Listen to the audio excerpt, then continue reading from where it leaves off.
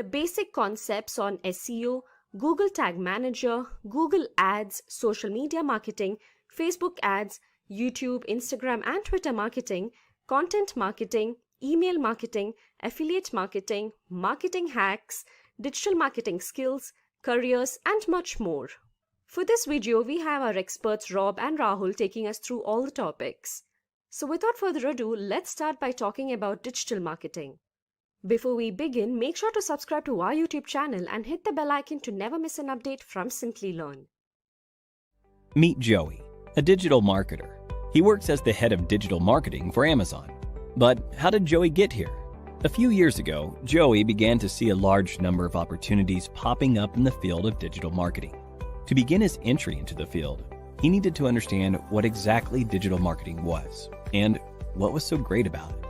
First, Joey learned that digital marketing was a form of marketing through which you could advertise to people digitally. Digital marketing leveraged different channels like search engines, websites, social media platforms, emails, and mobile applications. It would give marketers the opportunity to interact with and understand their audience better, and to increase the trust in their brand. Digital marketing would also show marketers advertisements to people based on their actions and preferences on the internet, while being less expensive than traditional forms of advertising. After understanding the main concepts of digital marketing, Joey realized there was more to digital marketing than he initially thought. There were also many types of digital marketing. Types like content marketing, search engine optimization, pay-per-click, social media marketing, email marketing, and affiliate marketing. And once he understood those types, he set up a digital marketing campaign for his uncle's e-commerce website. Let's have a look at what he came up with. First, Joey created content like blogs, videos, infographics, and case studies so that he could generate audience interest in the brand's products or services. This was content marketing. Next, he needed his audience to actually see his content. The first step was to create content on specific search keywords that were relevant to the target audience. Joey would make optimizations on the website and have credible websites linking back to the content. And lo and behold, the website began ranking on the first page of the search results.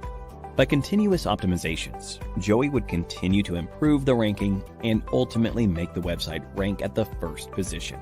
This was SEO, or search engine optimization, and Joey could do all of this without spending a single penny. He could also drive traffic to the website with advertisements. But for this, he would have to pay a certain fee each time the ads were clicked. He could have text ads that show up in search engine results, image ads and video ads that show up in websites, and much more. This was possible with the help of PPC, or pay-per-click. However, Joey wasn't done yet. To reach a larger audience, he needed to tap into social media platforms. He would use social media platforms like LinkedIn, YouTube, Facebook, and Instagram to advertise the brand's content. He would use these platforms to advertise the brand's products or services with posts, images, videos, and more to bring out the brand's story and engage with the brand's audience, who spend a lot of time on social media. Like PPC, he could use the platform to advertise the brand's products or services with text, image, and video ads, which needed to be paid for. That's social media marketing. Joey realized that a large amount of the audience weren't visiting the brand's website a second time. He needed to keep them engaged, nurture them, to make sure they purchased the product. For this, he would send them emails that helped them better understand the products they visited on the website and assist them in the buying process. He would also send emails to advertise his products or services to potential customers, that is, with email marketing. And finally, although Joey was able to grow the brand's funnel, he wanted more traffic from third-party websites. This could be achieved with affiliate marketing. Affiliates would promote the brand or product to their audiences for a fee with the help of email signups, registrations, conversions, subscriptions, etc. After setting all of this up, Joey had the hardest part of the process to get through: the wait. Although Joey had worked really hard on each of these forms of digital marketing, he only had moderate success. That's when Joey realized he had to gain more knowledge and experience. So he decided to get certified and get ahead in his career with the help of Simplilearn. He took up Simplilearn's digital marketing certification and got the skills and training he needed to become an expert digital marketer. And now, you know where he is. You too can do the same and grow in your career by clicking on the top right corner. And with that, we've given you an introduction to all the major concepts of digital marketing. Greetings everyone, this is Rob Sanders, and today we're going to talk about what is digital marketing. So thanks for joining us here at Simplilearn, and let's get started. Let's start talking about why digital marketing is important. So let's start there on the why. So we're just a fly on the wall and we're in an office environment. We're looking at two friends having a conversation about digital marketing. So really, if we're listening in, every marketer is using digital marketing for his or her business. Now, digital marketing's become more popular than traditional marketing. That's not a surprise. So, in response, hey, over the past few decades, digital marketing has evolved at a rapid pace. These days, a lot of people spend most of their time on the internet. So, what happens in the internet every 60 seconds? Well, a lot happens every 60 seconds. So according to social media today, there's a lot of snaps, there's a lot of clicks, there's a lot of text, there's a lot of videos watched, there's a lot of pictures being taken, there's a lot of voice activated activity going on, a lot of tweets, emails, swipes. There's a lot going on here in 60 seconds. So there's a lot of activity on the internet, a lot. And so the one gentleman says, hey, can you also mention a few differences between digital and traditional marketing systems? And then the expert responds, of course, I can certainly clarify a few differences between digital and traditional. And so he goes on to say what the differences are between traditional and digital. And let's look at that. Okay, so on traditional marketing, we're talking about print, radio, billboard, newspaper, TV, anything that's not on your mobile or laptop. So we know with traditional marketing, reach is limited. With digital marketing, reach is maximum. And what we mean by that is, hey, when you print something, you're printing it for X amount of people. If you're trying to promote an event and you basically create 1,000 flyers, okay. You figure it's going to 1,000 people, maybe they'll share it. So you're looking at about 2,000 people maybe, just to be generous. Well, digital marketing, we're promoting an event. We can promote it to a whole lot of people depending on the platform. So 2,000 is nothing when you're targeting an audience on Facebook or Google search. Traditional marketing, non-versatile. And with digital marketing, very versatile. So again, going back to our flyer, printing an 8.5 by 11. Okay, that's it. With digital marketing, you're running display banners. You got 468 by 60, 200 by 200, 250 by 250, 300 by 300. The list goes on the types of different display sizes, not to mention text ads, not to mention video or multimedia. So there's a lot you can do to get your message out there. Okay, with traditional, it's always delayed communication. Okay, so meaning if you're trying to get that TV spot, there might not be a spot open until 1 in the morning. Okay, well, with digital marketing, there is no hours. Okay, you can certainly get your point out there and have people see it instantaneously. So with traditional marketing, there's a lack of real-time results. This seems like it's obvious, but digital marketing, that's one of the biggest benefits. Instant real-time results, instant. Okay, nowadays, going to analytics, you can look at real-time reporting. Okay, so we could see real-time results. Okay, traditional marketing can be very costly. If you're not only doing postcards and printing postcards, but you have to mail those postcards. So there's postage fees. Where with digital marketing, it's very, very, very cost efficient. Meaning you could pick and choose who you want to target, when you want to target, where you want to target, what you want to target. And if you're doing search, you can put your bidding in place. You can put your hours in place. You can really control how much you actually spend. So that to me is one of the biggest advantages to digital marketing. Not only do you get real-time results, but you can control costs and then obviously optimize based on the amount of cost you're spending based on those real-time results. And with traditional marketing, it's difficult to reach a target audience. With digital marketing, it's easy to reach a target audience. I don't want to bash traditional marketing too much. If you're going to put a TV ad in place, you're going to do it on a TV show that tends to gear more towards your target audience, but that doesn't guarantee anything. Here we can simply go to Facebook or Twitter or LinkedIn and just pick and choose specifically who we want to target, when we want to target them. So it just becomes a lot easier to reach a targeted audience on a digital marketing platform. And then with traditional marketing, poor campaign measurement. With digital, you have easy to measure and optimize campaigns. And what we really mean by that is because you get instant time results, because you can control costs, because you can reach your target audience more easily, all those are a result of, you can measure and optimize. Based on what our audience is seeing and how much they're spending to see it, we can quickly make adjustments in order to optimize the campaign for better performance. So that's generally what that means. That's a culmination of pretty much everything that we've listed as a benefit for digital marketing. Okay, so now why digital marketing has been answered with all the benefits that it carries. Let's talk about the what is digital marketing. So you know that, you want to do digital marketing. So how do we go about that? What is it exactly? Well, let's just define it.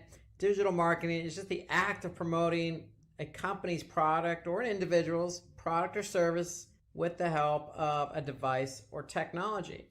And so obviously when we talk about device, we're talking about maybe a laptop, we're talking about a mobile device. And when we talk about technology, it could be an app, it could be, a cloud-based platform. Okay, it could be a piece of software. Okay, so a lot going on the digital side in terms of variations and what you can do. But that's in a nutshell what digital marketing is. You're really just using technology to promote your product or service. So we know because of the benefits in digital marketing, you can promote your campaign on different platforms. Okay, so all those benefits we mentioned about instant real-time results, cost efficiency, optimizing campaigns, you could do that on search, you could do it on social, via email, on mobile apps, etc. So that's what we mean by with the help of digital devices and technology. Well, these digital devices and technology come in the form of search engines and emails and mobile apps, etc. So when we want to go and promote our product or service using a campaign, we have different options. So there are different types of digital marketing channels that we could choose from. And let's just go through that list of digital marketing channels. And the first one is what I consider the king of them all, and that's SEO.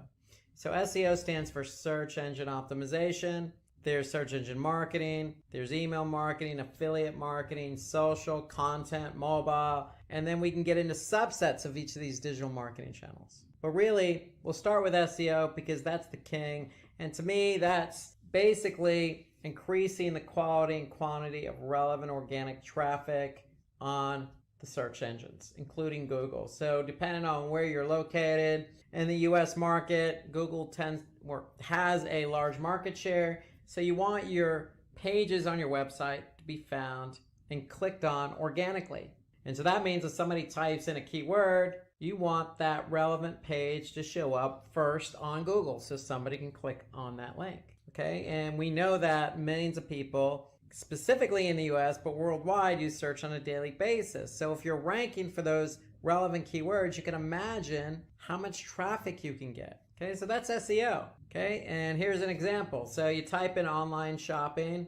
Well, you can see the first listing here is a paid search ad. And we're going to get to that in a minute. The second, organically, is Amazon. Okay, so online shopping, you think maybe Walmart, you think maybe Alibaba, or you're thinking probably Amazon. Okay, so no surprise, Amazon's ranking for the keyword online shopping. And so if somebody clicked on their listing, that's traffic for Amazon. Let's move on to search engine marketing, known as SEM or pay per click or cost per click or PPC or CPC or sponsored search or Google ads. I mean, there's a lot of different names synonymous with SEM. So search engine marketing is really just using paid ads on search engines. Just as we saw the previous example, if you want to be found for a keyword, you don't have to worry about organic if you're willing to pay for it. You just bid on that keyword, and voila, you have the opportunity to appear number one in the search results at the top of the page for that keyword. Now, when somebody clicks on it, you have to pay Google if it's Google you're advertising on, but that's the beauty of search engine marketing. You can bid on keywords and appear at the top of the search results for that keyword. Example here, if we go back to online shopping, well, myus.com is bidding on that keyword online shopping. So they're actually appearing above Amazon's organic listing.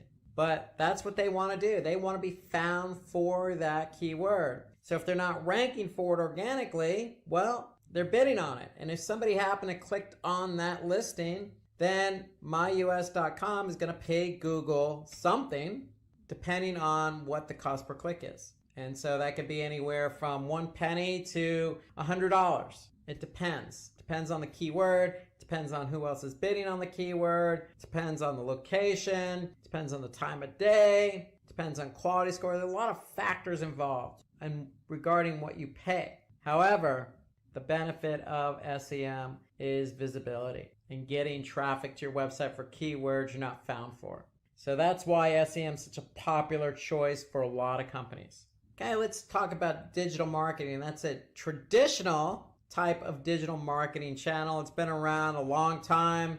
You know, we all send emails on a daily basis, and we probably all receive emails on a daily basis. Just an effective way to capture leads and convert them to customers, because with email, you can personalize your emails and you can send your emails to a segmented audience. Okay, so if you have emails from females who are 35 years of age to 44 that live in, say, the southern part of the United States, you can segment that, send them an email, and cater that email directly to that audience. And of course, you can put some nice call to action in there. You can design it really snazzy, and you can track it just like you can any other digital marketing channel. So email is a very effective way to really reach a target audience, because everybody, for the most part, has a functioning email account.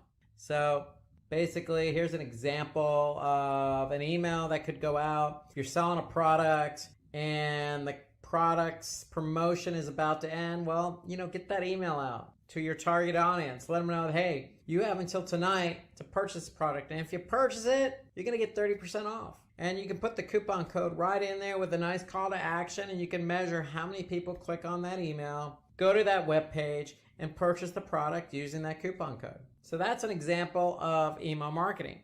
Okay, we have affiliate marketing. So affiliate marketing is an effective way for digital marketers to basically create a sales force of people. So basically what you're doing is you're getting merchants to promote your products and services. And you're using usually a third-party broker like Commission Junction or CJ.com as an example to introduce you, the person selling the product, the merchant, with the affiliate. So that affiliate could likely be a merchant, him or himself. And they can basically be a good partner of yours by publishing your product or service on their website so that they can sell in order to get commissions. So it's all based on a commission. So you basically are going to use a third-party affiliate like CJ, get all these affiliates to work for you. They're going to promote your product or service. If they do sell your product or service, you're going to pay them a commission. That's more or less how it works with affiliate marketing. And, with affiliate marketing, to me, it's a good way to, really promote your product or service. And you can pick and choose the affiliates or the publishers of whom you want to work with. So here's an example of affiliate marketing at work. Okay, you basically see a banner. Basically, you could see earn up to 12% advertising fees with a trusted e-commerce leader. Okay, so if somebody clicked on that and purchased, for example, or joined, you could pay out that commission.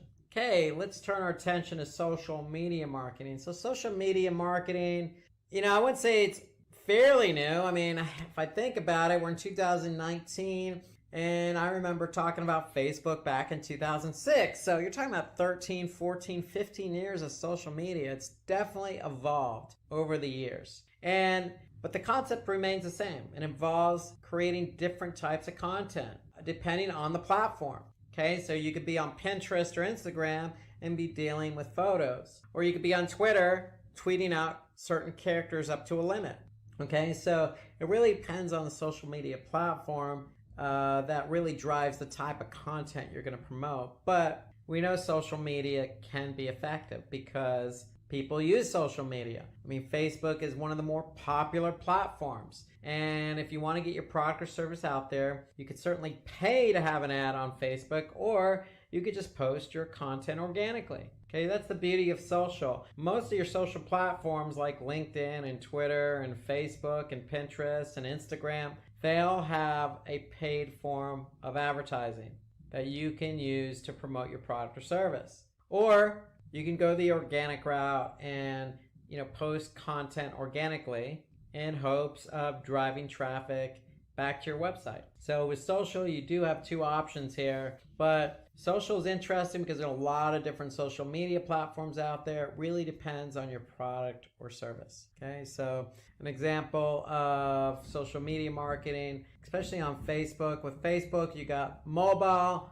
and desktop, and you obviously have the opportunity to post something organically and have that liked or commented on or shared, or you can post an ad and get that liked, commented, or shared, or clicked, and have people go back to your website and fulfill the goal of what you want them to do.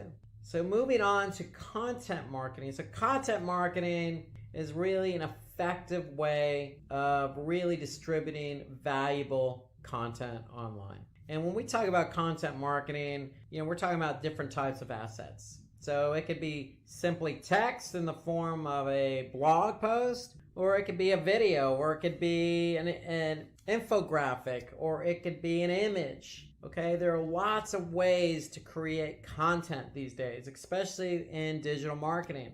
And the great thing about content marketing is you're writing content for a targeted audience. So if you're trying to target an audience on, say, Instagram, then you know who your audience is and you know what the type of content you're going to post on there. So it could be in the form of a video or infographic or just a graphic. And so that's the beauty of content marketing, really putting yourself out there and depending on the platform, putting yourself out there with various types of content. So for example, if we look at YouTube, you can see this video here about digital marketing certified associate. Well, hey, you don't need to always write the content. You can produce the content in the form of a video and post it on YouTube.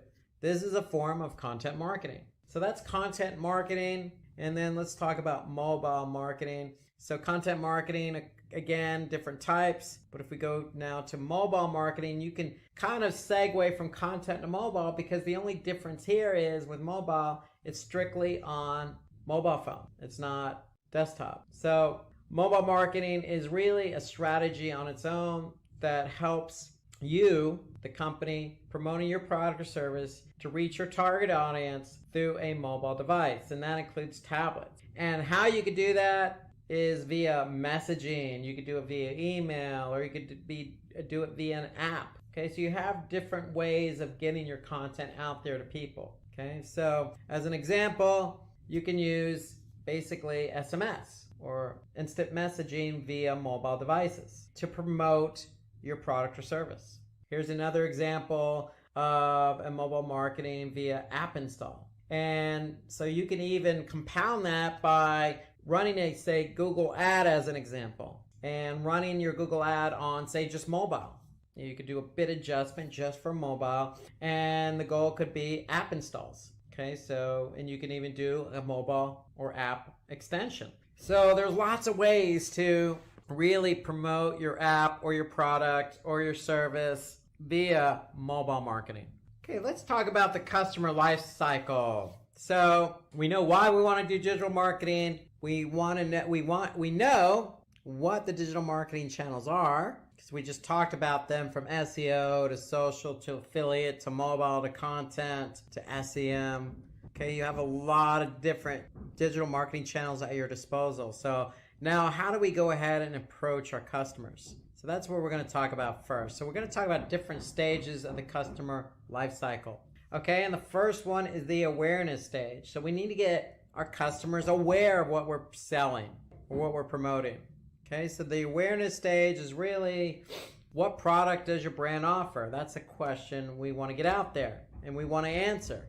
Okay, what does a customer need your product? Or excuse me, why does a customer need your product? That's a question we want to answer with digital marketing. Okay, and what solution does your product provide? Okay, that's an answer to a question we want to make sure people understand. So these are questions that we want to be able to answer in the form of digital marketing, whether that be mobile or content. Okay, so getting our information out there that answers these essential questions. And if we could do that, then somebody's going to become aware of our product or service.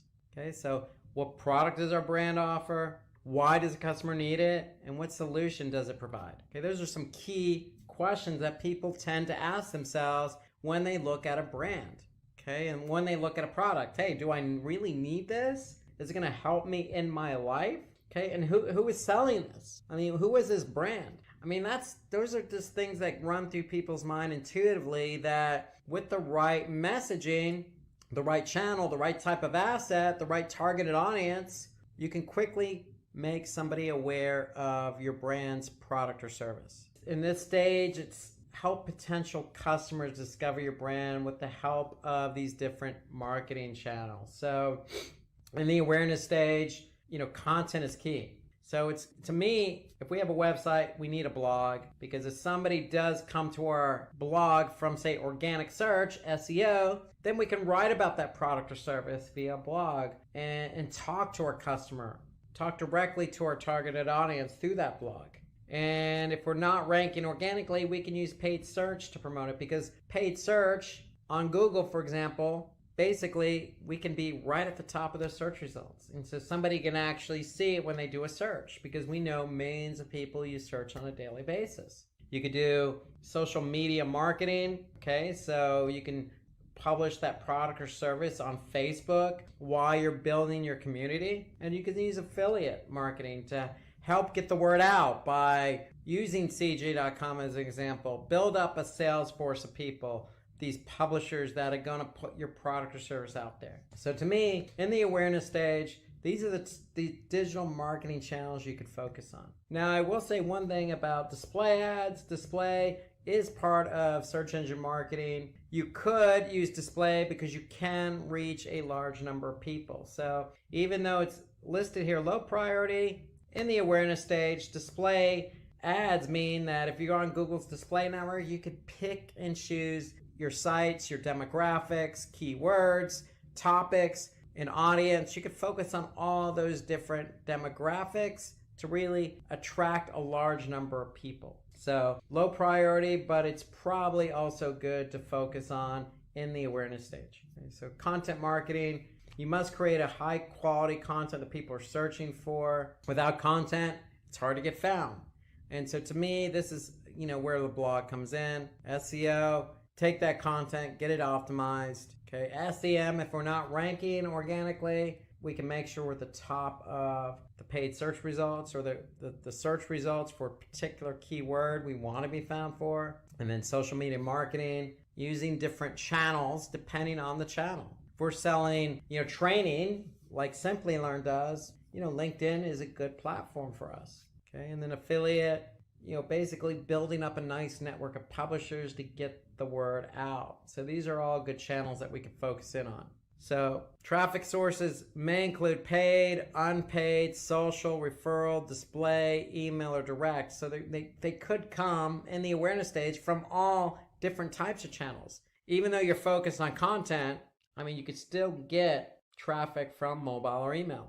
So now that we got the word out via all these different marketing channels, there's that consideration stage. So, people are aware of us, now they're considering us. And that's kind of the next stage in the process. Okay, so a few essential questions to address on the consideration stage. Hey, what features make your product valuable to others? And how will I increase customer engagement towards my product? So those are answers to questions you want to ask, okay? What features make your product valuable? You want to basically separate yourself from the competition. Basically, that's what you're trying to answer, okay? So if you're promoting your product or service on paid search and other people are bidding on the same keyword, how are you going to stand out? And then how will I increase customer engagement towards my product? So for example, if you're on Facebook, okay, and you're trying to get people over to your site to purchase your product, then how are you going to improve that engagement? You got to create something really snazzy, or really it's going to be attention grabbing, or something that's going to get them to become aware of it, that's going to separate your post from all the other posts that are in somebody's Facebook newsfeed. Okay, so you really have to work hard to really convince somebody to get their consideration towards your product or service. So in this stage, your customer considers your product, so help them understand how your product is valuable. Okay, to me, email works really good here, because if you have a targeted audience, this gives you the opportunity to really answer these questions in that particular channel, email. You could support that with a promotion. And display, I think display is a good option here too, because even though, people are trying to become aware, you can really hone in and really get them to take that next step. Okay, with display, you can even do remarketing. So if somebody's been to your site because they're aware of your product, they're curious, you can cookie them and remarket to them via display. So display to me is a good channel to use here. Okay, so you have email, mobile display, SEM. These are all, good channels to use on the consideration stage, especially on search, because if somebody's looking for something and they're aware of your brand, then you have the good opportunity to get them to click on your ad, especially if you're offering a promotion, and get them to convert. The goal here is to increase our engagement. So people are aware, we're moving them further along the funnel. With email marketing, we have the opportunity to promote the product by sending an email directly to our audience. So with this stage, plan your campaigns around welcoming emails, newsletters. We can talk about product descriptions, add ratings and reviews in the email. We really just want to encourage people to purchase the product.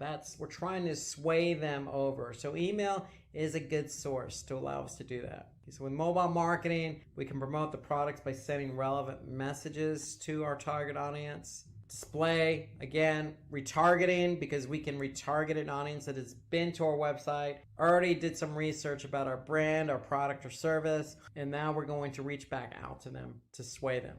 So remember, we want to encourage customers to buy a product by creating detailed articles about the product. That always helps, and that's content. Okay, we want to opt for a customer testimonial. Okay, that helps sway people, and add some guest blogging. Okay, we can have ambassadors blog on our behalf, or we can go out and blog on somebody else's site. Okay, so blogging works both ways. It's ways of showing yourself and telling people, hey, we know you're looking for this product. Here's why you want to choose us. Okay, moving on from the consideration to the purchase stage. So they're aware of you, they're considering you, and now we're on to the purchase stage. So the questions we want to really make sure we address here are, how are my prices compared to my competitors? And is my brand more credible than others? Okay, so they're considering you, but that price point, and it may not even be the price, it could be the shipping. For example, the price could be good, but the shipping cost could be high. So you really want to do some due diligence and research on what your competitors are doing. Credibility, that goes back to the consideration stage, and testimonials. You want to make sure you have reviews and testimonials to really elevate what you're trying to tell customers, and that is, hey, I have a good brand, I have a good product, I have a good service. Come buy my stuff, come buy my product and service. But you really need to support that claim. You just can't go out and say it. And so supporting that comes in the form of what other people say. And that could be reviews. That could be comments on a social media platform. It could be, stars on, say, Yelp or Google My Business. Make sure you do your due diligence and make sure you get people to, review you or provide testimonials. because people are going to do their due diligence before they purchase, especially if it's on Google My Business or Yelp or TripAdvisor or whatever it is you're trying to sell. They're going to be able to see those reviews. And so do your due diligence to get the reviews. And if it is a negative review, hey, that's okay. You can't please everyone. You're going to get them. That's the world we live in. Just make sure you show your upper hand and respond even to the negative as well as the positive reviews that you get. That actually bodes well to some people because, hey, it shows that I made a mistake and you're willing to correct it. And so people actually see that. That could be the tipping point to getting them to purchase. Say, look, hey, this brand really cares because they're really responding to people. They're not ignoring negativity. Okay, just those small things that can get people to change their mind. Now with the purchase stage, according to eConsultancy, 83% of the online audience require encouragement to complete a purchase. Encouragement, what does that mean? Well, it could mean providing a promo, giving them that extra incentive. If you don't offer promo, consider it, especially on the email. And the example we looked at earlier, sending out an email means that if the promo is going to end at midnight, send that email out and tell people they have until midnight. And if they purchase today, you'll even increase it to 20%.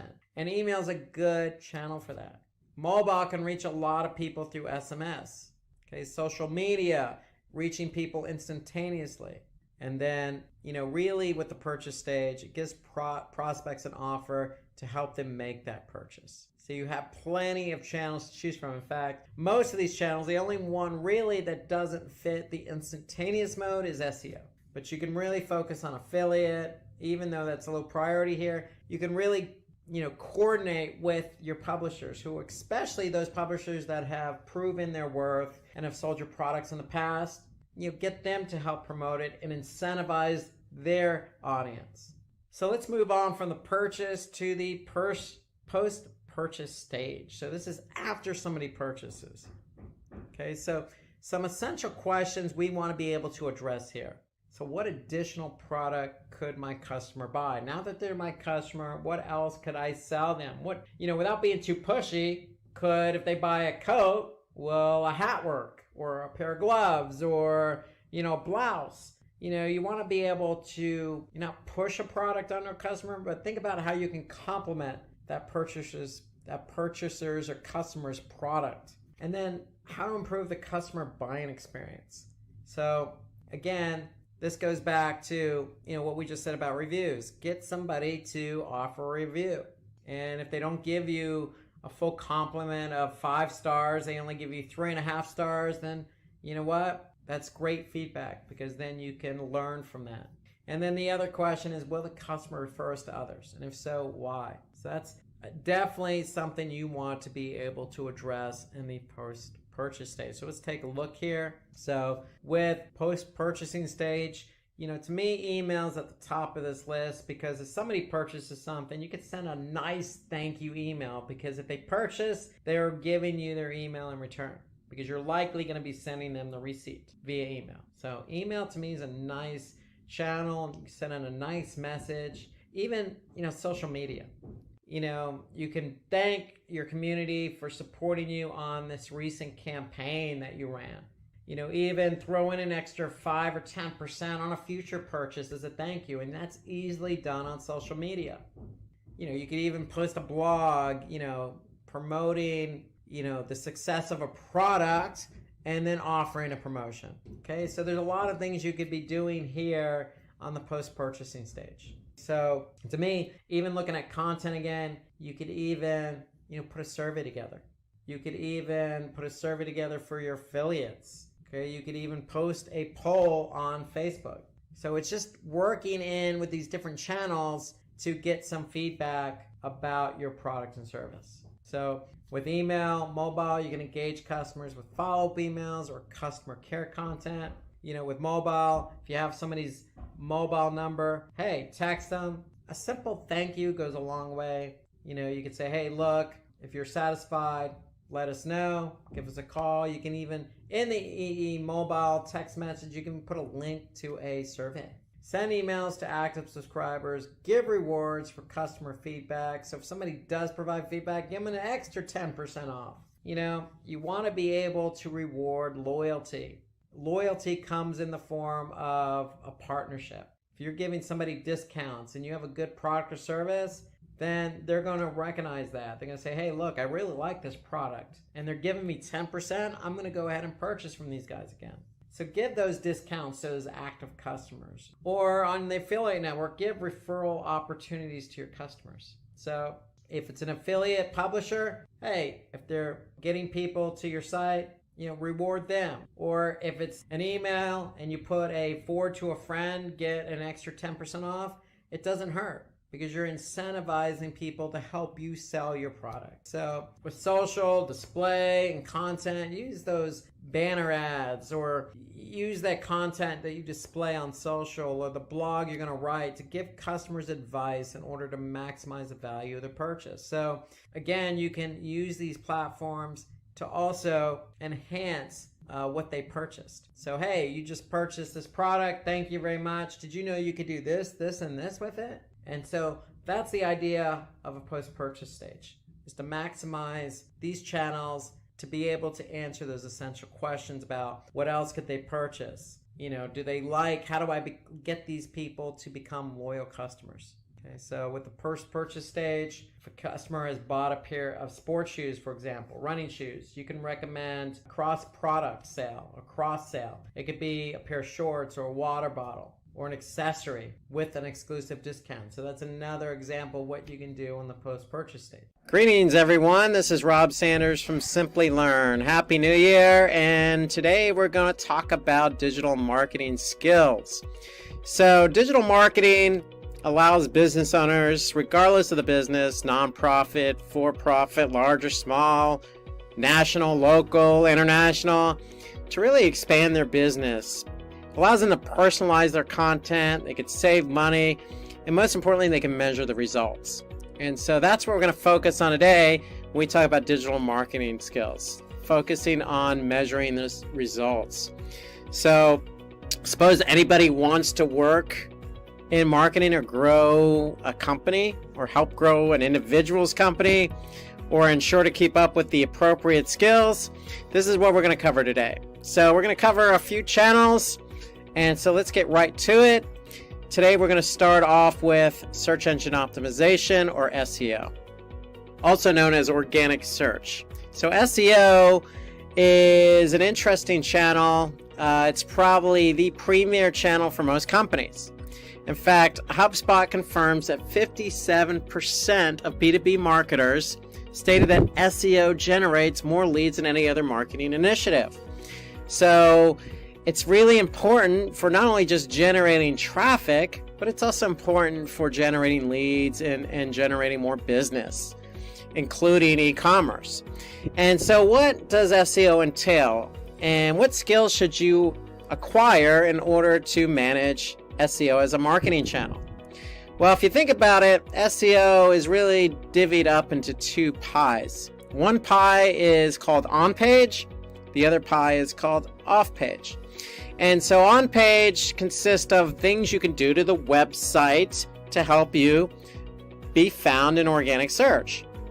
So what are those things? Well, it could be anything from page load speed to 404 errors to sitemaps. And so the point here is, if you're going to manage SEO and you know that you got to make sure your website's in tip-top shape, or your client's website's in good enough shape for Google to recognize it as a legitimate site, you have to have some technical skills. Now, I'm not saying you have to be a developer, but at the same time, you have to know what a 404 error is. You have to know where and how to generate a sitemap and upload that sitemap. You need to know how to edit a robot's text file. So those are, what I call soft technical skills, but they're all valid for SEO. So you have to have some technical background.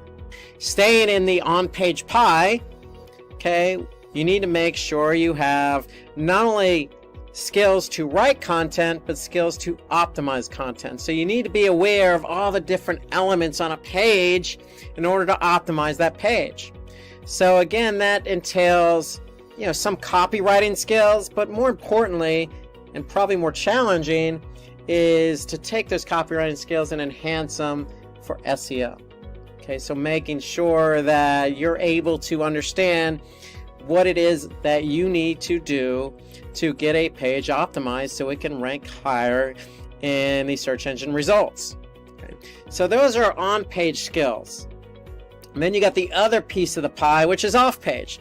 So understanding what it takes to make sure your site is relevant. So it's understanding different metrics, off-page metrics like page authority, domain authority, external links, internal links.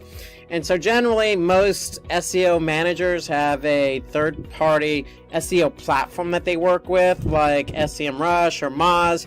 So it's understanding how to work with those platforms to measure off-page results. So we always say that SEO as a digital marketing channel is an 800-pound gorilla. Well, it is, because you have on-page and off-page to worry about. So the two of those together, is quite a task in order to rank.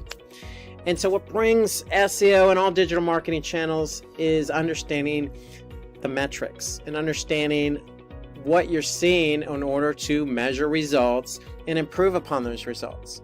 Okay. So that's really the theme for all these digital marketing channels we're going to talk about today.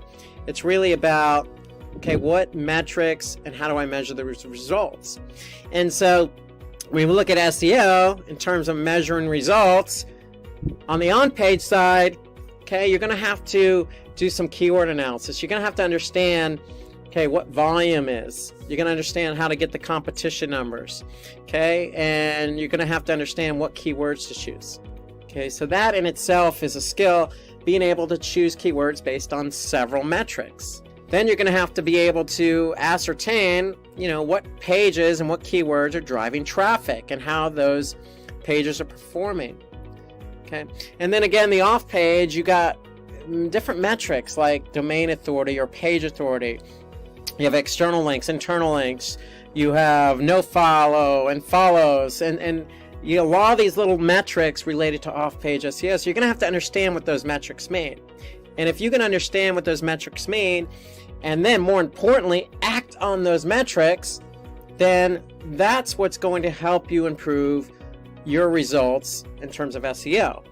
So again, that's going to be the common theme here. So I'm just going to highlight again those metrics that you're going to need to understand in order to better manage SEO as a channel. Again, on the on-page side, you need to understand the technicalities involved, but for example, page load. What's a good page load time? What's a bad page load time? From a keyword perspective, what's good volume? What's bad volume? What's good competition? What's bad competition? So if you can understand the intricacies of the measurements related to SEO, then that'll help you improve upon this big channel called organic search. So SEO is the practice of getting relevant traffic to the website, from organic search results. So it really is essential to stay up to date and have a complete knowledge of the latest algorithm updates and factors that affect search engine ranking. So that's SEO. Let's transition to search engine marketing, also known as paid search, sponsored search, Google ads, Bing ads, pay-per-click, cost per click, a lot of acronyms, a lot of ways to describe it. At the end of the day, search engine marketing means that, hey, you as an advertiser have the ability and have the opportunity to rank at the very top of the Google search results. Now, it's different than SEO because you're actually paying for the placement. And so to be found at the top of the search engine results as a paid placement or sponsored ad means that if somebody clicks on your ad, you're going to pay Google X amount. So unlike SEO, SEM is very fast moving. And so when we talk about fast moving, we mean that you're collecting a lot of data very quickly. So sticking with the theme of what skills should I have for search engine marketing? Well, if you're going to collect data, then that means you need to measure the results of that data. And so sticking with our theme of measuring results, you need to understand first and foremost what all the different metrics mean related to search engine marketing. Okay, so I'm just going to rattle off, if you will, a few of the metrics, but the commonality here is, yes, you can learn what those metrics mean, but you have to act on those metrics. So one of the main metrics involved with search engine marketing is impressions. So impression is just basically how many people have seen your ad. Okay, so if your ad shows up on the search results page, regardless of whether somebody clicks on it or not, you're going to get an impression. Okay, so if you're getting a lot of impressions, that means a lot of people have seen your ad. What's a lot of impressions? Well, it's subjective. Okay, so it could be 1,000 impressions or 10,000 impressions. At the end of the day, that's how many people have seen your ad. Now, more importantly, you have another metric called clicks. Clicks means how many people actually saw your ad and then clicked on your ad. Okay, so if you have 100 people that have seen your ad and one person who clicked on your ad, then you have a click-through rate of 1%. Now, when it comes to Google Ads and search engine marketing in general, you want to have a high click-through rate, especially on Google, because that does impact quality score. So quality score is another metric you need to be aware of. Okay, so quality score is simply a number between 1 and 10 that's assigned to each keyword. Okay, so what impacts quality score? Click-through rate is one of the factors that impact quality score. So if you have 200 or 300 or 500 or 1,000 impressions and very little clicks, that means your click-through rate is going to be low. And if your click-through rate is going to be low, then your quality score is going to be low. And in order to pay less to Google, you need to make sure that your quality score is good. So you need to understand the factors involved with quality score. You need to understand impressions, clicks, click-through rate. Because if you don't have a good click-through rate, then how do you improve that? So it's about measuring the results and acting upon the results. Those are the skills involved with search engine marketing. And that's just on the click side. You got the conversion side of the house. So you need to be able to understand how to get conversions and how to maintain a high conversion rate. So for example, if you have 100 clicks and only one conversion, that is a 1% conversion rate. Okay, fair enough. But what are you paying per conversion? What's the cost per conversion? Okay, and if that number is high, like say $20, and you're only selling a product that's say $10, well, then you got a problem. And so there's a lot of different metrics involved with search engine marketing. You're collecting this data very quickly, so you need to be able to react to the data that you see. So that's the skill set really involved with search engine marketing. If you're getting the data, if it's a low click-through rate or low conversion rate or high cost per conversion or very low impressions, you need to be able to understand how to react to what you're seeing and what your data you're collecting. That to me is the primary skill, bottom line, with search engine marketing. And there are other skill sets involved, don't get me wrong. I mean, it's nice to be able to write copy because with search engine marketing, typically the ads have very few characters involved, so you need to be able to write a compelling ad to convince somebody to click on your ad. And so writing copy, being able to understand your target audience, those are all things involved with managing search engine marketing, but really the key component here is, again, measuring the results. Okay, let's switch over to a traditional marketing channel, email marketing. You know, one of my favorites. You know, listen, we're all bombarded with emails, and you know what? It becomes cumbersome at times. I mean, it's easy to just disregard an email. And so to me, the key here, if you're going to do email marketing, you need to have a certain set of skill sets. And so what that skill set is really understanding your audience. Because if you send an email to a certain set of recipients, you need to hope that that email is relevant to that audience. Okay, so you need to be able to really identify who it is we're sending this email to. And a recent study done by Statista stated that 49% of consumers really like to receive promotional emails from their favorite brands. So if you have a very strong brand, then email marketing is probably a good channel for you. if you don't have a strong brand or nobody really knows about your brand or your product or your business, then email marketing could be a little bit of a steeper hill to climb, if you will.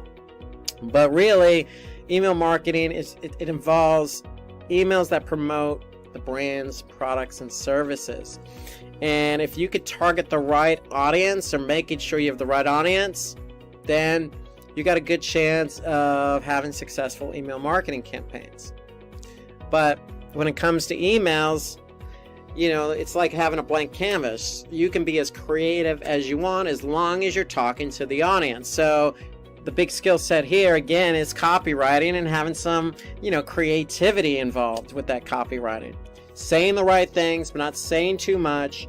At the same time, making the email aesthetically pleasing as possible so that when somebody does open the email, they're going to be able to react to it. So, writing copy with strong call to action or really relevant copy that really talks to the audience.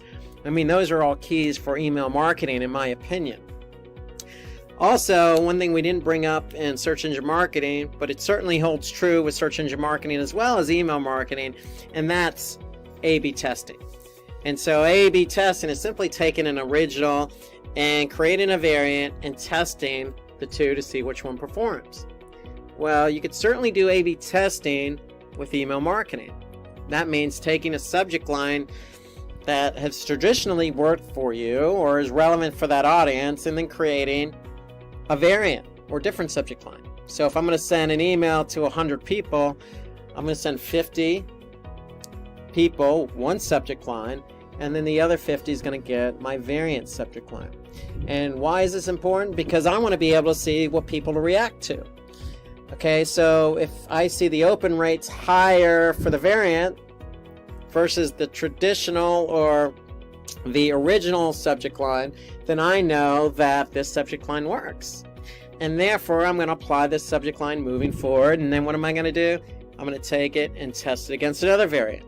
So you should always do A/B testing on subject lines. So the concept of A/B testing should not be lost on any digital marketer, okay, whether that be SEO, search engine marketing, or email marketing. Okay, so you should have an understanding of A/B testing. And of course, going back to measuring results, with email, you have a different set of metrics. We already mentioned open rates. So if you send out 100 emails, how many people open the email? Okay, you want that open rate to be as high as possible. And then when they open the email, did people click on that CTA or any of those links in the email? Okay, so you want a high click-through rate. And then more importantly, when they click on a link in the email, they're going to go to a landing page. You want that person to engage with that landing page. So what's the engagement rate of the landing page from the email? Okay, so it's really important that you have an understanding of all the different metrics involved with email marketing, and again, how to react to that data. So if you're getting a low open rate, could it be the subject line isn't that good? Possibly. That's why you have to do testing. If you're getting a low click-through rate on the emails, that could be because the copy may not be that great, or the design, or the call to action, or it's not compelling enough for the recipient of the email. And then again, the engagement rate on the landing page. If you have a low engagement rate, a low conversion rate, you got to look at that and figure out how to improve that. Okay, so you can apply A/B testing on the landing page. So there are always ways to react to the data regardless of what campaign or regardless of what digital marketing channel you're working in. Okay, so that's the commonality here. One point on email marketing is if you're going to measure the results of the campaign, whether you're using, vertical response or MailChimp or, some other email marketing platform, you want to make sure you have what we call UTM tracking.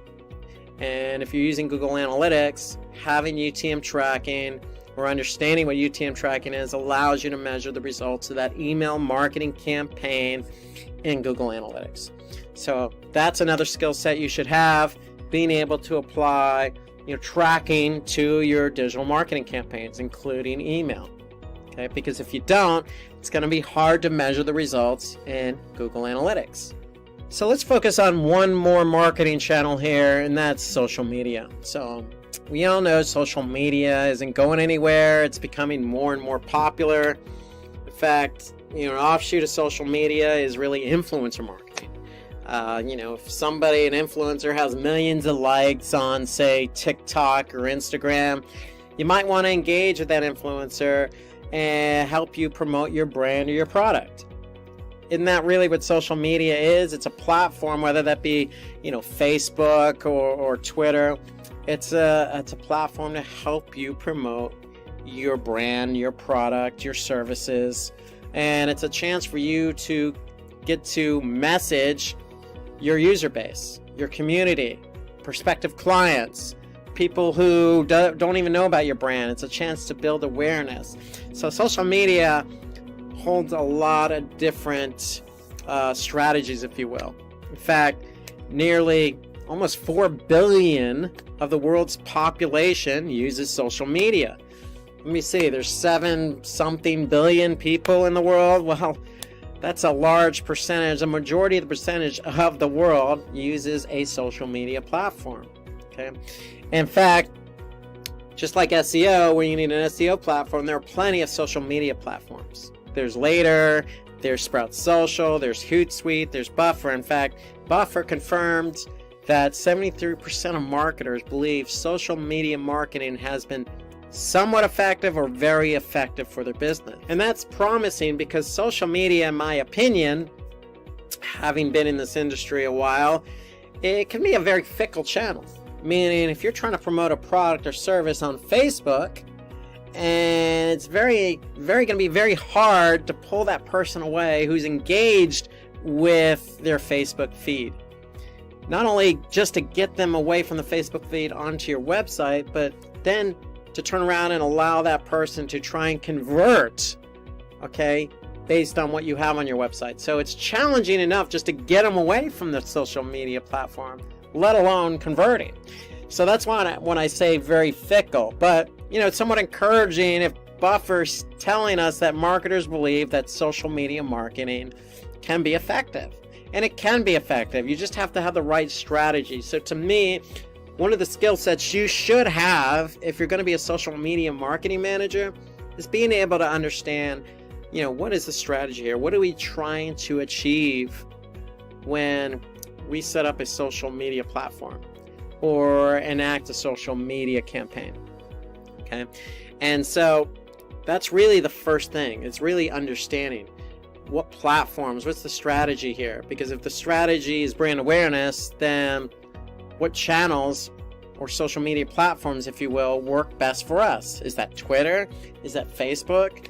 So it's being able to kind of formulate a strategy, a plan, if you will, for social media marketing, because the last thing you want to do as a marketer is endlessly just post content for the sake of just posting content.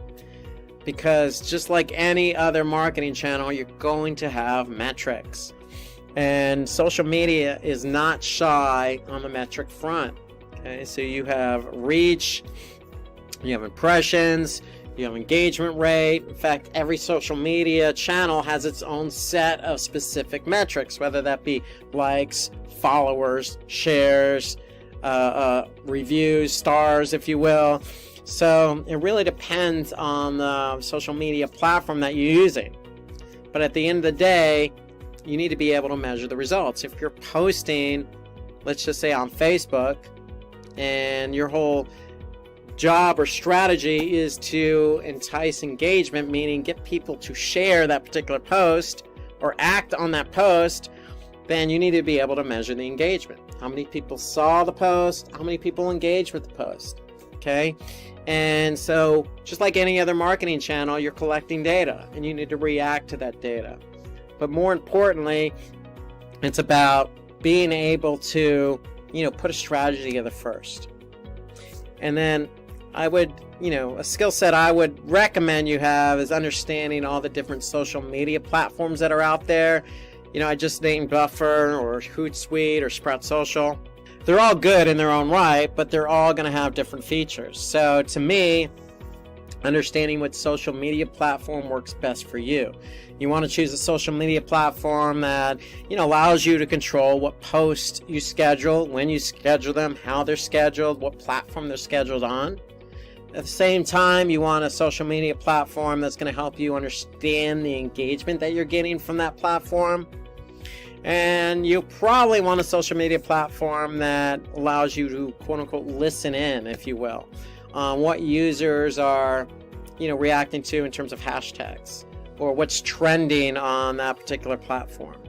Okay, so you want a listening tool, if you will, as part of that social media platform. So it's understanding what platform you want to use when it comes to social media marketing. It's understanding what strategy that platform is going to help you enact. Okay, and then it's also that social media platform that's going to help you understand the data so you can react to the data. Okay. So those are all, to me, the skill sets you need as a social media manager.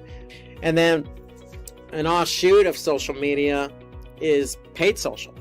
So just like search engine marketing, you can advertise on, say, Twitter, LinkedIn, Facebook on a cost per click basis, meaning if you're showing your ad on LinkedIn and somebody clicks on it, you're going to pay for that click.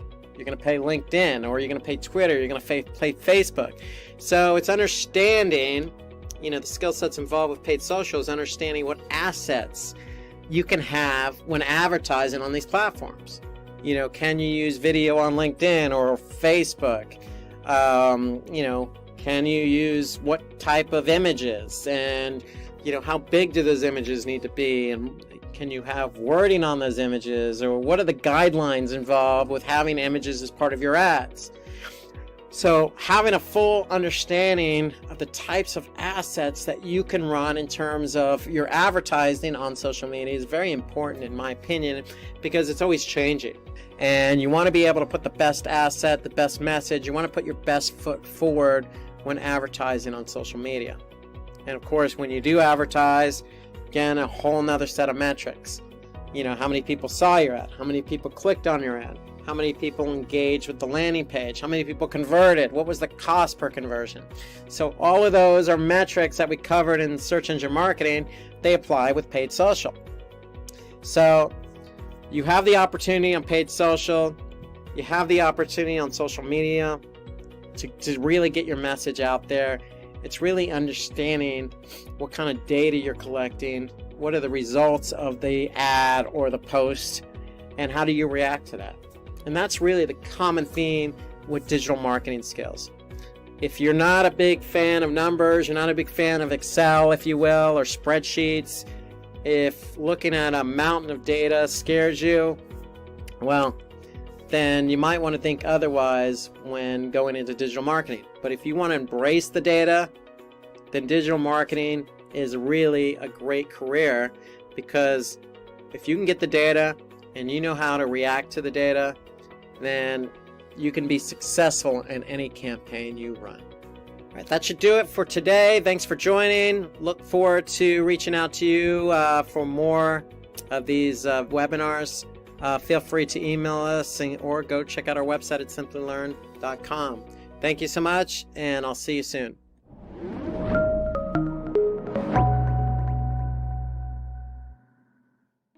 Before we get on to talking about mobile marketing, let's have a look at some stats related to mobile marketing. First off, mobile devices are used for over 40% of online transactions. Next, we have marketers and advertisers put 51% of their budget into mobile ads. And finally, mobile is responsible for an average of more than 40% of revenue in leading B2B organizations. So what is mobile marketing? Mobile marketing is a digital marketing strategy that started all the way in 1992. Remember SMSs that advertise stuff? That's what mobile marketing started off as. The main objective with mobile marketing is to advertise products and services to a target audience through multiple channels on smartphones, tablets, and other mobile devices.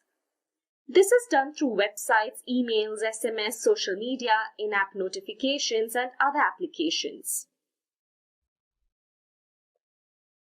So here are key concepts related to mobile marketing. First, we have focusing on the customer and personalized marketing. In mobile marketing, the primary focus is on the customer. Want them to increase brand loyalty? Give customers special offers or show them personalized ads based on their location and purchase history. Basically, by focusing on the customer, it gives them the feeling that the brand is directly interacting with them, and as a result, their loyalty towards the brand greatly increases. Next, we have identifying trends with data. By leveraging data, different trends can be identified. From there, you can create customer profiles, and then with predictive and behavior analysis, you get an understanding of what will better grab the attention of a customer. Then we have testing. Testing provides insights and learnings that would be extremely important to the success of the campaign. For example, say you do an A/B test. With that, you'll get the optimal variant of the two, as well as further understanding of what works and what doesn't. And finally, understanding mobile analytics. Having some experience with mobile analytics with some of the metrics that need to be focused on, like engagement ratio, cost per install, and average revenue per user, are very important for mobile marketing. Experience with mobile analytics tools can also help with insights that would help future decisions and experiments. So if you're interested in getting certified in mobile marketing, you have options like Mobile App Marketing 2020, ASO, Advertising and Monetization by Udemy, and you also have Digital Marketing Specialist certification by Simplilearn. Now let's go to number 9, CRM or Customer Relationship Management. Here are some interesting stats. It is stated that towards the end of 2019, 86% of customers are willing to pay 25% more for better customer experience. Also, CRM marketing will be worth $73 billion in 2020. Finally, businesses that leverage CRM software see sales increase by 29%, sales productivity increase by 34%, and sales forecast accuracy increase by 42%. Now that we have looked into these stats, let's understand what CRM is all about. CRM is a technology with which an organization's relationships and interactions with existing or potential customers are managed. It's basically a collection of strategies, tools, and technologies, and CRMs aim to develop new customer relationships, retain them, or acquire new ones. Along with that, it also helps companies with sales, marketing, and service management. CRMs mainly store data like purchase history, personal information, and purchasing patterns. So here are a few areas to focus in CRM. First, we have data analytics. CRMs provide a number of different metrics that can be analyzed and whose results can be incorporated into forthcoming campaigns. Now, although what metric you focus on entirely depends on your requirements, here are some of the commonly used metrics. There's customer churn, which is basically customer attrition. There's NPS, which is a measure of how satisfied your customers are. There's customer retention cost and first contact resolution rate, which is the percentage of customer support tickets that get resolved at the first shot. Next, understanding how different CRM tools work. There are loads of options to choose from when it comes to CRMs. There's Salesforce, HubSpot CRM, Zoho CRM, Microsoft Dynamics, and much more. It is really important to have experienced at least the most commonly used ones, since each of them have their own nuances, advantages, and disadvantages. Now let's have a look at some of the certifications. We have options like Salesforce Administrator Certification Training Course by Simplilearn, Dynamics 365 by Microsoft, and finally HubSpot Academy Sales Professional Credential by HubSpot. So now let's go to number 8. At number 8, we have designing. Like usual, let's have a look at some of the stats. Did you know that 32% of marketers say visual images are the most important form of content for their business, with blogging in second? Well, 70% of companies invest in content marketing, which could include visual marketing strategies. So now let's take a closer look at designing. With designing, the objective is to communicate as well as promote the products or services the brand is advertising in a visually appealing manner. Designing goes hand in hand with a great copy though. Even if you had the best looking creative in your ad, it's possible it won't catch on if the copy accompanying it isn't good. You might wonder, what does designing have to do with digital marketing? Plenty actually.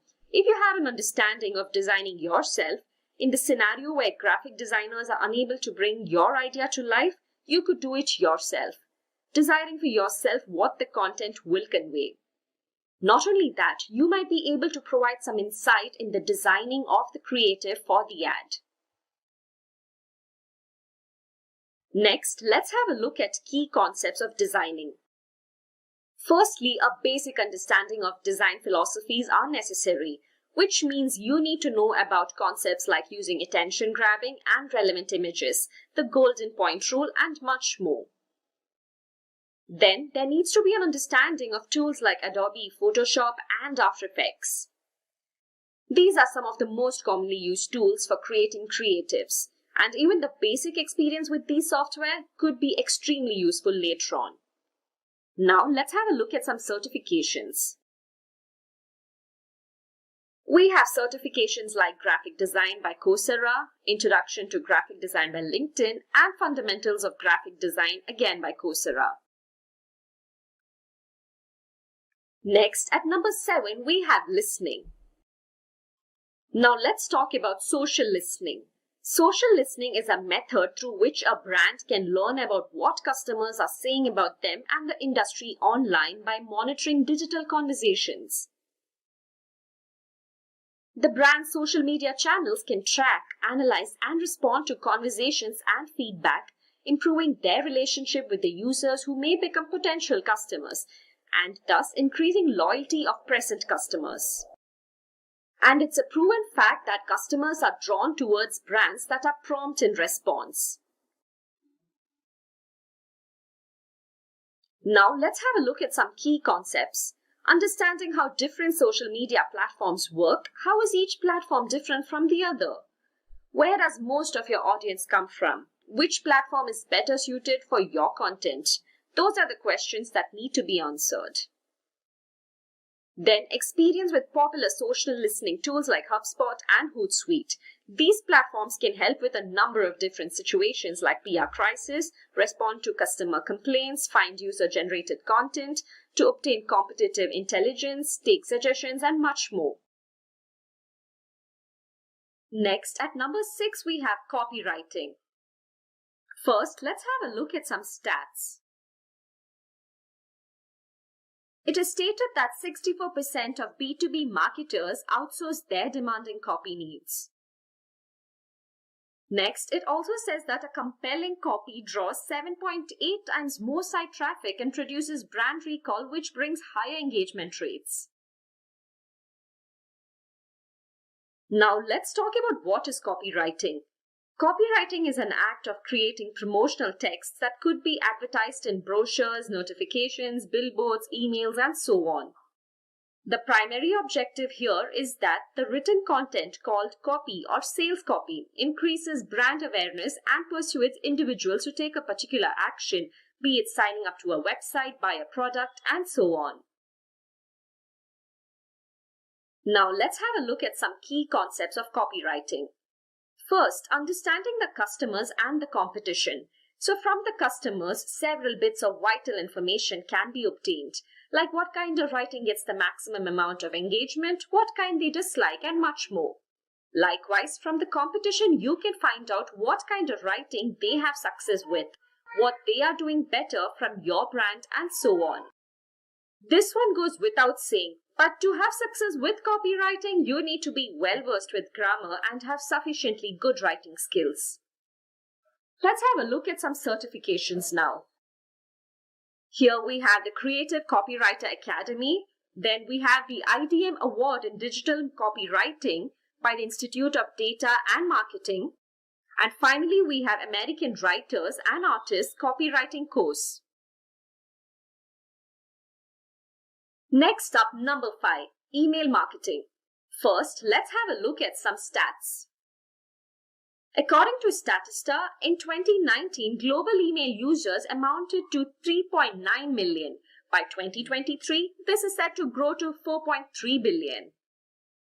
Next, it also states that 81% SMBs rely on email as their primary customer acquisition channel and 80% for retention.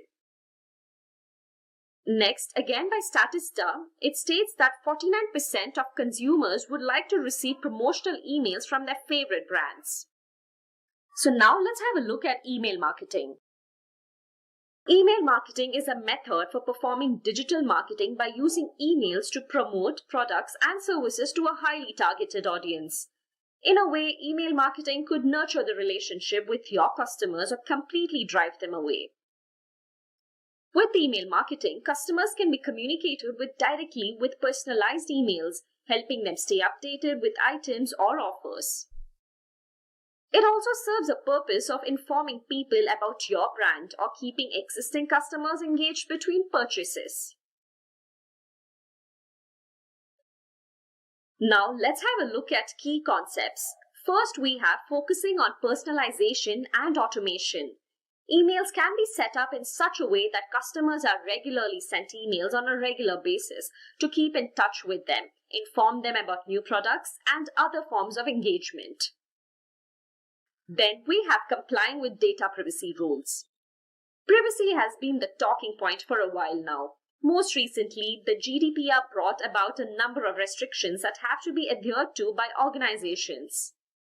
So it's absolutely necessary that these privacy guidelines are followed. Or would you rather spend £10 million? Next, experimenting with different kinds of content. Emails can have images, GIFs, or videos attached to them, and each of them can impact your customer base in a different manner depending on their requirements. So different kinds of content need to be experimented with to determine the one that works best for you. And finally, understanding popular tools and metrics. To be successful at email marketing, it is absolutely necessary to be experienced with tools like HubSpot and MailChimp. These platforms come with a number of features like contact segmenting, autoresponders, service and app integration, A/B testing, and much more. Next up, we have certifications. Here we have certifications like HubSpot Academy Email Marketing by HubSpot, then Email and Affiliate Marketing Mastermind by Udemy, and finally Advanced Email Marketing Certification Training by Simplilearn. So now that we have reached midway, I have a question for you guys. What do you guys think is in the number 1 section? Let me know in the live chat. I'd like to know what you guys think. If you enjoy watching informative tech videos like this one, consider subscribing to Simplilearn's channel to stay up to date on the trending technologies and hit the bell icon to never miss an update in the future. Now back to number 4, social media marketing. Before we go in, let's have a look at some stats. According to Statista, nearly 50% of the world's population uses social media. 73% of marketers believe social media marketing has been somewhat effective or very effective for their business. Lastly, 90.4% of millennials, 77.5% of Generation X, and 48.2% of baby boomers are active social media users. So now let's have a look at social media marketing. Social media marketing involves the usage of social media platforms to build a brand, drive traffic to your website, and increase sales. This helps marketers achieve their marketing and branding goals by creating and sharing content on social media. Activities like text and image updates, video, and other content that can drive engagement. Social media marketing also enables marketers to perform paid advertising. With this, your brand's content like articles, videos, and images are exposed to a high-quality targeted audience. Next, let's have a look at some key concepts of social media marketing. First, understanding how to work with different social media platforms is necessary. Every social media platform comes with its own kind of audience, nuances, advantages, and disadvantages. So it's important to have experience with them so that the one that best suits your requirements can be selected. Next, we have monetization. On YouTube, which is also a social media platform, you could monetize your videos to get some income out of them. Other options include affiliate marketing, influencer marketing, events, and much more. Then we have analytics. Experience with social media marketing tools like Buffer and BuzzSumo can help organizations by providing alerts based on keywords, brand names, links, domain, and much more. Among other things, it also tracks competitors and analyzes their content to determine what they are doing better. Then we have knowing your brand's user base and optimizing your content. It's important to understand your brand's user base to determine what they like the most on your social media page and then optimize it. Now, let's have a look at some certifications. Here we have Advanced Social Media Certification Training by Simplilearn. Then we have Social Media Marketing on LinkedIn Learning. And finally, Hootsuite Social Marketing Certification by Hootsuite. And now for the top 3. Number 3, pay-per-click or PPC. First, let's have a look at some stats. 33% of people click on paid search ad because it directly answers their search query.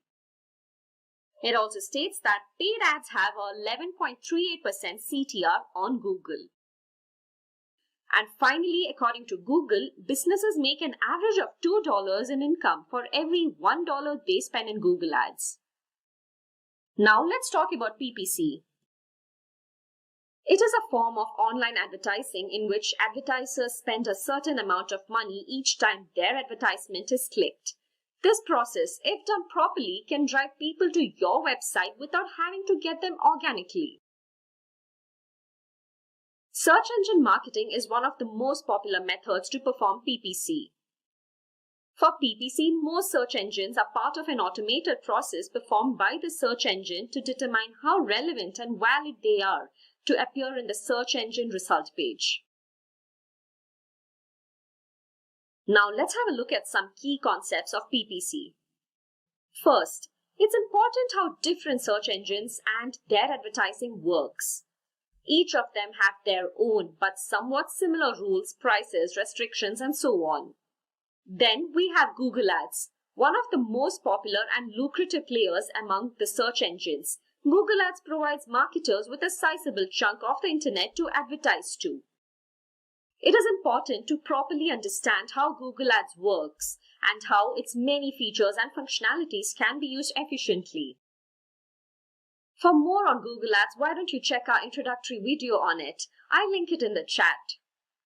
Next, analytics. Different metrics like CPC or cost per click, clicks, click-through rate, and quality score need to be understood so that optimal and well-informed decisions can be made. Finally, we have copywriting and visual designability. As I mentioned earlier, either of these don't work without the other, which means the experience in both these concepts would be greatly beneficial for the individual and the organization. Now, let's have a look at some certifications. We have Google Ads certifications by Google, then Advanced Pay-per-Click PPC certification training by Simplilearn, and finally, we have Microsoft and Excellence program by Microsoft. Now for the top 2, search engine optimization. Let's first look at some stats.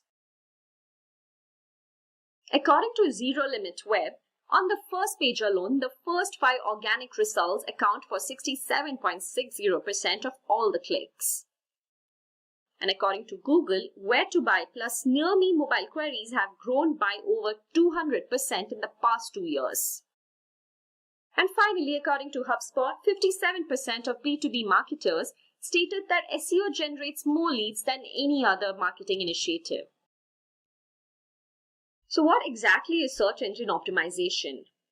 Search engine optimization or SEO refers to the method adopted by an organization to grow the quality and quantity of website traffic by making it more visible to the users of a particular web search engine.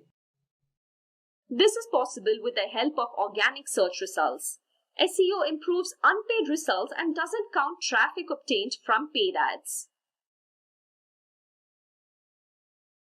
Next, let's have a look at some key concepts of SEO.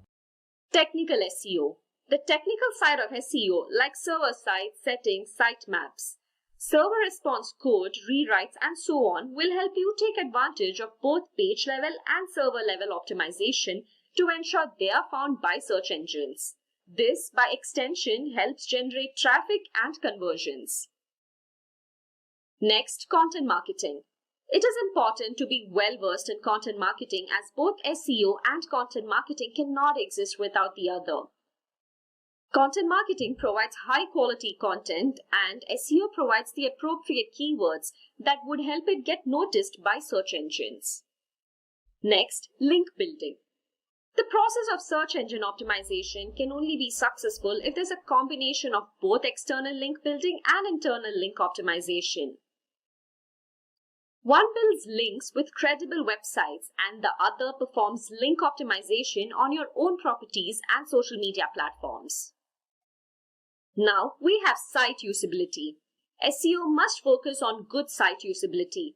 This is an indication of how objects are placed in your website and if the information provided is useful for the users.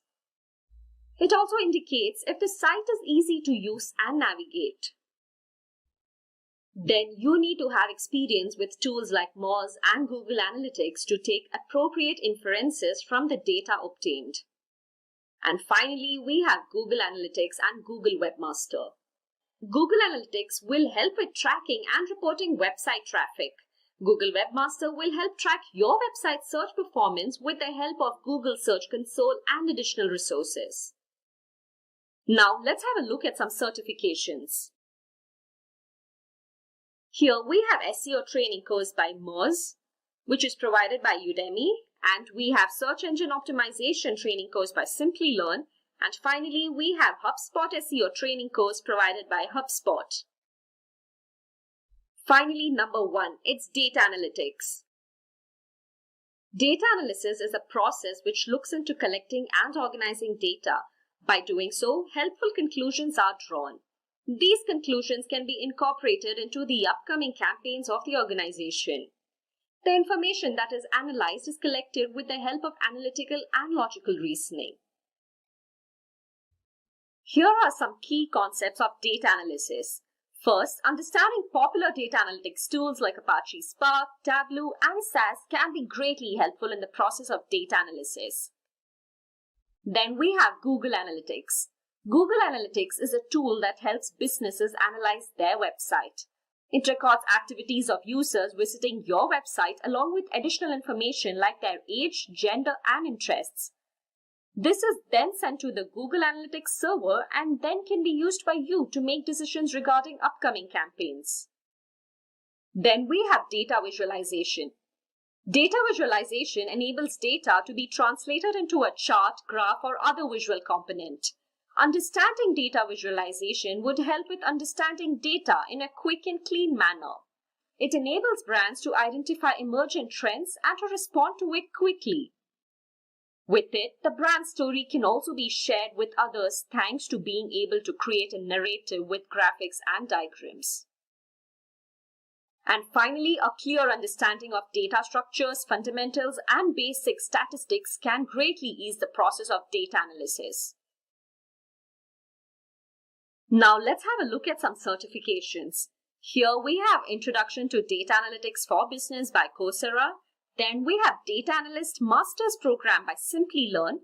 And finally, we have MicroMasters Program in Marketing Analytics by edX. Today, I'm going to tell you how you can become a digital marketer. So first off, let's answer the most important question. Who is a digital marketer? Now, a digital marketer is responsible for several things. Let's go through some of them. First off, they're responsible to develop as well as manage marketing campaigns to ensure that the goals of the organization are fulfilled. They need to create a marketing strategy which is based on analyzing their competition as well as the benchmarks within the industry. They need to drive website traffic as well as acquire leads, which are then worked upon by the organization or the business. They need to utilize web analytics tools so that they can measure and optimize a campaign, which is basically figuring out how well the campaign is doing, and if it's not doing well, how they can make it better. And finally, they need to be able to enhance brand awareness, which is just letting people know that the brand exists and how the brand can make their lives better. Next up, let's talk about how to become a digital marketer. To become a digital marketer, you need a certain set of skills. Skills like search engine optimization,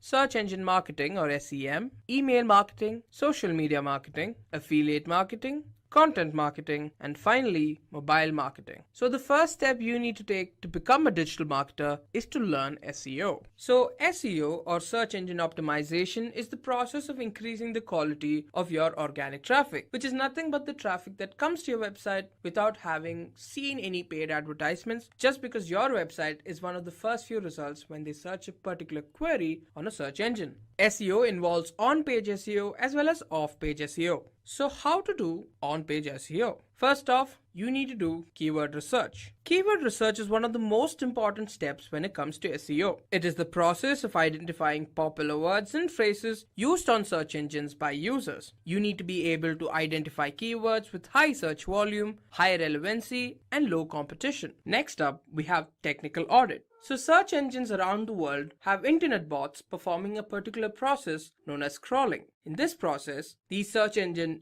bots, also known as spiders, scan a website and copy the entire website's content and store it within the search engine for it to index.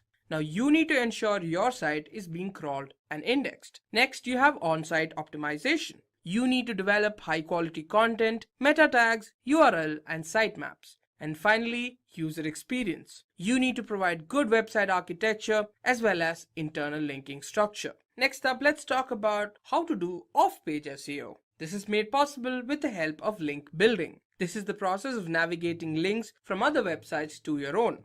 And by building external links to your website, your organic search ranking can be improved. Now let's talk about some SEO tools. You have Moz, Google Keyword Planner, SEMrush, and Ahrefs. Now let's talk about the next step required to become a digital marketer, which is to learn SEM or search engine marketing. Search engine marketing is a practice of marketing a business using paid advertisements on search engines and other websites. So basically, this is a way of attracting users towards your website or a particular product that you're offering. So how can you do SEM or search engine marketing? First off, you need to determine your goal and define a budget. You need to ensure that you have a goal in mind. For example, do you want more leads? Do you want to increase traffic or improve brand awareness and much more? After you're done with that, you need to define a budget. How much money are you ready to spend to achieve this goal?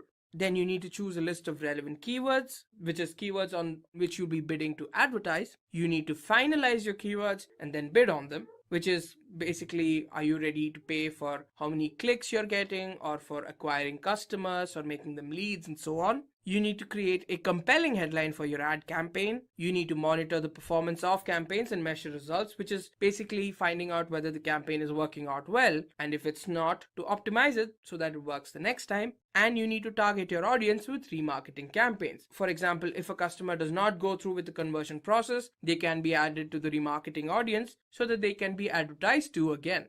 Some of the popular SEM tools are Google AdWords Editor, FB Ads Manager, Bing Ads, and AdRoll. Now for the next step to become a digital marketer, you have to learn email marketing. Now email marketing is a really efficient as well as inexpensive way to generate high return on investment. It can be used to convert prospects into customers by sending personalized emails to a targeted audience. So how do you perform email marketing? First off, you need to discover your target audience and create segments in which you can divide them depending on their behavior. You need to select and create your type of campaign depending on the goals you want to achieve. You need to select a suitable design for your campaign. You need to have a compelling subject line and email content, which is very important when it comes to email marketing. You need to send campaigns immediately or schedule an email. And finally, you need to measure results such as open rate, click-through rate, response rate, and so on. You also need to perform A/B testing to find out what works and what doesn't. Some of the popular email marketing tools are MailChimp, HubSpot, Marketo, Sendinblue, and so on. And now for the next step, you need to learn social media marketing. Social media marketing involves the promotion of your product and services on different social media platforms using different types of content. Now, this could be just sponsored posts, video advertisements, images, articles, and so on. Now, how can you do social media marketing? First off, you need to choose a suitable social media platform for your business. It could be Facebook, YouTube, Twitter, LinkedIn, and so on. Next up, you need to find your target audience. Now, each of these platforms has a particular niche that occupies it. Now, for example, Facebook requires an active social media marketing strategy. Pinterest is usually used by females. LinkedIn can be used for employee networking. And YouTube is a platform where people create as well as share video content. And that's the only content that works on YouTube. You need to create as well as curate engaging content, because without your content being engaging, nobody's going to be interested in your product or service. Then you need to choose a social media management tool. And finally, you need to test, evaluate, and optimize your results. Now let's talk about some popular social media marketing tools. We have Hootsuite, TweetDeck, Buffer, Sprout Social, and so many more. Now, for your next step to becoming a digital marketer, you need to learn affiliate marketing. Now, affiliate marketing is a form of digital marketing that involves two players, a merchant as well as an affiliate. Now, a merchant is an individual who pays a commission to the affiliate, who could be a third-party site or entity, to drive sales, bring leads or new customers with the help of referrals. Now, how can you do affiliate marketing? First off, you need to choose a tool through which you can find affiliates who can advertise your product. Now, you need to choose affiliate on the basis of how much traffic the affiliate's website gets, how successful the affiliate's previous campaigns were, and how much commission the affiliate asks for. Then you need to specify the format that the affiliate must use when they're advertising your product or service. You need to keep a record of the customers who purchased your product or service through the affiliate, and finally, pay the affiliate based on the commission rates. Now let's talk about some of the popular affiliate marketing tools. There's CJ Affiliate, Volume, Has Offers, and Awin. Now for the next step to becoming a digital marketer, you need to learn mobile marketing. Now, mobile marketing enables a business to communicate with a targeted audience through any mobile device. This is through SMS, emails, MMSs, and so on. So how do you do mobile marketing? First off, you need to create a mobile buyer persona, which is, what kind of person is using the phone. You need to set business goals, like what goals, basically determining what goals you want to achieve with the mobile marketing campaign. Then you need to conduct your campaign and reach your target audience with a personalized message to these users. And finally, you need to monitor these metrics and optimize them if required. Now let's talk about some popular mobile marketing tools. There's Slick Text, Localytics, AdMob, Facebook mobile ads, and much more. Now for your next step in becoming a digital marketer, you need to learn content marketing.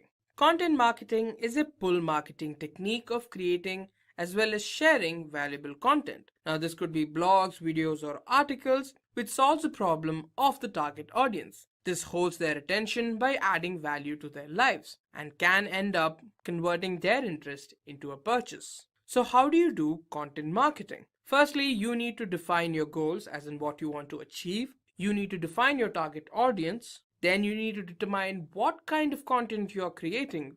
It could be blog posts, ebooks, case studies, infographics, and so on. You need to brainstorm for new content ideas. You need to perform a content audit, which is to evaluate content elements and information assets, and choose a suitable content management system. Now you can plan, create, publish, and measure your results all in one place using a content management system, such as the HubSpot software. Next, you need to promote your content using email, affiliate, and social media marketing. Finally, you need to measure your success and optimize your content. Now let's talk about some of the popular content marketing tools. There's LinkedIn Pulse, Paper.li, Flipboard, Trapit, and many more. Now let's talk about some additional resources. Now, there are a huge number of videos online about digital marketing, and I recommend you go through some of them so that you have a basic idea about their fundamentals. Now, this is where Simplilearn's YouTube channel can help you. You can take advantage of Simplilearn's digital marketing tutorials. You can go to this playlist right here, and here you have tutorials on what is SEO, how you can rank #1 on Google, keywords research, Facebook ads tutorial, how you can rank your YouTube videos, Facebook advertising tips and tricks, social media marketing, Google Tag Manager, Google Analytics, and so much more. Now let's have a look at the salaries of a digital marketer. In the United States, the average salary of a digital marketer is approximately $65,000 per year. Similarly, the average salary for a digital marketer in India is approximately 5 lakh rupees per year. Now, let's talk about how you can become a certified digital marketer. Now, there are a number of different certifications available for you. There's the Google Ads Fundamental Certification, the Facebook Certified Planning Professional Certification, the HubSpot Content Marketing Certification, the Hootsuite Social Marketing Certification, and Simplilearn's Digital Marketing Specialist Master's Program. Now here's another way Simplilearn can help you. Simplilearn has a number of different digital marketing certifications. Let's talk about the Digital Marketing Specialist Master's Program. In this program, there are a number of different certifications, such as the Digital Marketing Certified Associate, Advanced Web Analytics, Advanced SEO, and so on. The certification also provides the OMCP certification exam voucher worth $395 upon the completion of the master's program. It has 45 plus projects and can help you get a salary of close to 17 lakhs per annum. It is also accredited by Hootsuite, Facebook, the OMCP, and so on. So now let's have a closer look at the Digital Marketing Course or the Digital Marketing Certified Associate Certification Training. Now this certification provides 53 hours of instructor-led training, 40 plus hours of self-paced videos, instructor-led online project mentoring sessions, helping you prep for examinations from the OMCA, Google Ads, and so on. It has industry accreditations from Hootsuite, Facebook, and the OMCP. And it covers more than 35 tools such as Facebook Insights, YouTube Analytics, Crazy Egg, Google Keyword Planner, Google Ad Manager, LinkedIn Ads, Buffer, SEMrush, and so on. So why don't you go on to simplylearn.com so that you can get started on your journey getting certified and getting ahead. Hey guys, welcome to this video on digital marketing career, jobs, resume, salary, skills, roles and responsibilities. So, without further ado, let's jump right into it. The 21st century has given us many things to be thankful for. From technology to healthcare, our lives have greatly improved for the better. And many of these things wouldn't have been possible without the internet. Not counting about the several ways it has improved our lives, the internet has also made the life of marketers a whole lot easier. Earlier, unless you had lots of money or were very popular, your brand's popularity would be limited to your locality. But thanks to the internet, you can advertise your content to anyone, anywhere in the world. The whole world is now your marketplace. And that is because of digital marketing, which is the process of advertising goods, services, and your brand with the help of digital channels like websites, social media platforms, search engines, and so on.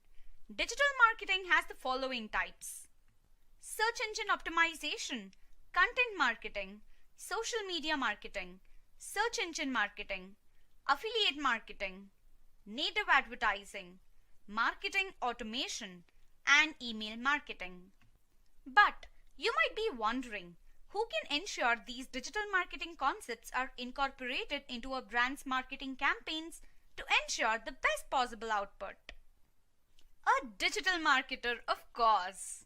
So now, let's talk about everything related to a digital marketer. But before we can get started, let's go to a more familiar setting on where a digital marketer belongs and strives: the office. Now, let's start by talking about who is a digital marketer. A digital marketer is someone whose objective is use digital channels like search engines, social media platforms, affiliates, and other opportunities to generate leads and build brand awareness. Everything the digital marketer is aimed at helping the brand grow. But that's not where his or her responsibilities end. A digital marketer is also responsible for developing and managing marketing campaigns. This means that the success of the entire marketing efforts of a brand or an organization entirely depends on how competently a digital marketer develops the marketing campaign. The work doesn't end there though. The digital marketer also needs to manage the campaigns. Next, like we mentioned earlier, he or she needs to acquire leads and drive traffic to the brand's website, taking advantage of the digital channels we mentioned earlier, alongside providing high quality content. The digital marketer also needs to perform competitive analysis and industry benchmarking to understand what kind of content works best within your industry, the kind of content that your competition posts, and what works for them. They're also responsible for using tools like Buffer, Hootsuite, and Sprout Social to measure and optimize marketing campaigns based on data obtained from the tools. And finally, they're responsible for improving brand awareness by advertising the organization's or brand's content on digital marketing channels. Let's now talk about the skills required to become a digital marketer. Now, let's have a look at the different types of digital marketing. There's search engine optimization, content marketing, social media marketing, search engine optimization, affiliate marketing, and email marketing. Let's talk about search engine optimization first. Search engine optimization is the process of improving the overall quality and quantity of the organic traffic coming to your website via search engines. With SEO, you're able to attract visitors who would be actually interested in the products or services that your brand is offering without having to pay a single penny. The process of SEO has two parts: on-page and off-page SEO. Let's have a look at each of them in detail. First, let's have a look at on-page SEO. On-page or on-site SEO is a method of search engine optimization that involves the optimization of elements on a website like its content or HTML code to help increase the amount of traffic coming to your website and improve its search engine rankings. It also helps users easily understand what a page is all about and whether or not your page addresses their search query. On-page SEO is possible with the help of keyword research, technical audits, on-site optimizations, and enhanced user experiences. Next, we have off-page SEO. Off-page or off-site SEO refers to actions taken outside your website to affect your rankings in search engine result pages. It involves promotional methods to improve search engine and user perception of your site's popularity, relevance, trustworthiness, and authority. Off-page SEO can also be performed with the help of link building, which is getting other websites to link back to your website. Some of the popular SEO tools are Moz, Google Keyword Planner, SEMrush, and Ahrefs. Next up, we have content marketing. Content marketing refers to the process of marketing that focuses on creating and sharing valuable, relevant, and consistent content like blogs, videos, infographics, and case studies to bring the attention of a targeted online audience to the brand's products and services. The process of content marketing involves, firstly, to decide what goal you want to achieve with your marketing campaign. Do you want more subscribers, more conversions, increased leads? That's what you need to decide here. Then, you need to set up buyer personas.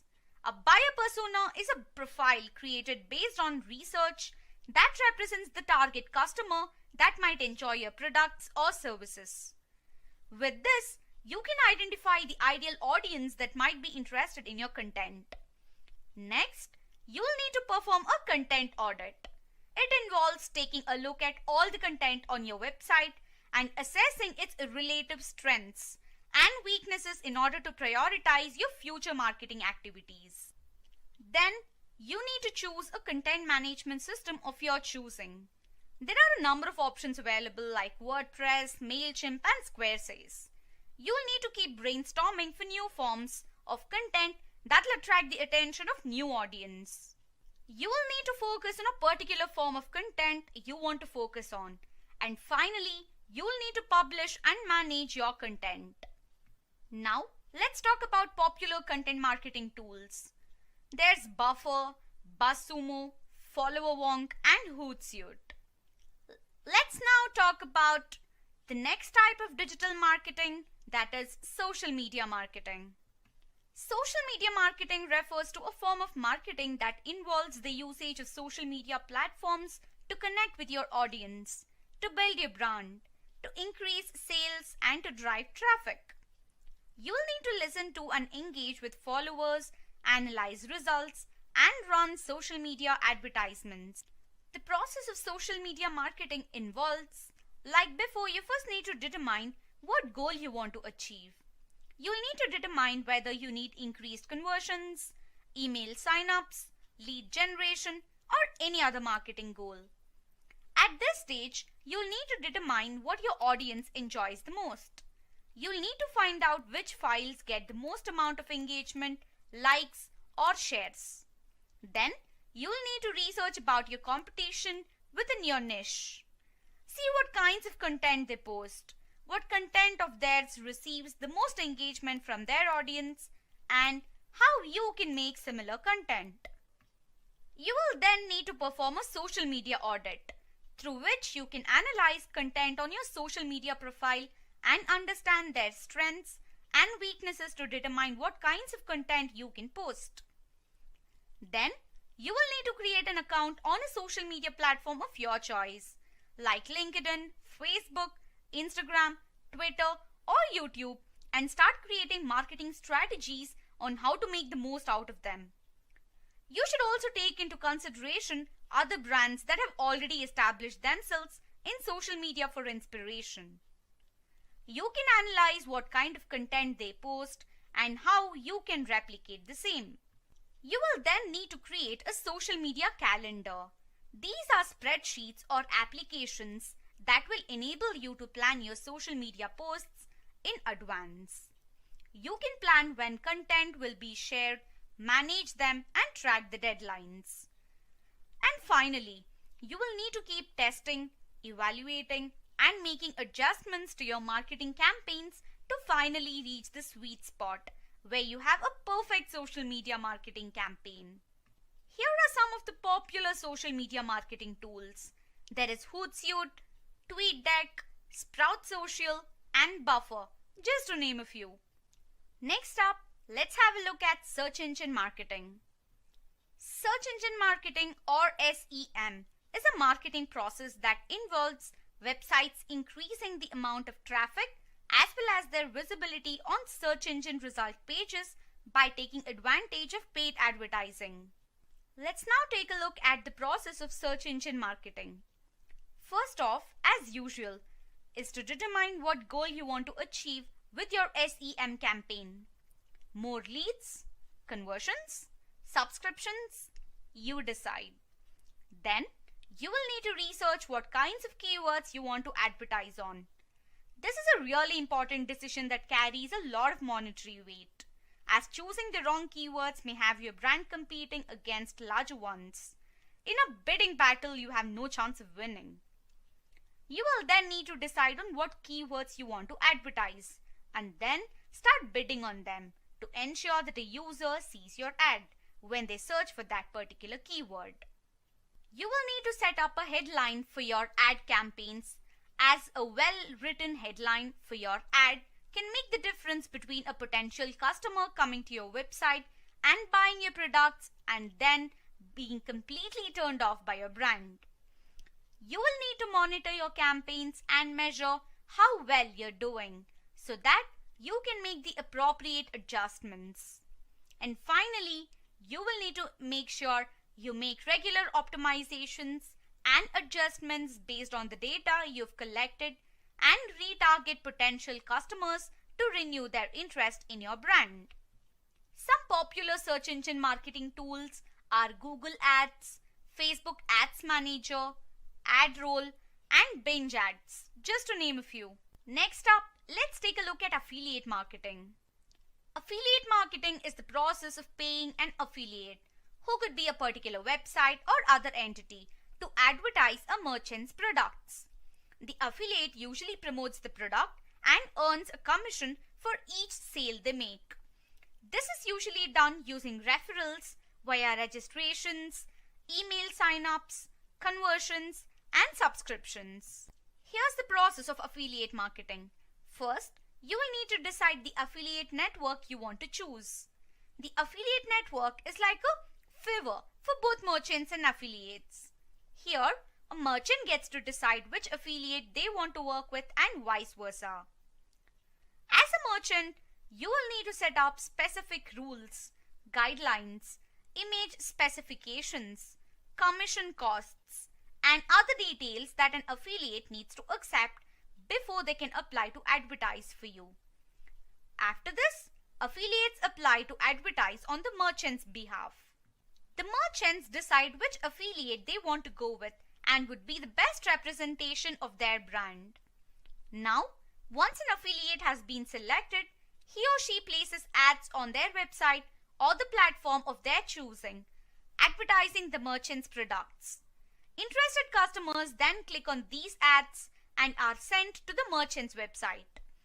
If customers make a purchase, the affiliate network makes a note of it. The transaction is then validated and credited to the affiliate. And finally, the affiliate is given his or her commission, and likewise the process repeats itself. Here are some of the popular affiliate marketing tools. We have CJ Affiliate, Volume, Awin, and has offers, just name a few again. Now, we are having a look at the last type of digital marketing, and that is email marketing. Email marketing is the process of using personalized emails to convert prospective users into potential customers. Here's the process of email marketing. First, you decide on what goal you want to achieve with your email marketing campaign. Then, you decide what kind of emails you want to send. Is it a welcome email, a newsletter, a lead nurturing email, a re-engagement email? That's what you've got to decide here. Next, you can choose an email marketing tool of your choosing. These tools can help you with templates for emails, create email lists, track performance, and do much more.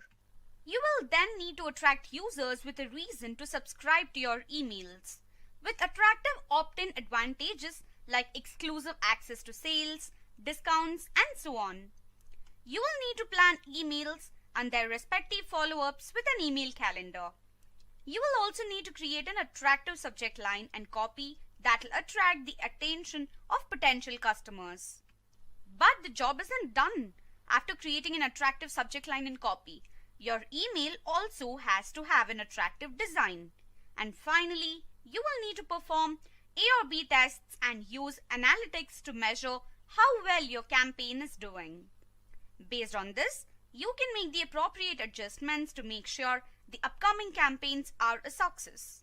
Some popular email marketing tools are MailChimp, HubSpot, Sendinblue, and Marketo, just to name a few. Now, let's take a look at some digital marketer careers. Here are some of the most popular job roles you can have. We'll be talking about the salaries of these job roles, courtesy of Glassdoor. First, we have Digital Marketing Manager. A digital marketing manager earns approximately $75,000 per annum in the US. In India, he or she can earn approximately 7 lakh rupees per annum. Next, we have SEO Manager. In the United States, an SEO manager earns approximately $62,000 per annum, whereas in India, an SEO manager earns approximately 5 lakhs per annum. Then we have Search Engine Marketing or PPC Expert. A PPC expert in the US earns approximately $74,000 per annum, whereas in India, a PPC expert can earn approximately 4 lakh rupees per annum. Next up, we have the Social Media Manager. In the US, A social media manager earns approximately $50,000 per annum. In India, he or she can earn approximately 5 lakhs per annum. And finally, we have the content marketing manager. A content marketing manager can earn approximately $65,000 in the United States. In India, he or she can earn approximately 5 lakh rupees per annum. Let's have a look at a sample digital marketer resume. First off, you start off with the usuals like name, address and the other stuff. Following this, you will need to add a brief summary of your years of experience and the different important skills you have experience with. In this case, this person has 2 years of experience in just about every important type of digital marketing. Your summary can vary based on the job role you're looking for. You give them links to your socials and then add experience. This is the part where you can highlight your achievements during your years of work. Here, you can see how this person has brought growth in just about every channel he's gotten into. The most important part to remember here is that the stuff you add here must be quantitative, with actual stats about how your work brought growth to your organization. Again, depending on the job role you're applying for, you can choose to elaborate on some of your achievements over others. Then, you can cover the different tools you've got experience with. Make sure you add relevant tools related to this job role you're looking for. For example, for the role of a SEM expert, having experience with Google Ads and Google Analytics is mandatory, so that has to be a part of this list. You can add concise details about your education and then talk about the courses you've completed. Having completed the right courses can have a significant impact on your hireability. Today we're going to talk about digital marketing tools. So fasten your seatbelts and let's get started. So what we're going to do is we're going to take a look at some of the best digital marketing tools for not only 2019, but ones that have performed well in the past, that are popular, and ones that we foresee as being the go-to tools for the future. So past, present, and future digital marketing tools is the way to look at this with a good focus on a lot of different marketing channels here. So we're going to focus first on SEO, talk about some of the tools related to on-page and off-page. We're going to switch over to paid search, talk a little bit about paid search tools. We're going to talk about email marketing and some of the email marketing platforms and the tools within those platforms. The center of it all is web analytics. So Google Analytics is the tool we'll be taking a closer look at in today's webinar and all that it has to offer. Okay, affiliate marketing. We'll talk about some of the tools available to you for affiliate marketing. We'd be remiss if we didn't talk about social media and all that it has to offer and all the metrics and tools available, all the platforms available. So we'll hone in on a couple of examples there. And then we'll also talk about some competition tools available for you. So there's a whole suite of tools. The one caveat being, hey, if you have your favorite tool, continue using it. In fact, if there's a tool that we didn't mention in today's webinar, feel free to mention it in the comment box below this video. We'd love to hear what you're using to manage your particular digital marketing channel. Okay, and so the goal for today's webinar is, hey, we hope you get something out of this in terms of using new tools. There's some tools that I use, some tools that my colleagues use. Everybody uses different tools, so it'd be good to kind of see what else is out there. So if you have something to share, share it. By all means, what we're trying to do is share what we think are, best practices and some of the most popular or most used tools out there in the industry. So that's what we're going to do. The goal is to get you to better understand some of the tools we're using in a little bit more detail. And what we're going to do is start out with search engine optimization.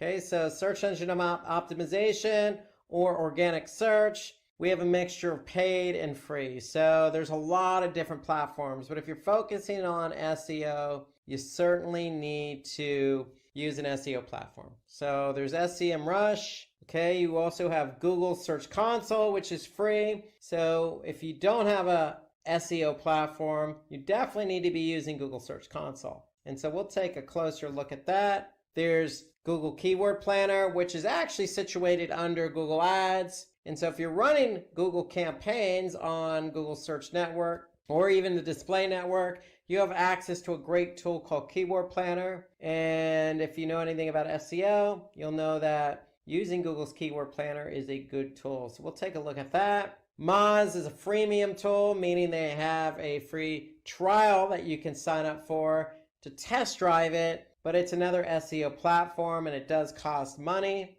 Got a great tool in Screaming Frog. That's a paid version. Again, not too expensive. We'll talk a little bit more about that. And then we have, a tool in Ahrefs that help us with all aspects of SEO, primarily focusing on off-page. So these are just some examples that we're going to hone in on, but this is just a small subset of what really is available out there in the market. So let's go ahead and dive a little bit deeper and understand why we use some of these tools. Well, the first reason when we talk about SEO is to find relevant keywords. Not only do we want to find relevant keywords, we want to find relevant keywords with high volume and low competition. Okay, we wouldn't want to find non-relevant keywords with high competition, low volume. That wouldn't make sense. So we need a tool to kind of help us put it all together. And so the tool of choice for us is Google's Keyword Planner. And Google's Keyword Planner helps us hone in on keywords we may be interested in optimizing for, because not only one, are they relevant, but two, they're going to have high volume and low competition. So let's take a look at an example in Google's Keyword Planner. So here I am. I'm in Google's Keyword Planner, and as I mentioned before, Google's Keyword Planner is situated under Google Ads. Okay, so you have to have a Google Ads account to use Google's Keyword Planner. And so when you're in Google Ads, you simply go to Tools, and then under Tools, you're going to select Keyword Planner. So what we want to do is look for keywords. We're focusing on organic search, not necessarily paid search. So organic search, we want to hone in on some keywords. So let's just use one of the examples that Google's given us here, meal delivery. So we're going to just type in meal delivery and get some results. So notice I can enter a domain as a filter. And so in other words, hey, I could say, look, hone in on keywords related to this website if I wanted to. But I'm asking Google, hey, just give me something closely related to meal delivery because that's my business. So I'm going to click Get Results. Notice I can add another keyword if I wanted to, but I'm just going to stick with one keyword. But there are certainly other keywords that I can certainly hone in on if meal delivery is my business. And so let's just hone in on that one keyword, meal delivery. We want to be found organically for that keyword. So what Google Keyword Planner does is not only give us the keyword and other keywords relevant to that, but it gives us the average monthly search volumes. And this is an average over the course of the last 12 months. And notice here, I get a column for competition. So I'm able to see whether that's a very competitive keyword or not. And then just to give you an extra edge when you're choosing keywords, you can get a sense of what the keyword may cost if you wanted to bid on that for paid search. So for meal delivery, I can see it's anywhere between $7.46 and at the top of the page, high range, $16.61. So that should alert me to the fact that, hey, if I'm going to try and optimize for this keyword, I know it's competitive because not only Google is telling me it's competitive by telling me high competition, but I know that the cost per click seems a little bit high.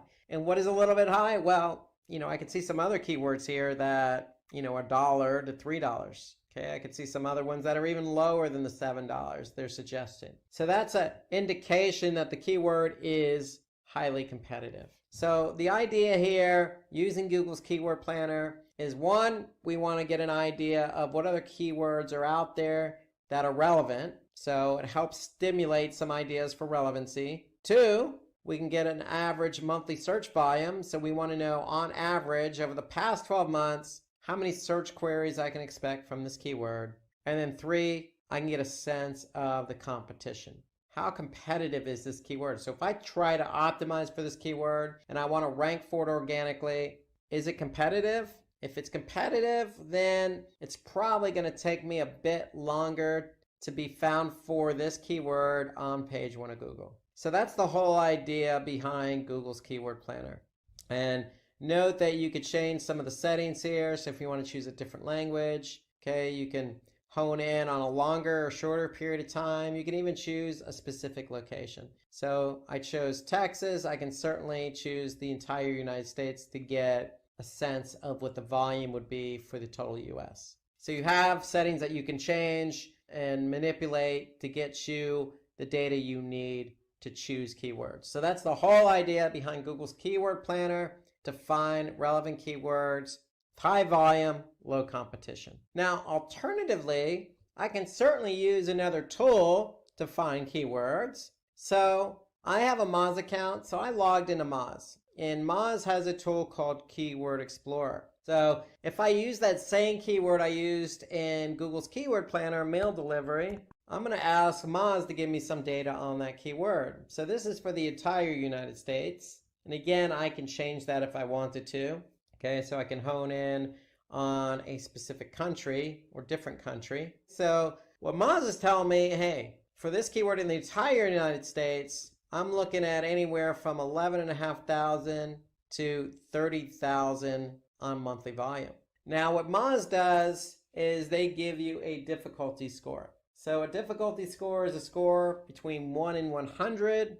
And so I could see this is pretty much right down the middle in terms of difficulty. Okay, so if it's 0, it's an easy keyword. If it's 100, it's very difficult. And then that means you have a lot of competitors who are optimizing for this keyword, that are ranking for this keyword. And so Moz gives us the volume, they give us the competition, and they, just like Google's Keyword Planner, gives us some other keywords that we can potentially hone in on. So here I could see keyword delivery plans, delivery services, etc. So I can see a lot more suggestions than what's listed here. So Moz delivers a bunch of other analysis related to the keyword. You know, they also give you some good keyword suggestions. So Moz is a good alternative tool, and we'll be coming back to Moz related to SEO for some other of its features. But for now, if you don't want to necessarily use Google's Keyword Planner because maybe you're not running Google Ads, you can always use Moz. Now remember, Moz has basically a freemium version, meaning you can sign up for a free account.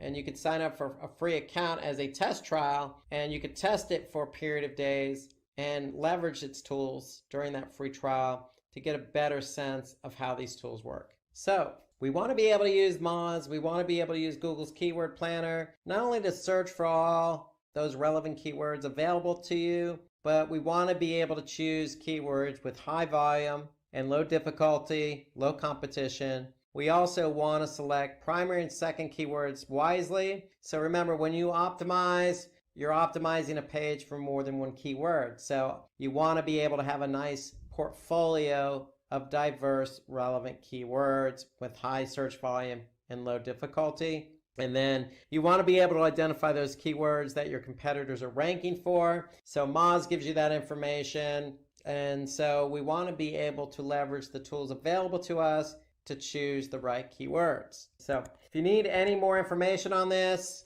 we got a nice webinar on keyword research for SEO. So take a look at that video on YouTube to get more specific details about using SEO tools for keyword research and all about keyword research in general for SEO. So let's talk about some other reasons under SEO why we would use some of these tools available to us. Well, we want to be able to understand the search engines and how they crawl and index our site. Okay, we also want to check the correct format of the sitemap, and we want to monitor backlinks. Okay, we also want to analyze linking to our web page. Okay, which ones are good, which ones are not good. Okay, we also want to perform some competitor analysis. So these are some of the reasons why, other than keyword research, why would we use some of these SEO tools? So we have tools available to us, Majestic, Ahrefs, again, Moz. Let's take a look at Google Search Console.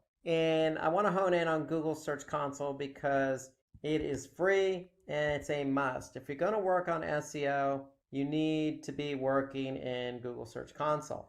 And so the whole key behind Google Search Console is you have a website and you need to get that site verified.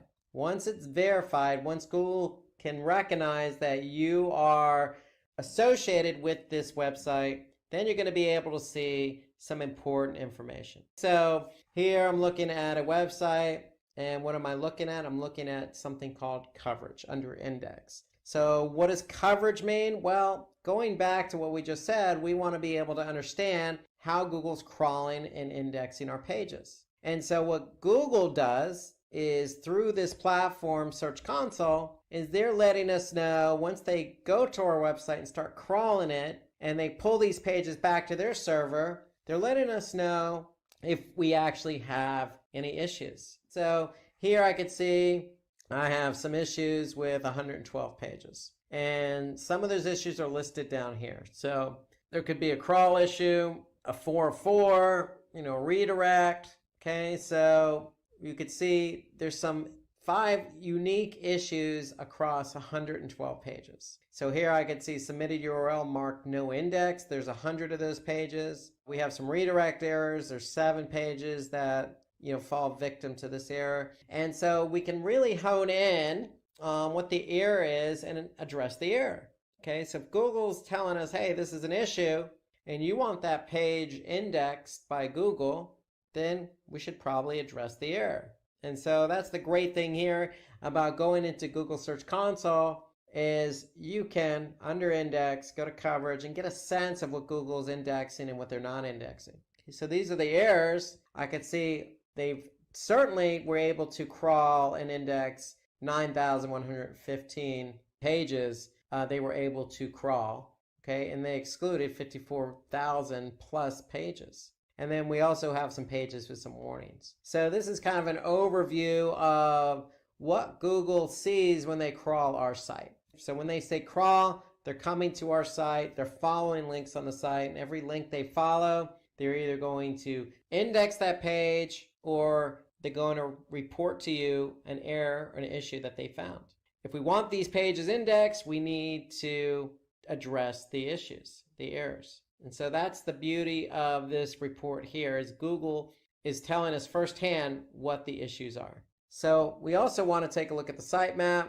So you have an opportunity to submit a sitemap. And a sitemap is just a formatted file that includes all your website URLs. And so you're going to have this file sitting in your root directory. And you're probably going to call it, or should call it, sitemap.xml, XML being the format. So once you have this file, you're just going to let Google know that that file exists. So you're going to enter in the sitemap URL. So if it's in the root directory, all you're going to do is type in sitemap.xml and click submit. So once you've done it, just like this site is done, what Google's going to do is say, hey, look, we see you've submitted this, and we last read it a couple days ago, and we could see that we discovered 1,419 URLs. So I can go back under coverage, and I can see some of the issues that they found. But if I go back under sitemaps, I can see that these are the URLs they discovered via the sitemap. And so the whole point of a sitemap is we want to be able to get and push the URLs to Google, not have Google come to our site and discover them. So this is a quicker, faster, more efficient way to communicate with Google all the URLs that you have on your site that you want Google to index. And so that's the beauty of Search Console. Now, while we're in Search Console, we might as well take a look at some of the other features it has. And so one of the most important features under Search Console is this mobile usability report. Okay, so Google is a staunch believer in mobile first. So nowadays, most people start and finish a lot of their searches, a lot of their behavior on mobile. So they begin it on mobile and they may end it on mobile. So if they don't end it on mobile, then perhaps they'll go into a store or perhaps they'll go via desktop. But Google is a staunch believer, and definitely a lot of what's going on today starts with mobile. So they want you to understand how your site fares via mobile. And when I say fares via mobile, is it mobile friendly? Is it responsive? Is it loading quick enough? Is it formatted to Google standards? And so if there are any issues, Google's going to let you know what those issues are. So here I could see Google's recognized 206 pages with 4 different issues. Okay, so here I can see what those issues are. Just like the coverage issues, we can see specifically what they are.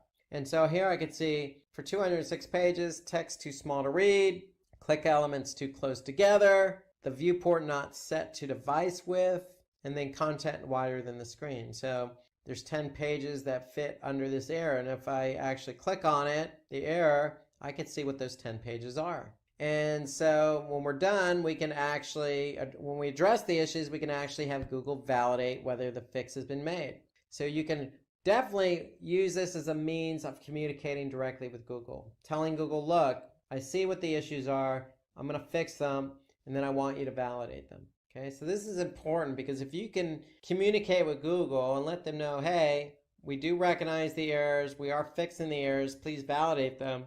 It's going to draw Google's attention. Google's going to validate them and get these pages indexed quicker.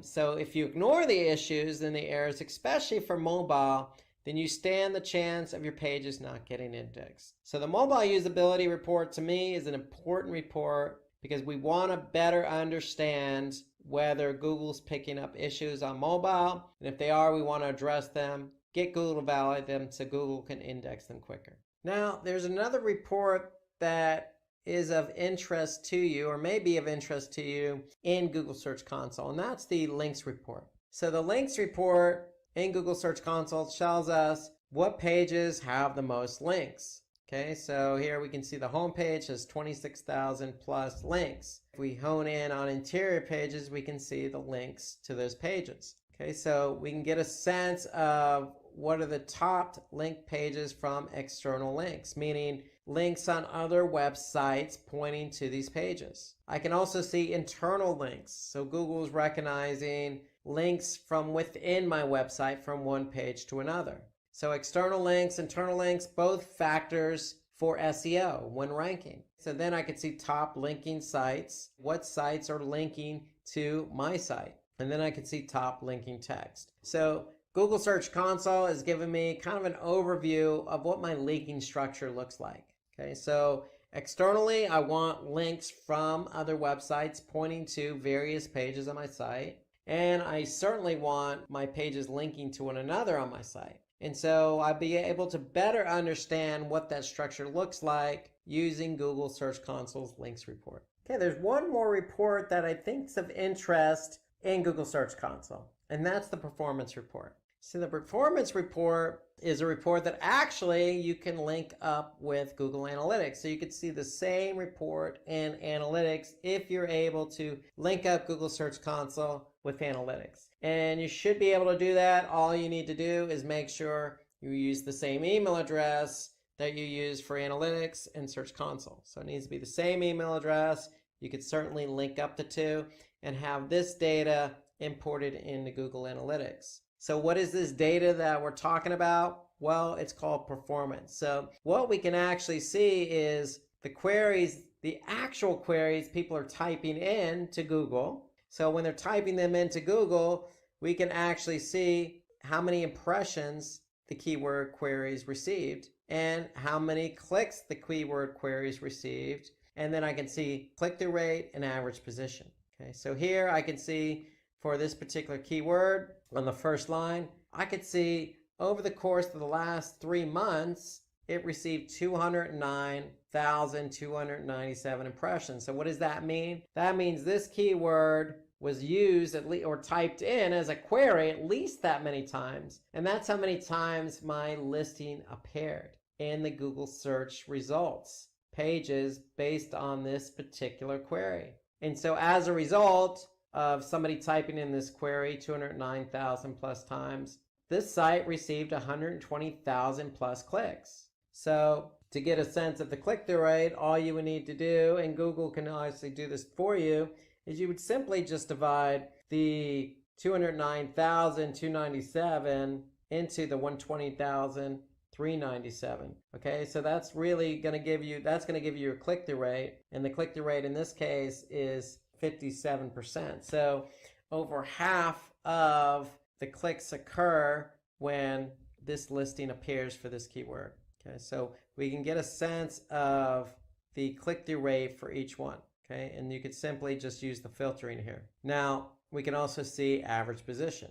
Okay, so we could see a little bit more than that too. We can go from queries to pages. We can go from pages to countries. So we can get a sense of how many impressions and clicks I'm receiving by country. And importantly, we can see by device. So here I can see a majority of the people who conduct a search related to my website primarily do it on desktop. Now, I mentioned the beauty of the Google Search Console Performance Report is that you can link it up to Google Analytics. And when you do that, all you need to do then is go to Acquisition, Google Search Console, and then from there you could choose landing pages, countries, devices, or queries. So I can see the same data that I see in Search Console, but this time I'm looking at it in Google Analytics. And so here I can see what my search queries are, my clicks, my impressions, my click-through rate by search query, and then the average position. So that's the great thing about that performance report, is that when I link up Google Search Console with Analytics, I'm able to see that data in Analytics. So that's an added bonus, so to speak. Now, let's talk about some other reasons why we're going to use these SEO tools available to us. And so we already listed a number of different reasons, ranging from sitemaps to keyword research. But we also want to hone in on, what domains are driving links to our site. So I showed you an example in Search Console. We also want to, maybe identify and disavow poor backlinks. So Search Console is a great tool for that, because if we don't want to be associated with a particular website, we can certainly disavow that link. We could track a number of follow and no follow links. Okay, we could track our website's rankings. We can measure click-through rates and impressions, just as we did with Search Console.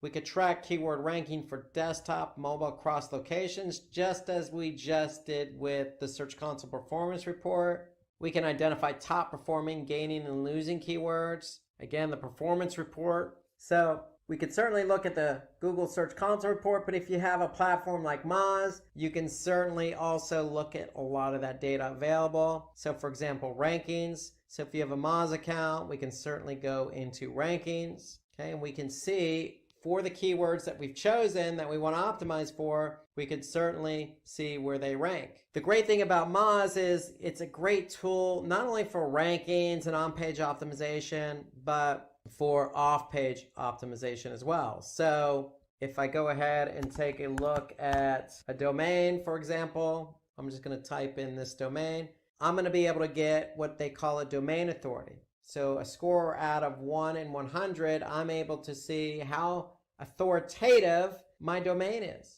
And how authoritative a domain is based on the quality of links pointing to it. So Moz gives me some good insights as to how many linking domains, how many inbound links I have, ranking keywords, and it goes into detail as well. So here, if I click on the linking domains, I'm going to be able to see the actual domains pointing to my site as an external link.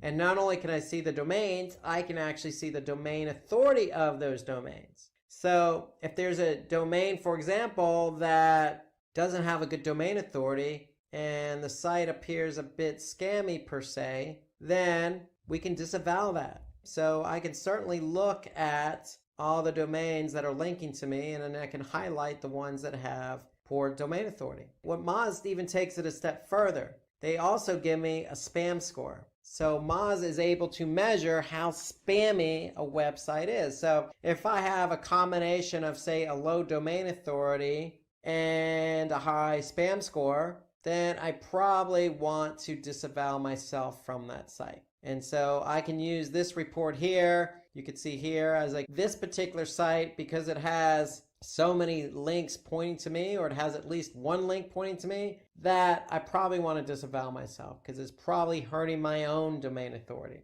So that's the great thing about this linking domains report, is I'm able to hone in on not only who's linking to me, meaning domain, but how many linking domains does that domain have? What's the spam score of that domain? What's the domain authority of that domain?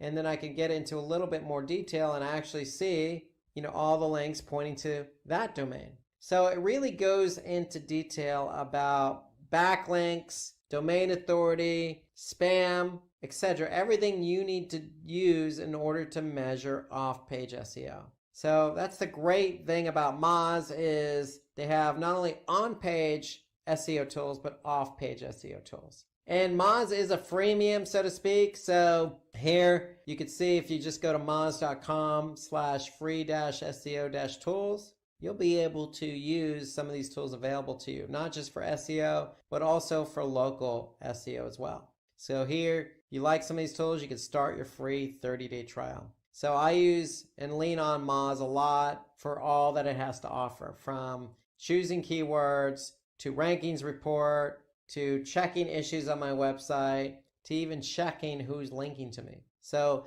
this fits in the mold with everything I need to do for SEO. So in addition to that keyword research video, you could certainly lean on some other webinars that we've done in the past on SEO. So we've done a webinar on SEO tools, and we've also done a webinar on SEO tips and tricks. So if you want any more information about the tools we covered or SEO in general, take a look at those two videos and check them out. And that should kind of complement what we talked about with using some of the tools, Google's Keyword Planner, Moz, and Google Search Console. Okay, let's switch over to email marketing tools. And so with email marketing tools, we have a lot available to us in the form of reporting, in the form of platforms, in the form of tools that really help us go from A to Z on our email, choosing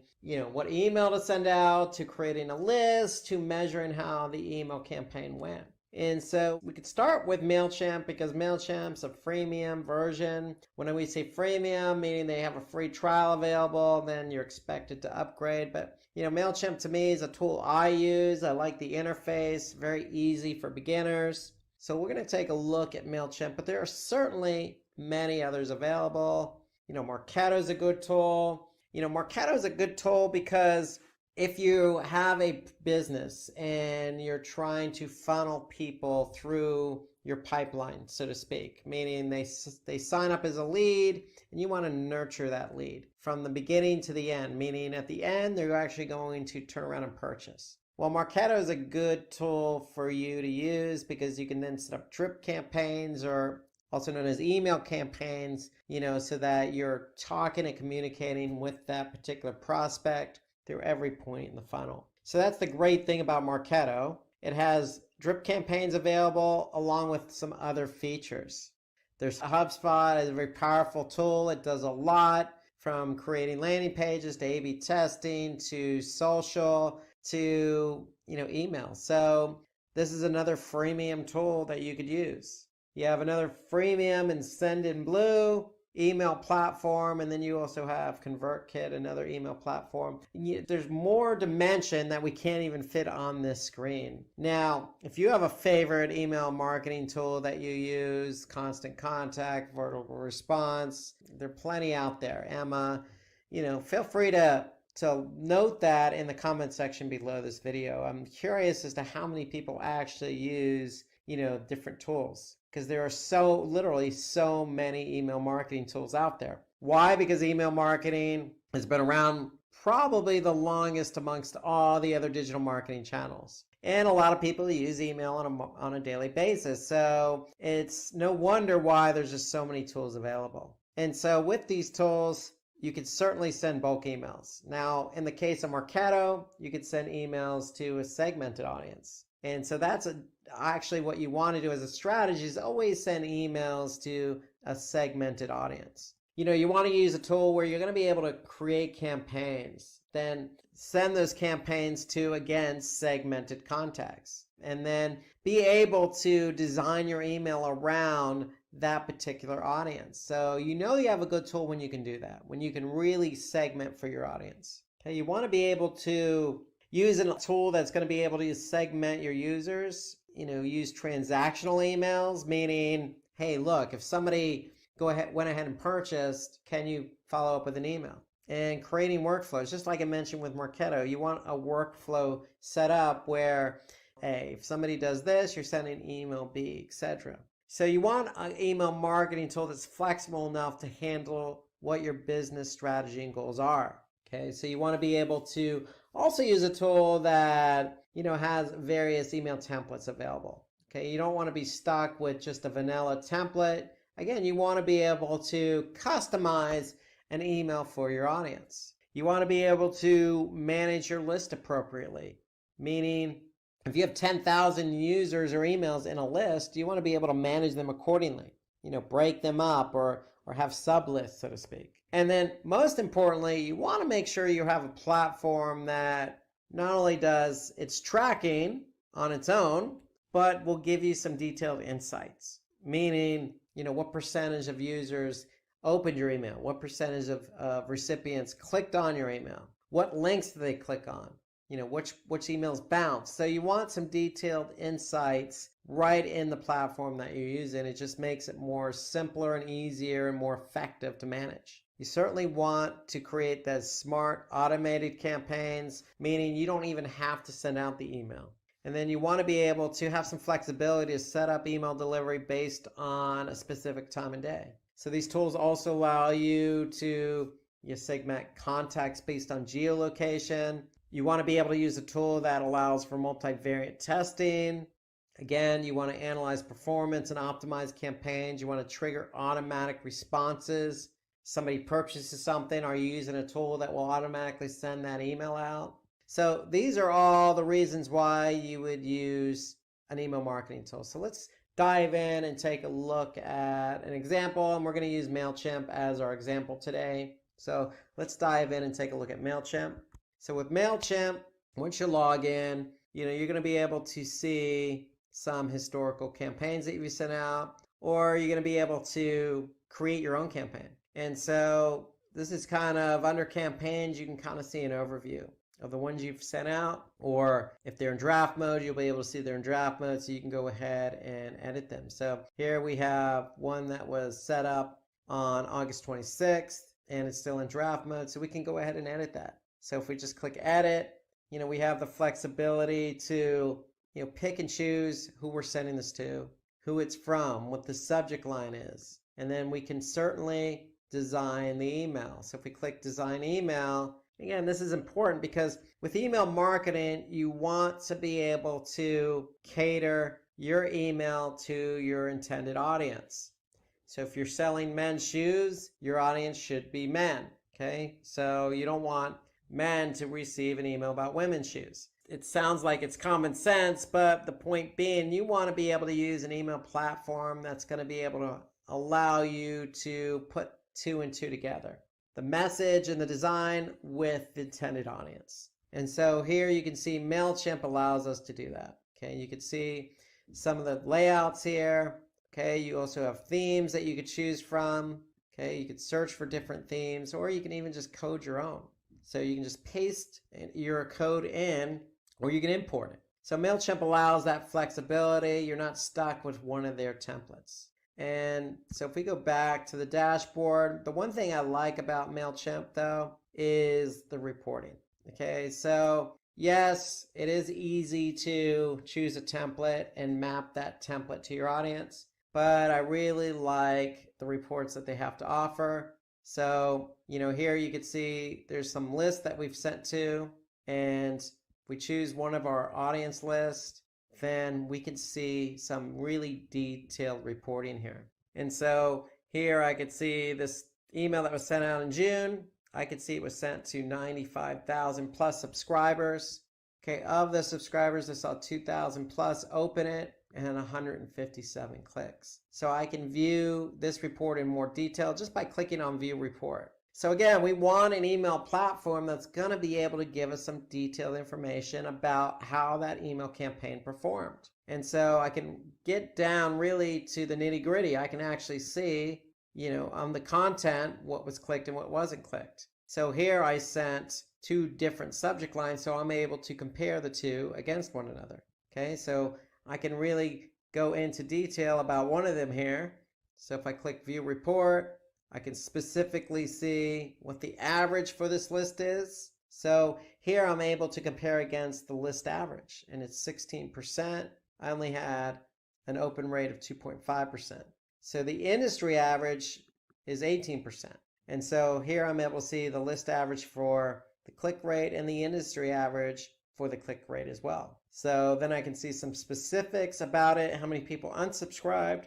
Then I can see a graph. I could see the top links that were clicked, okay, the top subscribers with the most opens. I can link social to it if I want to, and then I can see geographic information. So the point being is MailChimp really goes into some nice detail here about the email campaigns and how they performed. So the great thing is too, with the MailChimp, you can link it with Google Analytics. You can link it with e-commerce. Okay, so if you have an email and you're selling products and somebody purchased that product, MailChimp is able to integrate in with your shopping commerce platform. For example, WooCommerce. So if somebody did purchase, you can send out that thank you email. MailChimp even goes a step further, and if somebody did click on a link, go to your shopping cart, add something to the shopping cart, and then abandon the cart, MailChimp allows you the opportunity to retarget them via email.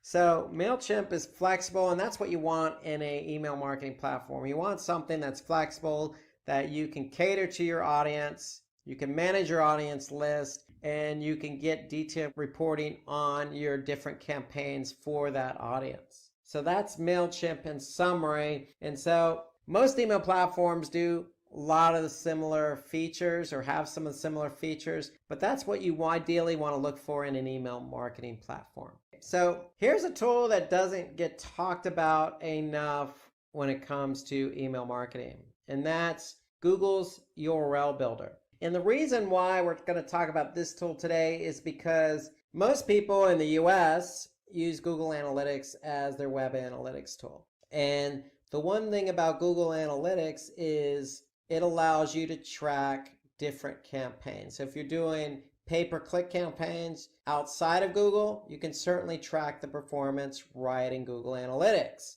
And email is no different. So if you're using Google Analytics and you're sending out an email, let's just say on MailChimp or any other email marketing platform, you want to be able to append your links with what we call UTM tracking. So for example, if I have a URL that says visit Florida and I'm going to send out an email, I have up to 5 parameters that I can use. Okay, so here's my email or URL that I'm using in the email. So I have up to 5 parameters that I can use to track this particular email. So let's go through some of those parameters. So the first one is campaign source. So what's the source of the campaign? Well, we could certainly identify MailChimp if we're using MailChimp as the source. Now the thing about the URL builders, you always want to use lowercase because Google Analytics is case sensitive. So as a rule of thumb, just stick with a lowercase. So our source is going to be MailChimp because that's the platform we're using. If you're using, Constant Contact or Vertical Response or, some of these other ones, ConvertKit, then go ahead and put in that platform as the source. Now for the medium, which is the means in which we're driving traffic to the site, let's go ahead and put in email because that's what we're using to drive traffic to this particular page. Now, what's the campaign name? Well, we're in summer, so we're going to call this the summer promo. So the summer promo here is visit Florida beaches. Okay, so we're going to send this email out to the masses, and particularly not only the masses, but the masses in the north, because we're going to say, hey, look, come to Florida for the summer. Come visit our beaches. That's the point of the campaign. So that's what we're going to use for the campaign name is whatever the campaign is. It's a summer promo. Now, Notice I got an asterisk next to these particular parameters. So Google's asking us, hey, these are mandatory. So go ahead and put something in there. Now for campaign term and campaign content, we could certainly leave them blank because they're not mandatory. But since we're talking about email, I would certainly recommend that you use the campaign content parameter. And why do I say that? Because if we're sending an email out to say, 10,000 recipients, I want to be able to split out the email into two segments. One segment that's going to get subject line 1 and one segment that's going to get subject line 2. So in this case, I'm going to put whatever subject line 1 is in the campaign content field. So now I have 4 parameters, and once I've entered in my variables in those parameter fields, I now have a revised or appended URL. So my original URL was visitflorida.com/en-us/florida-beaches.html. My original URL. I've now appended that with some UTM parameters. And now I see my original URL appended with the UTM parameters based on those variables. So I can copy it just by clicking the copy URL. I can go to my browser. I can paste that URL in there. And I want to check to see if it works. So here I could see this particular page loaded, Florida beaches, with my UTM parameters appended to the URL. So that's for the first subject line. That's for the audience that's going to get the first subject line. I want to do another one for the second subject line. So now I'm going to change my campaign content parameter to subject line _2. I'm going to copy that URL. I'm going to check it. Okay, so I can see that the page loads with those UTM parameters.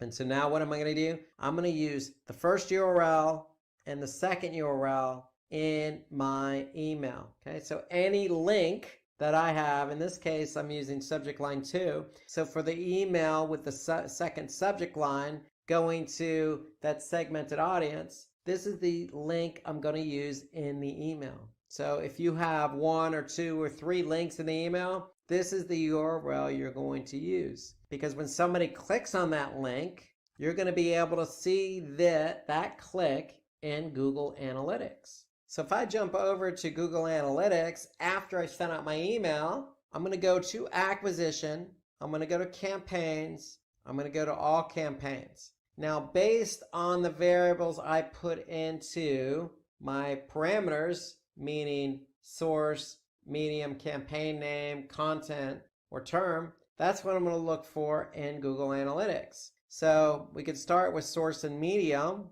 So if I click on source and medium as my primary dimension, here I can see MailChimp, and the actual date was used as part of the variable for source. And then what can I see? The medium being email. So now I can see for this email that was sent out in MailChimp in May, I could see how many users, how many sessions, and more importantly, how many conversions. So we could certainly hone in on that particular email if we wanted to. If we choose some of the other parameters available to us. So here I could see the campaign name. Okay, so I could see exactly what campaign, what source, what email drove in traffic and conversions. And if I'm doing subject line testing, I can choose content as my parameter. So here I'm going to change it to content. And now I can see the subject lines in this case. If I go back to my source medium, I'm going to be able to see what subject lines from my emails generated the most traffic. And not only the most traffic, but also conversions. So that's the whole point behind using the URL builder. Again, you're taking a URL that you're going to use in email, and then you're going to append that URL with different parameters. Campaign source, campaign medium, campaign name, and then optionally campaign content or campaign term. Okay, once you've entered variables into those parameters, you're going to get an appended URL, which you can then use in your email. So when the email gets sent, you're going to go back over to Google Analytics. and you're going to look at the results of that campaign, of that source, of that medium, of that content, i.e. subject line. And so that's why the URL builder is so important, because MailChimp gives us some good insight as to how the email performed in terms of open and click rates. But what we really want to see is how that campaign performed once it drove traffic to my website. So that's the whole idea behind the URL builder. If you're using Google Analytics, you'll be able to use the URL builder with whatever email platform you're using. So let's move on to web analytics tools. And this is an important section because web analytics tools, kind of the central focal point of all digital marketing. And it starts really with Google Analytics. Google Analytics is a freemium, meaning that they have a free version that you can use. There is also a paid version of Google Analytics. But given the advent of Google, its popularity, especially in the United States, a majority of users are using the free version of Google Analytics. So it's a very popular tool, especially for marketers. But there are also other tools available. So it's not just Google. So we have Adobe Analytics, which is also freemium. You have Kissmetrics, you have Spring Metrics, you have YouTube Analytics, which is part of Google, but YouTube has its own separate analytics insights. So a lot of these, as you can see, are free to use. They're available. No reason why you should not be using an analytics tool to measure your marketing campaigns or website behavior. And why would we want to use these tools again? Well, again, we want to really measure behavior. We want to measure what's going on with our website. So we want to be able to identify the location of where our website visitors are coming from. And a lot of these analytics tools use IP address to identify the location of a website visitor. So if you're trying to target a specific country, then you want to be able to see that the visitors to your website are coming from that specific country or location. We also want to measure the engagement of our website behavior. So we get traffic to the website. What are they doing? How long are they staying? What pages are they visiting? So this is the overall nature of really why we want to use web analytics, to measure how successful our website is at treating our website visitors with the same courtesy you would if you had a brick and mortar store. Somebody comes into your store, you want them to find what they're looking for quickly. You want them to be happy with their experience. You certainly want them to pay for the products very quickly and easily and efficiently. And you want them to come back. And that's no different than a website. So we want our website to perform in a manner that's going to suit our audience. And that's why we want to track engagement. So why else? Well, we want to really look at who's coming. Are they returning visitors or new visitors? You know, ideally, you want a nice mix between 50% new and 50% returning, because you know returning visitors are loyal. There's some loyalty to that. They already know your brand. They're coming back to your website. New visitors are curious, and you want new visitors because that means more traffic. So you want a nice balance between that. Analytics tools will help you measure that. You want to be able to measure organic traffic, whether you like it or not, whether you know it or not, but Google and other search engines are indexing your pages, and your pages are being found via the search engines.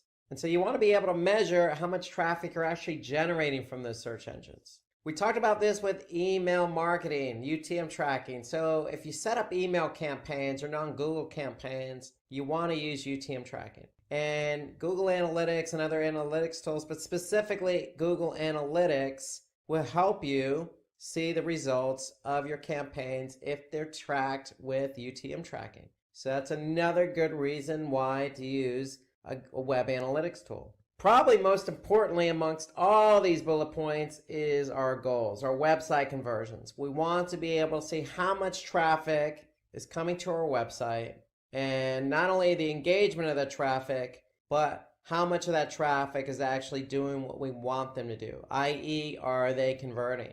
And we want to optimize our sites and channels performance. So the whole idea of collecting all this information is that you can turn around and improve performance. So if your bounce rate is high, Well, how do you lower bounce rate? Well, we need to do something about that. And analytics tools will help us identify what's not working from our site perspective and from a channel perspective, and we can take action to improve performance. So that's the whole idea behind optimizing our site's performance. So let's jump into Google Analytics and let's take a look at everything we just talked about in those bullet points. So about improving website performance, measuring engagement, looking at our goals and conversions, measuring campaigns with UTM tracking, all those good things that we can get in a good analytics tool. So Adobe, Mixpanel, Spring Metrics, they all work in a similar fashion in that they're really measuring website behavior.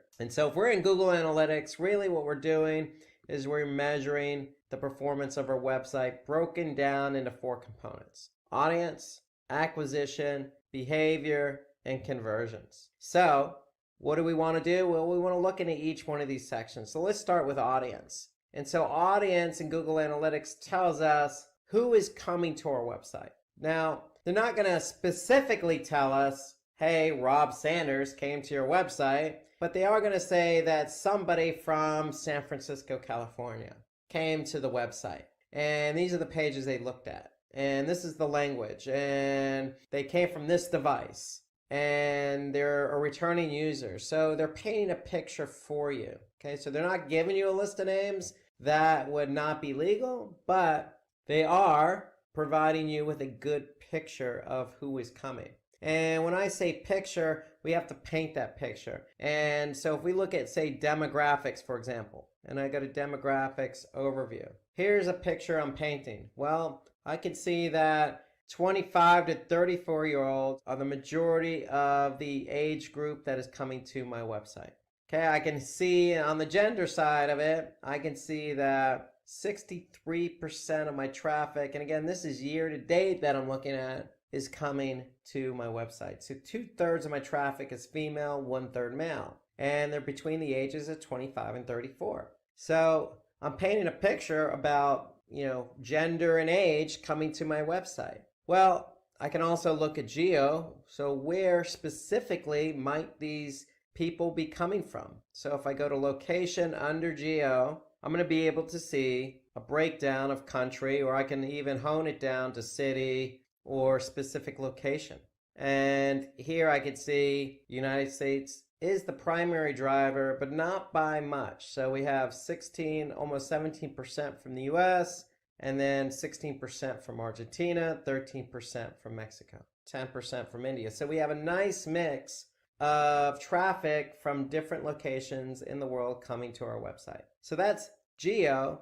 But more importantly, let's take a look at mobile. So if we go to mobile overview, how are people coming to our website? Are they on a desktop or a laptop? Are they using their mobile device? Are they using a tablet? And so Google Analytics breaks it down very nice for you. And so we could see percentages and actual numbers by device category. And so in this case, I could see year to date, I could see 62% are coming from desktop, 35% are coming from mobile. And so that's important because most people start their journey from mobile, and that is growing, and that's going to continue to grow. So you want to keep an eye on mobile. So to me, this is one of the more important reports under audience because people who come from mobile have a different, not only experience, because the website should be responsive to the mobile device, but their mindset is going to be different. They're actively looking for something. They're probably going to either then follow up on their desktop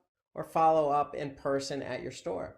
Or they're probably looking for directions, or they may just call you. So the experience is a lot different on mobile. So we want to hone in on the growth of mobile. Okay, so to me, this is one of the more important reports in Google Analytics, especially under audience. So let's move on to acquisition. So acquisition reporting tells us how the traffic was driven to the website. So if audience tells us who is coming to the website, acquisition tells us how that traffic got to the website. And so really what you want to do is get a sense of what channels, what marketing channels are driving traffic. So Remember we talked about organic search. Well, those search engines are indexing your pages. Well, how much of that traffic from the search engines is actually coming to your site? And I'm a believer in if organic search is the primary driver of traffic, then you have a pretty healthy website, because that means the search engines are indexing your pages. People are searching for something related to your business. You're being found, you're getting clicked, and that represents a majority of the traffic. So that's always a good thing. So here we could see it broken down by channel. If I go to all traffic channels report, I can see in my dimension that organic search represents 72% of my traffic. And this is year to date. Then I can see paid search. Then I can see direct, which means somebody went directly to the site. I could see referral, email, social. Then I could see more paid search broken out. So these are the different marketing channels. Now, analytics allows you to look at a specific source and medium. So the source would be the actual website or search engine, and the medium would differentiate how that traffic actually got to the site. So if we're talking about a search engine, did they come to the site via paid search, or did they come to the site via organic search? And so all we need to do is change our primary dimension from default channel grouping to source and medium, and we could see specifically the breakout of the different sources and mediums driving traffic to the site. So here I can see Google Organic at 71%, and then Google CPC or cost per click at 16% of our traffic. So then I can look down, I could see email in here, Bing Organic, I could see some referring sites, I could see some social in terms of mobile Facebook. Okay, so we could see a mix of the different sources and mediums driving traffic to the site. Okay, so you don't always have to look at channel per se. You can look at it via source and medium. And if you're running Google Ads, under acquisition, analytics has a whole section of Google Ads reporting. So if you're running campaigns on Google Ads, remember we looked at the keyword planner in Google Ads. So if you're running campaigns on Google Ads, you can certainly see the performance of those campaigns just by clicking on campaigns. We can also see campaigns, other campaigns that we're running. So remember that UTM tracking that we set up for email. Well, we want to be able to track the performance of email and any other non-Google campaign with UTM tracking. So when we do that, we'll be able to go to campaigns, all campaigns, and we'll be able to see the campaign performance. If we look at source and medium, we'll be able to see what campaigns drove traffic to the website. So here I can see vertical response email as a driver of traffic. So that's the campaign reporting. And then also if you have Search Console. So we looked at Search Console earlier when we talked about SEO tools. Well, remember I said you can link up Search Console with Google Analytics. Well, here's Search Console, and we could see queries, devices, landing pages, countries. So all the performance metrics that we could see in Search Console, because we have it linked up with analytics, we could see it right here. So this gives us a nice snapshot of what keywords are driving traffic to the site organically. I could see the impressions, I could see the clicks, then I could see the click-through rate,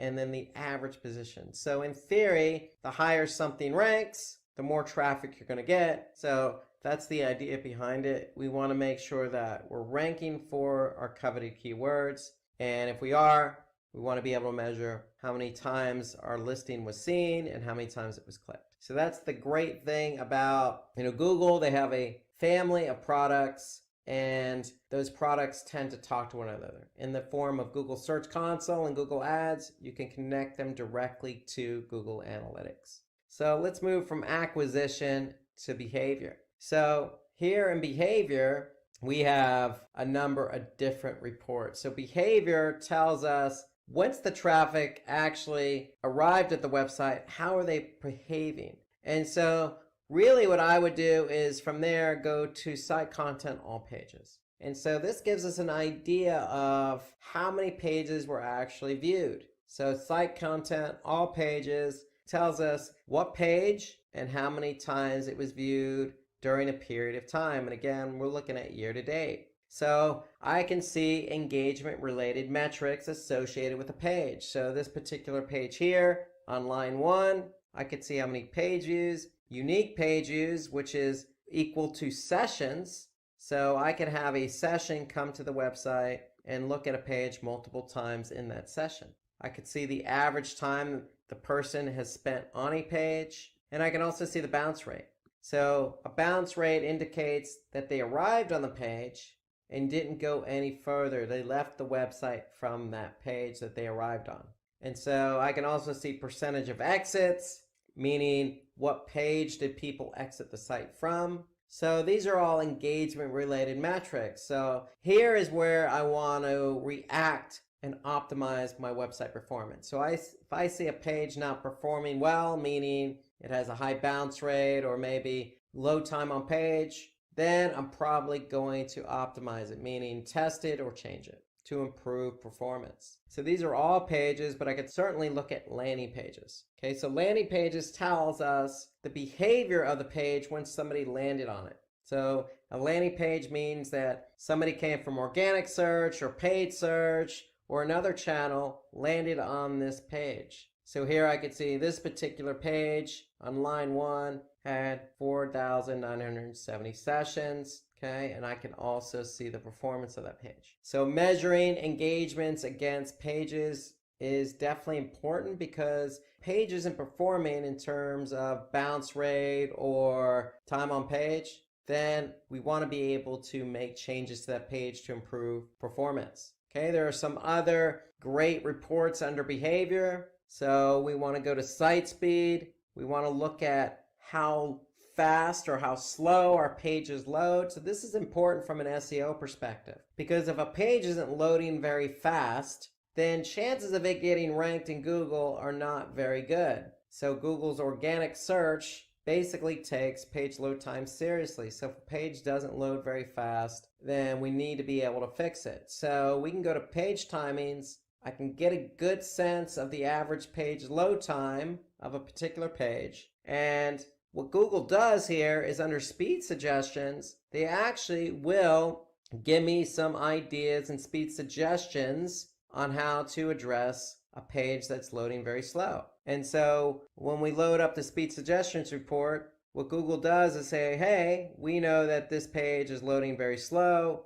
The average page load time is 15 seconds. Here's some suggestions. We're going to give you 7 suggestions. So if you click on that, what's actually going to happen is you're going to go to another tool called PageSpeed Insights. And PageSpeed Insights is analyzing the page, as you can see here. And when it's done analyzing the page, it's going to give you some feedback on how to improve page load performance, not only for desktop, but for mobile. So here I can see, if I scroll down, this is desktop, and these are some of the opportunities that I can address when trying to improve the page load time of that particular page. So here I could see there's some server response time issues. Image sizes probably need to be resized. I can remove unused CSS. Okay, so there are a lot of different things I can do to improve the page load time on this particular page. Okay, this is for desktop. I can also see mobile.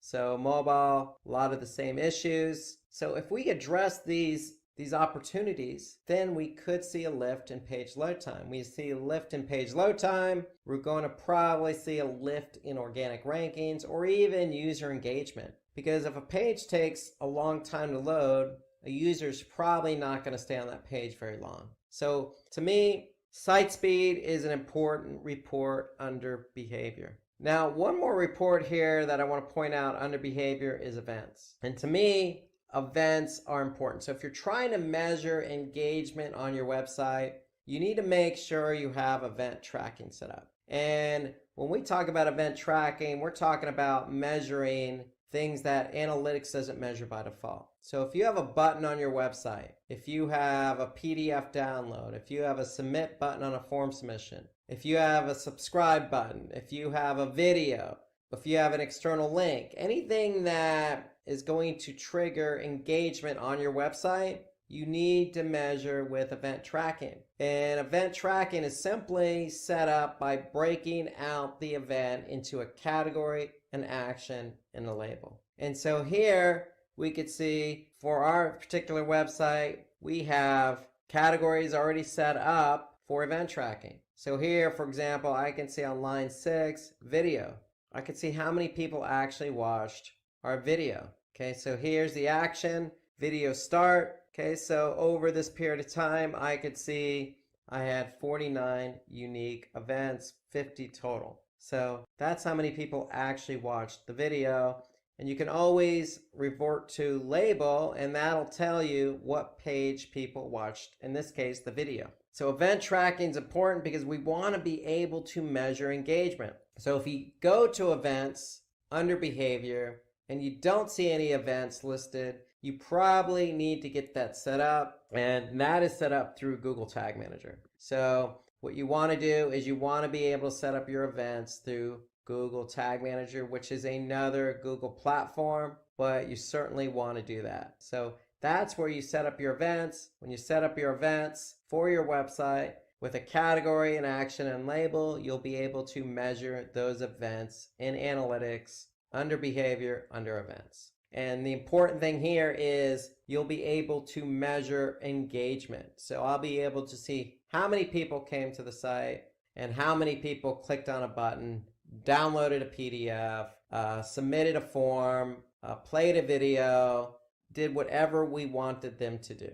So events are important. So let's move from behavior to conversions. And this is important because we want to be able to measure conversions on a website. So analytics has 4 types of conversions. So if I go to admin down at the bottom, and then I go to goals, I could see that I have 4 different types of goals that I can use. Now, right now, I have event-related goals set up for the website, for this particular website. So we just talked about event tracking. So if you're measuring a button click on your website, you can certainly turn that into a goal. And so all you need to do is tell analytics, hey, this is the particular category, this is the particular action. So for example, if I click on this particular goal and take a look at it, I can see that we have a category set up that anything that resembles donate now, okay, or donate, go ahead and fire this event as a conversion. Okay, so event is one type of goal. Another type of goal is destination. So if somebody goes to a specific page, like a confirmation page, we can turn that into a goal. So here I could see if somebody goes to donation-confirmation, then analytics is going to fire that goal as a conversion.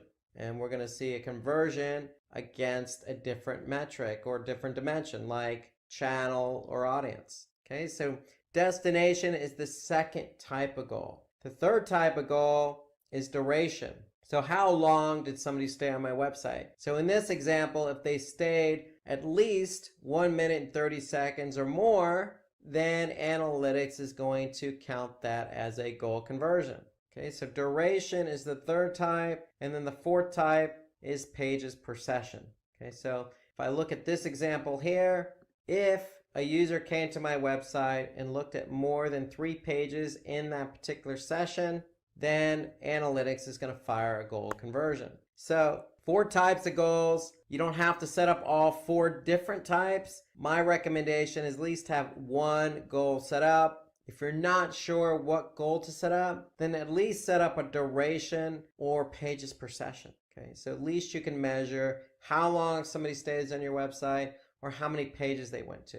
Okay, so when you actually do have these goals set up, you can go back into conversions, we can go back into goals, we can go back into overview, and we can measure our goal completions over this period of time. So here I could see 313 goal completions total with a goal conversion rate of 1.88%. And then I could see it broken down by goal type. So remember, the only goals I have available and set up are event-related goals. So 69 newsletter signups, 156 donate click buttons. I have 32 contact form submissions, 37 email click completions, and then 11 phone number click completions. So I can measure engagement as a goal. And so goals generally are important to the business. So you want to make sure that if you have a goal for your website, then you want to be able to set that up as a goal in Google Analytics.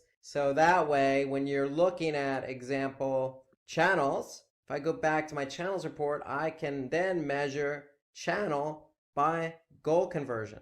So these are all goals, but if I want to look at, for example, how many people from organic search clicked on the Donate Now button, I could see that. I could see year to date, 10,887 users, which meant 11,000 sessions. 76 clicked on that Donate Now button. And that comes out to 0.65% conversion rate. Okay, so that's important. So you want to be able to measure any dimension, whether that be channel, source medium, keyword, campaign, mobile device, could be demographic, gender, or age. You want to be able to measure any dimension against the goals you have set up so you can measure performance. And that also includes pages or landing pages as well. So that's a quick overview of what you can expect to see in Google Analytics. Again, audience, acquisition, behavior, and conversions. So there are a lot of data in Google Analytics, but you want to be able to take advantage of the data in order to improve website performance. Now let's jump over to YouTube Analytics, because if you have videos on YouTube, if you have a channel set up, some playlist, you'll be able to get some really good insights as to how your video is performing. And so here I could see I'm in YouTube. All I did was I went to my account, then I went to the studio version of YouTube, and then from there I went to Analytics. So my account, YouTube Studio, Analytics, and Analytics here is going to give me all sorts of information about my videos. Okay, so here I could see over the last 28 days, my videos produced over 8,600 views. My watch time in minutes totaled over 17,000, and I've netted 48 subscribers. And this is an overall, okay, so I can actually see when I publish videos, and I can see the date they were published. And here I'm looking at, total views over this particular date range. I can also see specifics on a particular video. So I could see the top video in terms of minutes. Here I could see this particular video had 602 minutes over the last 28 days. So here I could see views on a particular video. So this is just an overview. I could certainly look at some other information. If I click on reach viewers, I could see the total impressions. So how many times my video was viewed, or how many people looked at it, okay, and then the click-through rate. So here I could see the different traffic sources. So 29% came externally. Okay, here I could see 25% came within YouTube itself. I could see how many times a video was viewed and played via playlist, via suggested videos. So I could see different ways in which the traffic found my video and actually watched it. Here I could see externally how people were able to find my videos. And I could see 46% found it via Google search. I see lots of information here about sources of traffic, how the traffic got to these videos. So I could see then, once the traffic found my videos, how many times they actually saw it and viewed it and then watched it. So that's how many times I was able to reach viewers via different sources, and then their reaction to that, how many times they saw it and watched it. Here I can click on interest viewers. So again, I could see the top videos in terms of watch time. I could see the top playlist. So here I could see my partners playlist was the top playlist. So I could see some interest here in terms of average view duration. And then here we have build an audience. So we can look at specific audiences if we have them built in YouTube to see how many people actually watch my videos. So here I can see 88% of the people who watched my videos over the last 28 days were not even subscribed. So that tells me a lot of people are finding my videos, spending some time watching them, but they're not subscribed. So we're trying to get them to subscribe to our channel so they can watch more. So a lot of information here in YouTube itself about how our videos performed. Again, this is good insight because ideally what you want to do is you really want to take a look at a specific video, see how it's performing. So if I just click on one particular video, I can actually see the audience retention over the course of the video itself. I could see the ways in which people found the video, okay, again, externally or via YouTube search. I could see how many people liked it or disliked it. I could see all sorts of information on a particular video itself or an overview of my channel. So that's all available to you in YouTube Analytics under YouTube Studio. So take advantage of that. So if you're publishing videos on a regular basis, you want to hone in on how your videos are performing. So if you have any additional questions about YouTube Analytics or YouTube in general, take a look at our video that we created earlier this year about how to create a YouTube channel. We go into some in-depth insights into YouTube itself, especially YouTube Analytics. So take a look at that video. And if you have any other insights about YouTube Analytics or analytics in general, go ahead and put a comment below this video. So let's turn our attention to competitor spying tools. Very important to keep tabs on what the competition's doing, and there are a lot of tools out there. So when it comes to social, we can use a freemium tool like Sprout Social to listen in on our competitors. We can use another freemium tool, Social Blade. There's a popular tool out there called SpyFu. That's freemium as well. Moz, we looked at Moz earlier for keyword and organic. Moz is a great tool for also leveraging our competitors in terms of backlinks. And BuzzSumo, so that's another freemium tool. Again, there are lots of tools out there. These are just examples of some of the tools that we use here at Simplilearn. I use personally and professionally to get a sense of what our competition's doing. So why would we want to use a competitor spying tool? Well, it may sound like a very straightforward question, but there are lots of reasons why. And so let's look at some of these reasons. And the first reason is we really want to identify, our competitors' backlinks and monitor changes in their ranking. So the reason why we have this as the top bullet point is because SEO organic search is a long-term strategy. On page, off page, website, very technical and creative. There's a lot going on with SEO,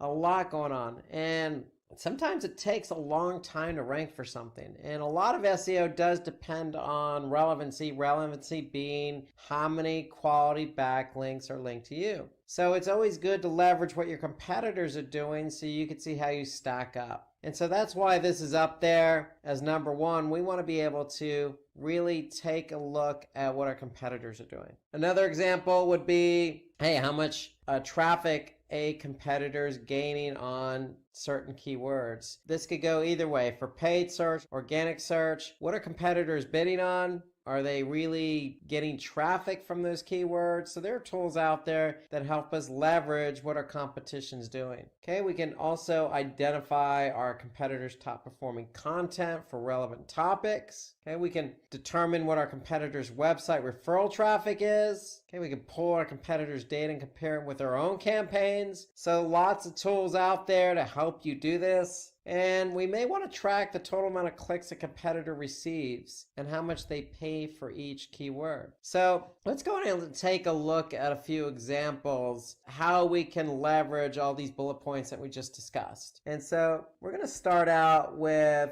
Sprout Social. And Sprout Social is a tool I use. It's a social media platform. There's a lot of things you can do with Sprout Social. Definitely generate reports for your social media platforms. You could set up posts that get published at a certain time and day. But there's also one particular tool in here called listening. And so what we could do is we just put in, for example, RV rentals in Twitter. So what we're doing is we're actually listening to see who else is tweeting about RV rentals. So we could do this for Twitter, we could do it Facebook, some other social media platforms. The whole idea here on Sprout Social is to get a sense of what our competitors are doing. So we could have easily put in a brand name. We're just going general here because we want to rank for the keyword RV rentals. And so here we could take a look at, what some of these particular brands are doing, like Go RV Rentals, Cruise America RV. We could see, just scroll down, and we can get a sense of, in particular, what people are tweeting about, what other companies are tweeting when it comes to this particular keyword, RV rentals.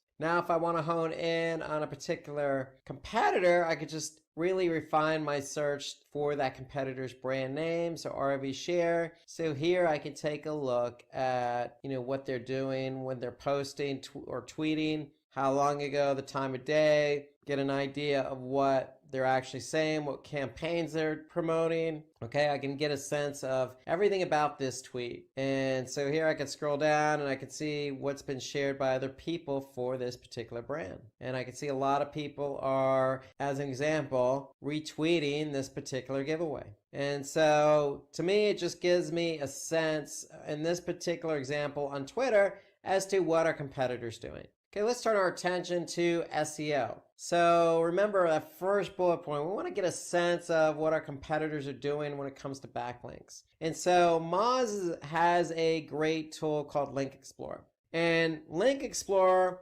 there allows us to actually compare link profiles. So for my domain, I can go ahead and put my competitors' domains in there and definitely get a sense of how many links my competitors have, external, internal. I can get a sense of page authority, linking domains. So I can really do a comparison across my domain and my competitors' domains to get a snapshot of how I compare against my competitors. So this gives me an overview of everything I need to know organically. Now, Moz also has another great tool under Link Explorer called Link Intersect. And I like Link Intersect. I use it a lot because if our competitors really have a number of external links and domains pointing to their site, and they have a better domain authority and page authority, then I want to be able to, see what they're doing, where they're linking, who's linking to them.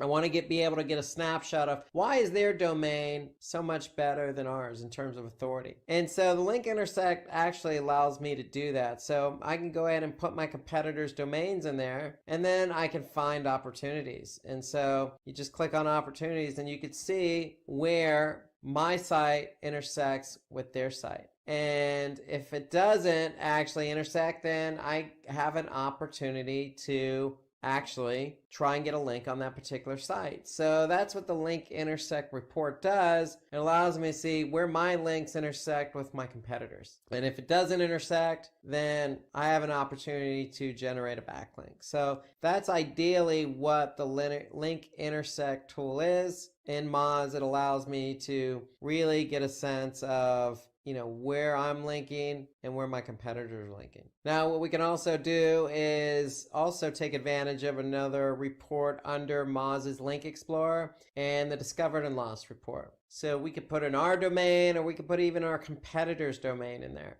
And we can get a sense of what domains were found and linked to them. So really within Moz, we can get a good snapshot of what websites are linking to our competitors. We get a good snapshot of the overall links to our competitor sites and specifically what sites. So the whole idea is if it's good for our competitors, meaning they're linking from a site that has a good domain authority and low spam score, then it's probably a site I want to be able to tackle as well. Okay, so you have Discovered and Lost. Okay, you have comparing link profiles, and you have Link Intersect. So those are three good reports you can leverage right in Moz's Link Explorer tool. Now there's one more report we can leverage in Moz, and that's the inbound links report. And so we can go ahead and type in our competitor's domain here. And again, we can get a snapshot of what their domain authority is, page authority for the home page. But really, this is what we're after, linking domains. So this particular domain has over 9,000 linking domains. So what we can do is actually go through and see, based on domain authority, I could sort by domain authority where these pages are being linked from. And so here I can see Reddit. So a lot of Reddit here, which is a good site for backlinking, New York Times. So, there's a lot of different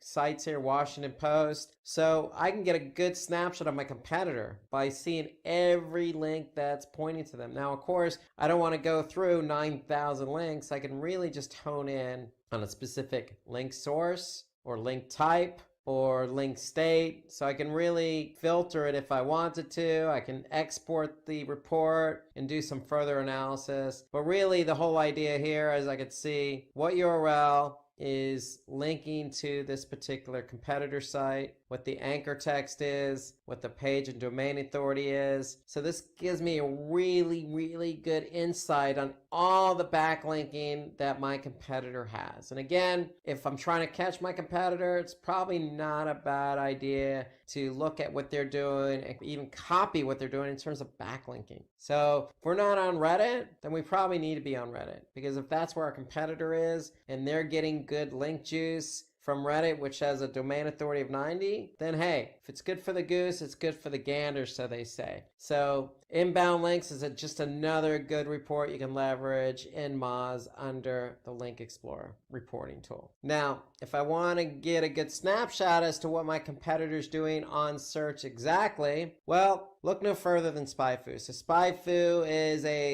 another tool that you can leverage from a PPC SEO perspective. From an SEO perspective, you got some backlinking data as well, just like you did in Moz. From a PPC perspective, you can get some good keyword insights. And so here, I just went ahead and typed in the domain. And what this is going to do is just give me an overall snapshot for my competitor's domain. So here, I could see, how many organic keywords they're found for, the estimated monthly SEO clicks they're getting based on the volume of those keywords. Okay, I could see here the keywords their top competitors also rank for, the rank history, 12 years. So this particular domain's been around a long time. Okay, so that's on the organic side. I can flip over to the paid side, and I could see that they are doing paid search. I could see 5,000 plus keywords they're bidding on. Okay, based on that, what they're actually paying. And then I could see, some of the other competitors listed here from a paid perspective and an organic perspective. I could see the shared keyword overlap. Okay, now again, you can pay for this because it's freemium and get some really good insights as to how your domain compares to your competitors. So I'm using the free version, and here the free version, SpyFu is just giving me some overall data on the specific domain I entered in. And so I entered in my competitors. You can certainly enter in your own domain to get a sense of organic keywords and paid keywords. So you can see top keywords, top paid keywords. Okay, this is Google Ads. Okay, so this is what recommendations as to what to purchase. Okay, here you could see some Google Ads history. I could see exactly what ad copy my competitor actually wrote and for what keyword. And then I could see some organic ranking history here as I keep scrolling down this overview report. So I can see for RV Rent where they rank, and then I can see inbound links just like I did in Moz. SpyFu is providing me with some insight as to, hey, what links are pointing to them and what the domain strength is and how many clicks they expect to receive. So this is all free data. Take it or leave it, but it's all free data available to you under SpyFu. So SpyFu gives you kind of an overview for free, some really in-depth analysis if you actually pay for it, and it just really hones in on what your competitors are bidding for paid-wise and what they're ranking for organic-wise. And so SpyFu is a really good tool to leverage if you just want to get a snapshot of how your competitor overlaps with you. So let's turn our attention to Google Analytics, because in Google Analytics, under Audience, I can go to benchmarking, and basically the benchmarking reports allows me to see what the industry as a whole is doing compared to my own website. Now, the caveat here on this particular report is that it's all anonymous data, so I can't exactly see what competitor is doing what in this report. But if I hone in on my industry, in this case autos and vehicles, and I hone in on a specific country or adjust the size of the daily sessions that I get, then I can see, hey, analytics in this case, in this example, is sharing 8,863 web properties. Okay, so they're sharing the data for over 8,000 web properties, and I can compare those web properties against my own. So if we're all in the same industry, it gives me a sense here as to how I stack up against the industry as a whole, in this case, as it pertains to channels. So you can see here,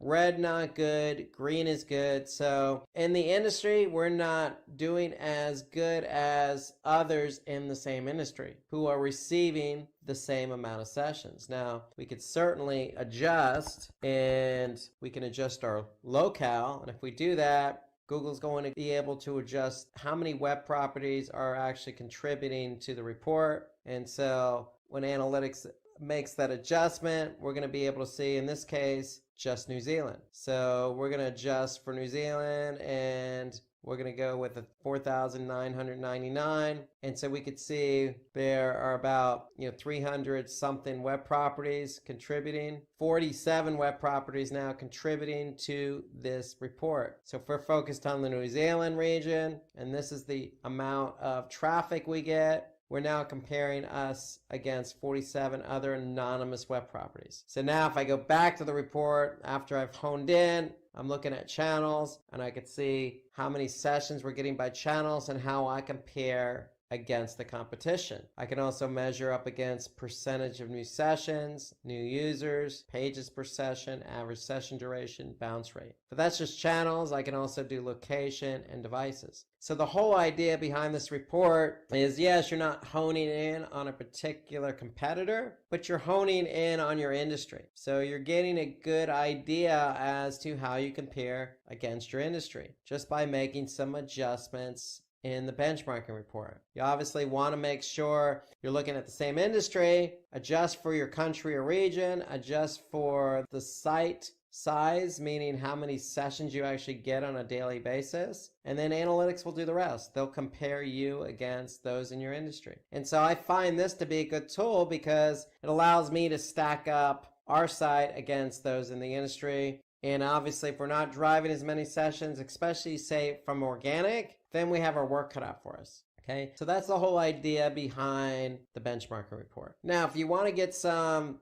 good insight as to what the competitors are doing and you don't want to use a tool, well, look no further. You can always go to google.com. Okay, so this is how we used to do it back in the day before all these tools became available. You just typed in a keyword, and we're going to type in RV rentals, and now we're going to be able to see who's bidding on that keyword. So we could see we have a number of different companies bidding on the keyword we're interested in. Okay, here I can see some featured snippets. Okay, and then I can see some organic search results. Okay, if I scroll down, I'll be able to see some other companies bidding on that same keyword, meaning they're paying for RV rentals. So if I clicked on somebody's link here, they're actually going to pay Google for the click. And so this just gives me a good sense of how many people are actually trying to rank for this keyword or trying to be found for this keyword. So that's all I did. I just did a search. Now, from an organic perspective, if you really want to hone in on your competition,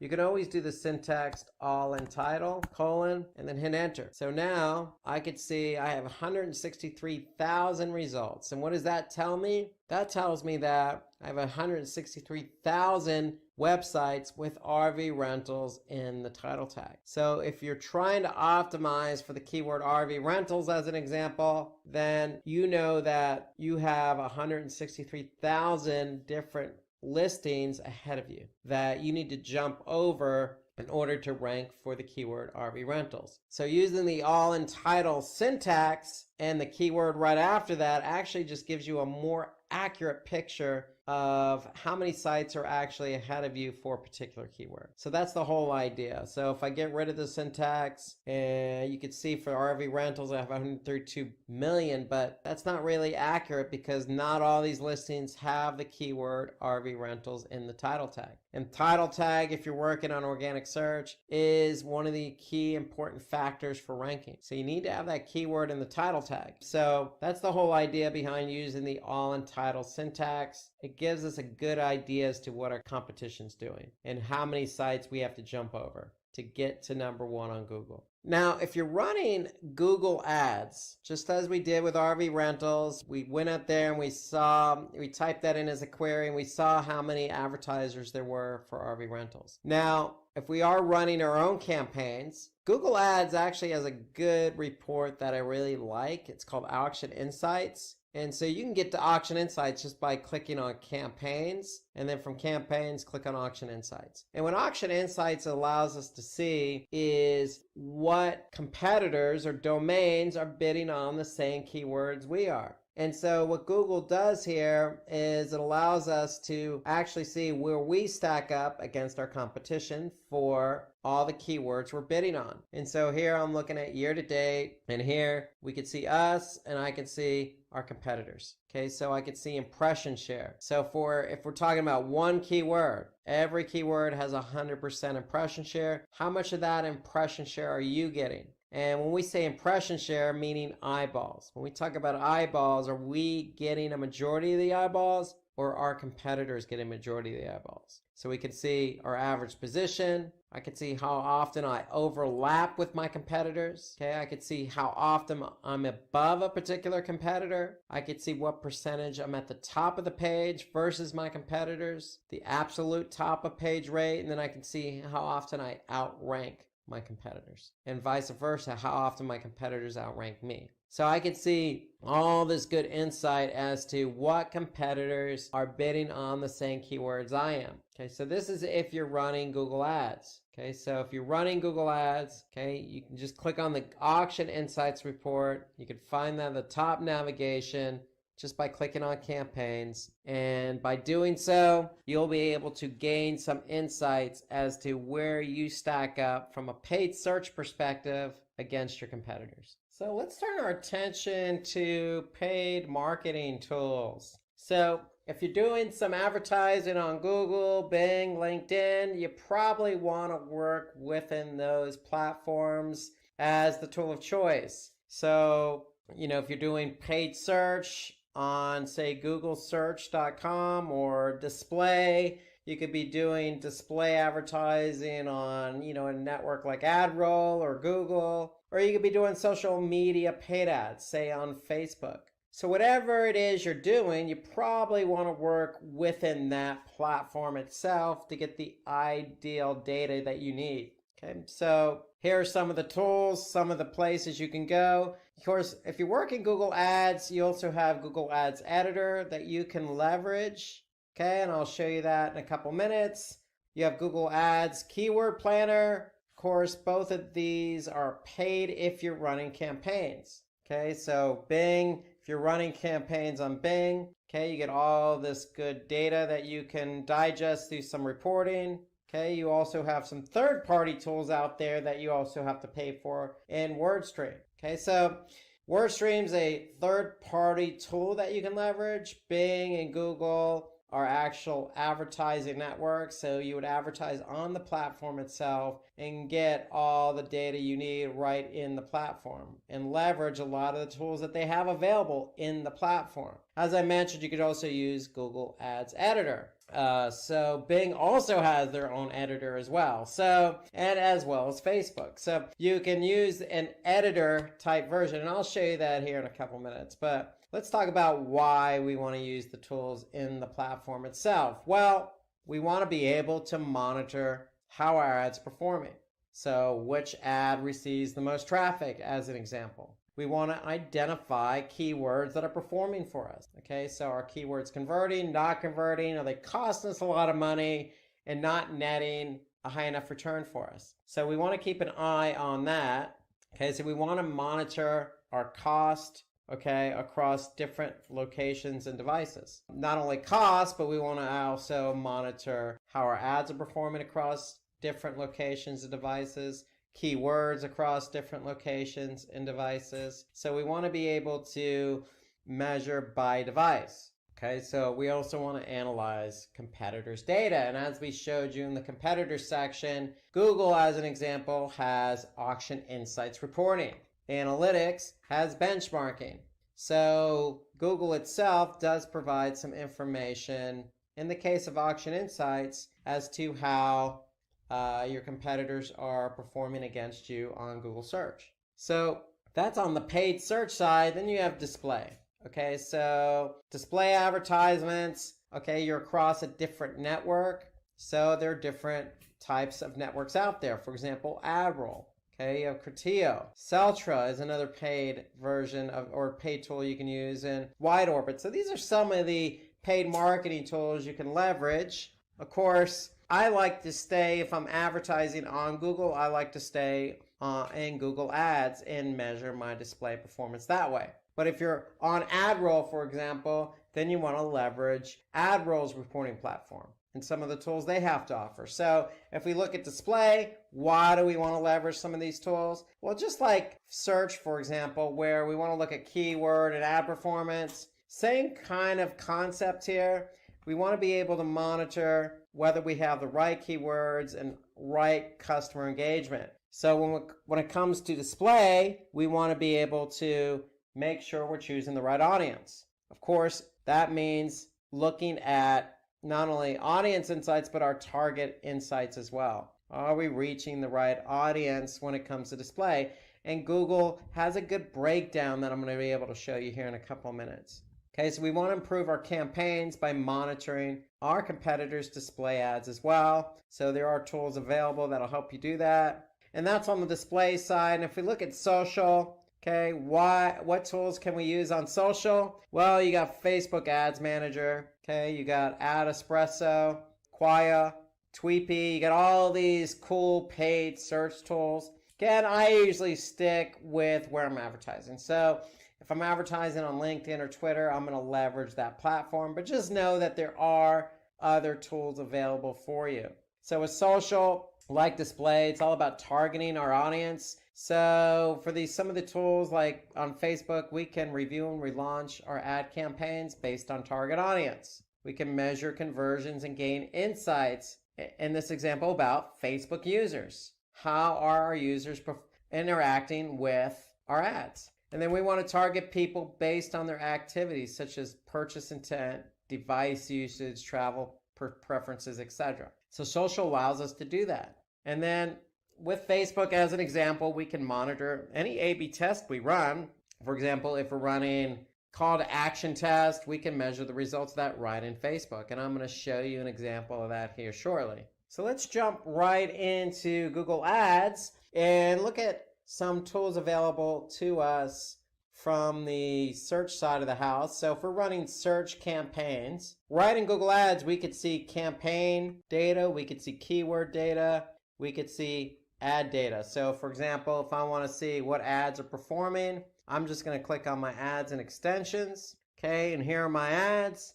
And now I could see what ads are performing in terms of clicks, click-through rates, etc. And so that way I can go ahead and pause ads, activate ads. So that's right here in the Google Ads platform itself. Now, if I want to look at specific keywords, I can do that. So I can see what keywords are driving traffic and clicks. Here I could just sort by clicks.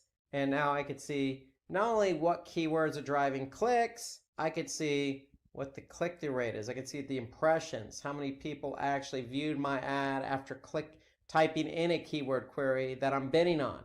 I could see how much I've paid by keyword.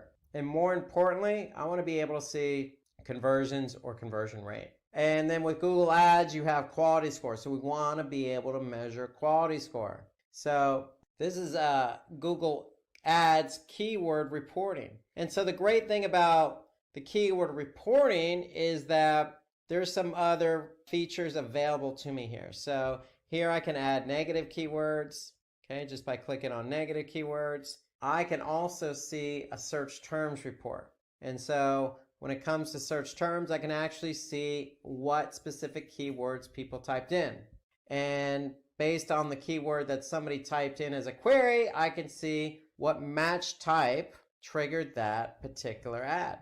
And so if I see a keyword query that I don't particularly care to be shown for, or want my ad shown for, then I can go ahead and just select it, and I can add it as a negative keyword. Okay, so that tool is available to you right in Google Ads. Okay, and then you have the auction insights. So we review the auction insights when we're looking at competitive analysis. And so here, if we look at the auction insights, we'll be able to adjust our date range, and we'll be able to see basically, who else is bidding on the keywords and what their impression share is, what their average position is, what their overlap rate is, position above rate, top of page, absolute top of page right now ranking share. So once Google has data, then they'll be able to share that information with you. Okay, so that's just keywords, but there's a cool tool that I really like, and I leverage it for SEO and pay-per-click, and that's Google's Keyword Planner. So if you click on Tools, and then you click on Keyword Planner, we'll be able to leverage the Keyword Planner. And the whole idea behind the Keyword Planner is, do we want to discover new keywords? Or for the keywords we have selected, we can get volume and forecast on that. So here, let's type in a keyword, mail delivery. And if I click Get Started, okay, so Google's going to give me some other keyword ideas, and they're going to give me what the average monthly searches are for that keyword. They're going to let me know the competition. They're going to give me a range in terms of how much I can expect to pay for that keyword. So if I happen to click on that keyword, I can add it to a plan. And then once I've added to a plan, then I can go ahead and look at that plan and measure what kind of volume I'm going to get and how much I can expect to pay. So now once I've added my keyword to that plan, I can go ahead and see how many clicks and impressions and costs and click-through rate and average cost per click I can expect to spend. So, and this is based on a maximum CPC of $2. So I can go ahead and adjust my plan accordingly if I want to, in order to see basically how much I can expect to spend. So that's the whole idea behind the Keyword Planner in terms of choosing new keywords. And once you choose keywords you're interested in bidding on, you can actually do a forecast to see exactly how much you can expect to spend, how many clicks, how many impressions you can expect to get, and if you have conversions set up, how many conversions you can expect to receive. So that's all part of Google's keyword plan. That's viewing, forecast, as well as choosing keywords. So there are so many different tools and features within Google Ads. We need a whole segment just on this. So really, I'm just going to highlight some of the more important tools and features. So I mentioned the keyword planner. I mentioned the campaigns, keywords, and ads reports. Another thing I would look at in Google Ads, again, we mentioned this as one of our key defining why would we use it bullet point, and that's because of devices. So we mentioned devices. Why would we use Google Ads reporting tool? Because we want to look at devices. And we want to be able to see what devices are driving traffic from what campaign. And then the cool thing about Google Ads is right in Google Ads platform, you can go ahead and do a bid adjustment. So if I increase my bid adjustment, for example, on mobile phones, then my particular ad in this particular campaign is going to show more than on computer. So I can always decrease it.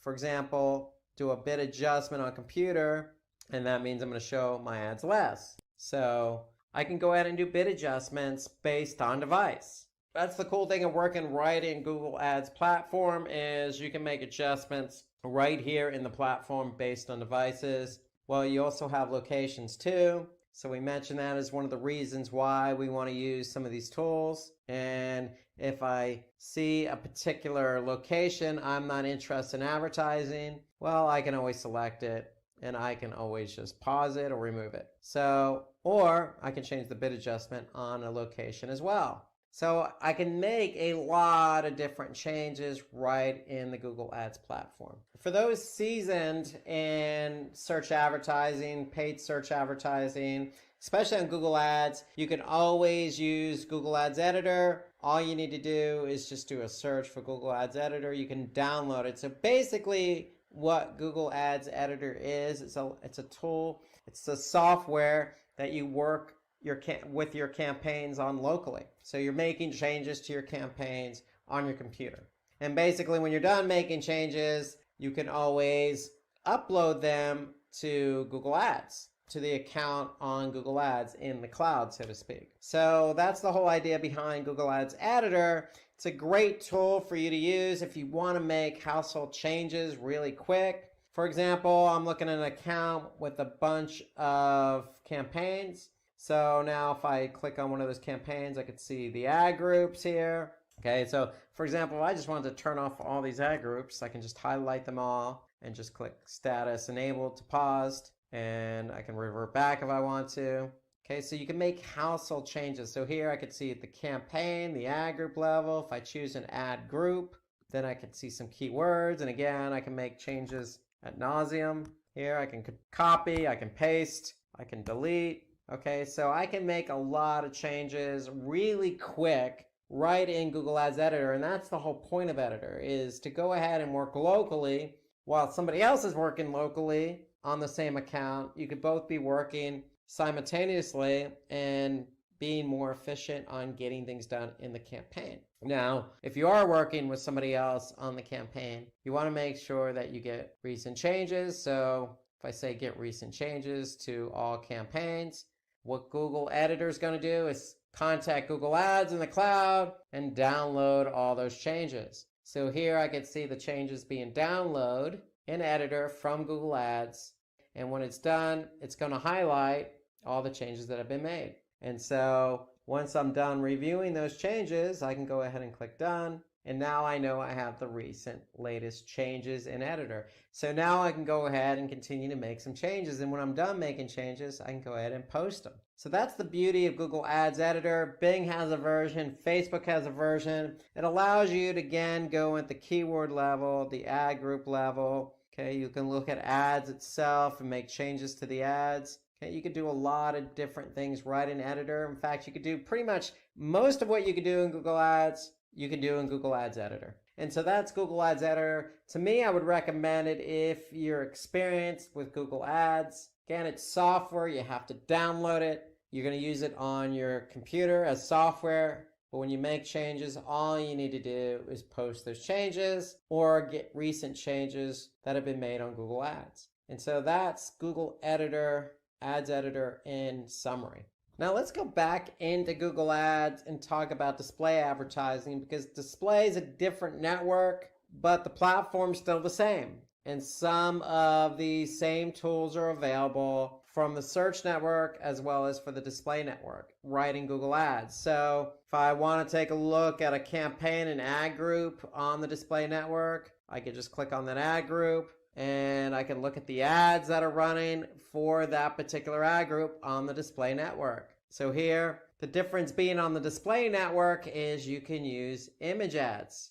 On the search network, you can only use text ads. So here I can look at image ads and I can see how they're performing. In fact, you could even go a step further and use responsive display ads. So Google has responsive display ads, meaning it's going to respond to what's performing best. Okay, and so now I can see clicks, impressions, click-through rate, etc. right on my ads and extensions report in Google Ads platform. Now, this happens to be a retargeting campaign. So if we click on audiences, we'll be able to see what audiences we're targeting here. Okay, so when this report loads, when you run retargeting campaigns, you're targeting a specific audience. And so we want to be able to see, okay, of the audiences we have set up, what audience is performing best. Okay, so here I can see a breakout by audience. Again, I can see the same metrics I could see on the search side. I could see clicks, impressions, click-through rate. More importantly, I want to be able to measure conversions.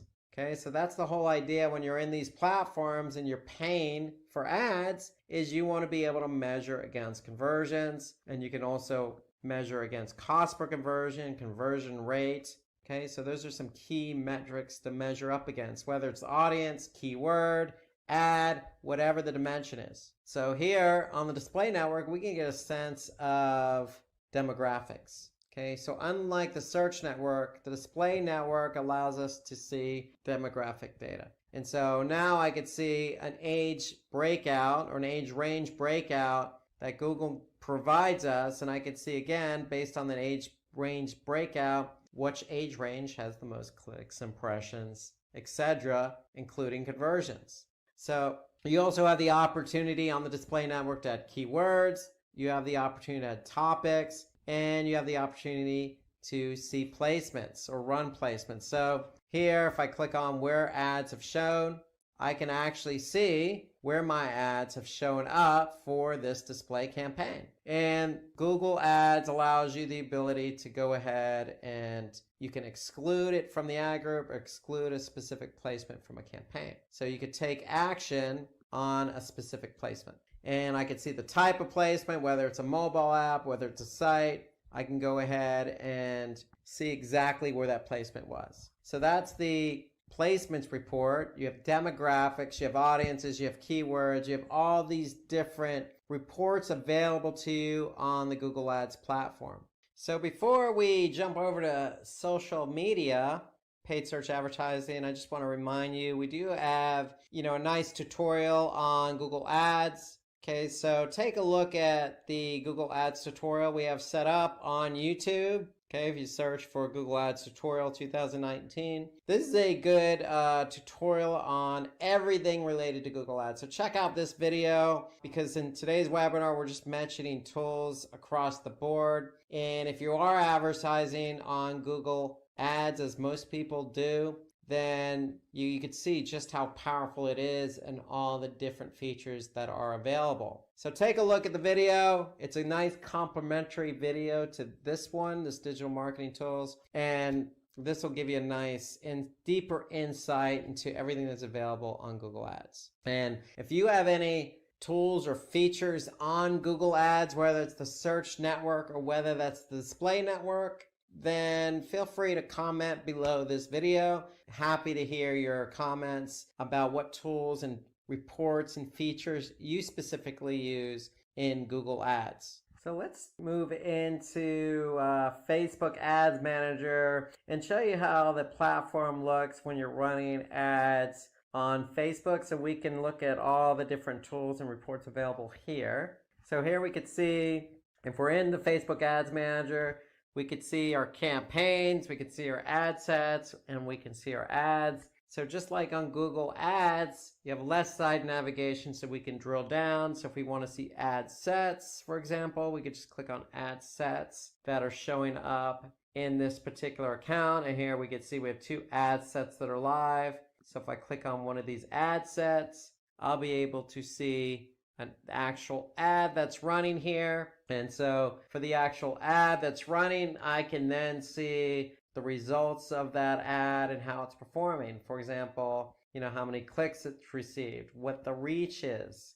what the impressions are. So impressions similar to Google Ads, how many people are actually looking at the ad. And then I can see the cost per click here at $1 as an example. And so now I can go in and I can go ahead and look at the ad performance and go ahead and change out that ad if it's not performing to my expectation. So if I click on more tools and then creatives, I can just simply click on creatives and then I can actually see the creatives I actually have running for that campaign I selected. So now I can see all the creatives that are running and I can see the results of those creatives. So Facebook Ads Manager also has different reporting. So if I click on the reports pull down menu, you can see here, I can see some standard reports by ad set, age and gender, and then I can see all reports here listed out by placement and device, time of day, country, etc. So if we just look at age and gender, we'll be able to get a breakout age and gender here. So You can see by campaign. I'm looking at all campaigns here, and I'm looking at just age and gender. I can certainly deselect one of these, and I can look at a specific time range. So now I could see who's looking at my ad specifically. So here I could see 35 to 44 female. I could see the reach, impressions, and how often they're actually seeing my ad. Now this is key for Facebook, because if somebody's seeing your ad a lot, they're probably going to tune out to it. So that's what makes the frequency metric so important on Facebook, because then we can go ahead and turn off that particular age and gender if we needed to. And we can see how much we spent. So this just gives you some idea of the type of reporting that's available in Facebook Ads Manager. Now, the great thing about Facebook reporting in Ads Manager is, I can group or ungroup my dimensions if I needed to. I could change the view and arrange columns. I can get rid of columns, just as you would in Google Ads reporting. Very similar stature here. So I have a lot of flexibility here on how I review the reports. You got different metrics that you could pick and choose as well. Okay, and you got lots of different flexibility when you're looking at the reports on how your campaigns are performing. Now here I can pick and choose. I can choose campaign, ad set, ads, objective. Again, I can choose different demographics. So I have a lot of options available to me in terms of how I want to, view the performance of my campaign, view the performance of my ad set or my ad. Now remember, if you're in Facebook, you can always go in and edit the campaign. You can edit the ad set. Remember, in the ad set, that's where a lot of your decisions are going to be made, including how you want to drive the traffic, okay, what your budget is. Okay, you can basically choose your audience here. So you're going to be able to choose what type of campaign it's going to be. And based on that campaign, you're going to go ahead and choose the kind of audience you want to focus in on. You're going to be able to choose the location, the age range, the gender. So all of this is going to be set up in the ad set or the campaign or the ad. If you go ahead and edit an ad, remember you can do A/B testing as well. So you have a lot of different options and features available to you right in Ads Manager when you're managing your paid search campaigns on Facebook. So if you want some more information about all the different features and tools in Facebook Ads Manager, check out the Facebook Ads Tutorial 2019 webinar that we did earlier this year. In addition, you can also look at another one that we did on Facebook called Facebook Advertising Tips and Strategies. So that should give you some sense of everything related to Facebook ads and how to take advantage of the Facebook Ads Manager platform. So if there's anything on social that we may have missed or that you use, feel free to add a comment below the video. We'd love to hear your feedback. Okay, let's talk about some affiliate marketing tools. Let's turn our attention to affiliate marketing. A lot of affiliate marketing platforms out there. The number one probably is Commission Junction, also known as CJ. They're an affiliate platform. They have a freemium model, meaning you can have a free trial, but basically you're going to have to move on and pay for the platform. Likewise, for House Offers, you have volume. You really, when it comes to affiliate marketing, a lot of platforms out there. Click Inc., AWIN. So a lot of these are brokers per se. And when I say brokers, like for example with CJ, you as a merchant or you as a publisher can get in touch with a merchant. You as a merchant can get in touch with a publisher. Meaning CJ helps bridge the gap between you finding somebody to build your network with. Okay, so that's what really affiliate marketing is, and you really need a platform to kind of put it all together. And so a lot of affiliate marketing platforms. We're actually going to take a look at CJ and go through some of the features in the platform here shortly. But let's just take a look at why we need these affiliate marketing tools. Well, these affiliate marketing tools identify affiliates, influencers, employees, other advocates you want to partner with. So again, you could be on the merchant side. You could be actually selling a product. and you're going to want somebody to help you sell that product. Somebody with a website who's an influencer who drives a lot of traffic to their own site, who, does sell, reputable brand, etc. So you need somebody to help you introduce you to these sites. Okay, so CJ and some of these other marketing platforms, affiliate marketing platforms do that. Okay, so these tools are there to do the introductions. They're brokering the relationship. So the other benefit here is you can contract with affiliates and track the traffic and conversions. Well, what do I mean by that? Well, if you do use CJ.com, by no means am I only endorsing that platform. There are plenty others out there. But whatever platform you use, you're going to want to be able to set up terms and conditions with that particular affiliate. So you could set up a terms and conditions for, say, 10% off all sales, as an example. Okay, well, you're going to need a platform that will help you broker that contract. Okay, contract terms or program terms. Furthermore, you're going to need a platform to help you track, hey, is this affiliate helping me drive traffic, or is this affiliate driving traffic to my products, and is this affiliate helping me sell? So these platforms help you do just that. Okay, so you can gain high website rankings with the help of your affiliate, meaning that, hey, your affiliate can be promoting your product, and if they're promoting your product, you have a chance to show up via paid search, organic search, off other websites, so social. So you have a lot of benefits to working with affiliate marketing in itself, and the tools available will help you gain website rankings as one example. We want to be able to track certain metrics. Okay, so in affiliate marketing, you have earnings per click, EPC. As an example, most platforms measure EPC from a 7-day period to a 3-month period. Okay, you can also figure out what the actual cost per click is, just like you do on, say, Google search. You can actually measure that in affiliate. Okay, you want to eliminate fraudulent clicks, impressions, and conversions. So any affiliate platform worth its weight is going to help you understand, how many impressions and clicks and conversions you're getting, and help you manage that in terms of fraudulent clicks. Or, hey, if you're getting a lot of impressions and no clicks, that's a problem too. So these platforms are really built on helping you manage your relationship with the affiliate by offering up all sorts of reports and tools. The other big benefit here to affiliate marketing tool is, hey, we can influence our customers throughout their buying journey. So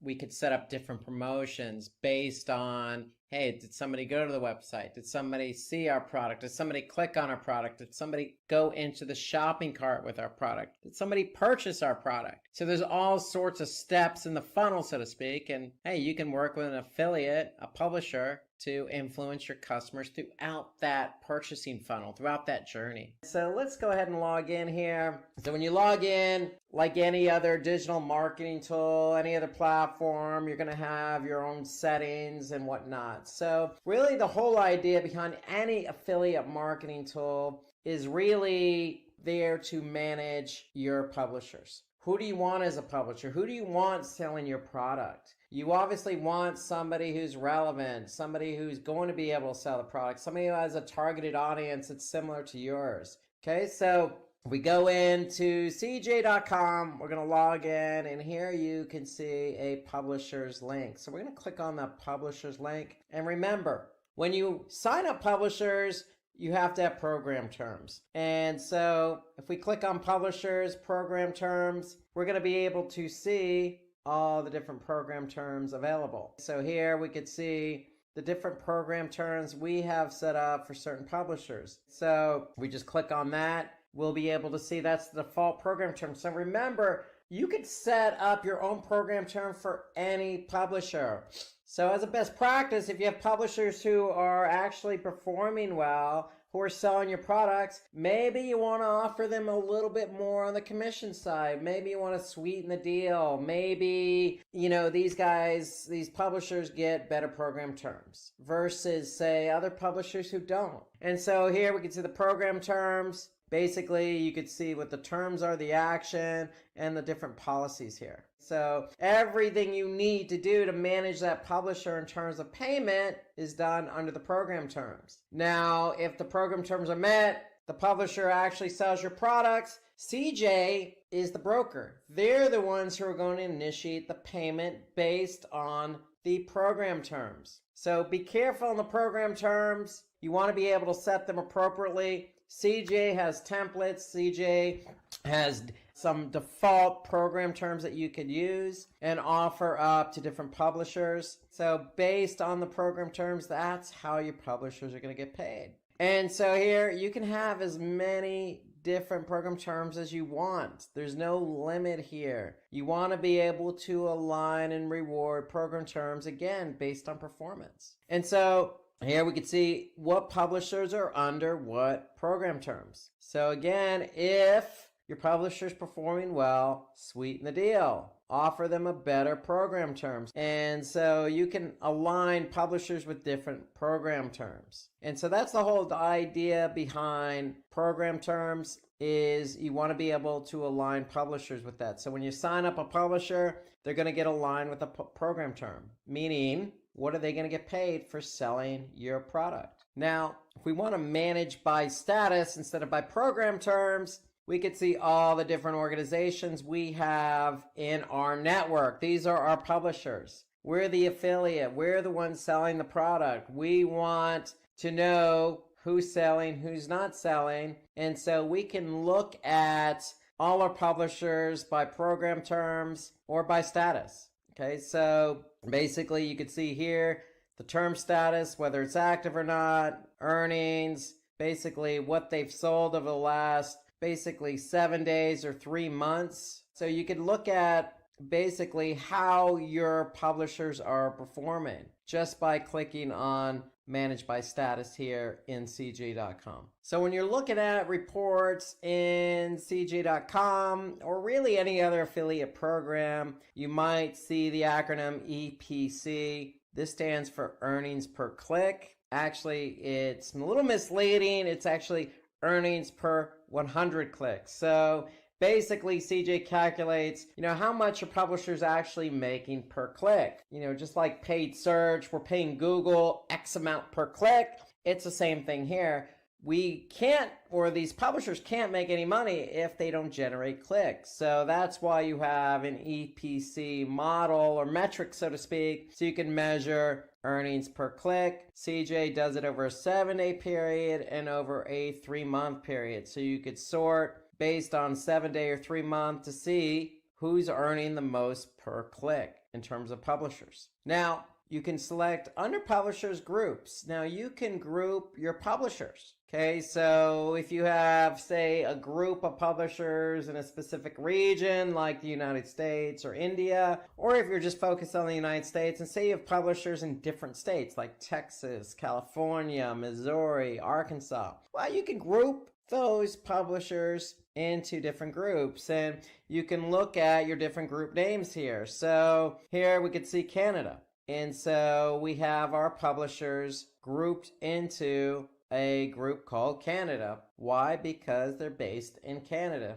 Makes sense. So you want to be able to organize your publishers, because the whole idea behind affiliate marketing, CJ, is you want to be able to get the best publishers available for your network. And so as you get more publishers for your network, you'll be able to basically start grouping them where it makes sense. Now, the example I gave you is by geography. You could do by geography, or you could do by publisher status, meaning my best performing publishers go into a group. If they're in a group, then they get aligned with a certain program term. So you could group your publishers any way you want, by status, meaning they're selling more, these are our best performing publishers, or by region, or by promotion. I mean, how you group your publishers is totally up to you. However, take advantage of the option to create publisher groups, because the whole idea, again, I'm going to repeat it, is you want to get publishers and you want to start building your base of publishers, because the more publishers you have, the more chance you are to sell your product. Remember, if nobody clicks on your product, then nobody's going to buy your product. So if you have publishers who are promoting your product for you, then you have a good opportunity to sell it. So the more publishers you have on board, the better the opportunity. So now once you have publishers, you can start grouping these publishers accordingly to whatever makes sense. It's a business decision. Just know the options available in CJ to group publishers. Let's turn our attention to social media marketing tools. Social media, always a great topic to talk about. So we're going to finish up all our digital marketing tools with social media. We talked about SEO, paid, competition, affiliate, email, web analytics. It's just appropriate to finish up with social media because social media has so many tools available. So many. Okay. The first one I can think about here is Hootsuite. Hootsuite is a great social media marketing tool to use. Okay, it's a freemium. Okay, you can set up a free trial here. You basically a base account, and then you can use Hootsuite to do a lot of things.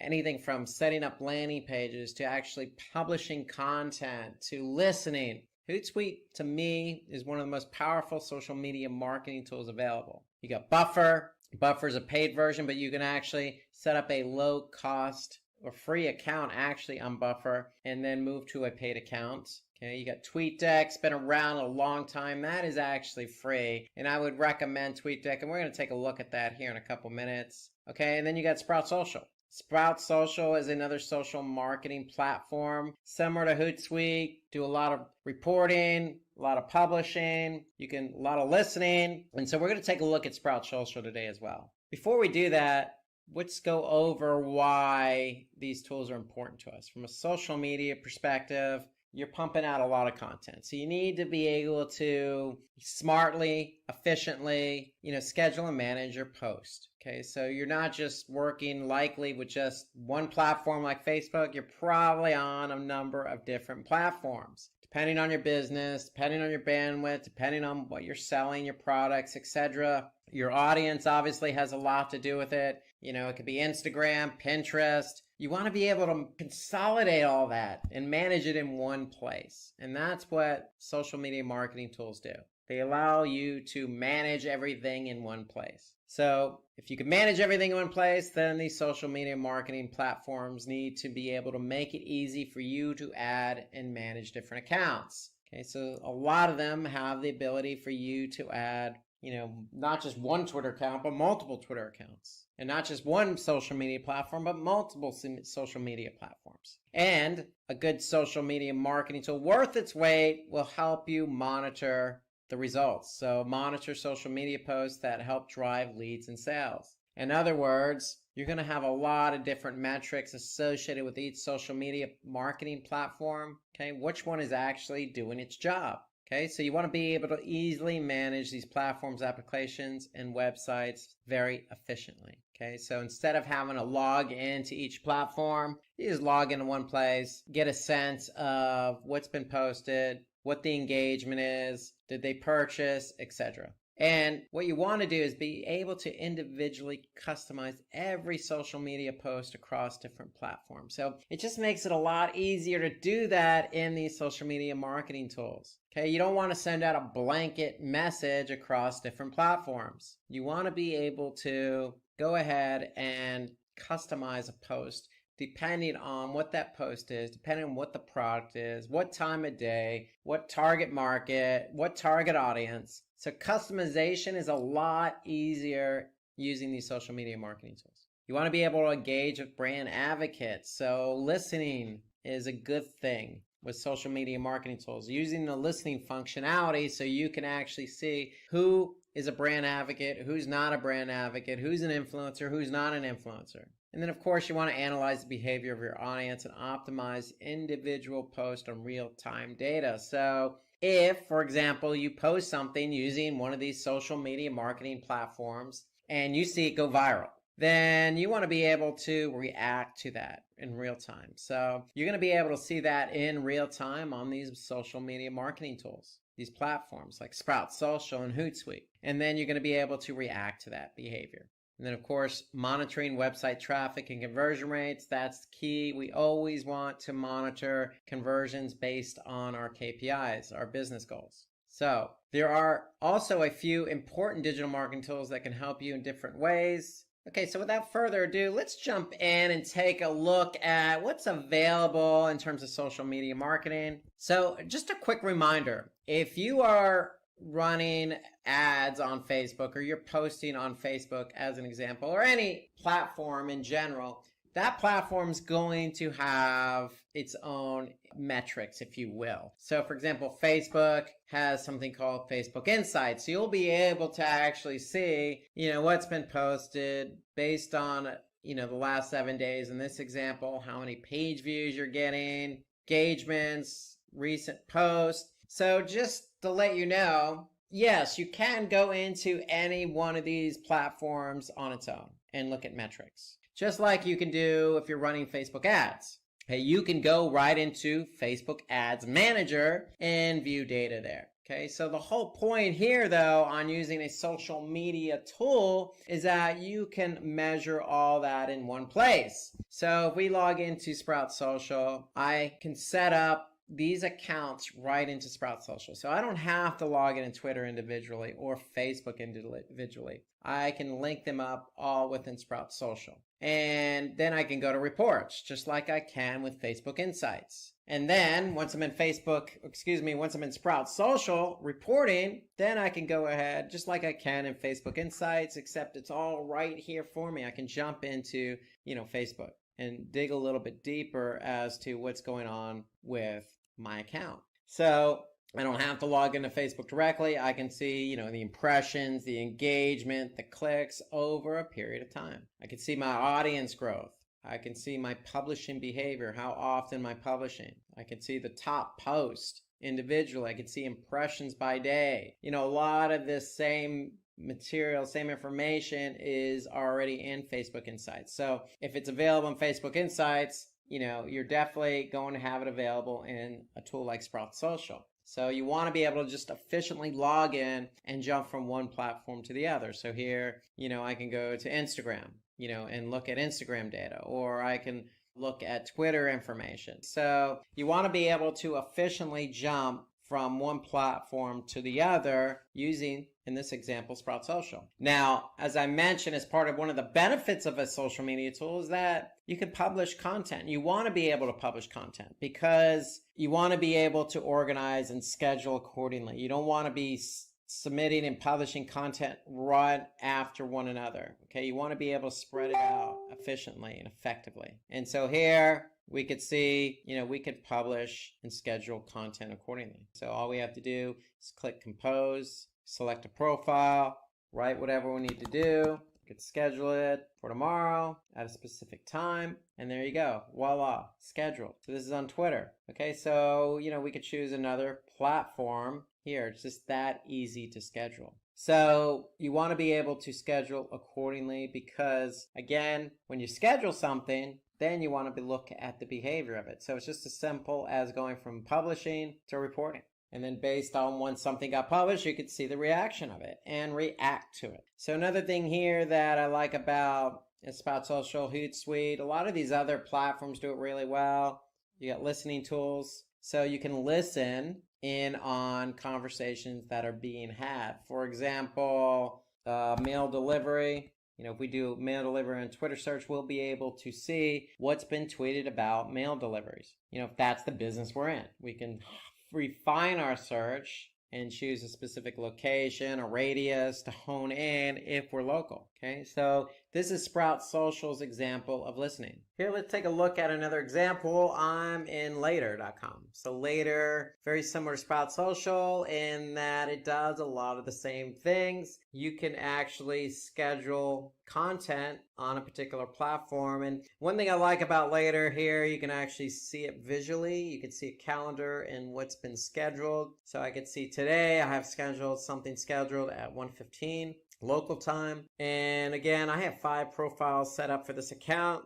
So I can pick and choose the profile that I want to publish to. So it just makes it that much easier and I can visually see it. And that's important. So here I can click on media library. So the one thing about later.com is that, you have a library of images that potentially you can reuse. So if I click on this image here, okay, I can get a sense of when it was used and I can view it on a calendar. I can add a label for it. So that's another benefit to Later, is that they have this media library here. They have conversations. So I can actually connect to a platform and listen in on conversations that are being had, similar to the listening tool in Sprout Social. And they have analytics, so you can actually see right in later.com how your particular social media platform is performing. So I can see it here over 7 days. I can see the number of followers have increased. I can see the growth rate. I can see the number of impressions that I've received. Okay, so I want to be able to see how my particular platform's performing over a period of time. So I can look at reach, a lot of profile views, website clicks. Okay, so I can get a lot of good insights here right in the analytics platform of Later.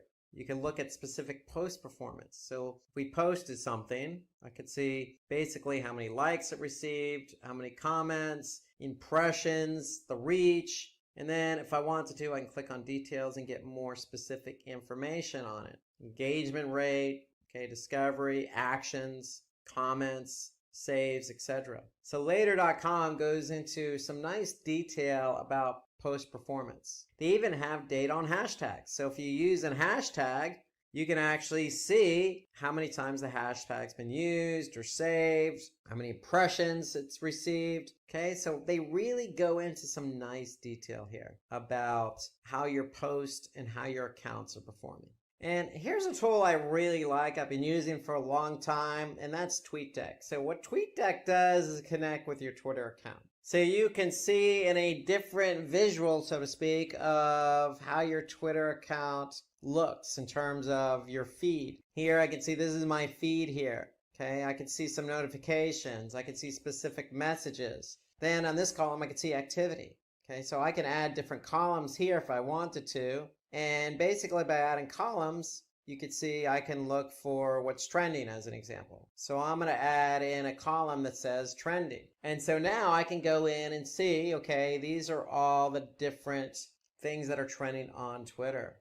So you can actually add a column and pay attention to something really specific. Okay, so for example, search. Okay, so right now I have men's health, but I could type in, let's just say World Cup. Okay, so I could see you got the cricket World Cup, you got, the soccer, football World Cup going on. So, we could pick a particular topic to follow if we wanted to. So again, here I'm following men's health. So I can now see, everything that's been posted on men's health. Now, if I click on, for example, one of these hashtags here that's trending, I can actually see who's tagging or using that hashtag Friday Feeling in their tweets. And so the whole idea behind, TweetDeck, it serves up a interesting overview, so to speak, of not only your account, but, a specific topic or what's trending or, other things that are being said. So if you really want to pay attention to your brand or something really specific like, your competitors or a specific product, then you can just do a search on that.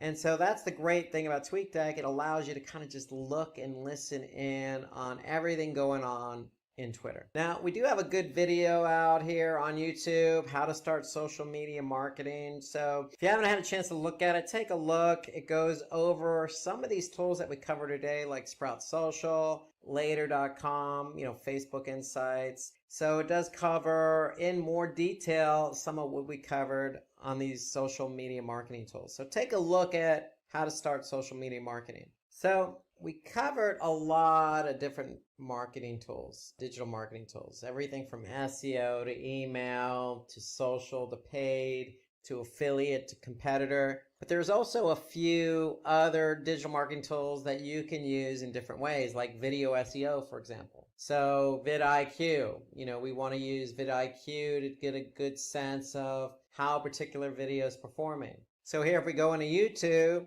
you can see vidIQ is a browser extension or browser a plugin, if you will. So I can go and take a look at a specific video and see how many hours it's been watched, how many views, minutes watched, subscribers, etc. The great thing here, I can look at the entire account. So I can get good insights into my video or my entire account here just by adding in the vidIQ extension into my Chrome browser. So vidIQ actually does give you some really, really good insights into not only your account, but the video. And so recommend vidIQ because it's good for video SEO.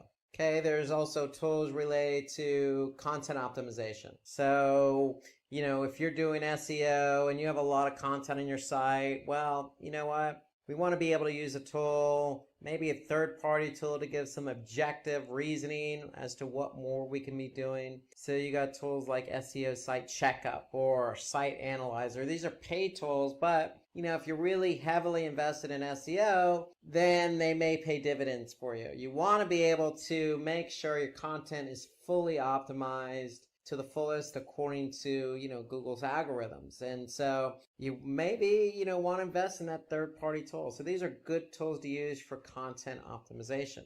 There's also other Reddit, but, there's Keyword Planner in Google. There's also WordStream. There's a lot of different keyword tools out there. So you may not have a Google Ads platform. And so if you don't have Google Ads, then you may not be able to gain access to Google's Keyword Planner. So having a third-party keyword tool will pay dividends as well, because those dividends pay off in the form of not only pay-per-click, but also SEO. And if you're heavily invested in content, heavily invested in social, then you may want to take a look at the keyword tool, Keywordit, and it's primarily used for Reddit. We talk about page load time. So we looked at that in Google Analytics. We know that it heavily impacts SEO. So there are other tools available. You got a third-party tool here that's free, SolarWinds Pingdom. You actually have PageSpeed Insights by Google. So these are free tools that you could take advantage of in determining how you can improve your page load time. My favorite topic, conversion rate optimization. So you got a couple in here, Crazy Egg and Zarget. Okay, so I'm going to show you another tool called Hotjar. So here, if you log into hotjar.com, you can set up an account. It's actually free. And with a free account, you can have Hotjar measure the heat map, not only the heat map, but the click mapping, the scrolling of a particular page. And so here you can see we're looking at a particular page here. So Hotjar allows me to, see on that page where people are clicking. I can also see where people are moving. I can also see, the scrolling of a particular page. Okay, so you can see here on the page, I can see people are moving over here to the right. That's where they're clicking mostly. If I switch over to move mode, then I can see on that particular page where people are actually moving their mouse. And then I have my scroll analysis. So I could see, how far down people actually scroll on the page. And so again, with a paid account, you can measure up to 10,000 page views. With the free version, you can measure up to 2,000 page views. And so 2,000 page views allows you to get some insight as to what people are clicking on or where they're moving or how they're scrolling on a particular page. And so I definitely recommend Hotjar. They also do funneling. They also do forms, polls, lots of other tools available in Hotjar. So hotjar.com is a tool I would recommend as well. So one final tool, and I'd be remiss if I didn't mention it, and that's Google Optimize. So Google Optimize is a Google platform that allows you to A/B test. And so A/B testing means that you have an original page and you're changing one element on that page to see which one performs better. And so with Google Optimize, it's just very easy to set up, to run. And the whole point of Google Optimize and A/B testing is to improve website performance. So here you can see I have an account set up on Optimize. You can see we're running one test here, and we're just testing one element versus the original. So we move photos to the top of the page. The original didn't have the photos to the top of the page. And so we can go into reporting here. Google Optimize does all the heavy lifting. And so here you could see we can look at bounces, or we can look at, basically a measure to test up against a metric that's important to our business. And again, the whole point is to improve website performance. And so definitely take a look at Google Optimize. We'll have another webinar in the future on the topic, but to me, Google Optimize is free. You can run up to 5 tests. Okay, and if you can run up to 5 different tests, then that means you have the ability to really improve website performance. Okay, so Google Optimize is a tool that I would recommend. Carl has a website on cake recipes. Unfortunately, his website on Google is not ranking well. Moreover, when searching for cake recipes keyword, his website ranks way below than his competitors. This can be due to various reasons, but one that sticks out is SEO. To solve this issue, I have a few important ranking factors that Carl needs to know and apply if he wants his website to rank well. Before we get started with the ranking factors, let me first explain what SEO is. SEO is the practice of getting traffic from organic search results on a search engine like Google, Bing, etc. Depending upon the keyword, search engines rank websites based on what content they consider most relevant to users. Without further ado, let me tell you the top 5 ranking factors which can help Carl to rank his website. First is content quality, then it's page speed of a web page. After that, it's website structure. Next is SSL certificates. And finally, it's backlinks, which is the most important ranking factor. Let's have a look at good content quality. A good content quality is an essential factor that helps a website to rank on Google. Google ranks content that completely answers a user's query. In our case, cake recipes. Also, longer content rank higher on search engine results. Apart from longer content, you can also optimize your content with few techniques, such as you can start with a comprehensive introduction. This article on the best vanilla cake I've ever had is a good example of having a comprehensive introduction. Ensure to write content relevant to the chosen keyword. For example, if your keyword is cake recipes, ensure to write a content on how to bake a cake rather than focusing on cake decorating ideas. Always create a click-worthy title and include LSI keywords in your content. In SEO, LSI stands for Latent Semantic Indexing. They're used to drive content traffic and create more visibility on SERPs. An easy way to look for LSI keywords is on Google SERP. Some of the LSI keywords for cake recipes are easy cake recipes, vanilla cake recipes, chocolate cake recipes, and a lot more as shown on the screen. Ensure your heading and subheadings consist of keywords. For example, all the heading and subheading for this article have the keyword cake. Build a comprehensive internal linking structure of web pages. It helps in spreading link equity across the site. It is important to create a simple internal website link structure. In the below example, a bot crawls on web page 2 by following internal link of the web page 1. Next, add suitable images with descriptive alt text. Here, using relevant images can help search engines understand what your content is about, and this method helps in site ranking. For example, for Carl's website on cake recipes, he should use suitable images like wedding cakes, birthday cakes, etc. Incorporate call-out boxes as it will highlight the important information and increase the dwell time. For example, if Carl wants to sell his cake, he should place call-out box with contact details immediately after the cake recipes. Ensure your web page is completely crawlable for bots as it will enhance website ranking.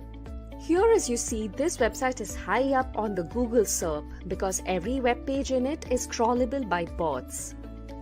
Next, opt for mobile-friendly designs. It will result in good user experience. For a mobile-friendly design, always prefer short and crisp sentences for easy reading. A poor example and a good example of mobile-friendly designs are shown here. And most importantly, update the content regularly. By doing this, search engine rearranges your site's ranking. For example, the Sally's Baking Addiction cake recipe blog ranks at number 1 on Google. The reason? It updates content regularly. Next, we have page speed. Page speed defines how fast the content of a web page is displayed on the screen. It is important to ensure that a page speed isn't slow, otherwise it will result in high bounce rate. Page speed can be optimized through improving your server response time. This can be done by fixing major issues like slow database queries, slow routing, or a lack of adequate memory. Use a simple website design and reduce the image size that is larger than 150 bytes. Next, use a content distribution network as it distributes the load of delivery content in multiple geographical locations. You can also optimize your code, minify files. If your website has numerous CSS and JavaScript files, you can minify and combine them. Google says slow page speed results in high bounce rate, as you can see here. Next comes optimizing title tags and URL. A title tag summarizes the website's content and URL is a web address. Title tags are displayed on SERPs. It is a clickable headline for a given result. Title tags are displayed on SERPs. It is a clickable headline for a given result. For example, chocolate cake recipe, carlcake.com is a title tag of a website, where chocolate cake recipe is the primary keyword, cake recipe is the secondary keyword, and carlcake.com is the brand name. Backlinko recommends writing a relevant keyword in the title tag is important, as it gives an overview of what your content is about. Now, talking about URLs, always refer a well-structured, short and simple URL. According to Backlinko analysis, short URLs tend to rank better than long URLs. Moving on to our fourth ranking factor, let's talk about SSL certificate. Websites using HTTPS server have a higher chance of boost in rankings. HTTPS is used for secure communication over a computer network. As you can see here, Google confirms HTTPS as one of the ranking factors. There are two ways to improve site security. You can protect your domain by enabling DNSSEC protocol or use HSTS to add an extra layer of security over HTTPS, whereas HSTS protects from hijacking. The next ranking factor is website architecture. The famous digital marketer Neil Patel says, the better your site structure, the better your chance of ranking higher in the search engines. Also, Backlinko confirms that an optimized website architecture helps bots to find and index all of the web page. A good site structure results in good user experience. Some of the ways to optimize your site structure are creating a logical hierarchy structure, which means a good site architecture not only makes content easier to find, but also helps to gain traffic. Include sitemaps so that the bots can easily access and index the content. Code your site navigation in CSS or HTML because these two languages are easy to code and understand. Build a comprehensive structure of internal linking, as it improves indexing of a website and helps in spreading link juice. Coming to our last ranking factor, that is backlinks. Backlinks is an online navigation of hyperlinks from other websites to your own website. In this way, we can drive referral traffic and increase the website's authority. In SEO, the more backlinks in a web page receives, the better it will rank in Google. Backlinks enhances search engine rankings, brand awareness, and referral traffic. Backlinks can be gained through influencer marketing, engaging with audiences on multiple social media platforms like Telegram, LinkedIn, etc., participating in high PR Q&A sites like Quora, and post answers to the questions related to your business.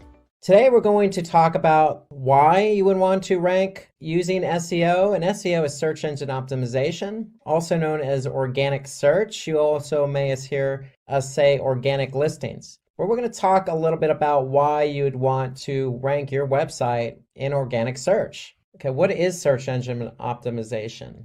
Then we're going to follow that up with how does Google rank websites? So why does it rank one website over another? And how do we get our website to rank number one? Then we're going to talk about the different types of SEO or search engine optimization techniques. So you can get your website ranked number one.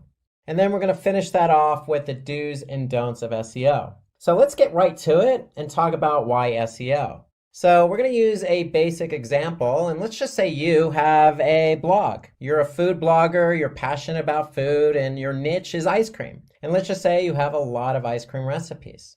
You want to get traffic to your blog. You want people to read your blog. And you're curious, why am I not ranking for my blog? Why, when people type in ice cream recipes and say Google, my blog posts don't appear at the top of organic rankings? And there's a number of reasons why you wouldn't be ranked for your blog post or your ice cream recipes. And the main reason would be your competitors. So there could be somebody else out there who is also passionate about ice cream and has been blogging longer than you. And they have more content and more blog posts and more pages for Google to rank. So that's usually the number one reason. The other reason is improper usage of keywords. And we're going to talk a little bit, or it's actually a lot more about, keyword usage in your content. So what kind of keywords do you want to rank for? That's really what we're talking about when we talk about usage of keywords. What keywords do you want to rank for, and how do we work those keywords into the content? Another reason is poor link building practices. And really that means, are other blog posts or other websites linking to you? Also, are you linking to other pages on your website? And so it's all about link building. And with link building, it's internal linking. So are we linking from one blog post to another? And it's external linking. Are other websites of high quality linking to us? And so that's what we talk about when we talk about link building. And then another reason is web page load time. So you could be running your blog post on, say, WordPress, for example, and your blog post isn't loading fast enough. Well, if you look at it this way, think about it. If you're Google, would you really want to rank a website or blog post in this example number one on Google rankings if that particular page loaded very slow? No, you wouldn't, because when somebody clicked on that link in organic search and went to your website, they're going to have a bad experience because the page is going to load slow. So Google doesn't want their users to have a bad experience. You don't want your users to have a bad experience. And so that's why web page load time is a critical factor for ranking. So we need to make sure that our web pages load fast. And then your user experience is not good enough. So Google, again, based on my example about the web page load time, Google wants people to have a good experience when they go from their search engine to your website. And there's a lot at play there, specifically web page load time, but also, Google doesn't want any spam content. Google doesn't want any pop-ups or overbearing ads on the web page. They want people who are searching for something in particular, let's just say ice cream recipes, and they want to find a relevant website that has ice cream recipes. They want to be able to click on that link and read some good content about ice cream recipes. It's that simple. And that's really what Google's trying to create in their environment. And that's you as an end user, as a website owner, you want your users to have a good experience. And then last but not least, your website is de-indexed by mistake. And really what we mean is de-indexed is Google needs to be able to index all the pages on your website. So if you have a blog with 100 recipes, you want Google to have access to all 100 recipes. So we're going to talk a little bit later about how to get your pages ranked or indexed on Google organic search. So let's move on to what is SEO. So sticking with our ice cream blog theme, really SEO, search engine optimization, really is the practice of increasing your pages that Google has indexed up the rankings. So the end result is we want all our pages to be ranked number one for particular keywords. So if you want to be ranked for ice cream recipes, well, there's certain things you need to do. So that's generally how it works. We need to apply search engine optimization to increase a page for a keyword we want to be found for. So let me give you an example. So let's just say there's 100 students that participated in an essay competition. And so the competition in this particular case is evaluated on the basis of, is the content relevant? Are they using suitable titles for their essay?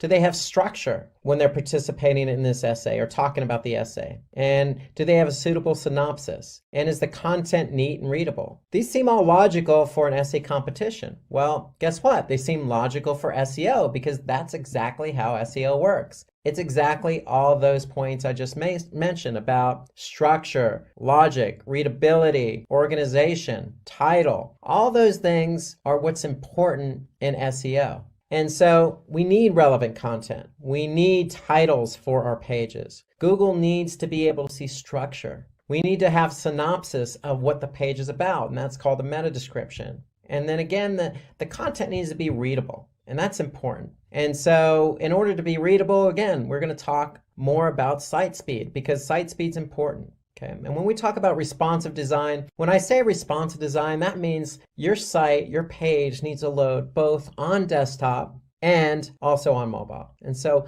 all these things are important. Just like an essay competition, Google is the judge, and they need to be able to determine what page is best to rank number 1, number 2, number 3, etc. on Google search. And then link building. Remember I mentioned link building a moment ago? Well, link building internally and externally also plays a vital role. And so we're going to talk about that a little bit later in the class when we talk about off-page SEO. How does Google rank website? And basically, Google follows 3 basic steps to rank a website. They need to crawl your website. They need to take what they crawl back to their servers. And when they take it back to their servers, your web pages, they need to have them available for indexing. So when somebody actually types in a keyword into google.com, it'll be available to be found on organic search. So that's what indexing is all about. And then Google's job when somebody does type in a search query is to basically rank those pages that they've indexed from number 1 to infinity,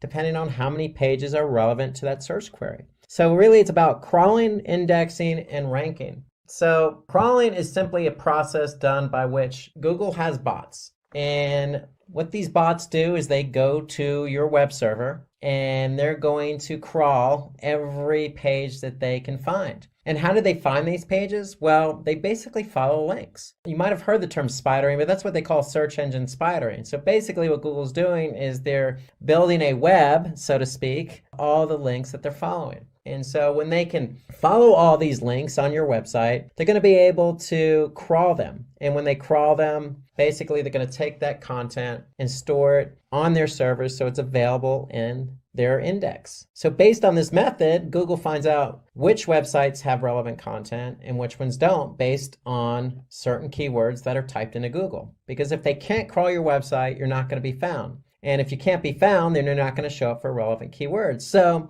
we need to make sure your site's available to be crawled. And we'll talk about that a little bit later. Okay, but let's show you an example. So let's just go to Google search. And if I type in the keyword Simplilearn, okay, I could see I have 1,010,000 results. Okay, and that's how many results are showing up for Simplilearn. Okay, now they may not all be Simplilearn pages, but nonetheless, Simplilearn is ranked number 1 here organically, and there are 1,010,000 pages related to the keyword Simplilearn. Now, when it comes to organic search, we don't want to get it confused with paid search. So anytime you see paid search, you're going to see something that says ad next to it. Okay, so we could see that there are paid ads here, but when it comes to organic search, those are generally below paid ads. And so that's where Google counts the 1,010,000 results. And so that's the whole idea behind crawling and indexing. Google's able to crawl Simplilearn's website,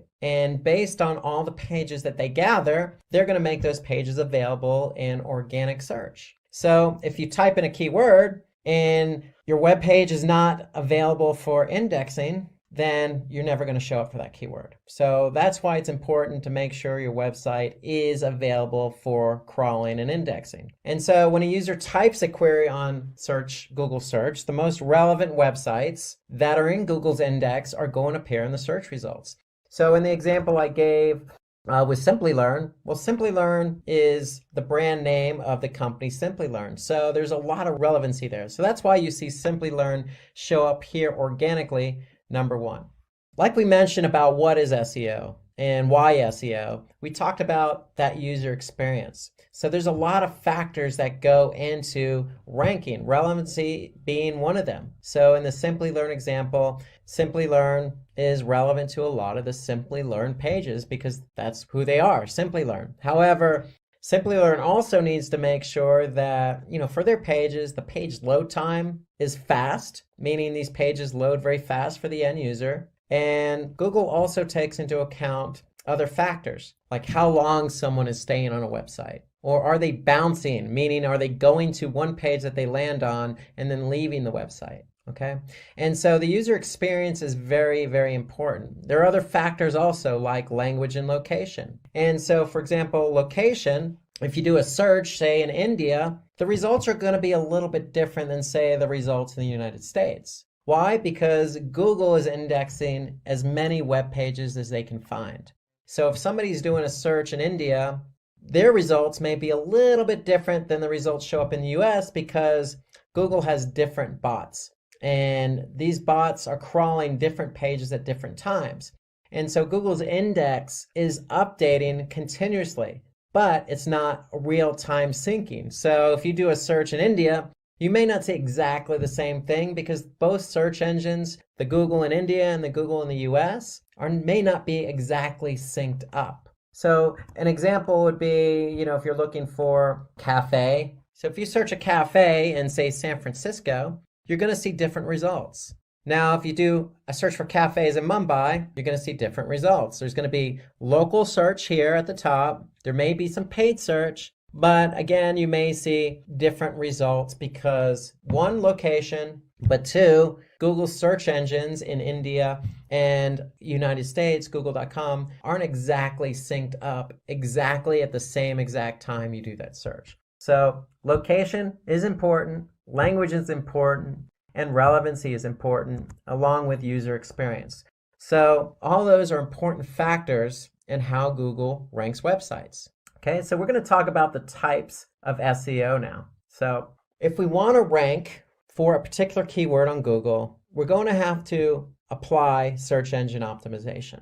And so there's two strategies to search engine optimization: on-page SEO and off-page SEO. So first, we're going to talk about on-page SEO. So on-page SEO is nothing more than optimizing your own website. And so when we say optimizing your own website, there's certain elements on your website and on your web pages that we need to take into account. And so some of those elements are headers, meta descriptions, title tags, linking. So all of those elements are something we can control as an end user who wants to rank our web page and our website on Google. And before we do anything with our website, the first thing we need to do is understand what keywords we want to rank for. In order to understand what keywords we want to rank for, we need to do keyword research. And if you do anything in SEO, keyword research is the most important activity. That's the most important thing you can do for SEO. And why do I say it's the most important? Because you need to understand, if you choose a keyword that you want to rank for, you need to understand how much traffic you're going to get from that keyword if you're ranked organically, say number 1 on Google. So how much traffic will you get if you're ranked number 1 on Google? So you need to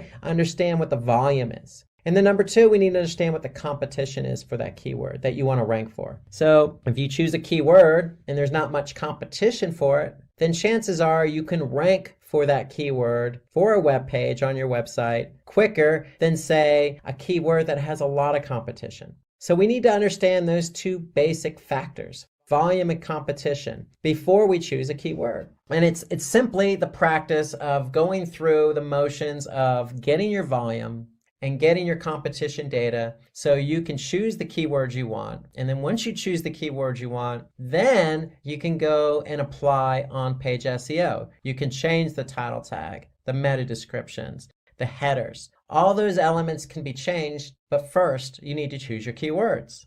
And so, again, the primary components we're looking for are how much traffic you can get, or the search volume, how much competition there is for that keyword, and of course, relevancy. Okay, you need to be able to choose a keyword that's relevant to the web page you're trying to rank for. And so let me show you an example of how to go through this. So the first thing we want to do is we want to use a tool. And the tool I would recommend is Google Keyword Planner. And why do I choose Google Keyword Planner? Because if we're trying to rank on Google.com or Google search engine, we want to be able to get the data right from the source. So Google's going to be able to give us information about how much volume a keyword has and how much competition it has. So let me show you an example. So if I want to use Google's Keyword Planner and I want to rank for the keyword how to become a digital marketing specialist, then I'm going to type that keyword into Google's Keyword Planner. And what Google's going to do is they're going to give me some trends about how much volume this particular keyword gets over the course of a year. And so for that particular keyword, I can see that there are trends that appear for both desktop and mobile. So mobile is important because people start their search process a lot of times on their mobile device. So we want to be able to get data from mobile as well as desktop. And so we could see a trend here that for each particular month, over the last 12 months, we can see how much volume this particular keyword, how to become a digital marketing specialist, gets per month. And so on average, over the past 12 months, I could see how to become a digital marketing specialist averages 30 searches a month. And this is on Google.com. And so Google gives us the volume. What they also give us is the competition. And so here I can see Google says for that particular keyword, the competition is medium. And so in the Google's Keyword Planner, what they also do is give me other relevant keywords that I might think about optimizing for. Because you don't want to optimize for just one keyword. So how to become a digital marketing specialist, they're going to also offer up other types of keywords that are relevant. So just digital marketing specialist, social media marketing specialist. So for those keywords, I can see the volume. So for example, digital marketing specialist, I can see the average volume is 1,000 per month on average over the last 12 months. I can also see the competition is medium. But for some other keywords, I can see the search volume being high, like digital marketing course at 2,900 per month, but also the competition is high. And so what I would recommend as a best practice is to collect all your relevant keywords, okay? And put all your relevant keywords in a spreadsheet. And when you put all these relevant keywords in a spreadsheet, you want to get the data on those keywords. And the data I'm referring to is the volume and competition.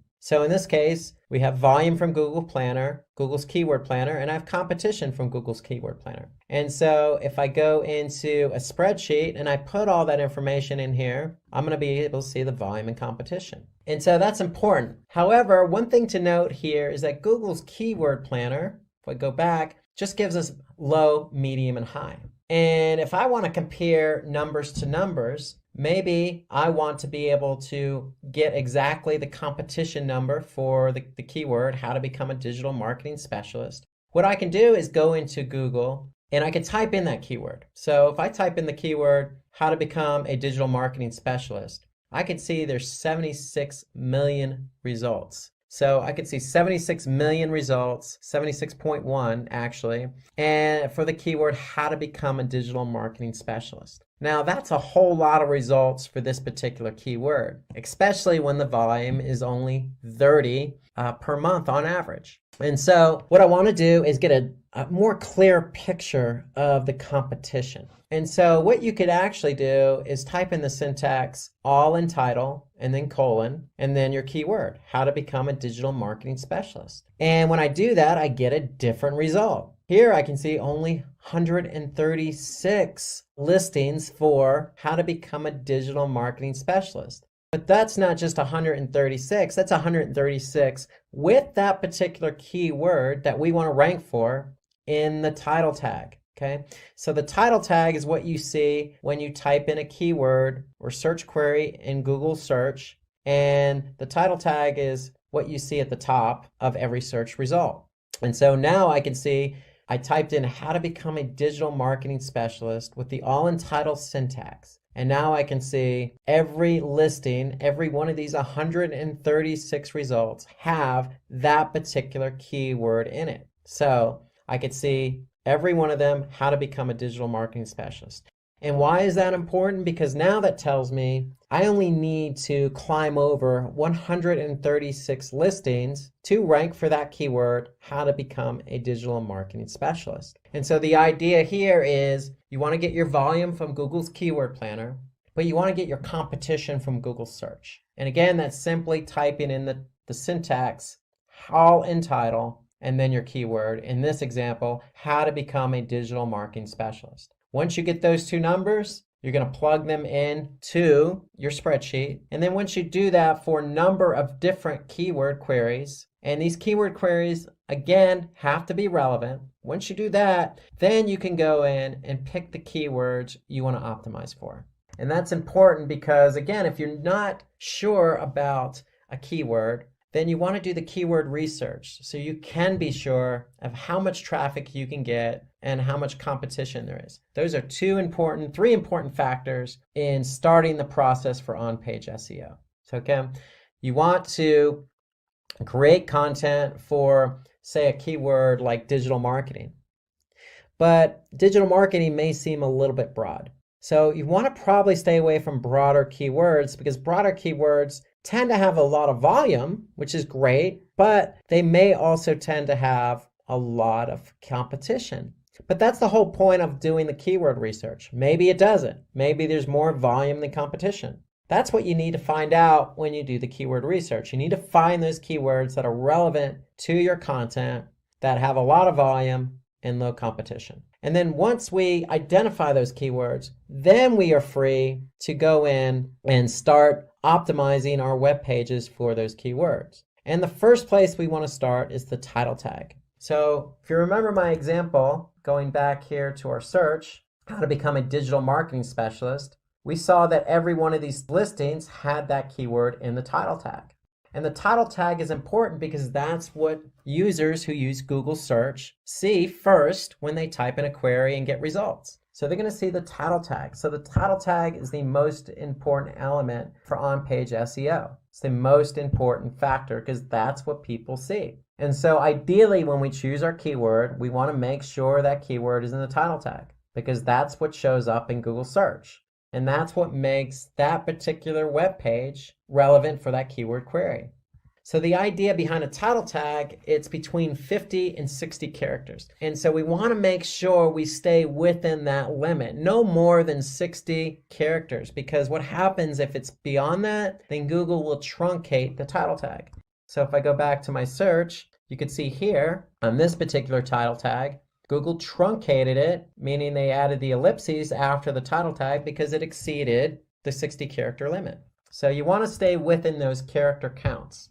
And so the title tag is the first place you should start when optimizing your website. Because when we have the right keyword in the title tag and somebody types in that keyword, then chances are it's going to be relevant, they're going to see it, and they're going to click through to your website.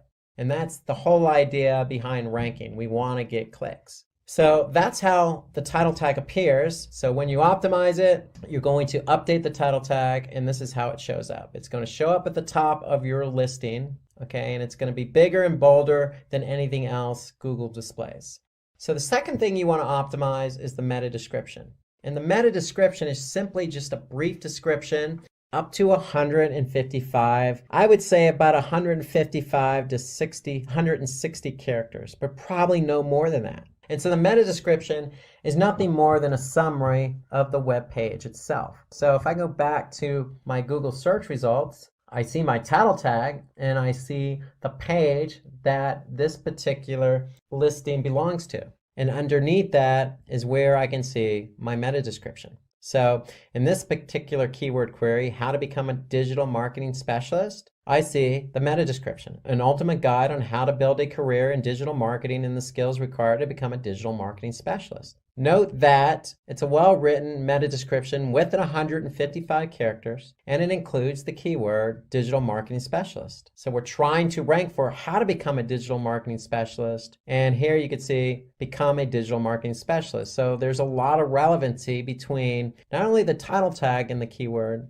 but the meta description in the keyword. So when you're optimizing a keyword, you want to start with the title tag, but you also want to update the meta description. Because if you don't update the meta description and you leave the meta description blank, then you're leaving it to Google to add in copy that they deem relevant. And so for on-page SEO, we want to take control of the copy and we want to optimize it for the keywords we want to be found for. So the meta description is a powerful tool at our disposal. It gives us more characters to work with. It gives us more to talk about. So for that particular page. And so if the title tag is only 60 characters maximum, it's not a lot of information to try and get somebody to click. So the meta description helps us in identifying what that page is about in order to get the click. So the two working in tandem will hopefully increase your click-through rates. So when you're found organically, we want to get the click. And then the third element that's important is the URL. And URL stands for Uniform Resource Locator. And why is the URL so important? Because that's what people see. So if I go back to my search result, how to become a digital marketing specialist, notice that the URL also includes how to become a digital marketing specialist article. Okay, so it's very relevant. The URL is very relevant. One, we can see it in the search results. But two, it's relevant to the keyword query. And that's important for the end user and Google. Google wants to know, hey, is this the page that's relevant to the user's query? And if it is, then this user's likely going to have a good user experience after they click on the listing. So the URL is an element that helps not only with the click-through rate, but with ranking. And having a poor URL structure doesn't help at all, because not only does Google not recognize the URL as being relevant, but the end user may not want to click on that page given the way the URL looks. So you want to try and avoid a poor URL structure. So the rule of thumb is this: if you don't understand what the URL is, then Google is likely not going to understand what the URL is. And so we want to try and keep our URL structures clean. And when I say clean, ideally you want to make sure that whatever keyword you're trying to optimize, that's the keyword that's included in the URL. Nothing included that is not understandable. So again, going back to our example, how to become a digital marketing specialist. It's very clean. The title tag is the keyword. The meta description is cleanly written, has the keyword. And then the URL is the other element that the end user can see, and that URL includes the keyword in it. So after we've done those three elements, the title tag, the meta description, and the URL, then we want to start optimizing the page itself. So ideally, when we say optimize the page itself, the page, remember, needs to be structured. And when we say structured, it needs to be structured in terms of, headers and subheaders, and organized in a manner in which the end user can read the article, read the content clearly and concisely without being confused. And so that's the job of headers. They add basically an organizational structure to the content. And with headers, there's a hierarchy. So you have anywhere from H1, which is the top of the hierarchy, to an H6. And so you're free to use any one of those headers when building out a page in order to organize the content. But ideally, you probably want to stick with an H1 or an H2, because those are at the top of the hierarchy. And what those do is they actually stress to Google that, hey, this header with this particular keyword in it is important. So if you use an H6 with the keyword in it, it's telling Google, hey, this is an H6, but it's not as important. So an H1 and an H2 tag show importance. And so let's look at an example of what that is. So here you can see an H1 is going to be at the top of the hierarchy, so that means it's going to be bigger and bolder. Then you have an H2, which is going to be bigger and bolder than an H3, but not as big and bold as an H2. So with headers, not only are you organizing the content accordingly, but you're also signaling to Google how important that particular header is. And of course, the header needs to include the keyword we're trying to rank for. So let's take a look again at that example. So if we go to how to become a digital marketing specialist, if I click on that page, I can look at the content and I can see that there are headers in here. So the headers are there to organize the content. And that's what we want. We want to be able to organize the content. And if you look at the other example I'm showing here, how to become a digital marketing specialist, learning paths explored, you can see that's an H1, but below it's a subheader, the growing digital marketing job market. So that's an H2. And so we're not stressing to Google that that's more important than an H1, but nonetheless, we're stressing to Google that it's important nonetheless. So we want to be able to use headers. We want to be able to use keywords in our headers in order to stress to Google what's important and also to organize the content, because Google likes content organized. Okay, the next element we want to focus on is internal linking. And so internal linking, if you remember earlier in the presentation, is basically links from one page on your website to another. And so here we can see on this particular article, how to become a digital marketing specialist. There's also links to other pages on Simplilearn's website. And so for this particular content, it also links to SEO specialist, PPC specialist, social media marketing specialist, and digital marketing specialist. So the whole idea behind internal linking is to link from one page to another where it's relevant. And in this case, it's relevant because we're talking about how to become a digital marketing specialist. That's what the whole content is about. And so what Simplilearn's doing here is offering up other pages on their website that are relevant to becoming a digital marketing specialist. And so this is a best practice when you're optimizing a web page. So you want to be able to have internal linking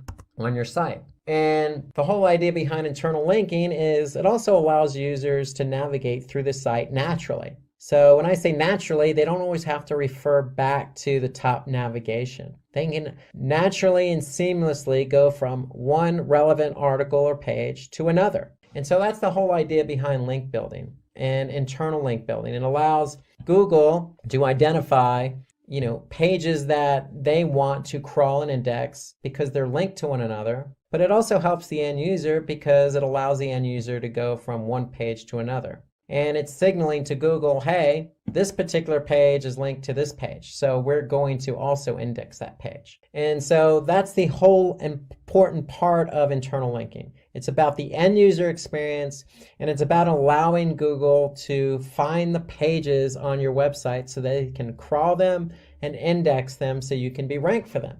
And so also, in addition to internal linking, we want to be able to use natural language. And so what do I mean by natural language or natural language processing? So what Google does is, in terms of natural language processing, they're looking for the content and the keyword.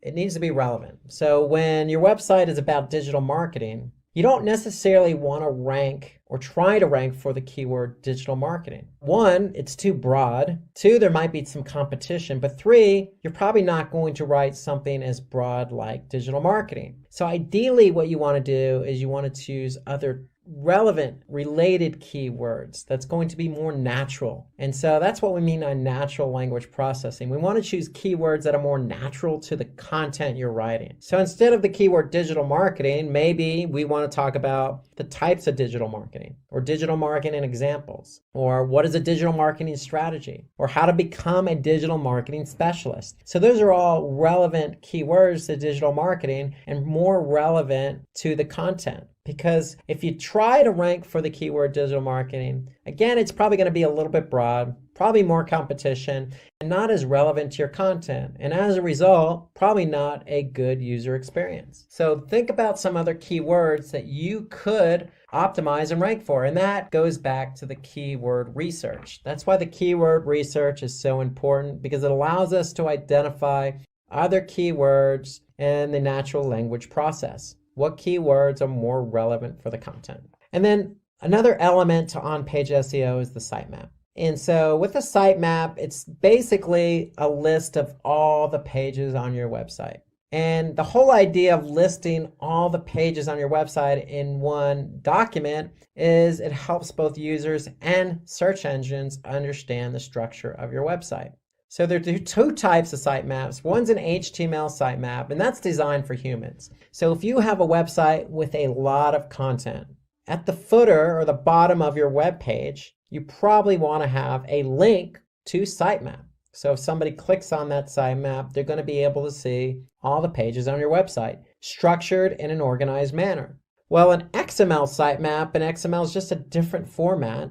It's designed for crawlers. And so the whole idea, remember, is Google likes to crawl content. When they crawl content, they bring it back to their servers and index it. And so we want to be able to create a sitemap for Google or other search engine crawlers. And so XML is the format. So let me show you an example of how that looks. So if I go to Simplilearn.com and simply type in, say, sitemap.xml, just as an example, I'm going to get this particular page. And this particular page displays 2 XML sitemaps. So these sitemaps are there for Google to go ahead and crawl, and nothing more than a list of all the pages on your website. And so this is a quick and easy way for Google to get a hold of all those pages so that they can index them. And that's the whole idea behind SEO. You want to be able to have Google index all the content you want to be found for the keywords you want to be found for. So it all starts with the sitemap. So let's go from on-page SEO, which in recap is basically optimizing certain elements on your website so that you are relevant for a particular keyword. And that meant updating the title tag, the meta description, the URL, the headers, choosing the right keywords to put into the content, having internal linking, and also updating the sitemap.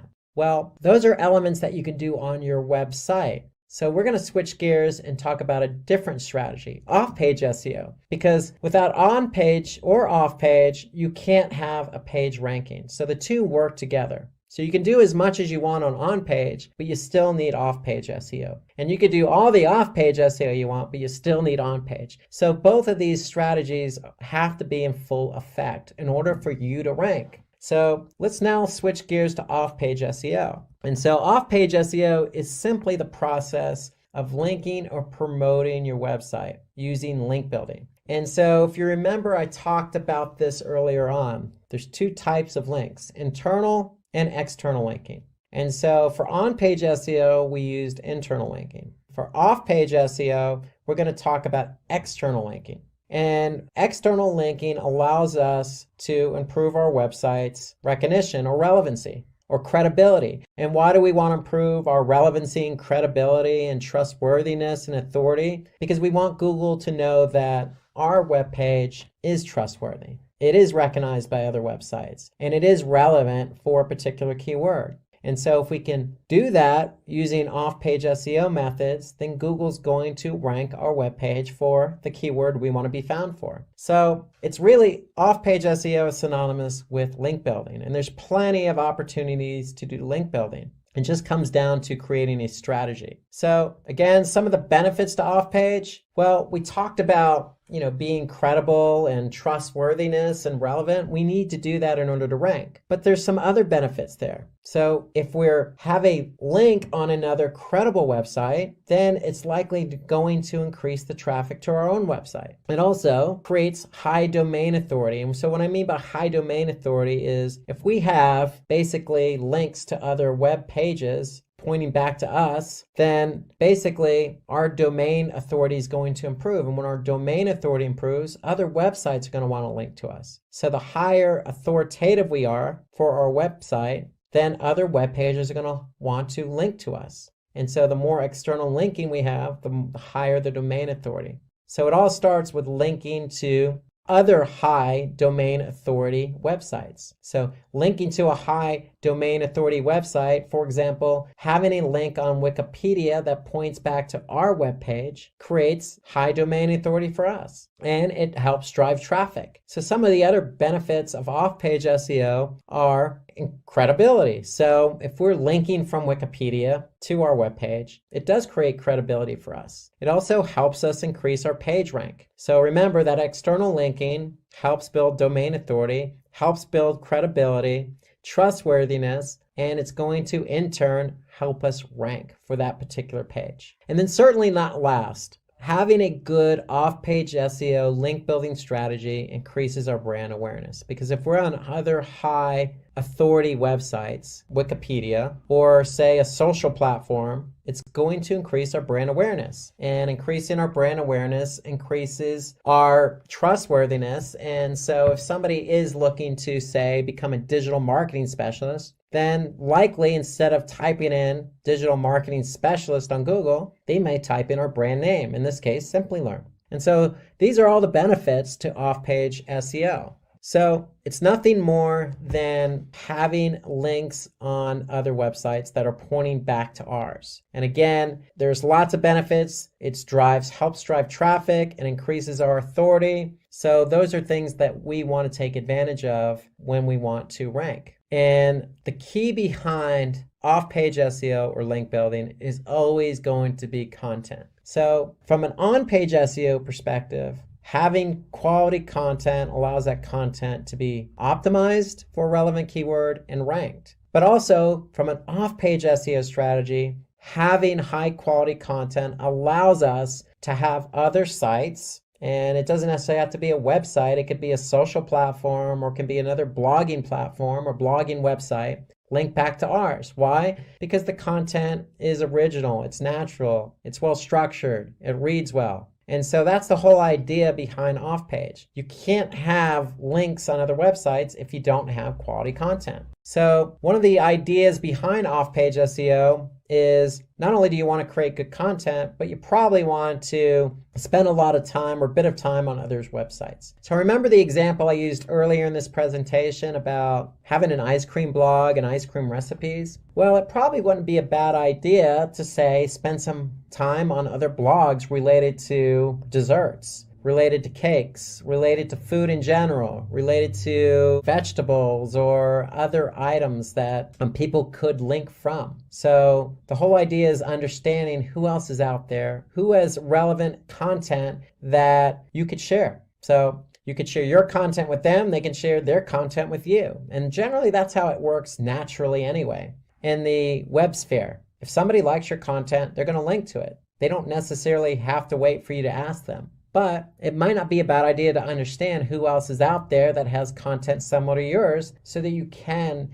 get a link on that particular website or blog post. And so some other ideas behind having external links pointing back to your website is social media. So social media is not just Facebook or Twitter, but it expands beyond that. There's Quora, there's Medium, there's all sorts of content generated websites like Reddit. So the list goes on and on. You just need to find what's relevant for your content. If it's relevant for your content, then it's worth putting or trying to get the external link on that social media platform. And then again, going back to my ice cream blog recipes blog post, if you find a particular blog that you want to have an external link on, there's nothing wrong with reaching out to that particular blogger. In some cases, very flattering, but in other cases, if the content is relevant, then why not? It's only going to help your end user experience. If you add somebody who has, say, a blog about cakes, having their link on your blog post. So there's nothing wrong with it because it also adds to the user experience. And if you're going to ask somebody to put an external link on theirs, you might want to be open-minded and make sure that you are able and willing to put an external link on your blog post or website pointing to their content. That's how the web works, especially if the content's of quality, relevant, and of good nature. Okay, so let's move on and finish up with the do's and don'ts of SEO. So we talked a lot about why SEO, what is SEO, how do we rank for SEO, what is on-page SEO, what is off-page SEO. And so let's just wrap up with some of the things you, again, want to do to rank your page for a particular keyword and some of the things you don't want to do. So the first thing on the list is optimize for white hat techniques. And what I mean for opting in for white hat techniques is basically everything I just mentioned today. You want to do keyword research. You want to choose a natural language processing format, so you could choose keywords that are going to be relevant and natural to the content. And you don't want to opt for black hat techniques. And black hat techniques are probably not even worth going into detail, but one example is choosing a keyword arbitrarily, like say digital marketing, and just stuffing that keyword into the content. So that's probably not something you want to do because, again, it's not going to be good for the end user. So stay away from black hat and focus on some of the techniques we talked about in today's presentation. The other do we want to do is get backlinks from relevant sites. So that's off-page SEO. Again, it's what I mentioned earlier. It's about linking your quality content to another person's website that also has quality content. We don't want to have a backlink from an irrelevant site. Why? Because it's not going to be relevant, and it's also going to hurt our authority. Because if it's on a site that's not of good quality, then Google's going to look at us and say, well,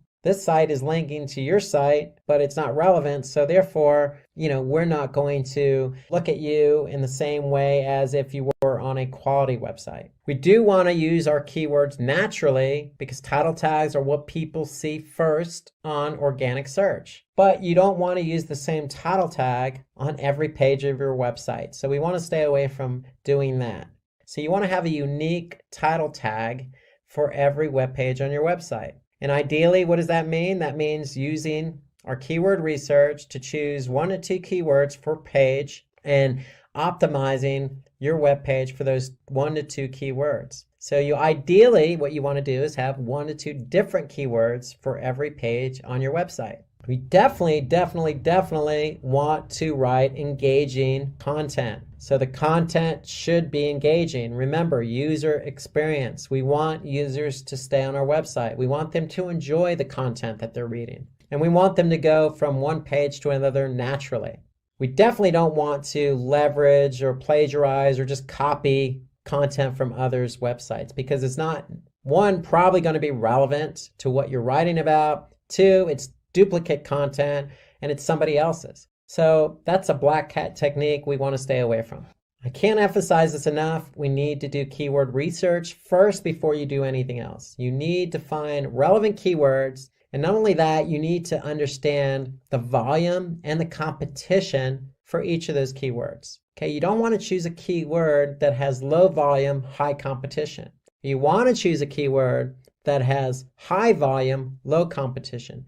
But above all, you want to choose keywords that are relevant to your content. We want to avoid keyword stuffing, so don't take a keyword and just stuff it everywhere on the page. It's not going to be natural, and Google's going to be able to pick up on that. So we want to maintain some level of quality with our content and quality with the keywords that we choose. So reminder, when you have quality content, it's always going to link internally to another page on your website with quality content. But it's got to be natural. And don't just build site-wide backlinks, meaning don't just have an internal link to the homepage, or don't have every page on your website linking to just one page. So internal linking should be natural, naturally linking from one page to another. Not only does it help Google understand and crawl all the web pages on your website, but it's good for the end user. It's good user experience. And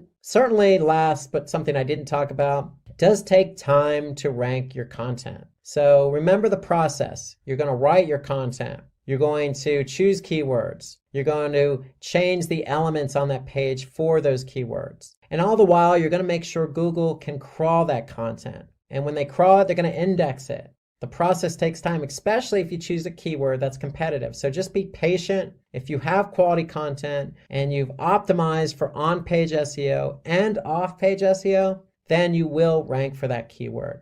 And then make sure your website's user-friendly and mobile-friendly. So we talked about responsive content earlier. So remember, most users today start the process of search on mobile. So we want to make sure your websites are mobile-friendly.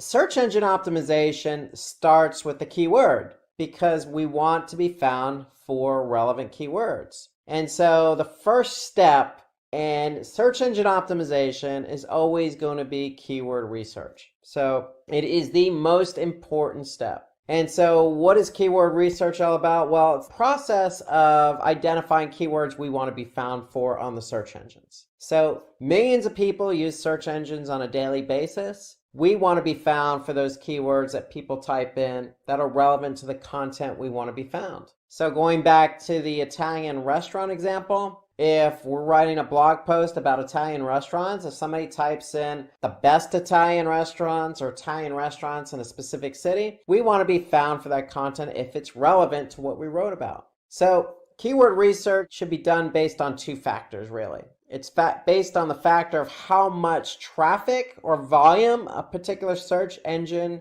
query has, and it's based on competition. And really, the underlying factor here is that all keywords in your keyword research should be relevant. So you need to understand what those keywords are. So are they relevant to the content that you want to be found for? If they are, then really the two factors you want to look for is the volume, how much volume or traffic each keyword has associated with it, and then the competition. How many other websites are trying to be found for the same keyword? So those are the factors involved with keyword research. You always want to choose relevant keywords, and then once you find or choose those relevant keywords, you want to be able to find out exactly how much volume and how much competition is associated with each of those keywords. And so when you look at keywords, you're always going to choose relevant keywords. But there are two types of keywords. There are short tail keywords and there are long tail keywords. And we're going to talk about both of these here. So let's start with short tail keywords. So short tail keywords are generic keywords.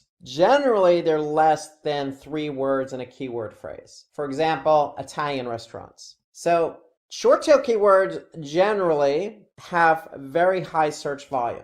That means that if somebody types in Italian restaurants, then there's going to be a large amount of volume with that, meaning that generally a lot of people type in the keyword Italian restaurants. However, with high volume always comes high competition. So if you want to be found for Italian restaurants, know that if you are ranked number 1 or number 2 or even on page 1 of Google, you're going to get a lot of traffic. However, to get to page 1 of Google or even position 1 or 2, it's going to take you a while because there are probably a lot of websites who are in front of you who want to be ranked and found for the same keyword. So the whole idea with short tail keywords is it's a lot of visibility, it's a lot of traffic, a lot of volume, but also a lot of competition. And generally the underlying factor here is that if you are ranked for a very broad or short tail keyword like Italian restaurants, then chances are it's not going to be as relevant. So if you get the traffic to your website,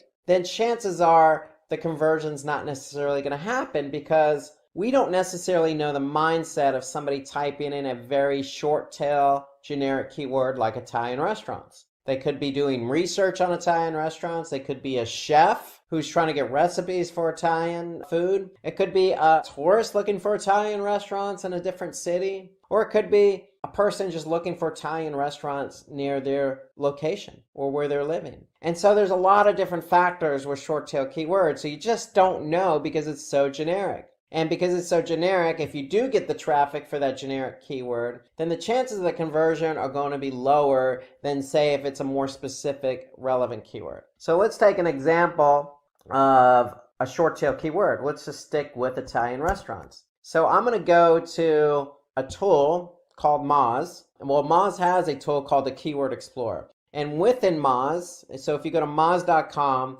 and then use their Keyword Explorer, you can get an idea of how much volume and competition are associated with a particular keyword. So in this example, we're using Italian restaurants. It's a very broad keyword. We could see that the monthly volume is between 70,000 and 118,000 per month. Okay, so that means for a particular keyword in the United States on a search engine, you're going to get about 70,000 to 118,000 people who type in that keyword. And so if we were to look at the difficulty of that keyword, you could see that it's fairly difficult because out of 1 to 100, it's got a score of 43. So it's fairly difficult. However, if you notice, the click-through rate's very high.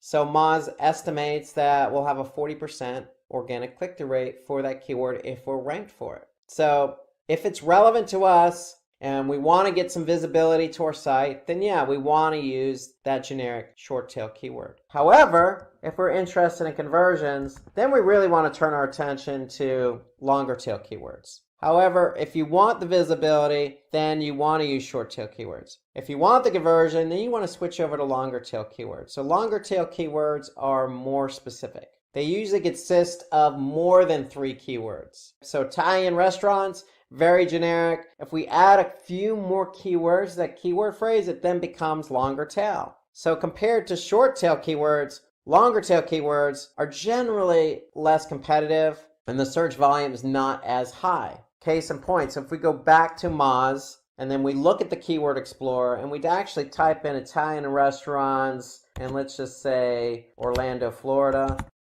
Moz is going to generate some monthly volume for us, and they're going to allow us to understand how difficult that keyword is. And so here you could see very, very little search volume. In fact, so little volume, there's 11 to 50. Okay, so that means on average that this keyword generates 11 to 50 queries a month. So very low compared to our short tail keyword, Italian restaurants. The difficulty here didn't necessarily lessen, but it is less competitive. So if you're interested in conversions and you have an Italian restaurant in, say, Orlando, Florida, then this is the keyword you may want to use. So there's a trade-off between longer tail and shorter tail. But when visitors land from longer tail keywords, they're usually ready to make a purchase. They're usually more specific intent. There's more intent involved with a longer tail keyword. So best restaurants in Florida, branded shoes in Florida, something very specific is going to generate probably a higher conversion rate than something more generic. So that's the trade-off. And so when to use long tail keywords? Well, we want to use long tail keywords if we're targeting pages with a product or specific article. So if we're interested in that particular conversion, then longer tail keywords are likely more the way we want to go versus something more generic, which means if you're using a generic shorter tail keyword, you're more interested in the visibility and the traffic, not necessarily the conversion.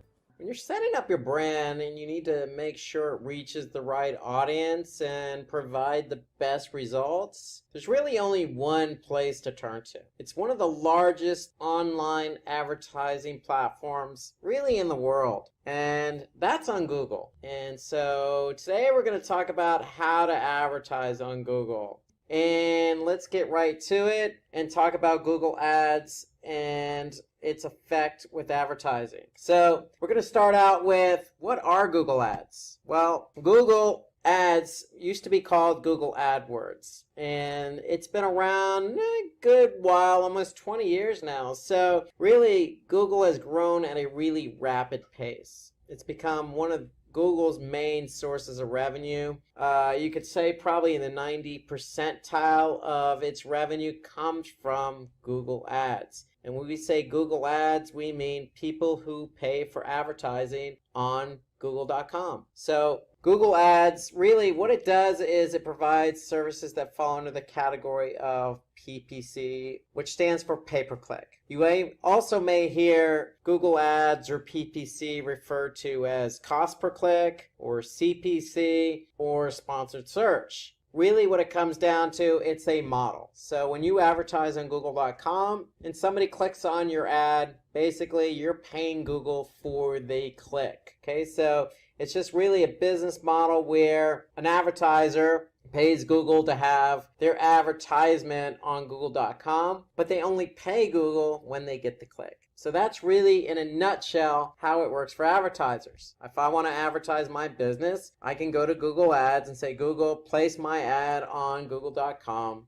And then if my ad does get shown on Google.com, somebody clicks on it, it's just as simple as I pay Google a fee. So Google Ads is just an online advertising platform developed by Google with which advertisers can pay to display ads. They can offer up their services. There's video involved. There's obviously mobiles involved. So you got all the necessary devices and platforms available in Google's ecosystem. So for example, if I go to Google search, even if I type in, what is Google Ads? Here I could see a total of 1.8 billion results for what are Google Ads as my search query. So in search, you got a lot of different things going on here. You have organic results, you have videos that are being pulled from YouTube, you got a knowledge graph here, you got featured snippets, you got an organic listing, but really at the top, this is what we're going to focus on today. We're going to talk about sponsored search. So you can see here for this particular keyword query that I typed in, what are Google Ads? Really 2 sponsored search or pay-per-click ads appeared. Now, if I happen to click on any one of these 2 and go to that particular advertisement's website, they're going to pay Google a specific cost per click. So that's how it looks on Google.com. It really depends on your query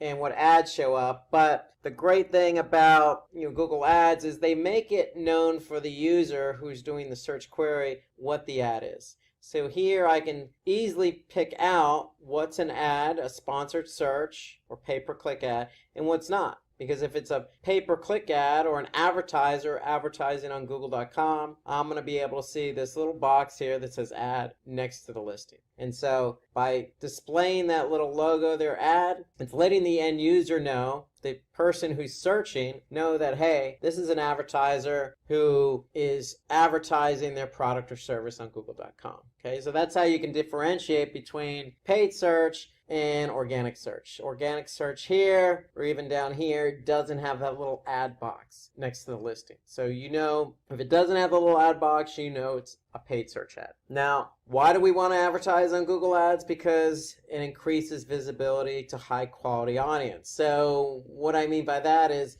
search is really a great place to advertise because you're meeting the consumer halfway, meaning somebody's typing something in and your ad is there to help them find what they're looking for. So Google Ads advertises your product or service to the relevant audience to ensure the users perform the action required of them. So it's really a great way to get quality audience to your website, because if somebody types in something and you happen to offer what they're looking for, basically your ad's going to show up, somebody clicks on it, you pay Google for the click, and you get quality traffic in return. So the other great benefit to being on Google Ads is increases brand awareness. So it's a great way to get your product and brand out there. Google has a vast network, also known as the display network, but even on Google.com, the search network itself, the search engine itself, millions of people use it every day. In fact, here in the United States, it's been said or studied that,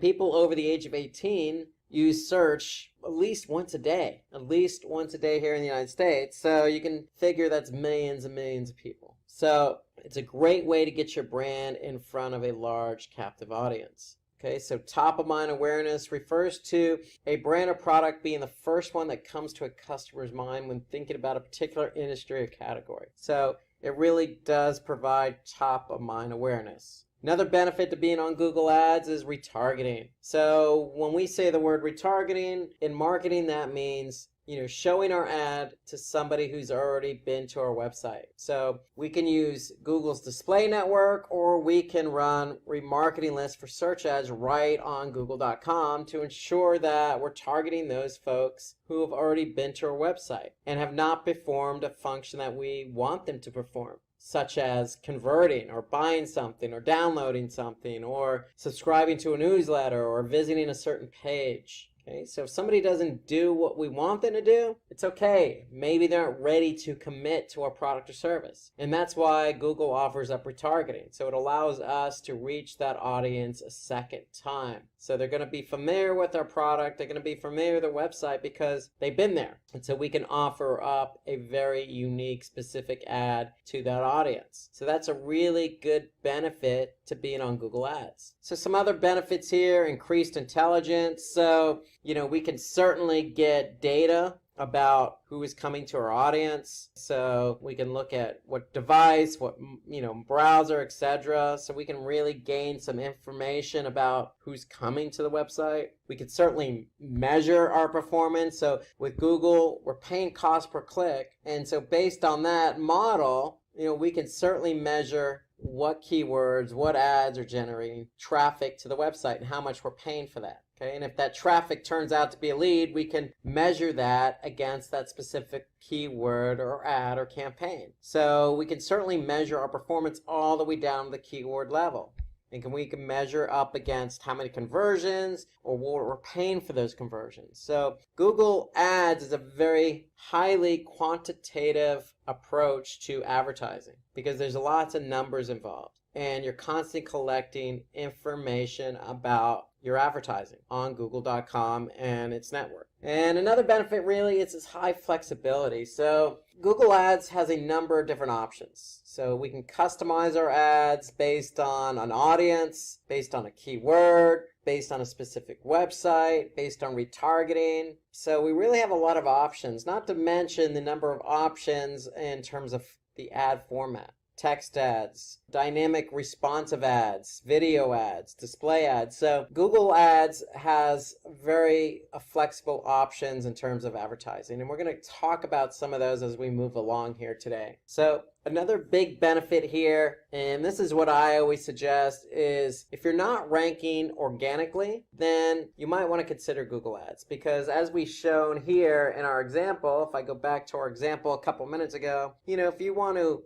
bid on the keyword, what are Google Ads? Why would you bid on that? Well, it's relevant to your business. Maybe you're in the digital marketing industry and you want to help folks who need help in advertising on Google Ads. But what if you want to be found for that organically? Well, if you're not found for it organically, then you could bid on it. So it definitely is a good option if you're not ranking for a particular keyword organically. So it serves as almost an option. I always say that, search is like a fruit bowl. Okay, you have apples and oranges in that fruit bowl. Well, the orange is organic search and the apple is paid search. They're different approaches, but they share the same fruit bowl, the same real estate. So you can really help yourself by using Google Ads to complement what you're doing organically. So if you're not ranked organically for a keyword, you can certainly use Google Ads. If you are ranked for specific keywords and it's a highly competitive industry, then you can use Google Ads to help you leverage the amount of clicks you get from that ad. So it's okay to be organically listed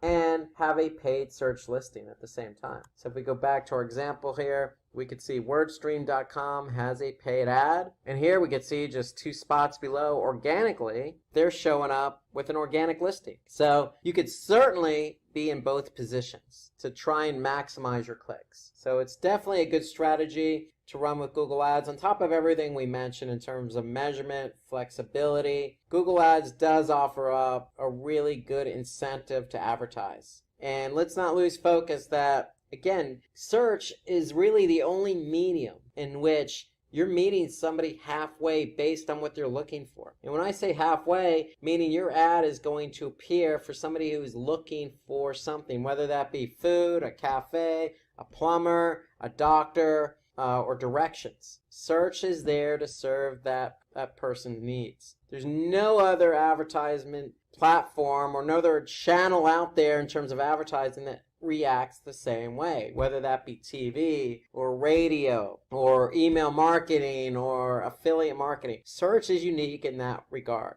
So search engine results pages are the pages that are displayed by search engines in response to an ad. So that's SERP. And so you could certainly, be listed in the SERPs, or also known as organic search. But the great thing is Google Ads is there to help you get your brand or product in front of that user looking for a specific need or service. So let's shift focus now and talk about the various formats in Google Ads. On Google Search, we have text ads. So text ads are the only ad format on Google Search. And so here you can see in this example, you have a headline. So not only do you have one headline, you have 3 headlines in one ad. So JBL headphones, 1 headline. Wide range of headphones, 2nd headline. Amazon.in, 3rd headline. So you have 3 headlines. And the great thing about Google Ads, with its text format is that you can have up to 2 descriptions of 90 characters. So the headlines are up to 30 characters, the descriptions are up to 90 characters. And so you can really write some specific information about your ad, about your product, about your service. Okay, and the ad is also going to contain what we call ad extensions. So here you can see shop by category,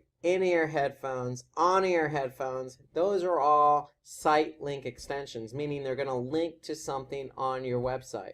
And so the purpose of the extension is to help get the click. So the reason why you're running Google Ads is to get the click. You want to generate the click. You want to get that traffic to your website. So by writing 3 headlines and writing 2 description lines and adding extensions to your ad, all help you get that click. Yes, you're going to pay Google for the click, but that's the whole purpose, is to generate the click from search. Because remember, search is there to respond to somebody's need or query. And so if you get the click on your ad, chances are it's going to be a highly relevant visitor to your website. So Google offers up a lot of opportunity for you to write a lot of information in your text ad on Google for Google.com. So Google also has other formats, and so they also have responsive display ads. So when we say responsive, we mean Google can serve up a specific image from your website based on what somebody's looking for, based on the page that they went to.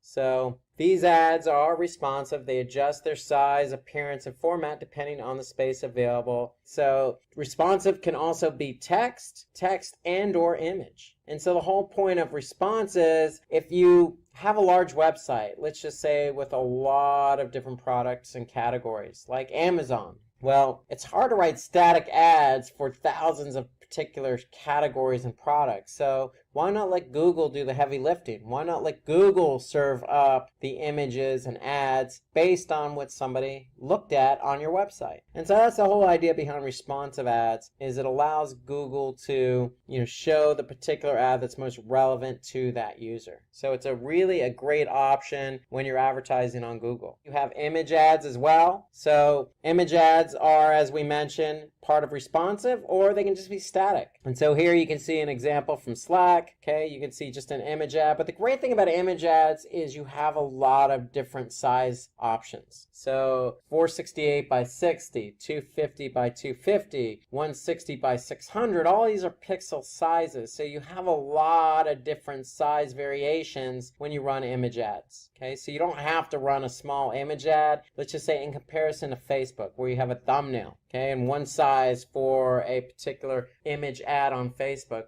Versus Google, you have multiple sizes that you can choose from in terms of running image ads. So image ads are really a great option if you're going to advertise on Google. Okay, you also have app promotional ads. These ads are used to drive app downloads and engagement. So here you can see an example for Uber. So that's another option too if you have an app and you really want to drive engagement for that app. And then you also have video. So Google owns YouTube. So you can run advertisements, video advertisements on YouTube. So they could be standalone or they can be inserted into other streaming video content as, say, a pre-roll. Meaning people are going to look at your ad before actually watching the actual video they went to YouTube for. So you have a lot of different options with video advertisements on YouTube. So the other ad format you have on Google are shopping ads. And shopping ads are really a great way to get your product in front of the right user. So if somebody's looking for shoes or running shoes, it's an opportunity for you to run shopping ads so you could put that particular shoe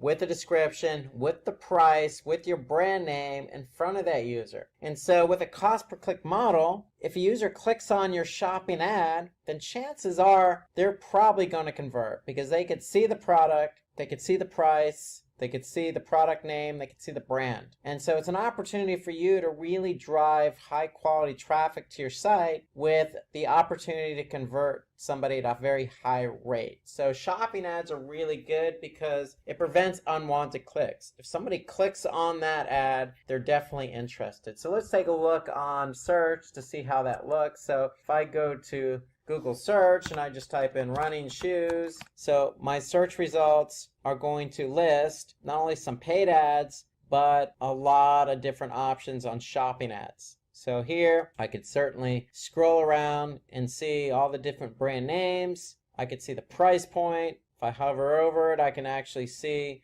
some other information about it, like reviews, return policy. So if I actually click on this ad, chances are I'm going to buy it. Otherwise, why would I click on the ad as an end user? And so that's the great thing about shopping ads. It gives you, the advertiser, an opportunity to really get your products in front of people who are looking for your product or service. And given that you're listing the price, if they like the price and they click on your ad, they're probably going to go ahead and follow through with the conversion. So it doesn't necessarily have to be running shoes. It could be anything that you have to offer a user. So running shopping ads on Google is a good strategy if you have products. Okay, so you can showcase these shopping ads on Google search by certainly really giving Google access to your product inventory, connecting in some reviews, connecting in some information, connecting in the pricing points, and voila. It's really fairly easily to set up Google shopping ads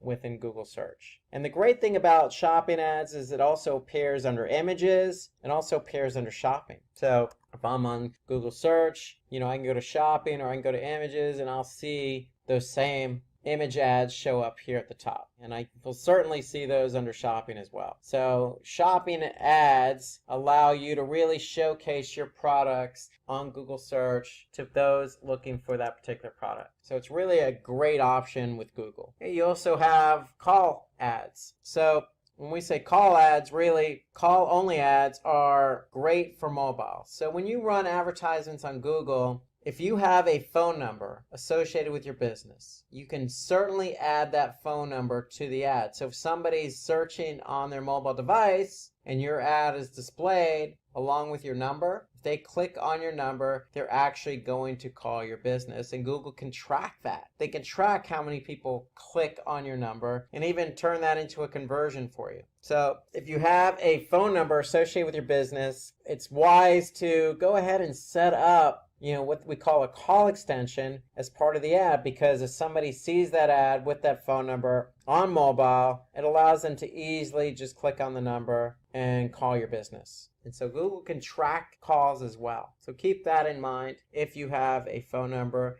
and you want to associate that phone number with an ad. Okay, so let's move over to where is Google showing your ads. I showed you an example of Google search. So we looked at text ads, we looked at shopping ads on Google Search Network. So Google Search Network really allows you to advertise on Google search. So with Google search, if I go back to Google search and I go to all, I typed in running shoes. Okay, here I can see shopping ads. Here I can see a couple of text ads. So you have the opportunity, if you're running only text ads, to show at the top, and if you're not at the top, then Google will place you at the bottom. So it really depends on the keyword that somebody's querying in Google search. So it really depends on how many people are advertising. And so what Google does, if I didn't have any shopping ads here, Google will list a maximum of 4 text ads at the top, and at the bottom, any other ads that weren't shown at the top will get placed at the bottom. So ideally, if you're running text ads on Google, you want to make sure you're always at the top, and I would say between positions 1 and 3. You always want to make sure you're at the top. Okay, so you can certainly measure that. Remember, Google has measured performance. So you can measure everything about your ad. So if you're going to advertise on Google with a text ad, you want to make sure you're always at the top. So let's have a look at the different types of search networks that Google Ads is affiliated with.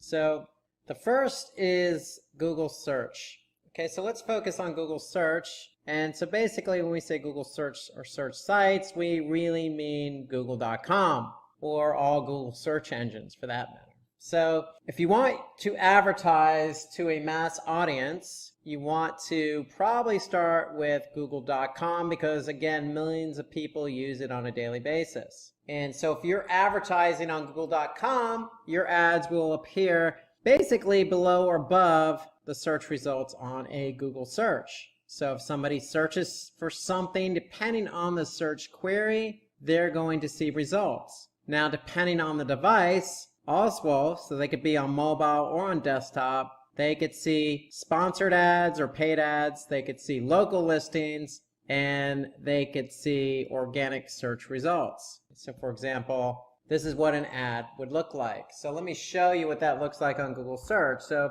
if we go, for example, to google.com and type in the keyword classes on digital marketing, we could see some search ads here. These ads appear above some featured snippets and the organic search results. Okay, so depending on a lot of different factors. Again, I've mentioned this throughout the webinar. There are a lot of factors in showing up in the top position, second position, third position, and so forth. Okay, if I scroll all the way to the bottom, you may even see ads down here, depending on how many people are actually bidding on the keyword phrase, classes on digital marketing. So we could see Simplilearn here in the second position. Why? Because again, I can see the logo ad here. Okay, so I can see Simplilearn using 3 headlines. I can see Simplilearn using their 2 description lines here. And I could see Simplilearn using some other extensions with the ad.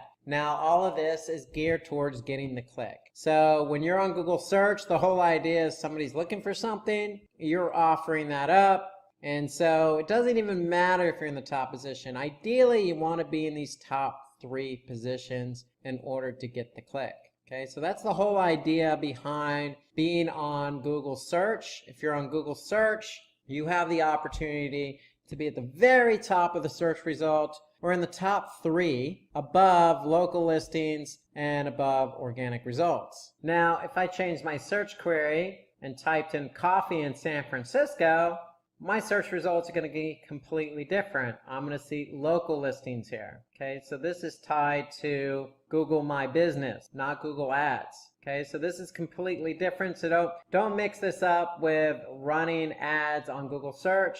So Google My Business is tied to local listings or Google Maps. And again, with desktop, which is what I'm showing you the search result on, you're going to see likely Google local listings above organic results. Okay, and if I go back to my previous query of classes on digital marketing, I'm going to be able to see paid search results above local and organic listings. So in other words, if you're running ads, ads are going to trump any other type of result on Google search if you can be in positions 1 through 3. Now, in addition to google.com, Google also has something called Google Search Partners. So if you set up an account and you set up a campaign in Google Ads, you have the option to choose Google Search as your network. And then as an alternative or an additional option, you can advertise on Google Search Partners sites. And so some of their search partners can range. So basically, these are sites that have partnered up with Google that's allowing Google to show ads on their site. So the sites can range anywhere between YouTube to Amazon to New York Times. Let's take a look at an example. It could even be another search engine. So if I go to, say, ask.com and type in classes on digital marketing, it's a completely different search engine, but I can see the same ad for Simplilearn. So I could see a different headline here actually, but I could see the description and I could see some site link extensions. And so notice the ad is still at the top. In this case, it's in position 1, and I can see multiple companies running advertisements. Why? Because I could see ad next to it, and I could see those over organic listings. So these are Google Search Partner listings. So you can opt in to be on other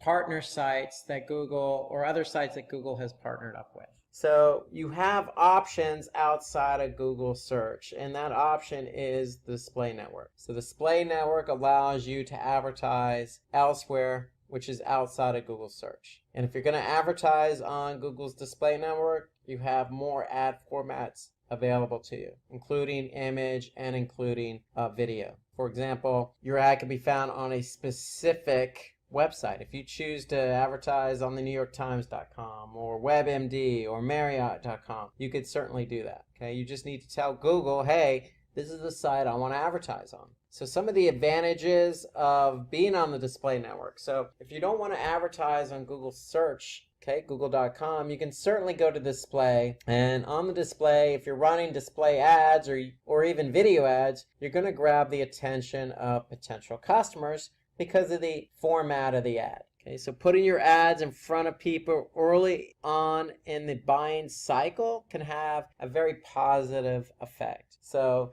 you're basically reaching out to a large number of people on Google's display network and giving them an opportunity to see who you are as a brand and giving them an opportunity to see what your product is all about. So for me, the display network is a good opportunity to get your product and service in front of a lot of people. Because the way the display network works is it's millions of websites who want to have advertising on their site. And so you can really pick and choose a specific site where your audience is going to be and get your ad in front of that audience. So you can really retarget to potential customers. So retargeting, as we said earlier, is really reaching out to people who have already been to your website and didn't perform a particular function that you wanted them to perform. Meaning, somebody came to your website from paid search on google.com and they went to page A and then they left. So you really wanted them to go to page B, add a product to a shopping cart, and check out and purchase that product. However, if they didn't do that, you could certainly run ads knowing that they've been to page A and page B, and you can offer up that specific ad to that person who's been to your website.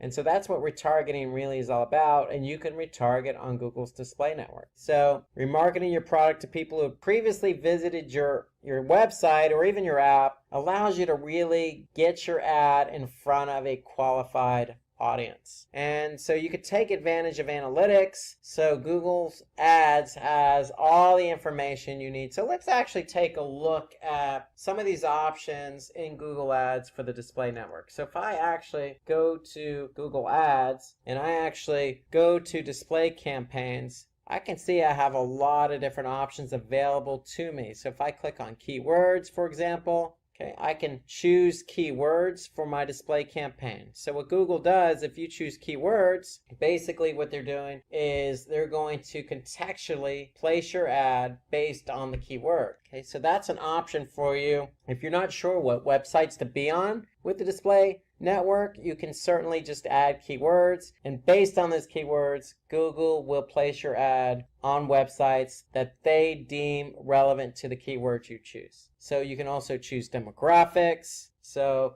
on the display network, you can say, hey, Google, I only want to advertise to say 18 to 24-year-olds or 25 to 34-year-olds. And so based on that, Google is going to place your ads on websites related to that age demographic you're interested in. On the display network, you can also choose topics. So if there's a specific topic that you want your ad to be associated with, you can certainly do that. So Google has a number of different topics at their disposal. So here, if I just choose a particular ad group, now I have specific topics that I can choose, from arts and entertainment, food and drink, to news, to pets and animals. And so under each one of these topics, I can get really specific. So if I go under science, I can see subcategories under the topic science. I can see chemistry and physics and scientific institutions and equipment. So I can really pick and choose specific topics where I want my ads to be shown.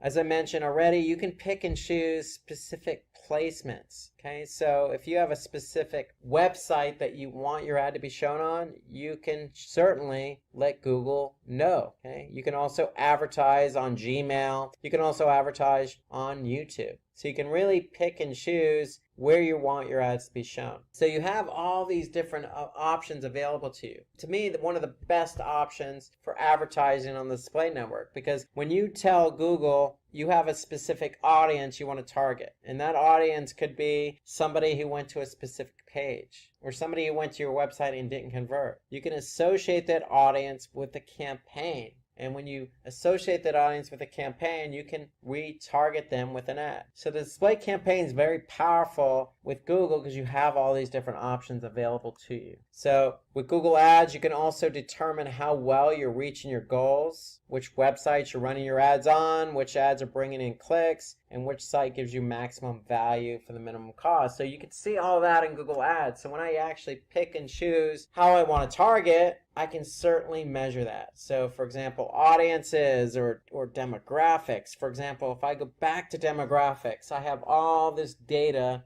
that Google's collected on my advertising. So I can see, for example, by age range, based on my campaign, how many clicks, how many impressions. Impressions are how many times my ad's been seen. Click-through rate, meaning the rate at which people see my ad and are clicking on my ad. How much I'm paying per click. CPC is cost per click. Total cost. And conversions. How many conversions am I getting? So I could see all this data available to me in Google Ads. So it's a very powerful platform for measuring performance. Imagine it's the year 2004.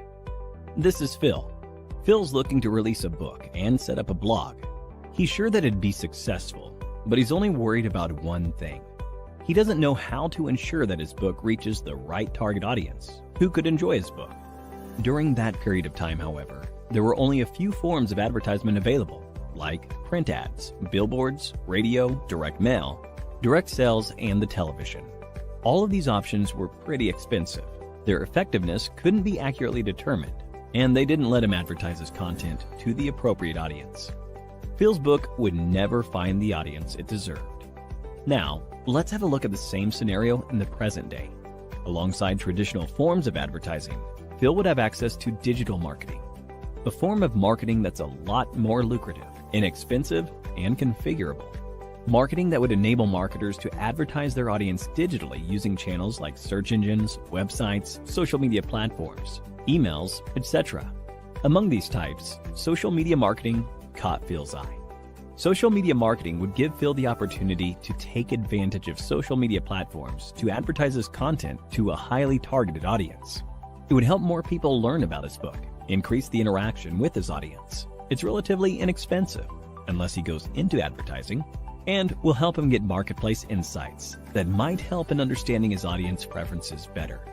Phil started by taking up a certification to learn about social media marketing. Since he was already familiar with the concept of social media marketing, his next step was to learn about the different types of content he could post on social media. Some of the most common forms of content that Phil could post would be images, text posts, polls, and videos. But over time, Phil began to notice that not a lot of people were being exposed to his content.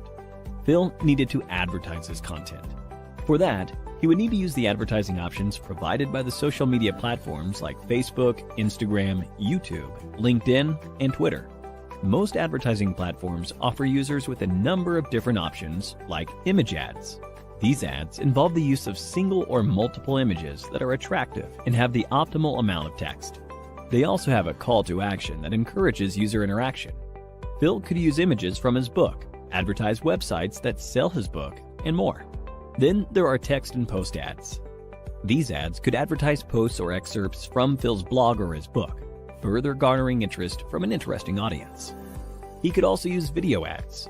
Phil could use video ads that feature favorable reviews and customer testimonials to advertise his books. Phil could also use lead ads, through which he could collect information from users who are interested in a weekly newsletter or regular updates from his blog. But that wasn't the only thing Phil could do with social media platforms. He could create a brand for himself and drive audience interest to it. Engage with them, create an identity, engage with content, finding content that works for him. Social media platforms also allowed him the opportunity to target audiences based on demographics like their age, location, gender, and much more. And in time, Phil began to see an increase in the number of viewers coming to his social media page and, by extension, his blog. He also saw an increase in the number of people who bought his book, greatly increasing his audience. Here are some things he learned. 1. To set goals that were quantitative, smart, and follow a constant deadline. 2. To understand his audience by engaging and connecting with them. 3. To set up a social media calendar to plan competitions, polls, surveys, videos, and more. 4. using tools like BuzzSumo, IFTTT, Buffer, and more for lead generation, creating email lists, setting buyer personas, and more. 5. To perform visual storytelling with the help of images and videos. But how did Phil get so good at social media marketing? Phil had taken up Simplilearn's digital marketing course. It was thanks to this course that Phil had the skills and training to get good at social media marketing. And now, you can too, by clicking on the top right corner.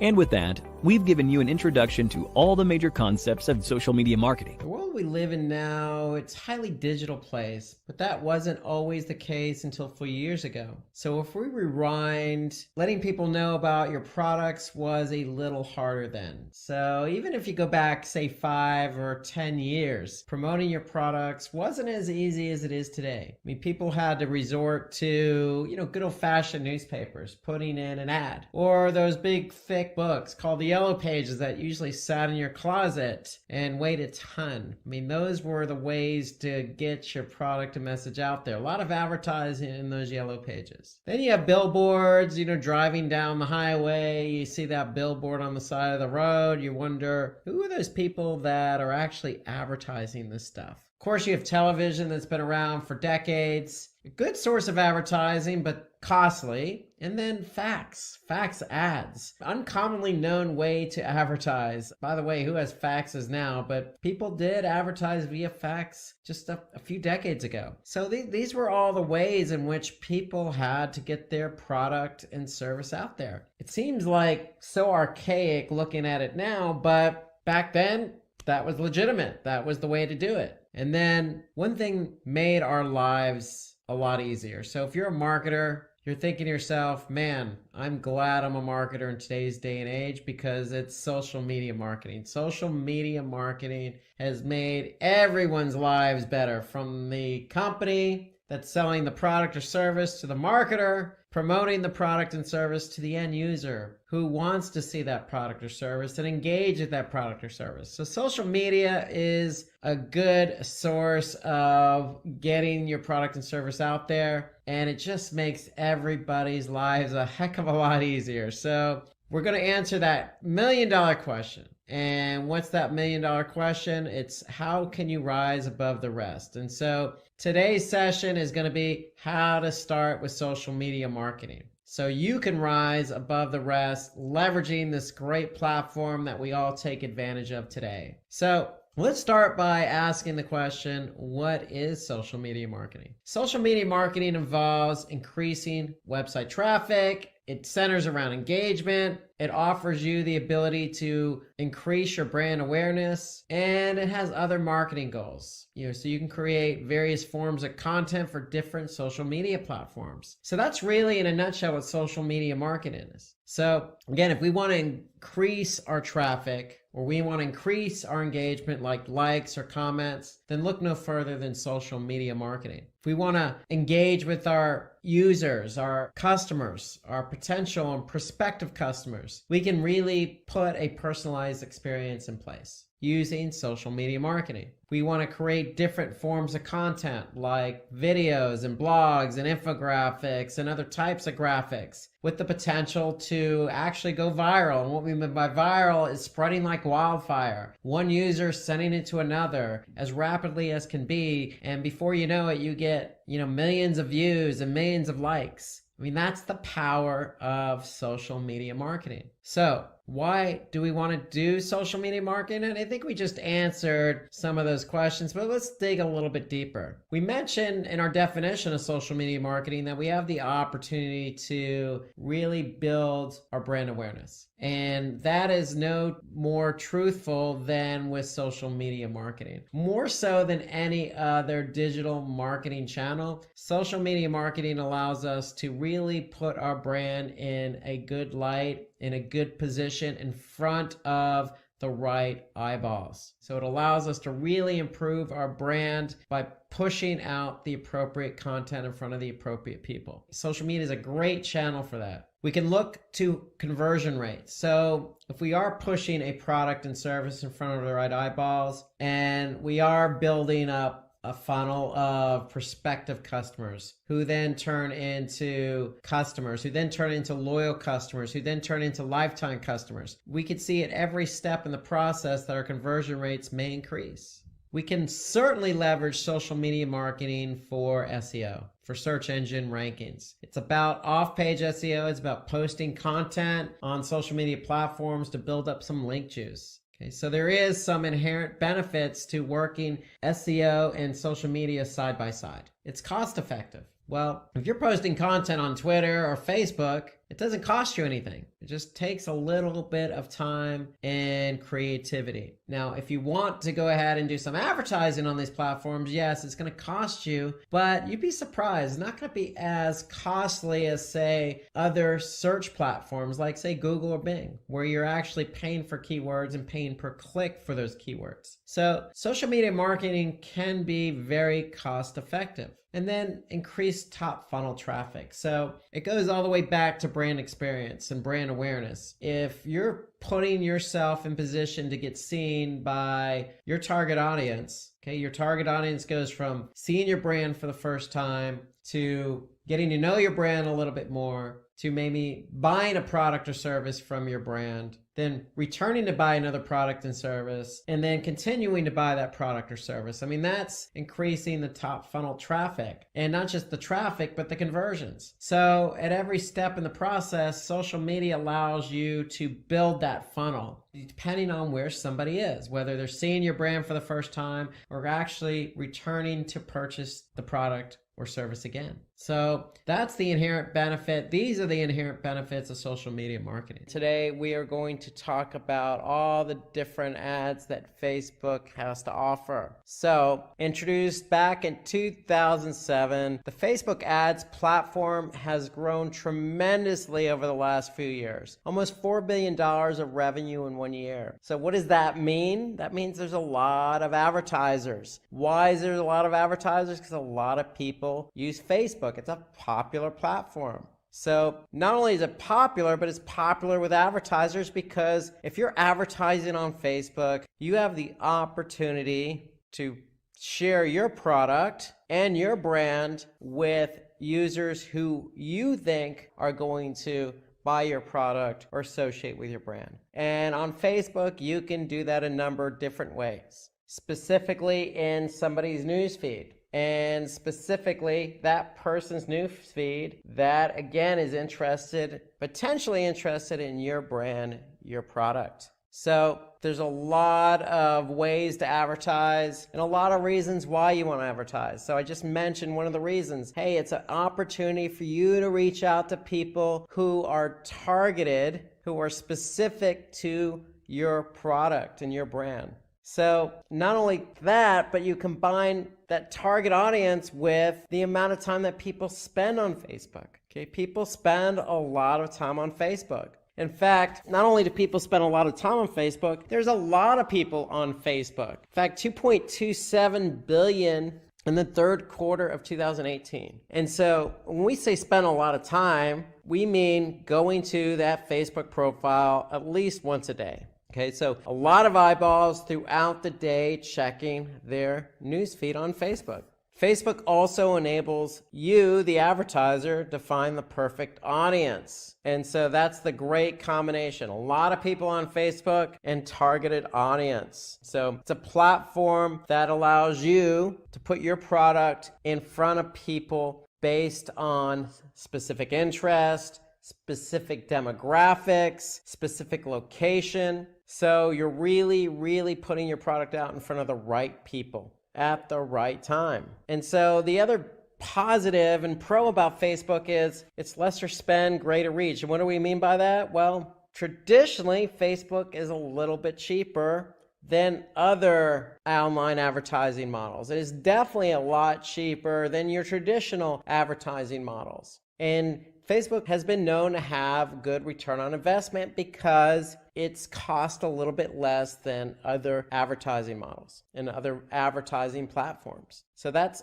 the other benefit to being on Facebook. So if you're into building a brand, you want to be on Facebook. Why? Because it helps you increase your brand awareness. It's going to help you allow users to know what your brand is all about. Because remember, you're putting your brand in front of like-minded people, or people you think that are going to associate with your brand, that are going to associate with your product. So you put your brand out there, you incorporate your advertisement in somebody's newsfeed, it's going to add value. It's going to establish trust and credibility, especially if that person's friend is associated with that brand. So instant credibility if friends and family members of a person on Facebook are associated with your brand. So it has the opportunity to really lend a lot of credence to somebody who is on Facebook, active on Facebook, and is your targeted demographic. And the great thing about Facebook is it also has other features, other advertising features, such as retargeting. So you could target people who've already expressed an interest in your service or product. But if they didn't go through the conversion process, meaning they didn't go all the way through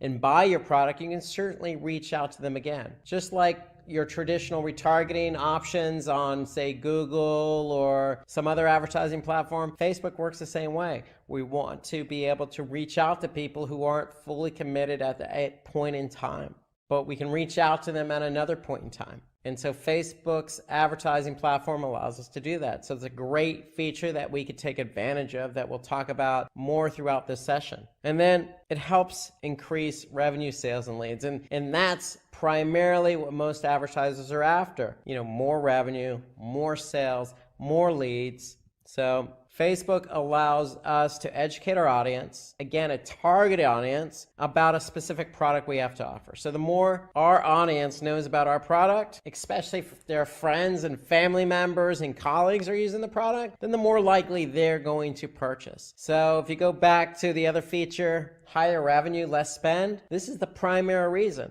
Because you have a chance to influence somebody who's very targeted, who's very active on the platform, and who may have like-minded people in their life associating with your brand and product. So it's a perfect combination for advertising. Perfect combination. And so today we're going to talk about all the different types of Facebook ads. And we're going to start out with the single image ad. And the single image ad are just single image advertisements that have an optional text on top and a link description that links to the website. So single image ads are probably the most popular. You can see them on probably your own Facebook feed if you look. So in fact, I'll just jump over to my Facebook feed right now. And if I go there, what do I see? I see a single image ad here, and it's from Shopify Partners. So become a Shopify partner and add e-commerce to your list of qualifications. So Shopify must be, a brand that is trying to woo my business. Okay, so they know that somebody that I'm associated with, or maybe I fit their demographic, so they're targeting my newsfeed with a single image ad.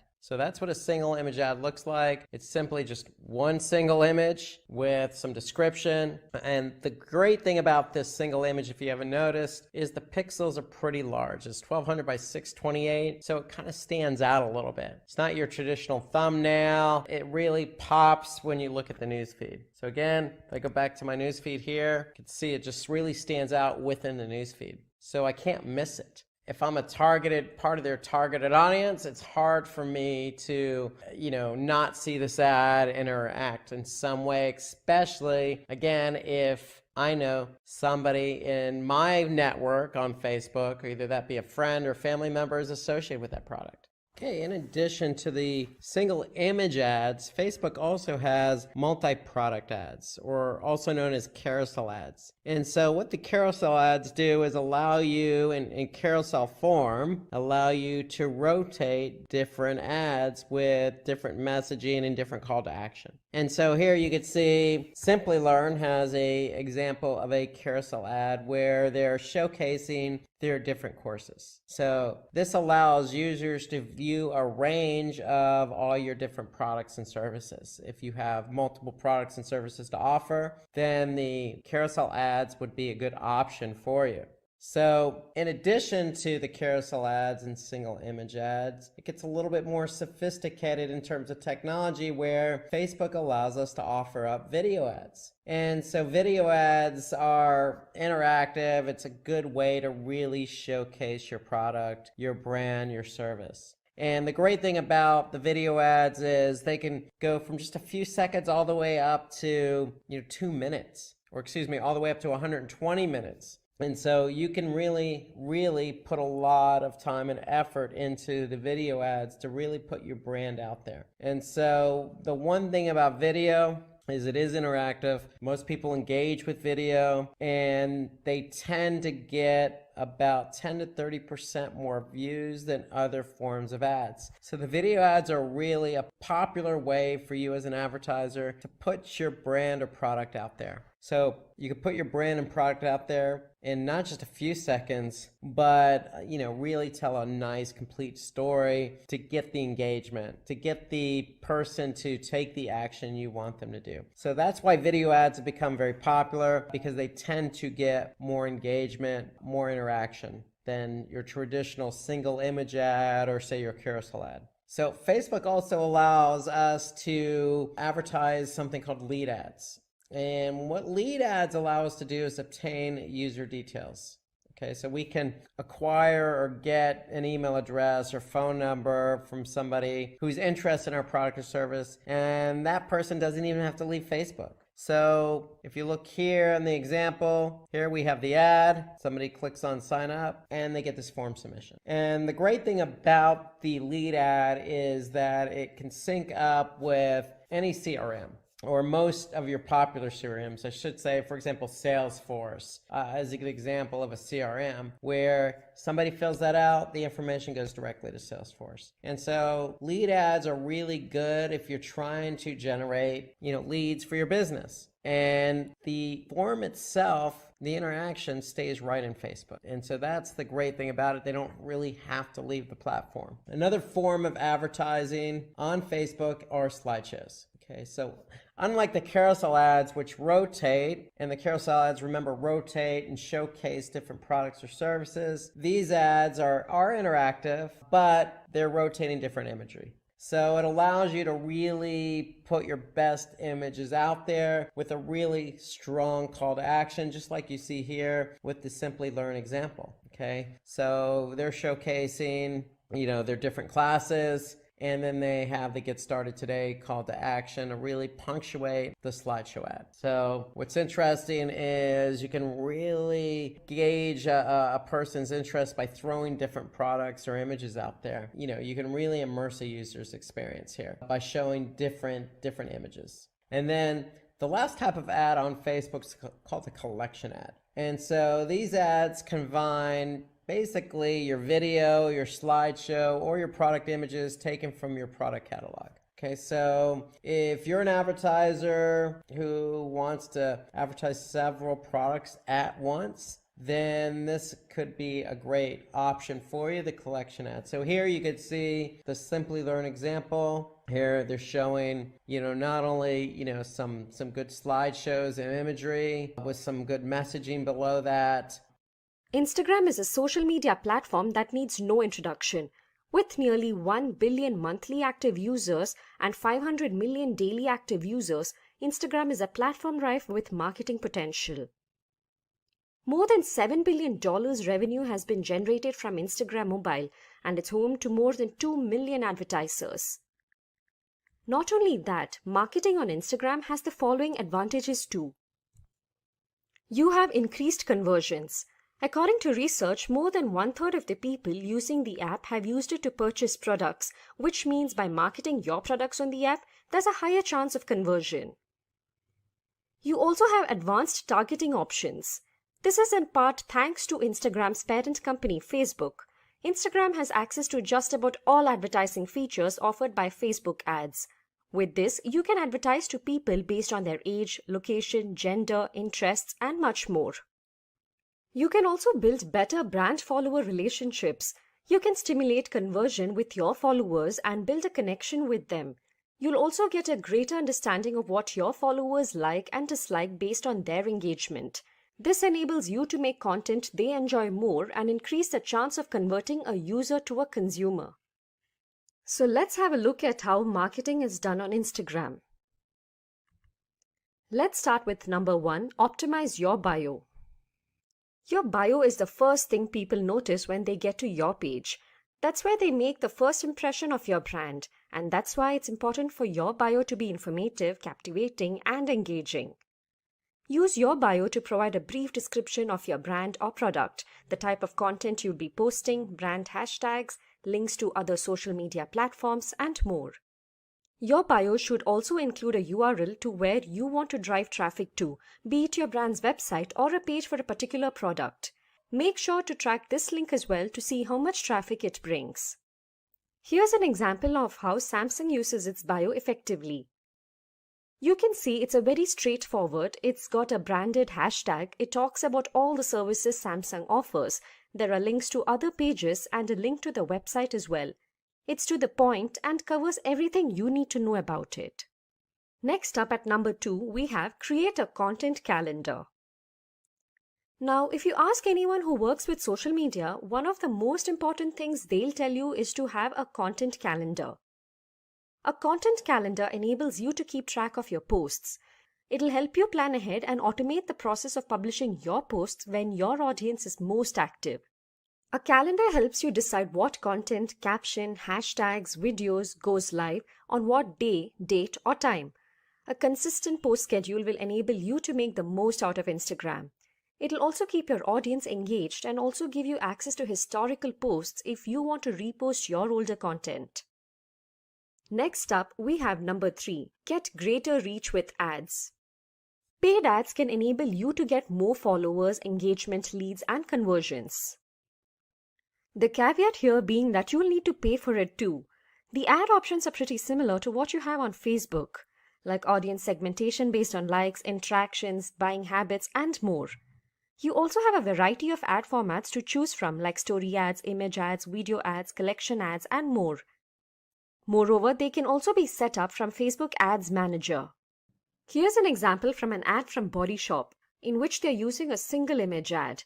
The advertising works because of its interesting, creative, and attractive ad copy that attracts the customer to interact with the post and click on the link.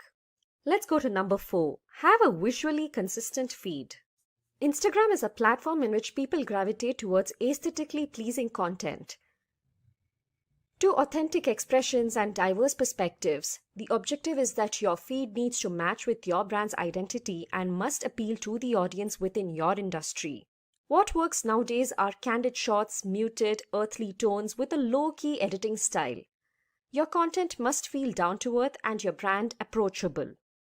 As you can see in the images, all of them have aesthetically pleasing images and a somewhat blue or underwater theme. And that's the kind of thing you should aim for.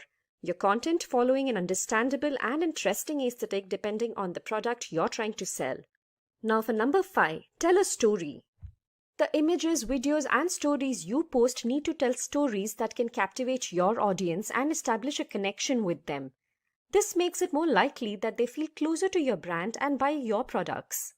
Your captions can tell stories that can help your brand appear more human and build deeper connections with your audience.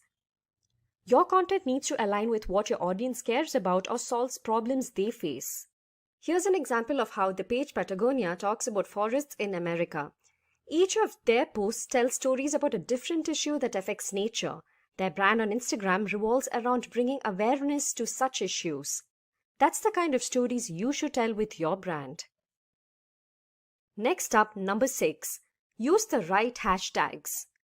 Using the right hashtags can make the difference between your post showing up on the Explore tab for everyone to see and it getting lost in the sea of content. Your hashtags shouldn't be too generic like #NewYear or #style since they'll have too much competition. Instead, mix up trending and industry-specific keywords to connect with your followers. Research on successful hashtags and limit yourself to less than 7 in each post. The more the hashtags in your post, the more likely it seems spammy, untargeted, and unprofessional. Find out what and how many hashtags your competitors use and how you can do something similar. You could also create a hashtag for your brand. These need to be short, easily memorable, and involve your brand name in some way. Let's now go to number 7.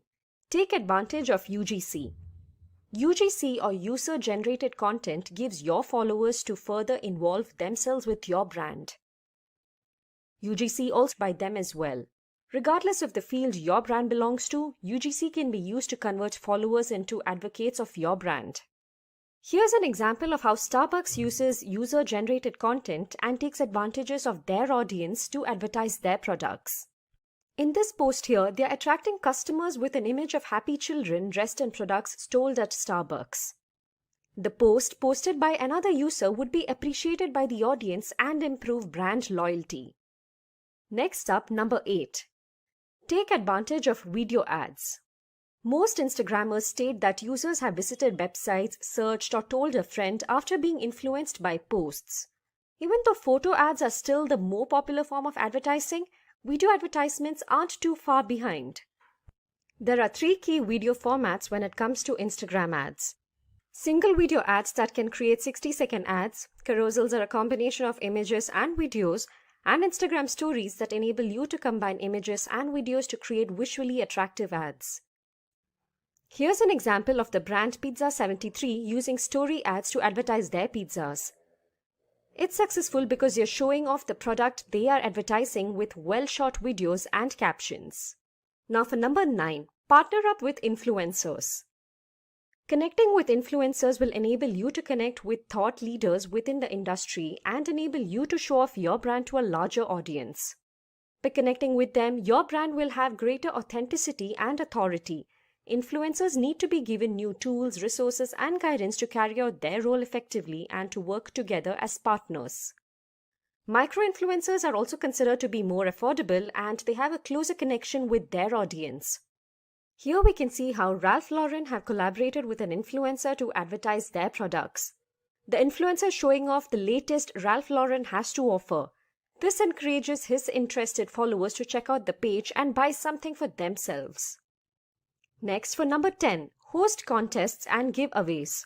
Contests enable your audience to engage with your brand with 3.5 times more likes and 64 times the comments. You can give away a product or a service which enables you to boost engagement and brand awareness. Contests and giveaways need to be planned, brands need to be partnered with, contest rules need to be identified, posts need to be created, and much more.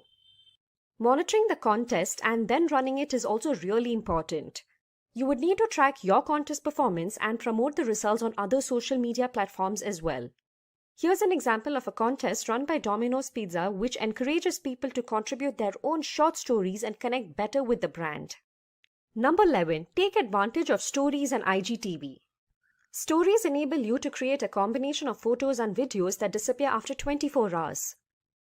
Stories can greatly influence your reach and engagement rates, even giving your story the chance to show up in the Explore section. It can also help make your brand seem more approachable and authentic. Adding links to the Instagram stories can also help with driving traffic to your website. IGTV, on the other hand, although now seemingly on the decline, still has a few advantages to offer to the savvy marketer. IGTV provides you a unique, mobile-friendly layout that serves as an evergreen content very well, like featurettes and interviews. Another new tool they have introduced is Instagram Reels, Instagram's answer to TikTok. Instagram released Reels through which users would be able to upload 15-second clips, and since it released very recently, it's rife with marketing potential. Finally, we have number 12, Track and Learn. Identify effective hashtags, visual styles, and the best times to post. Doing this, you can develop the best practices for your brand. Social listening and analytics will help you fine-tune your marketing strategy and increase Instagram engagement. So let's talk about how to create a YouTube ad. So this is going to require some access to Google Ads, and we'll go over that in a few minutes here. But first, we need to think about setting up a campaign and setting up a campaign goal. Okay, what's the goal of our campaign? So to get eyeballs, we want to pay cost per 1,000 impressions, or we want to run some actionable type ads to get people over to our website. So that really is step one. We need to identify what the goal of our campaign is. Then we need to create the ad. So we want to be able to create a video ad here that is going to show on YouTube and to our target audience. So, or whether it be a bumper ad that's only going to be 6 seconds long, we need to be able to figure out what type of ad we want to run. So here I am in Google Ads. If we're going to run a campaign on YouTube, we need to make sure that we're choosing a display campaign. And so remember, the first step is setting up that campaign, setting up that campaign goal. So we're going to go ahead and select a new campaign here. We're going to run a new campaign. And so what's the goal of our campaign? So if we're just out to generate brand awareness and reach, that's certainly fine. If it's all about sales or if it's all about leads, then the type of video run is going to be a little bit different. So if we select brand awareness and reach, okay, here we're going to select the campaign type. And so if we select video, basically what we're doing is we're going to tell Google we want to go ahead and set up some video ads on YouTube. And so here you can see the different types of video ads we discussed today. We got your bumper ads, you got your skippable in-stream, non-skippable. So the difference being that if it's non-skippable, somebody has to watch the entirety up to 15 seconds. Okay, so we have our outstream, which is basically our viewable CPM model. So we're going to go ahead and check one of these types of campaign types or ad types. So we're going to click continue. And then once we do that, we're going to get prompted to move forward with selecting our ad. So you can see here, after I set up my campaign, now I'm just going to go through some of the settings for my ad, and I'm going to give it a campaign name, a budget, okay, when it starts or ends, the bidding strategy. So again, we're going to focus on cost per 1,000 impressions. And then here's the network. So this is an important selection here. So we're dealing with YouTube videos. So we'll also have the option to select video partners on the display network. So that means that if you want your video to show on websites that want to host ads in video format, then you can select this option here. Notice you also have this option available if you're running certain types of ads on YouTube. We're running those bumper ads, so bumper ads aren't available on search results. So I'm going to stick with the video partners, okay, YouTube videos. And here we can get into some other specifics like language, country, the type of inventory. So here you can see the default is standard inventory. So that means that this is what Google recommends. We want to show our ads on content that's appropriate for most ads. Okay, so we can go expanded or limited. So we're going with the recommended here. Okay, and then when we go down, we're going to have an ad group. So when you create an ad campaign, you can have an ad group. So with an ad group, that means that we can have more or less a video in every ad group we have, but we have to have at least one ad group. So we're going to go ahead and set up, this ad group here. And here's where it gets interesting and important, because here is where we can start targeting our audience. So here we got demographics. Okay, so we can choose gender, age, parental status, household income. Okay, we can focus in on audiences if we want to, so we can choose a specific audience that we've set up. We can get some ideas or browse specific audiences. We could also choose a specific placement. So here you have YouTube videos, or we can go with YouTube specific channels, okay, or we can even be on apps. Okay, we have to set a bid for our target CPM, and once we do that, basically it's all up to now for us to add our video ad. And so remember, in this example, we're going to the bumper ad, so we're looking at about 6 seconds. And once we do that, then that's pretty much the campaign. But I just want to stress here that when you're setting it up, ahead of time, you want to make sure you identify what the campaign goal is. And then that's going to align with the type of video you're going to run. And then once you choose that type of video, then it just comes down to where you want that ad to be and who you're targeting. So it's really crucial here that you go through these steps and these options very closely. So because you want your video to show in front of the right audience on the right placement. So let's talk about how you can optimize your YouTube ads. So once you get your campaign set up, once you select your channel or the type of videos where you want your ad to be, and you select your target audience, and you're off and running with your video ad. Well, we're going to give you some tips here that you can focus on for optimizing those ads. And so going back to what I was just saying on the setup, you want to carefully define your metrics and goals. Okay, so that's step one. So when you're setting up the campaign, remember you have that option to choose the type of goal for your campaign. That can be brand awareness, it could be a sale, it could be a lead. So to me, that's a very critical step one. So you want to make sure you align your goal with your video. And then the second is track low performing ad placements. So if we just ask Google to place our video ads anywhere they want, then it's up to us then to go through and choose the ad placements and remove them. Okay, so let me show you an example of what that means. So if I'm back in Google, I'm going to go to my campaign and I'm going to select placements, and here I can see placements, but then I'm going to select where my ads show. And so this is important. You want to be able to scan the list of placements where the ad was shown. So if you don't like one of the placements on YouTube, you can always select it, edit it, and exclude it from the campaign or ad group. So that's really the key, is you want to be able to manage your placements properly. And when we say low performing ad placements, we mean really what's your goal. If your goal is to get sales or leads, if that placement is not converting sales or leads, then you need to remove or exclude that placement. So it's all done within the Google Ads platform. And then, you can also use a custom thumbnail image in your ad as well. It's always helpful in terms of optimization. So a couple of other pointers here to help you optimize. Okay, you want to drive people to perform a particular action with the appropriate CTA. So again, depending on the ad type, if it's a true view ad, 20 seconds long, you want to have a call to action. You want to maybe even have your domain name at the end of the video, so at least somebody knows where to go. So you always want to have a call to action with your video ad. You want to use negative targeting to specify who gets to see your ad and who doesn't. Okay, so that goes back to your settings. So you can pick and choose who your target audience is. You can pick and choose who you don't want your audience to be. Okay, as another setting, you can use closed captioning in your ads to make it more interactive. So that way people can actually see or read what the ad's all about, just to make it a bit more interactive. Okay, you can always perform A/B testing on your ads. So if you have one ad version, you can create another one just to see which one performs better. Testing is always a positive. Okay, so if you're paying too much, maybe think about reducing your bids. So if you remember, we set a $10 CPM bid. That may be too much. Maybe we don't need to pay $10. So we can always reduce our bids at the ad group level. So reduce bids in areas where you see lower performance. So in other words, you don't want to pay a lot for poor performance. You can also use remarketing to re-engage with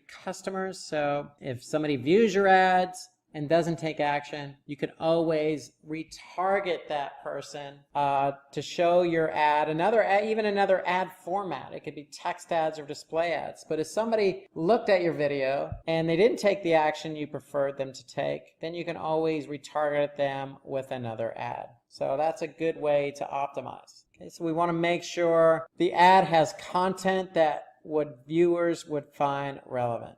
Okay, that really, you want to make sure that your ad is with the end viewer. You don't want to put out an ad that isn't going to give somebody, a good feeling after they watched it. Okay, so you want to make sure viewers find the content relevant. So if they don't find it relevant, then that means your engagement rate and your engagement is probably going to be low. So you want to take a look at those metrics that we viewed earlier: engagement rate, engagement, and if they're low, then you probably need to look at the content of the ad. So try to make sure your ad conveys your brand's message in the first 6 seconds. So that's why bumper ads to me are so critical, because you got to get the entirety of the ad and make it impactful. And so with any ad you run, any video ad you run, you really want to make sure that that message is conveyed at the very beginning, early as possible. Otherwise, people are going to be turned off or not engaged and just going to go ahead and skip it anyway. So you want to make sure you get the purpose of it right up front and out of the way.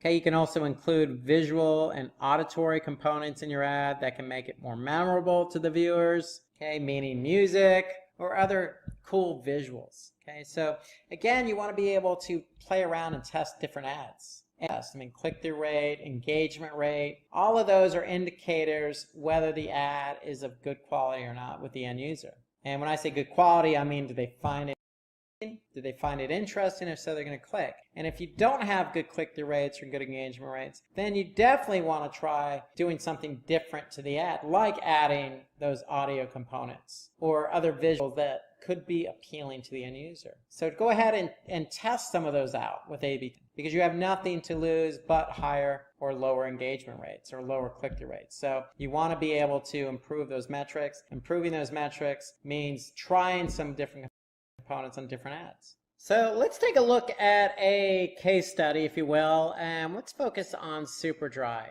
So they're a good success story on YouTube. So Superdry leaned on some YouTube advertising to help lift products. So in September last year, 2018,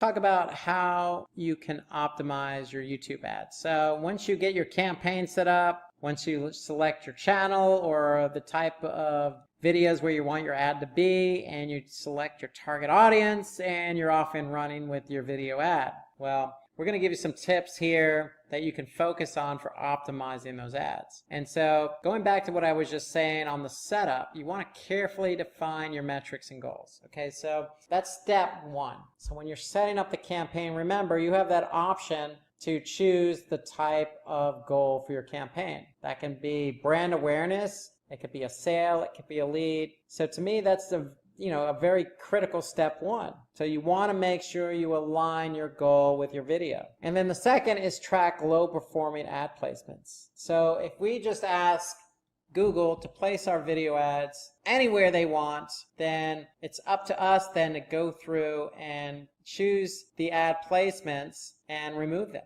Okay, so let me show you an example of what that means. So if I'm back in Google, I'm going to go to my campaign, and I'm going to select placements, and here I can see placements, but then I'm going to select where my ads show. And so this is important. You want to be able to scan the list of placements where the ad was shown. So if you don't like one of the placements on YouTube, you can always select it, edit it, and exclude it from the campaign or ad group. So that's really the key, is you want to be able to manage your placements properly. And when we say low performing ad placements, we mean really what's your goal. If your goal is to get sales or leads, if that placement is not converting sales or leads, then you need to remove or exclude that placement. So it's all done within the Google Ads platform. And then you can also use a custom thumbnail image in your ad as well. It's always helpful in terms of optimization. So a couple of other pointers here to help you optimize.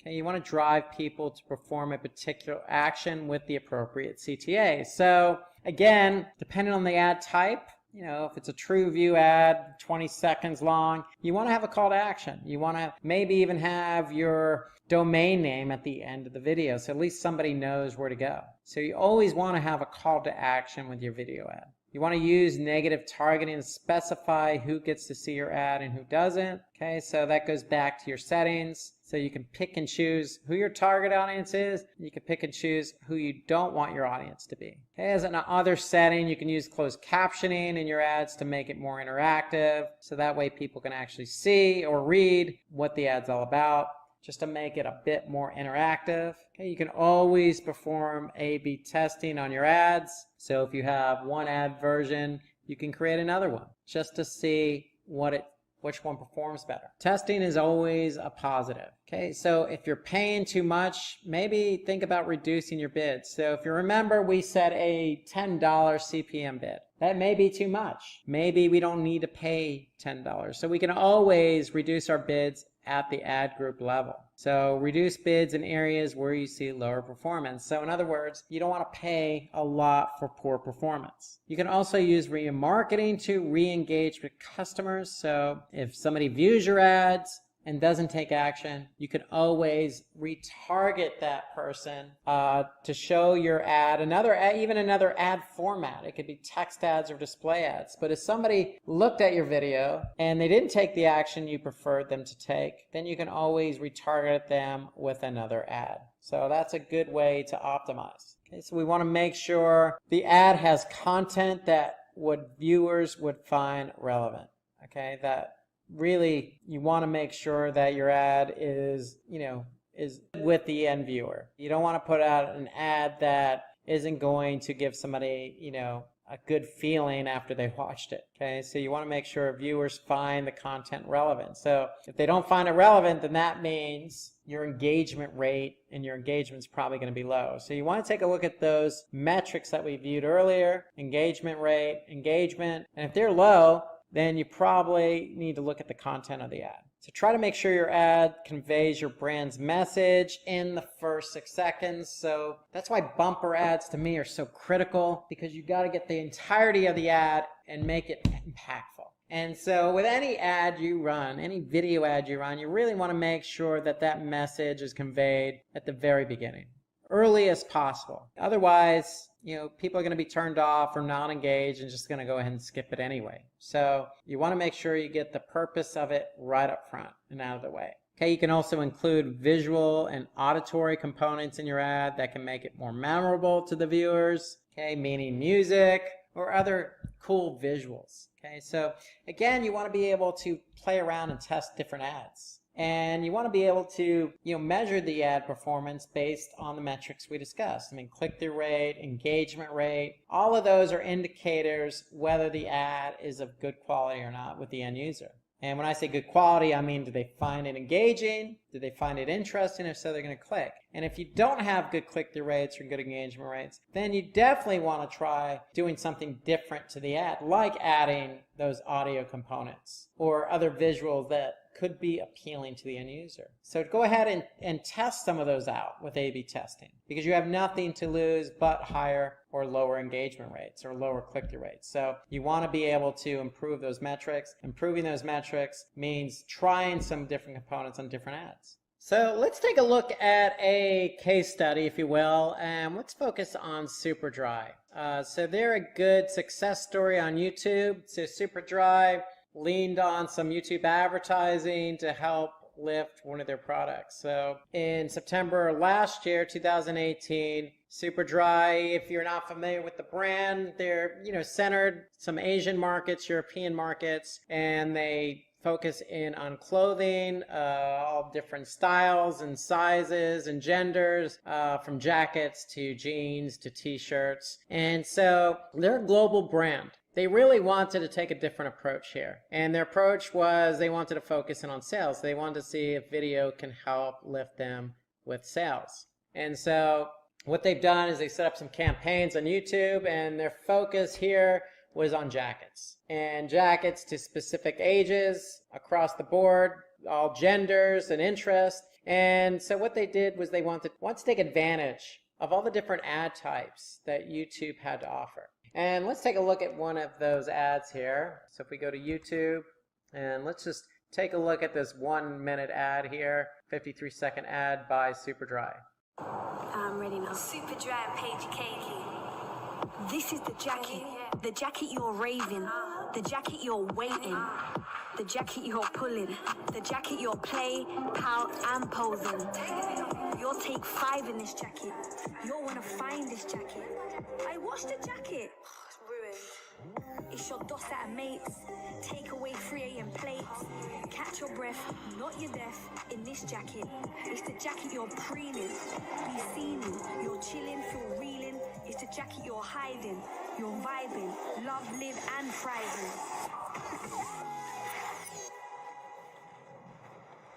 This is the jacket. The jacket that will get you through.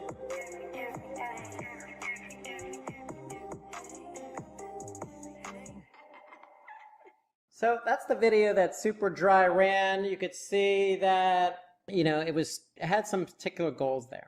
And so Super Dry is pretty well known, so it probably wasn't built around brand awareness per se. It was probably growth consideration and interest, and also driving action. Okay, so pretty cool video.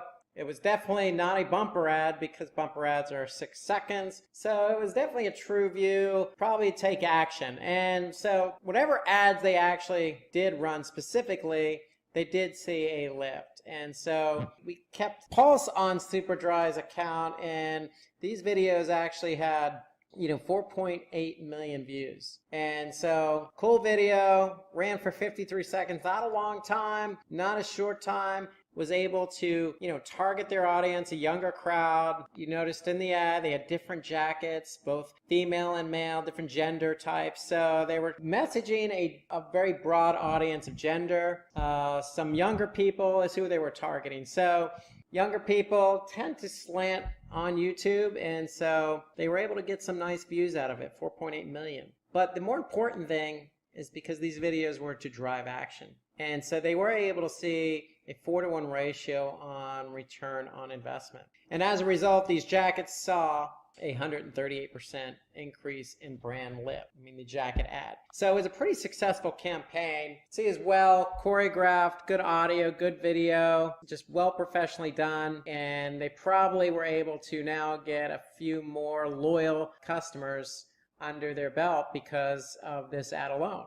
So that's the power of video, okay? So you're able to know who your target audience is. You can go out and target them with a cool video. And given that YouTube is vast, then you can really take advantage of a lot of their ads. So what they probably did, again, was those TrueView in-stream ads with a cost per view through a skippable video ad format. And they also use the shoppable ad format. So that is another option on YouTube. So they took advantage of all YouTube had to offer in terms of who they were trying to target, the length of the ad, and given that their product or selling a product or promoting a product, they will take advantage of the TrueView shoppable ad format, which basically lists your products alongside the actual video ad. And so this is just a good case study. Super Dry will probably do this again based on the numbers that they're reporting. And so basically that's the power of YouTube. Getting out in front of your audience with a really good video ad, targeting an audience, taking advantage of different formats. Today we're going to talk about how to increase Instagram followers. Today's webinar, we're going to have some tips and best practices for you to take advantage of to increase Instagram followers. So let's get started and talk a little bit about Instagram. So Instagram is not really an up-and-coming platform. It is already up-and-coming. A lot of users. In fact, 500 million daily active Instagram users. 500 million daily. The user base growth of more than 300% year over year. So it's growing and growing and growing. It's become more and more popular ever since it's launched back in 2010. And then there's more than 100 million photos uploaded daily. So it's a platform where you can upload photos, tag those photos, even use and implement videos. And photos have become very popular with the advent of mobile technology that the Instagram app makes it easy for you to post your photo. So there's no surprise there's a growth. There's no surprise there's a lot of users. There's no surprise that there's 100 million photos plus uploaded daily. And then there are 400 million stories posted daily. So when you post something, you can create a story out of it. And there's 400 million of those per day. And then there's more than 50 billion photos shared to date. So since 2010, platform now, which is now owned by Facebook, has become really, really popular. A good place for you if you have your own company, if you have your own brand, if you have your own product. It's a good place for you to really showcase that service, that product, that brand because of the user base, how easy it is to use, and the wide reach it has for you in which to tell your story. So I mentioned there are lots of photos shared today, close to $7 billion revenue generated through Instagram mobile. So on top of everything I just said, there's a lot of e-commerce going on here too. So Instagram is a platform in which there's e-commerce integrated within the platform. So as a business who offers up products, you can actually generate revenue for yourself. On the flip side, Instagram, which is owned by Facebook, has an opportunity to sell advertising space on Instagram. So Instagram is an e-commerce platform, to say the least. In fact, Instagram is, because it's so popular, because it's part of Facebook's advertising platform, there are more than 2 million advertisers on Instagram. So amongst all those stories, videos, and photos and hashtags, you'll see some ads. And then because you'll see ads, because you'll see users, you're going to see businesses. It's just a good place to really set up shop and really tell your story through the world of photos and videos. So 25 million plus businesses have already migrated over to Instagram, and that's growing and growing and growing. So it's an opportunity for you to work with other businesses. So the arrow is definitely pointing up on Instagram. There's a lot going on here. Easy to use application, especially when it comes to photos and videos. So we're going to go through some tips and tricks today, and we're going to talk about everything there is to know about Instagram and how to increase your followers. So let's take a look at tip 1 here. So because Instagram is an application, everything you do on it is through the application. Now you could certainly view a web page version on it, but you really can't do much out of that. So if I go to my Instagram account, for example, using my desktop, I can see my profile and I can edit my profile to a degree, but everything you're doing is through the application. So when it comes to that, tip 1 here is take advantage of your bio. So regardless of what industry you're in, who you are, you really want to have a clear and concise and compelling bio. Why? Because this is your introduction to the world. You want people to know who you are. And because if you don't really become very clear to people, they're not going to follow you. So this is where it all starts. You need to take advantage of your bio, have a clear and concise bio, and have a link to your website or some contact information. So to me, this is where it all starts. You got to have a bio because that's what people are going to look at, and they're going to decide whether to follow you or not based on primarily that bio. That's where it all starts. So make sure you have a good bio. That's tip number 1. So you'll have to make sure that your landing page is also mobile optimized, since most Instagram users are on mobile. So if you're going to put a link to your website and somebody's on the Instagram app and they see your bio and they like it and you have a link to your website, make sure that landing page they go to is mobile optimized. So tip number 2, everything you do on Instagram when it comes to posting evolves around hashtags. So that's the backbone of the platform. Just like most platforms out there, social media platforms like Twitter or Facebook, Pinterest, you're going to have hashtags accompany those posts. So Instagram's no different. But in this case, you really, really want to take advantage of the hashtags. So hashtags are there to help users find your content. So you want to start out by using hashtags that are relevant to your business. So if you're in the food industry, you're going to post something related to food. Do the appropriate amount of research to find hashtags to describe your brand, and also are being searched on Instagram. So what does that mean? That means do a little bit of homework on Instagram. See what searches or see what other brands in your industry are using for hashtags. Don't be afraid to use the same hashtag, but mix it up. Hashtags are important. So don't be afraid to put a hashtag in there that really defines what your business is about. But if it's relevant, use other hashtags that are popular or people are using to find information. So mix it up, but the key here is relevancy. You want to make sure you align your hashtags with your content and making sure the connection between the hashtag and the content is relevancy. So using the popular tags on your photos or videos might get you some immediate engagement, but it may not help with future goals like long-term engagement, new interested followers, and sales. So here really what I'm trying to say is, look, pick and choose your hashtags carefully, because if you use something broad or something non-relevant, yeah, you may get that click to your Instagram page, but that doesn't necessarily mean somebody's going to follow you, or that doesn't really mean somebody's going to be interested in what you have to offer. So if you use something really popular and broad, yes, you're going to get short-term gratification, but not long-term interest. Tip number 3, post your content at the right time. So according to Sprout Social, which is a social media scheduling platform, among other things, so they deal with a lot of people using their platform and posting content via their platform. They have data, and they're telling us, based on the data they've collected, that the best time to post is between 2 and 3 p.m. and the best day to post is Thursday. Now, that may be all fine and true according to a Sprout Social study. And so you may want to go with this 2 to 3 p.m. and this is probably local, in case you're wondering what time zone we're referring to. So this is all local to you. So go ahead and try that out. Try 2 to 3 p.m. on Thursday. The thing is, what you're going to have to do eventually is figure out what the best time to post is. Okay, so if you're putting out a lot of content and you're putting out content throughout the week at certain times of the day or throughout the day, you're going to have to determine which time of day and what day is generating the best engagement for you. Who's looking at your post at what point of the day, what day of the week. And so you're going to really have to lean on a social media platform to help you determine that, because they're going to have the data that you need to determine what the best time of day to post is. Okay, so we'll talk about social media platforms here shortly. We just know that when you post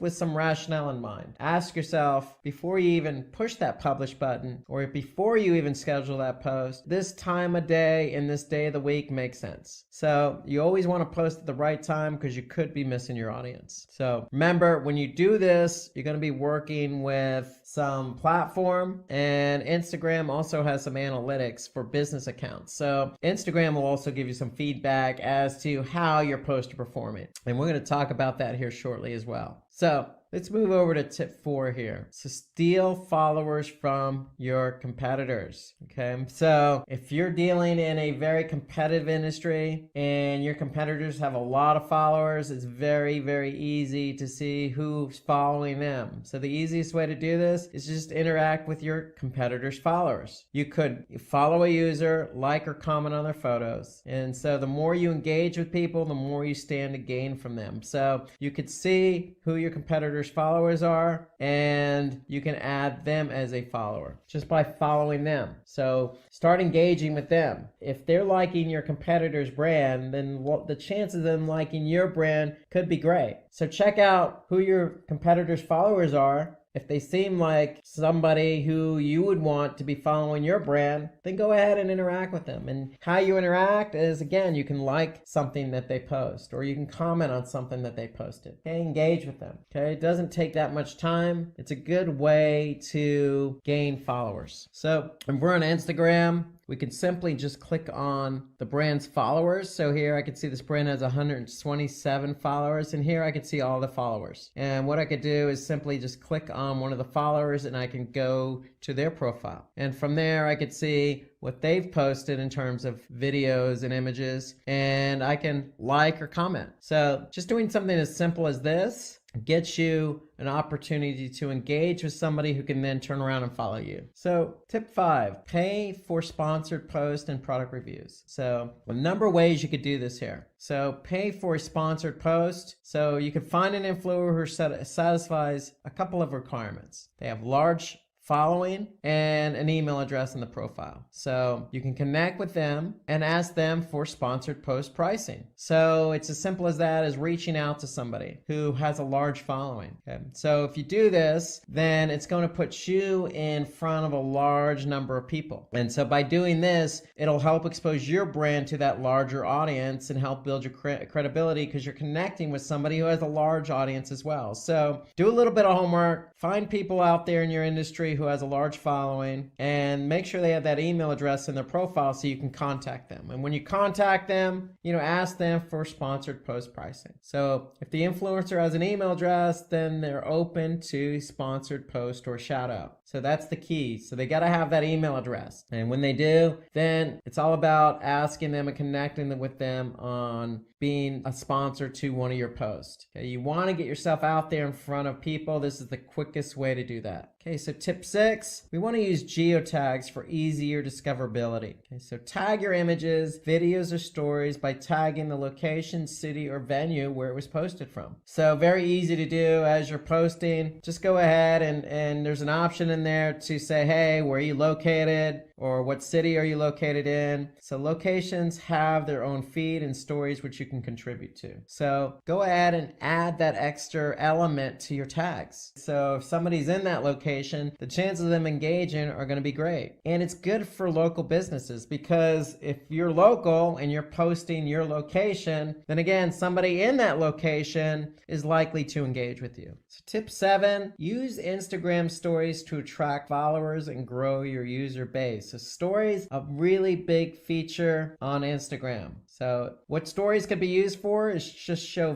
footage of an environment. So it could be your office, it could be your home, it could be, the playground, it could be the golf course, it could be anywhere that you want to show footage of. So you want to post news relevant to your industry. So if you're in the food industry, hey, why not go in the back into the kitchen and post a story about how a particular bread or cake is made? Okay, show off your product. So if you are in that food industry and say you're in the pizza making business, perfect opportunity to show people via an Instagram story how to make that pizza and how you make that pizza, what ingredients you use. How unique is your particular product? And that's really what you want to get across when you do a story. You want to show something unique and relevant that's going to grasp people's attention. You can promote a company event. So if you're celebrating, say, 200,000 subscribers, create a YouTube video or you can create an Instagram story. It works just as well. So you can endorse your company's blog post. You can post positive user reviews. So these are all features of a story. Increase interactivity with polls, sliders, etc. And then you can also mention other companies that work with or follow you. So great use of Instagram stories is do a shout out to somebody else. So Instagram stories is a really big feature with Instagram. Check it out. You can just do a search for Instagram stories. In fact, let's get some of you users involved. What best practices do you have when creating Instagram stories? Why don't you go ahead and share your Instagram story with us by putting that Instagram story in the comment section below. So we want to get everybody involved here because there's thousands upon thousands of great Instagram stories out there to be shown and viewed and engaged with. So go ahead and share your Instagram story. If you have any other tips or tricks, then go ahead and put those in the comment section so that everybody can benefit from them. So the only thing to keep in mind when you're creating these stories is what are your followers interested in seeing? So your stories could teach or promote something to your user base. So always keep that in the back of your mind. For me, I always go back to what industry are you in? If you're in the food industry, hey, people who are following you are interested in food. If you're a pizza company, show off that pizza. If you're a bakery, show off how you make your breads and goods, baked goods. Whatever it is you have, show it off because if somebody's following you, that's what they're interested in. So tip number 8, highlight important stories. So you want to highlights serve as the easiest way to create a first impression for a potential follower. So with highlights can be used to tease what your content's about, create a trailer for what your brand offers, promote your product. So highlights are there. It's a good feature.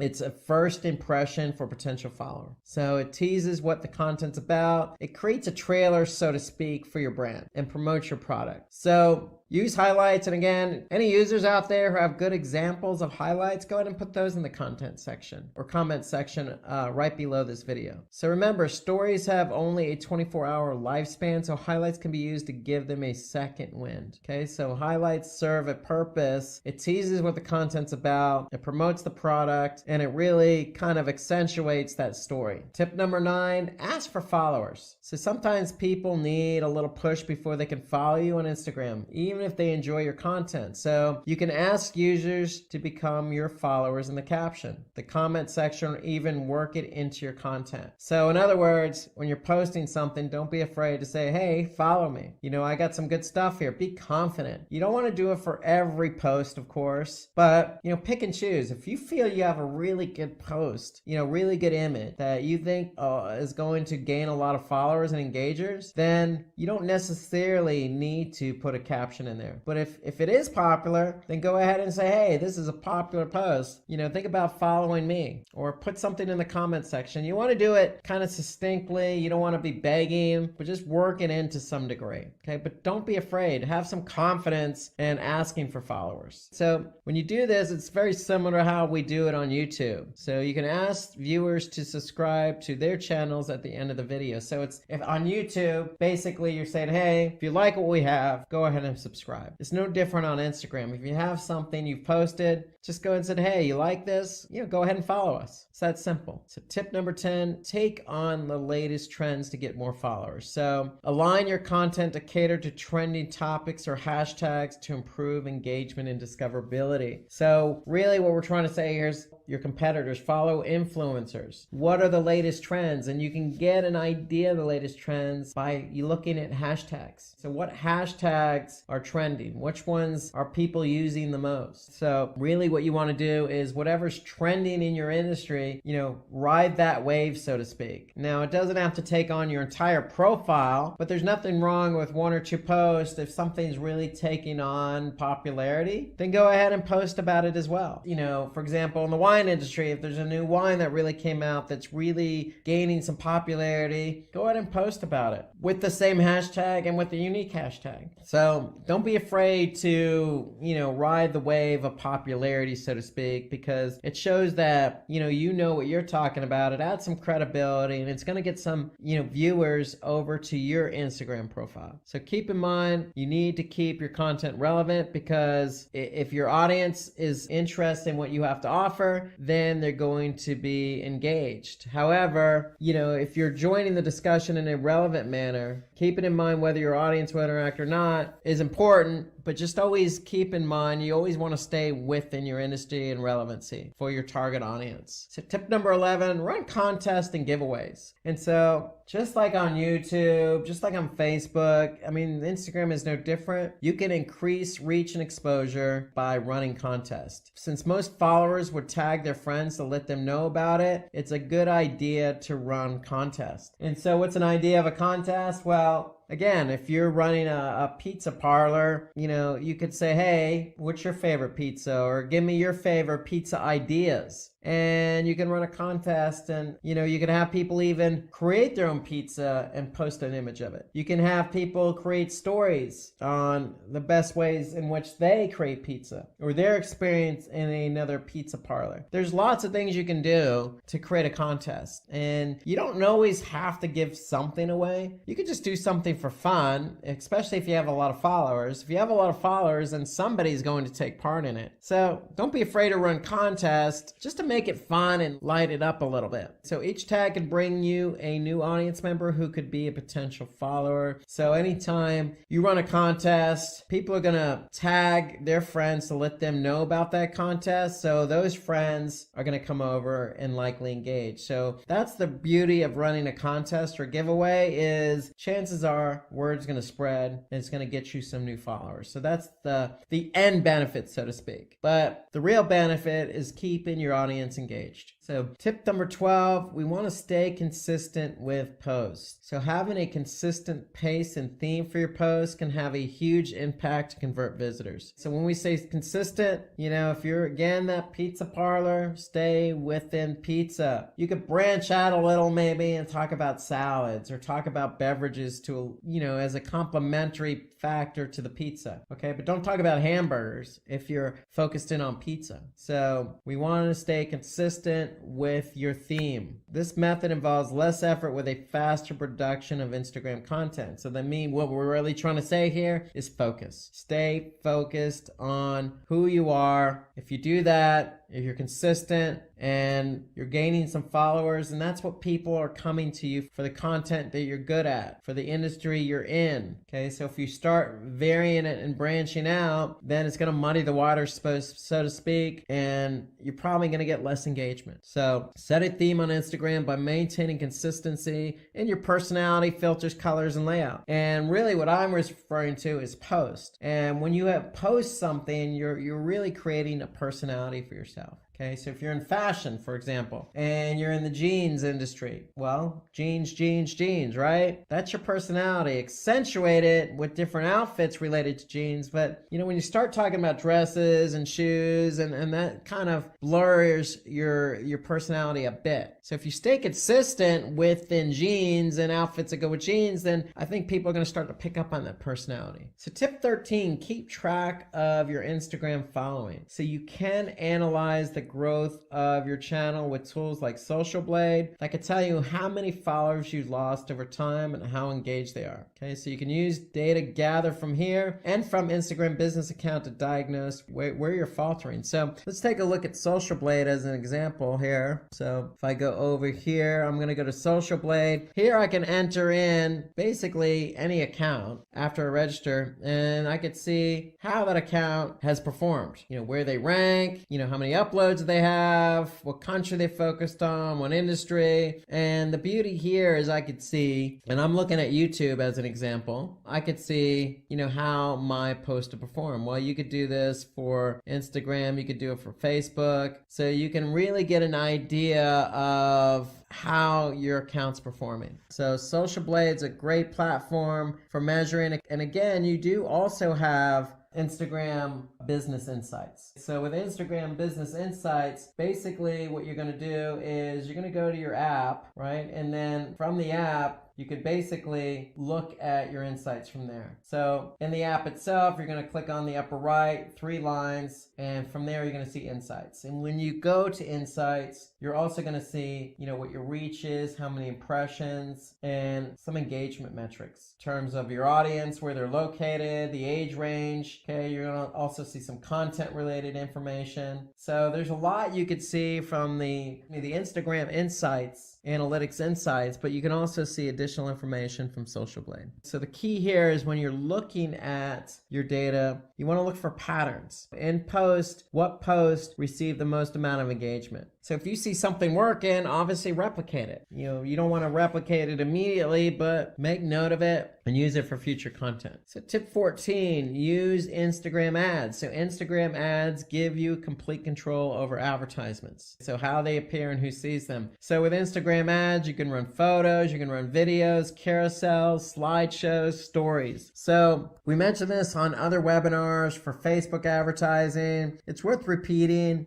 So if I go back into, say, Facebook Ads Manager, I can pick and choose my placements. And really what I want to do is pick and choose, for example, Instagram. And so I have Instagram feed, I have Instagram stories. So, and I could see what the video requirement or the media requirement is for running on Instagram. So with Instagram, you can run stories, you can run videos, single image ads, you can run carousel. So really, you could put your best forward, meaning take the post that's performing well, and maybe you want to advertise that, promote it. So you're going to run this through Facebook Ads Manager, and it's going to tell you, what your audience size is, your potential reach, okay, what your daily results would be. So you're going to get all that information when you run your ads on Facebook Ads Manager. But it's a great opportunity for you to really push forward. If you're running a promotion, it's really an opportunity for you to push forward that promotion. Other advantages: scalable pricing, self-serve and instant, robust reporting, and highly refined audience retargeting. So all of that is in the Facebook Ads Manager. You can get all the reporting you need, meaning,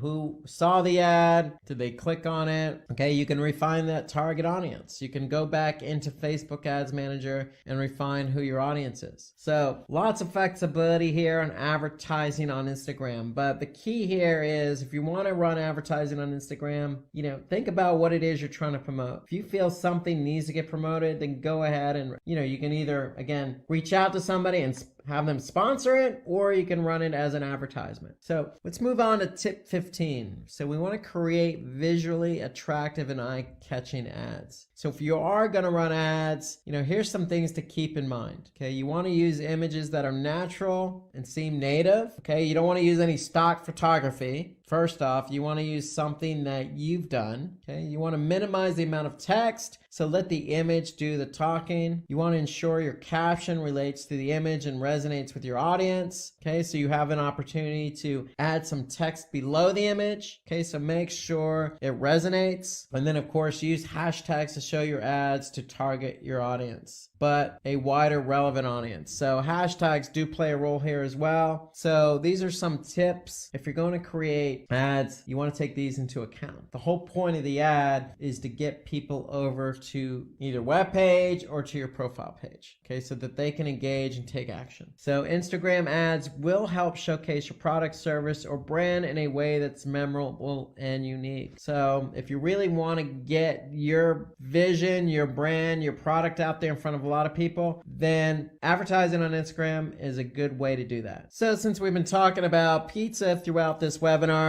this is a good Instagram profile here about pizza. I'm getting hungry just looking at this. Hopefully this is an example for all veg and non-veg pizza consumers. I mean, you can see this profile here. They got the website, they got the handle. Okay, so they have a lot of followers. So, if I'm in the pizza industry, I can go ahead and, click on their followers and see who's following them, who they're following. So some really good shots of pizza here. It looks like, a lot of people were involved in this. You could see lots of different examples here. Some cute ones, some funny ones, some humorous ones. So, just taking a look at something like pizza, which, most people enjoy, most. And you can kind of appreciate how much of an advantage Instagram can be, because you can accentuate photos, you can have fun with it, you can really run some contest here, give us your best pizza photo. So here, you could say use daily pizza as a hashtag for a feature. Okay, so they're even encouraging you to use a specific hashtag. So you can really do a lot here on Instagram. This is just a good example of what you can do and have fun with, with an example like pizza, just to give you some ideas. So let's move on to tip 16. Take advantage of Instagram tools. So you can use scheduling tools like Later, Hootsuite, and Buffer. So I can't stress this enough. When it comes to measuring the engagement of your Instagram post, you're definitely going to need a social media tool. So you're also going to need it if you do a lot of posting on Instagram. So let's take a look at an example. We'll use later.com. So if I go to Later, here I could see, I can use this to upload my images to my profile. So here you could see it's scheduled throughout the day of the week. So that way we're not overlapping. We're scheduling based on the times of the day that people are going to look at this. So here I could see, particular stories. If any stories are posted, okay, I can look at it from a weekly or monthly preview. I could see what's been posted, okay? And more importantly, as a schedule tool, I can also see the analytics. I could see, how many were posted, how many followers. So this is really important because, if my profile is growing, I want to be able to see what post performed best, what the audience was like, by gender, by age, by location. So again, I can look at it by post performance, story, or hashtag analytics as well. So Later really goes into details about, what's driving engagement.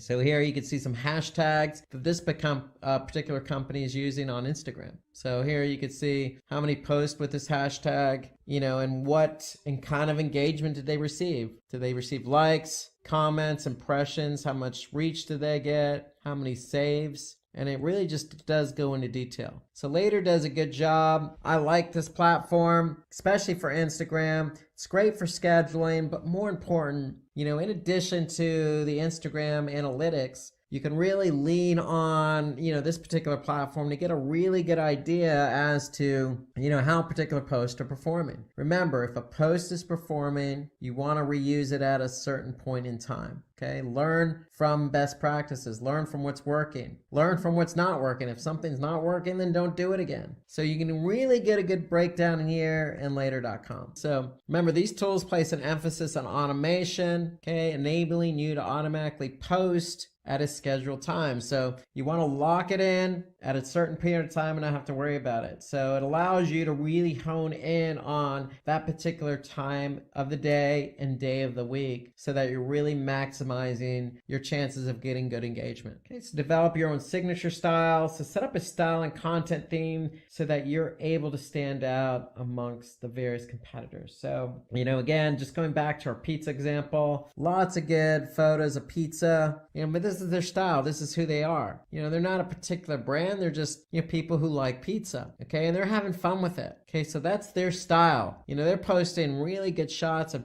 all this different types of pizza, different styles, different toppings, and just to give you an idea of how popular pizza is and what you can do with it. Okay. So again, this is a good basic example of what you can do with something as simple as pizza. So don't be afraid to experiment, try something different with your profile, do something different. You don't always have to follow what everybody else is doing. That's the great thing about Instagram. It allows you to be free and creative. In fact, if anybody has any styles that have worked for them, feel free to put something in the comment section. We'd love to hear your thoughts. So tip 18, use user engagement to your advantage. So I just mentioned that using the later example. So we want to be able to learn from what's working and not working. So user-generated content shows off your brand to be authentic and improves your relationship with your followers. So, you want to be unique with the content that you're posting. So if you do that, you're likely to build that relationship and, increase your followers. And you want to be able to see of that user-generated content, that UGC, which is performing, which is not performing. Okay, so basically your followers and your audience are telling you what's working and not working. So take advantage of that. Remember, going back to hashtags, you could set up your own unique hashtag and ask your users to post images or videos relating to that, which you can post in your brand's account. So just like the whole pizza thing, they're saying, hey, look, use daily pizza for a feature. Okay, that's a good example of something you can do as well. So you could set up a unique hashtag and say, hey, use this hashtag, and that'll help you gain some followers. That'll help you gain some notoriety and some visibility on your platform. Tip 19, use high quality images and videos. Just like on YouTube, just like on Facebook, Instagram's no different. Images must be of high quality, authentic, and original. Again, one more time, going back to the pizza. These images look to be pretty high quality. If you have a decent mobile phone, that's all it takes. A mobile phone with a camera, that is. That's all it usually takes. You want to be able to get that right shot. You don't want to use anything that's of low quality because it really is going to take away from, the story you're trying to tell. So you don't have to be professional per se. Just make sure what you're posting, whether it be video or whether it be an image, is of high quality. And remember, videos needs to be fun and informational without causing the user to lose interest. So, if you're going to create a video, go ahead and, you can make it short, make it fun. Okay, you can see here, these guys are just showing you how pizza's made. It doesn't take a long time. They're just going through the motions. They're not boring you with details. They're not talking. Really quick and easy. Just to give you an idea. It doesn't have to be as serious, it can be fun. So video content needs to be fun and informational without causing users to lose interest. That's the key. Short, sweet, unique, authentic, and fun. Have fun with it. So worth repeating, don't use stock images on Instagram because, they don't really bode well for your particular brand. It's Instagram. It allows you to post original content. That's the whole purpose of it. Okay, and on the video side, be concise, high quality, and informational enough. Okay, so you have to hold the user's attention here. So When we say concise, don't make it a 5-minute video. Obviously make it high quality, relevant to what you're trying to offer. And if you can do that, you're likely going to hold the user's attention. So tip 20, promote your Instagram page and other social media channels. So Facebook and Instagram are part of the same family. So this seems like a natural, but don't be afraid to promote it on other channels like Pinterest or YouTube. The whole idea is to get users to your Instagram page and encourage them to follow it. So, you can always put that URL in, other platforms like YouTube. Nothing wrong with that at all. Okay, you can also promote your page offline with print ads and during other relevant events. And then I would even take that a step further is you'll probably see, an Instagram logo on a web page along with other social media icons. So you always want to help promote Instagram on your webpage as well, but you can do it for offline with print ads. So you can simply just put, whatever your slug is for Instagram, whatever your ID is, whatever you're using on Instagram, that's what you can use. Don't be afraid to promote it offline or online.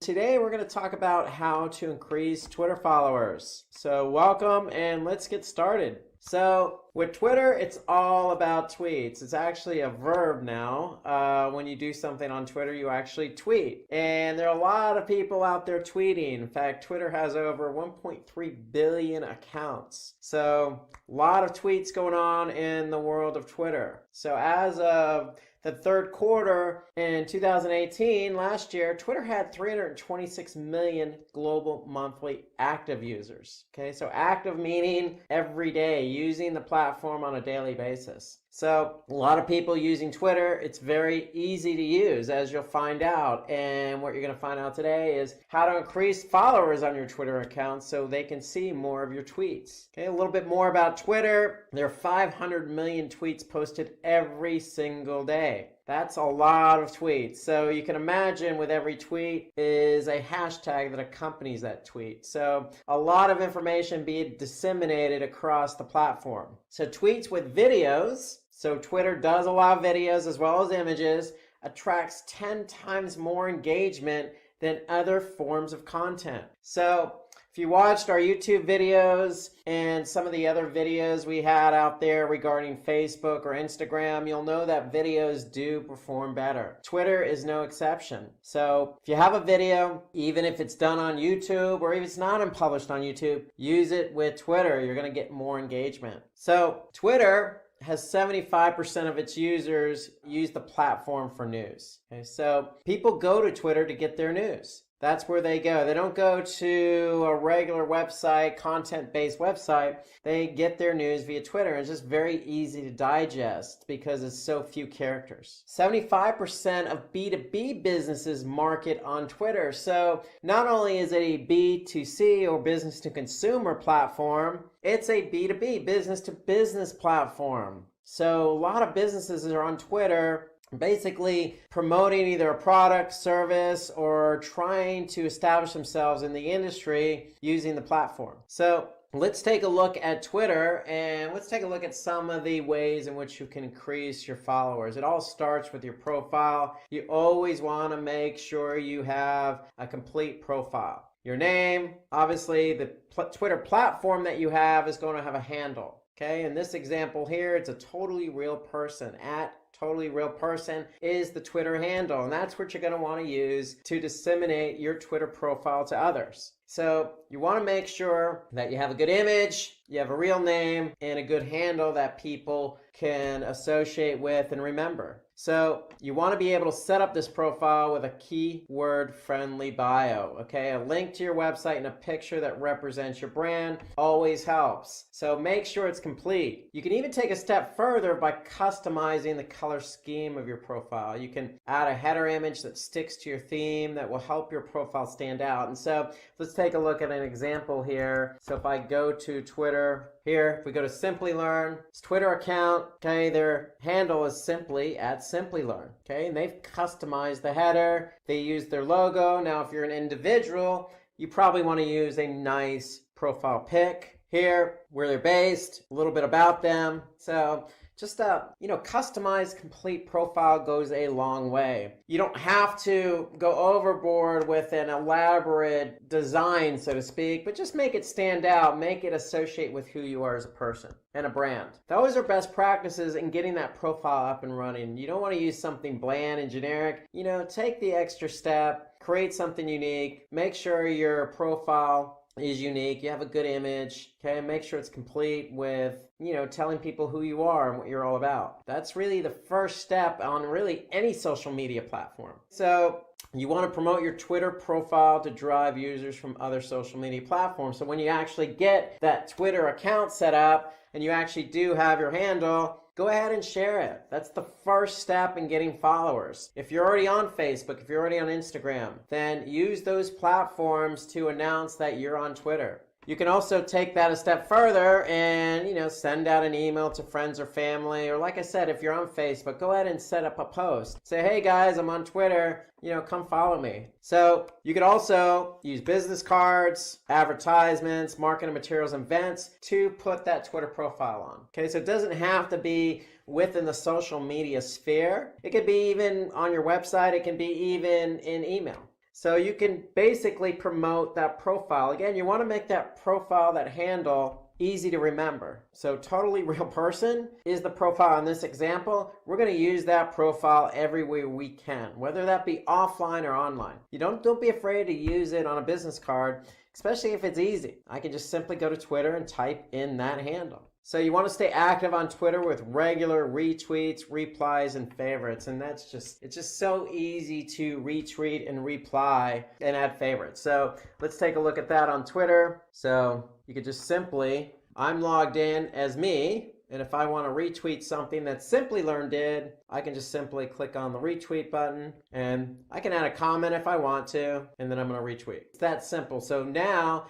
that tweet is going to show up on my profile, my handle. And I could simply like it. If I scroll down here, okay, top 10 IT trends shaping 2019. Notice a simple tweet supported with an image. So I'm just going to like that. So I can even comment on it. I can click on the comment and click a reply here, okay? And that's going to show up in this tweet here. Just like if I click on this, I'll be able to see what other people have written. And so it's that simple. If I want, I can just click on the email button and even send a message to somebody right from that tweet. The point is, I can do everything I need to do right in the platform. But to get started, if you don't have any tweets, go and find other companies similar to you, look at their tweeting, and you can always retweet that. That's a good way to get going with tweets. That's what I started doing when I started on Twitter in 2008. I didn't know what to write particularly, and I didn't know how to write it particularly well. So I looked at what other people wrote and tweeted and just retweeted those. That's a good way to get your Twitter account started.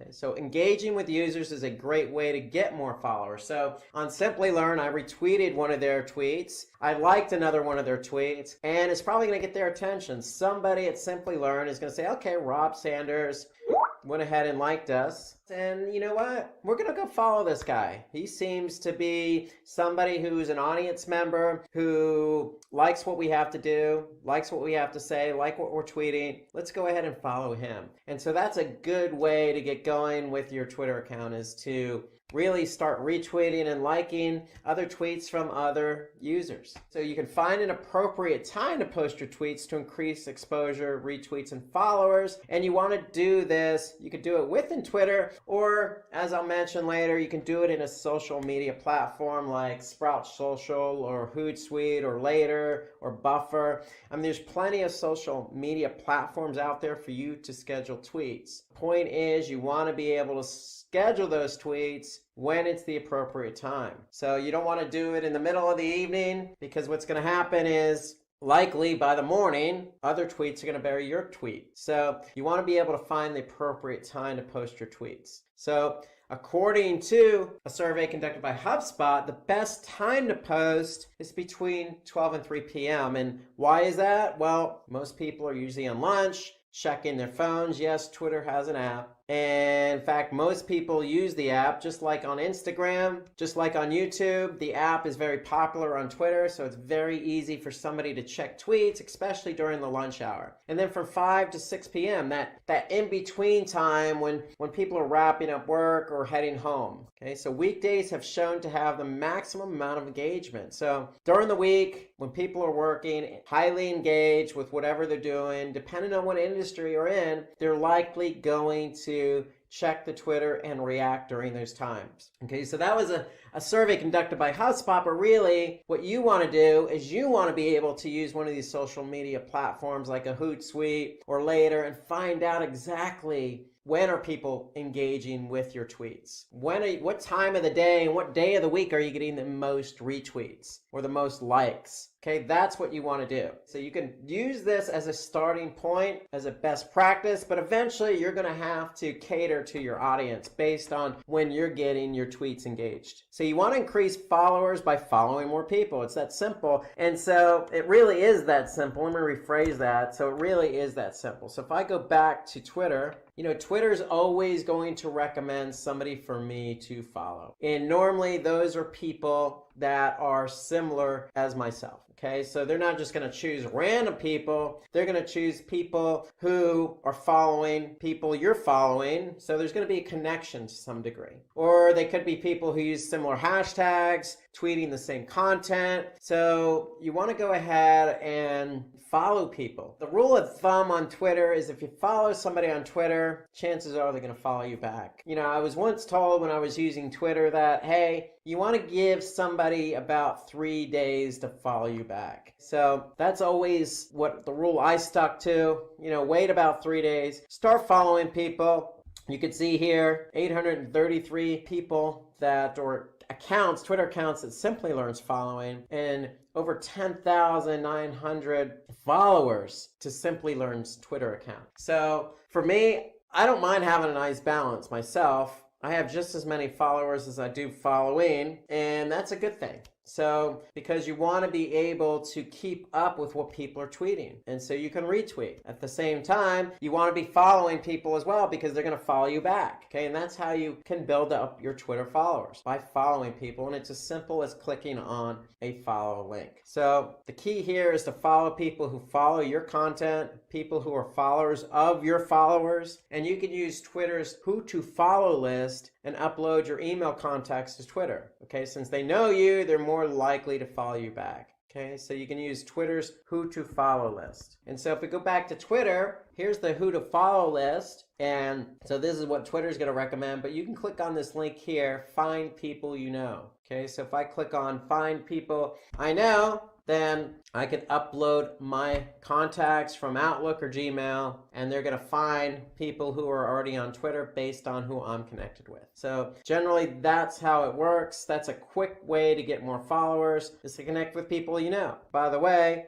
I'm going to follow Simplilearn because I wasn't following them prior. So now I just clicked on the follow button. Now I am following. So now I'm going to see Simplilearn's tweets in my feed. So let's take a second to look at a brand. Okay, so it's time for a brand watch. Let's have a look at some of the best tweets of 2018. Now remember, there are a lot of active users, millions of active users. That's a lot of tweets. So what we did was we scoured Twitter from 2018 and we went ahead and picked out some tweets that we thought were pretty good.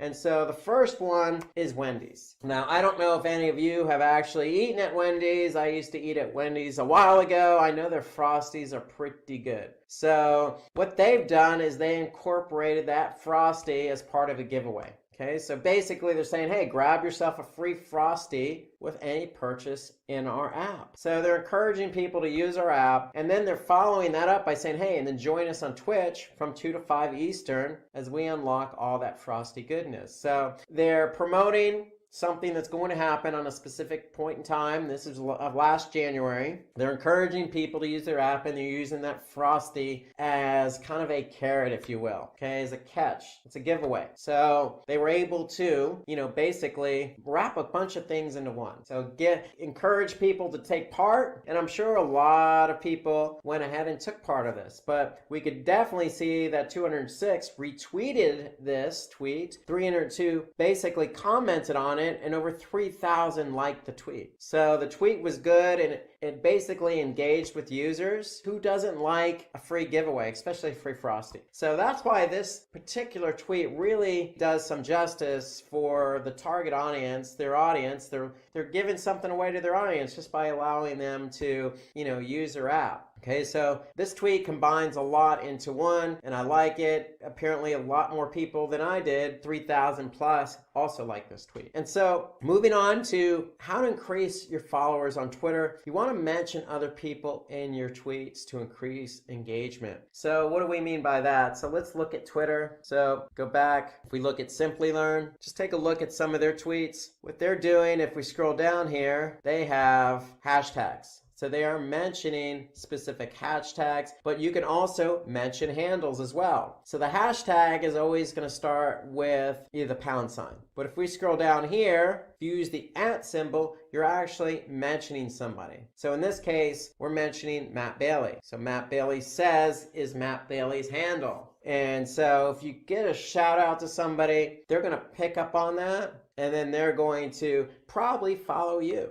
Okay, who doesn't appreciate getting recognized for something, especially something as small as a tweet? Okay, notice I can go ahead and click follow if I want to follow Matt Bailey, but it's not a bad idea to add people into your tweet. And you simply do that by just using the @ symbol and using their Twitter handle. It's a good way to get recognized by that Twitter follower. It also increases engagement because it's adding validity to the tweet. And it definitely catches the attention of the person mentioned. Remember, if you use that person's handle, they're going to see that you mentioned them, okay? And what it's likely going to do is start some type of Twitter relationship, okay? They're going to then follow you, you're going to follow them, and chances of them retweeting you in the future or mentioning you in the future is probably going to increase. And overall, that increases engagement. So another important thing you want to do is find and use hashtags that are relevant to your brand and audience. So this is a must. This is mandatory on Twitter. You need to use hashtags. Twitter's all about hashtags. Every tweet that goes out should have a hashtag. Okay, and so what you can do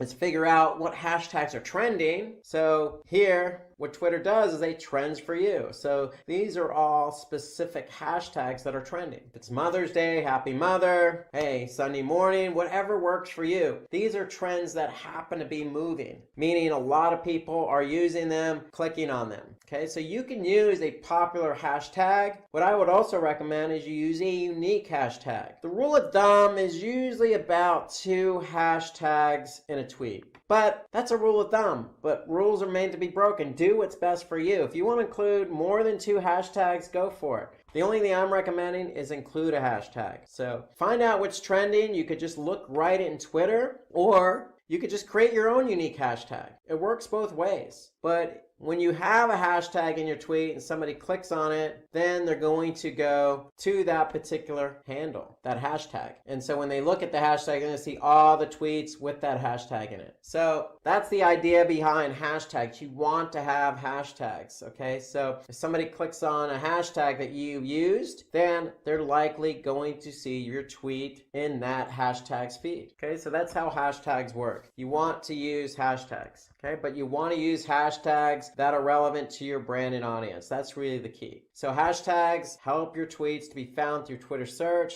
thus improving your reach and increase the visibility of your posts. So that's another benefit. Twitter has search functionality. So somebody can simply go in and start searching on Twitter. So if I go back to Twitter, I can just do a hashtag and start typing in something like Spanish, and I'm going to get some of the most popular Spanish hashtags, or hashtags with the word Spanish in it. And so this is an idea for me that if I wanted to use a hashtag with Spanish in it, these are some ideas. But they're certainly searchable on Twitter. Okay, so if I just click on Spanish, okay, I'm going to be able to see all the hashtags with the word Spanish in the hashtag. So definitely use hashtags. It's the most beneficial feature of Twitter, bar none. So some reasons why using hashtags is also a good idea. Well, you're going to get more engagement and you're likely to get retweeted as well. So when you get retweeted, then that means more eyeballs, because if somebody sees your tweet and retweets it, they're retweeting it for their audience. And so it could go viral, so to speak, on Twitter. And that's where the engagement comes in. So if you're using a hashtag that's trendy, well, somebody might like that. Okay, if you're behind a specific movement, or you're following a specific baseball or football team or cricket team or whatever team you're following, then if you use that team in the hashtag, that could also get you some likes. So don't be afraid to use hashtags, mix it up, play around a little, use something unique, use something that's trending, just use something. But make sure it's relevant to the tweet. Find out what works for your competition. What works for them might work for you too. So, I work with Simplilearn, but, Simplilearn has a good Twitter account. They have lots of followers. They're doing a lot of tweeting. So if I wanted to be just like Simplilearn, well, I could simply just go to their Twitter account and see what they're doing. Okay, see what they're using as hashtags, see what kind of tweets they're implementing, and see who's following them. So I can simply just click on the 10,900 followers that they have, and what I can do is I can go through and start following the people that are following them. So just mimic your competition to some degree, or mimic others in the industry. Look at what they're tweeting. Again, start out by retweeting some of the stuff they're retweeting if it's good stuff, if it's a good tweet. Don't be afraid to retweet even your competitors' tweets. Okay, use unique hashtags. Use the hashtags they're using. Look at who's following their brand. So you can really learn a lot from others in your industry, including your competition, because what works for them, again, might work for you, especially when it comes to hashtags or people who's following them. Again, people who are following them would likely follow you if you're in the same industry. So it's as simple as looking at who's following them and following those same people. Remember, the rule of thumb is if you're following somebody, they're likely to follow you back. So again, you can analyze things like the number of followers they have, the frequency of their tweets, what their profile looks like, how they respond to the competition of customers. Okay, what are they tweeting about? What types of content brings them more engagement? Meaning, of all the tweets, which one is getting the most likes or retweets? Get some sense of what they're doing. And again, when I say mimic, what I'm saying is pull best practices from that Twitter account. This will give you an idea what you need to do to get more followers. So it's always a good form of flattery when you can mimic what somebody else is doing. Just like every other social media platform, following Twitter influencers who belong in your industry is always a good idea. So if you're in the food industry and there's these star chefs out there, probably not a bad idea to follow those star chefs. If you're in the technology industry, well, probably not a bad idea to, follow Bill Gates or Elon Musk or Richard Branson or somebody else, and that's a big influencer, has an influence on a lot of people. Okay, but make sure they're in your industry. That's the key. If you can make sure they're in your industry and you follow them, chances are if they look at your Twitter account and see you're posting or maybe retweeting some of their tweets, they're likely to follow you. And if they're following you, your tweets are going to show up on their handle, on their feed. And so don't be afraid to go out and connect and follow those influencers. It's a good way to boost up your followers. So again, this will help you gain followers since you can replicate what they've done with their profile. So again, just like the competition, mimic what your influencers are doing. Okay, so people tend to follow people who follow influencers. So you're all of one like mind, so to speak. Okay, influencers might retweet or share your post if they find you retweeting favorites and replying to their post. So remember, if you're following a retweeter, or an influencer, and you retweet their post, chances are they might retweet one of your posts and again put you in front of a large number of people since they're influencers. So all of these are good, valid reasons to follow influencers, because if you're out to increase your reach and exposure, it's hard to ignore influencers in your industry. Okay, you want to use images and videos while tweeting. Remember, videos get multiple times more engagement than not using them. At the very least, use images. But you use images, don't use stock photography. Use images that are relevant. So one of these tweets caught my eye here from Simplilearn. So if I click on, here, it was further down here. It looked like, these are people who are engaging in a conference. And it might have been one that Matt Bailey was at. So it was a retweet from Matt Bailey, as a matter of fact. But you could see what Simplilearn's doing is they're including either a video or they're including an image in every tweet. And so that's likely to boost up engagement. So according to Buffer, which is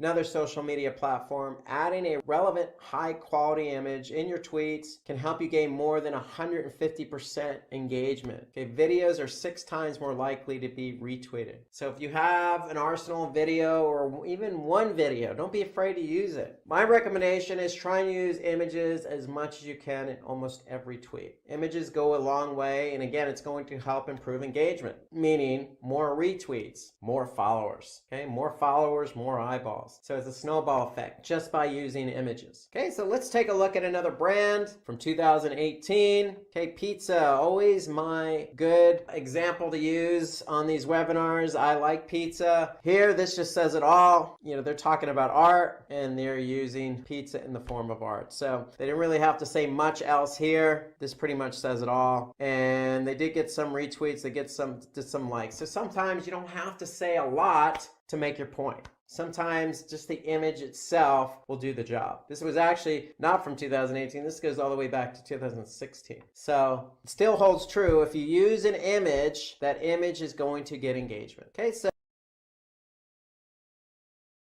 on platforms, you can promote your tweet. So you can use Twitter ads to do that. So you can promote your tweet, and what you do by promoting it is putting it up above so that most people will be able to see it. Okay, so let's see if we can find an example. If I go here, I can see this person is promoting their handle, but if I go down here, I can see a promoted tweet by Constant Contact. So they're promoting their tweet here. So it's not a bad idea if you have some media budget to go ahead and either promote your tweet or advertise on Twitter. So what that's going to do is put you in a more prominent position and get your tweets out there. And the whole idea for that is to get people to engage. Here you can see a call to action from Constant Contact. So if I click on that, I'm going to go to probably a landing page on their website. And so the whole idea when you advertise on Twitter is really just like any other social media platform, you want to put yourself in front of the right audience. And so Twitter's no exception. So with Twitter, you could put yourself in front of the right audience. So what you could do is you could promote a tweet, do promoted trends, or you could do promoted accounts. So you have a number of different advertising options on Twitter. What we just looked at was, looking at promoted accounts and a promoted tweet. So when you do advertise, there are advantages. You have to pay only after achieving your marketing objective. So that's a benefit of Twitter. The cost per click, it's a cost per click model, so it tends to be fairly low. You could tailor your audience. So again, you're picking and choosing who you want your promoted tweet or trend or account to be in front of. And its targeting is based on either engagement or it's based on keywords, i.e. hashtags. So really you could tailor who you want your tweet or your handle to be in front of. And so that's really the benefit of Twitter. If you have a lot of active users on Twitter, you can really put yourself in front of those active users if they're your relevant audience at a low cost per click. So it's definitely worth the test. So you want to offer Twitter support to your users. Okay, so I can't stress this enough. Okay, so what you want to do is when users have questions about your product, they're more likely to tweet you for support. Hence, they're likely to follow your account. So don't be afraid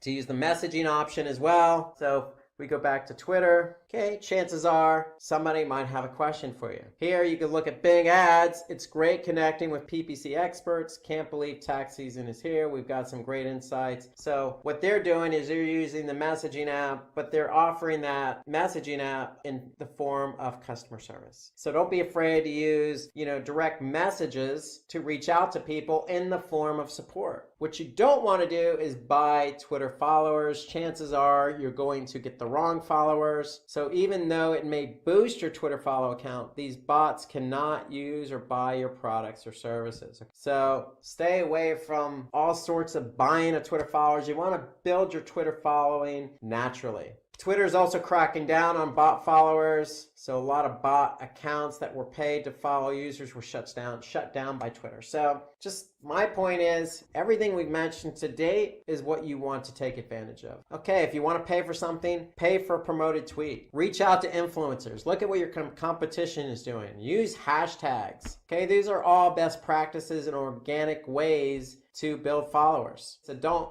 get involved with anything that's going to involve bots and adding thousands of followers to your Twitter account, because chances are it's just going to lead to no engagement. So create useful and relevant content. So what we started out by saying is, hey, if you're not sure what to do, retweet what somebody else is doing. Look at your competition's Twitter account, see what they're tweeting, get some ideas as to what you want to tweet. So you want it to be useful and relevant to your industry. Okay, you want somebody to engage. That's the whole idea behind Twitter. The whole idea is if you're going to tweet something, you want to get somebody to engage with it. So use Twitter polls, your old recent blog posts, brand news, industry news, and events, and highlight customer stories. I mean, all of those are ideas that you can do to put content out there. Okay, so for me, one of the things I do is I'm definitely one for industry news. So if I'm in the industry of digital marketing, if Google did a recent algorithm update, I'm going to likely tweet about it or retweet it. I also am a blogger. So on my particular website, if I blog, I'm going to make sure that blog gets over to Twitter. So those are some ideas in which you can create useful and relevant content on your Twitter account. You definitely want to get that content out there, but you want to make it useful and relevant. Quality over quantity, because you want people to engage. So bring variety to the type of content you share. So I'm in digital marketing. I deal with pay-per-click, SEO, but am I going to just do pay-per-click and SEO? No, I know that analytics, I know that Google Tag Manager, I know that A/B testing, all of those are elements of digital marketing. So I'm going to branch out and talk about some of those things that support digital marketing. So that's an example of bringing variety to the type of content you share. So don't just stick to one thing.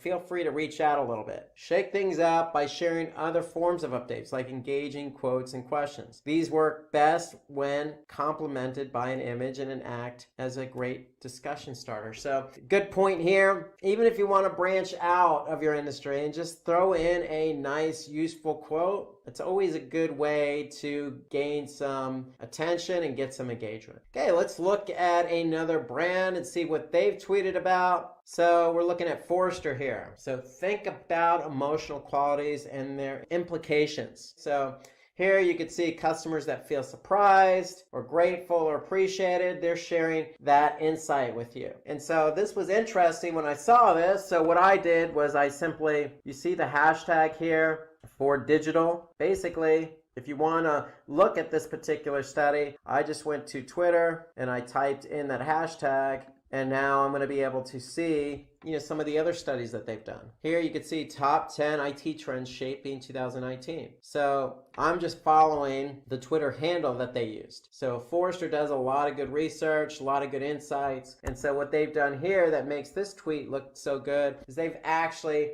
put an image of the results in the tweet. So they used an image to help gain engagement or increase engagement. Notice they also gave a shout out to somebody, as well as used some good hashtagging. So good tweet. This was back in 2016, but again, a good use of the image with the tweet. So you want to organize tweet chats to interact with your users and bring in new followers. So, you basically want to be organized when you're dealing with chats. So tweet chats enable you to send out tweets on a particular topic using a designated hashtag. So during a certain time to interact with your followers and other users. So you could do it at a specific time to really get out a specific topic. But you want to be able to stay organized so that, what you're chatting about is reaching the right audience and you're getting the right following and the right engagement. Okay, you can also pin your best updates and tweets to your profile. So you can just use that pin, and what that's going to do is pin it to the top and keep it there so that, people who go to your Twitter handle are going to be able to see that best tweet that you've done. So what you want to do here is use the one that's most engaging. So pinning your best update or tweet, meaning the one that's really had a lot of engagement, meaning retweets and followers and likes. You want to do that. You want to pin that to your profile, and that will enable first-time visitors to see it. And if they could see something that other people engaged with, then that's going to encourage them to share it and probably follow you. So, and that's always what you want to do. You always want to put your best foot forward. So pin your best tweet to your profile. So I mentioned this earlier, use tools to schedule when to publish your tweets. So here are some of the most popular platforms. I use Sprout Social. So if we take a look at Sprout Social, here I'm in Sprout Social. I'm connected to my Twitter account. I can simply just start tweeting about something here. So you can see it's going to let me know how many characters I have remaining. So 280 to start out with. When I'm done tweeting, notice I can add an emoji, I can upload media, I can tag a specific location. Okay, I can even, call out a specific Twitter profile. Now I can schedule this myself, or I can use the schedule below. I can pick and choose a time to schedule the tweet. Now again, you want to be able to use the Sprout Social, whatever social media tool you're using, to figure out when the best time of day and the day of the week to actually tweet. When are you getting the best engagement? So ideally, that's what you want to do. You want to tweet when you're likely to get the best engagement, when those eyeballs are actually going to look at that tweet. Okay, but you also want to separate out your tweets so they're not on one on top of another. Because if you actually tweet back to back, then those tweets are just going to get buried. So if you spread them out a little bit, then you're likely to maximize your number of impressions or eyeballs on that tweet. So if you schedule a tweet, multiple tweets in the same day, then post them a few hours apart or an hour apart. So that way you're always going to get that maximum visibility. So these social media platforms really help you in not only scheduling, but figuring out what tweets got the best engagement and when. And then that way you can replicate that success. So again, it's not just Sprout Social, Hootsuite, Buffer. They'll help you determine the exact time your audience is most active and schedule posts to increase traction. So, most of these social media platforms do the same thing. So really what you want to do is you really want to nail down that exact time your audience is going to be most active. Okay, that's the whole idea behind using it. And when you actually do tweet, you are going to get results. And these social media platforms are going to share those results with you. And then when you understand, based on your audience behavior, when they're engaging, when they're not engaging, that's when you're going to fine-tune your scheduling. So what you also want to do as you're doing these tweets, as we looked at earlier with Wendy's, is run contests or giveaways. Remember, Wendy's gave away that free Frosty. You don't be afraid to give away something if it means more engagement, more eyeballs, which could lead to basically future customers. So contests can help increase your reach and exposure, and each new participant can be considered as a potential follower. So it also gives your followers an opportunity to tag their friends who would be interested in participating. So really this is a great way to be creative, come up with a good idea to get your audience involved, because what's likely going to happen is your audience is going to share this contest with others that aren't following you. And so what's going to happen is when they share it, you're going to get more followers, you're going to get more eyeballs, and again, potentially more customers. So embed your Twitter updates on your website. You could simply do that.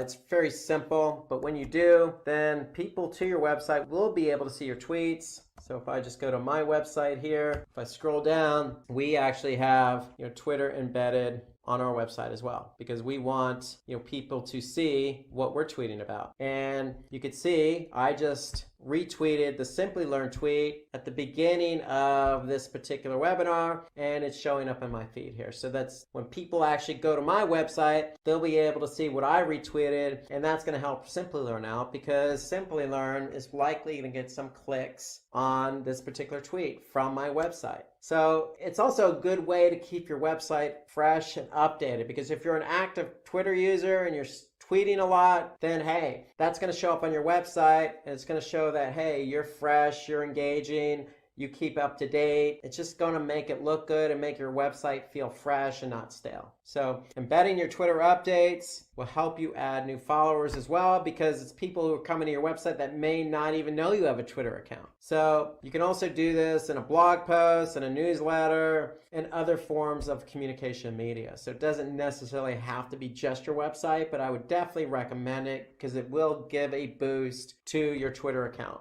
So now let's take a look at the final brand watch. Let's take a look at another tweet that caught our attention. And this is from PlayStation. So PlayStation is mentioning, hey, we got a multi-view on Apple TV today with support for up to 4 live channels on one screen. Okay, so, they're promoting a new feature that they have with PlayStation. And you can see they supported that with an image, and they got some really good engagement here. So they're basically saying, hey, look what happened to us today.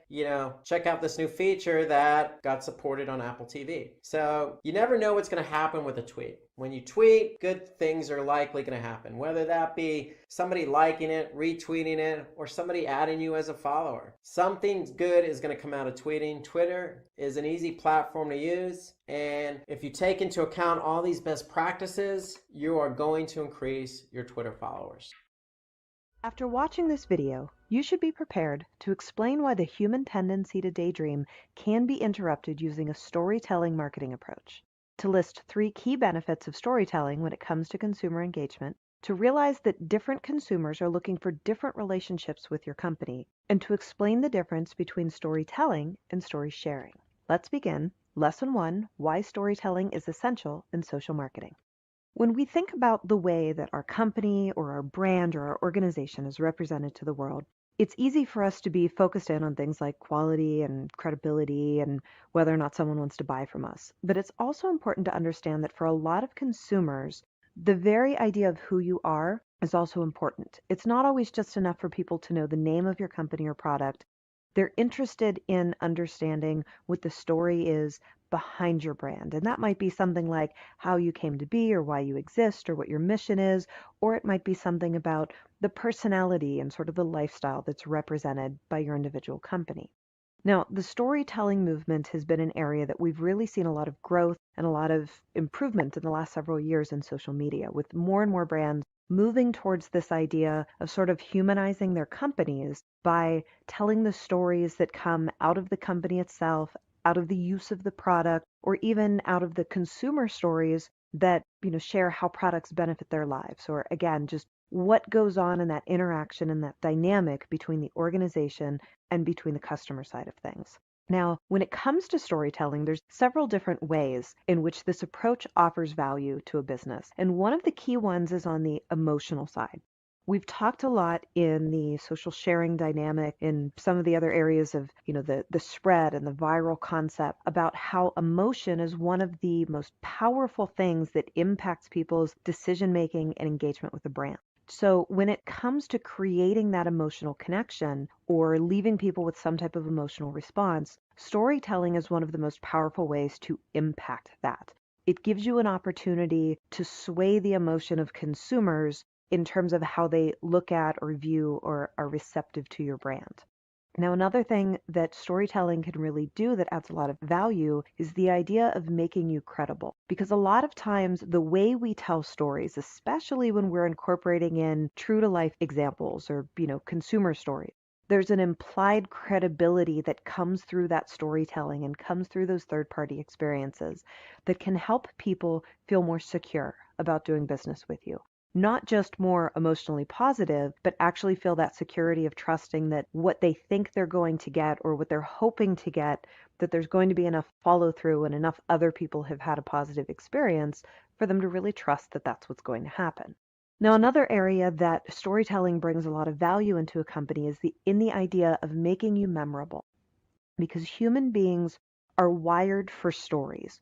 We are much more capable of recalling broad ideas and concepts and emotions when they're communicated via a story. So if we give someone a list of facts, a list of selling points, a list of reasons why to do business with you, the ones that touch them emotionally or that, problem solve, those tend to stick with them, but a lot of the data gets lost. But when we put it in the format of a story and someone is sharing what their experience was, our brains literally archive it and categorize it differently, and our recall level goes up. So again, along with building trust and along with creating that emotional impact, the fact that people are better able to recall the information that's communicated to them via that story helps make it a very powerful marketing tool. Now, in addition to that, it's important to keep in mind that on average, people tend to be daydreamers. In fact, study after study shows that if our minds aren't occupied with an important task, if we're not truly focused on something, we tend to drift off. And when we look at that concept of daydreaming, the average human spends literally half of their waking hours daydreaming. We average 2,000 waking drifts per day with an average length of about 14 seconds. So you do the math on that 2,000 times 14 seconds, that's a pretty good portion of our day where our brain is drifting off. But when they look at the brain's ability to stay focused versus having those drifts, we stay focused during a story. If we're reading a book, if we're watching a movie, if someone is telling us an engaging story, we are better equipped and better able to put those drifts off and really stay focused on what's happening. So that's one of the other sort of scientific and concrete reasons why that memorable factor comes into play when we present things via stories. Now, stories also allow us to connect in one of the easiest ways possible, again, because our brain is going to be a little more focused on being able to receive that message. So by using stories to spread your brand message, or to explain your offerings, or to demonstrate how they work, you increase the chance of keeping your audience focused on you and giving them enough recall that they can come back at a later point to actually do some business with you. Now, think of storytelling from sort of the mindset of how we meet and engage with other people. So in general, when we're meeting up with a prospective friend or a job prospect, maybe we're coming for an interview, a service workers, even just a stranger on the street, any conversation that goes past just hello, how are you doing, and the cursory, kind of polite responses, it tends to be a story. This is what we do when we meet. We're naturally wired to seek out insight and common ground and information about who another person is.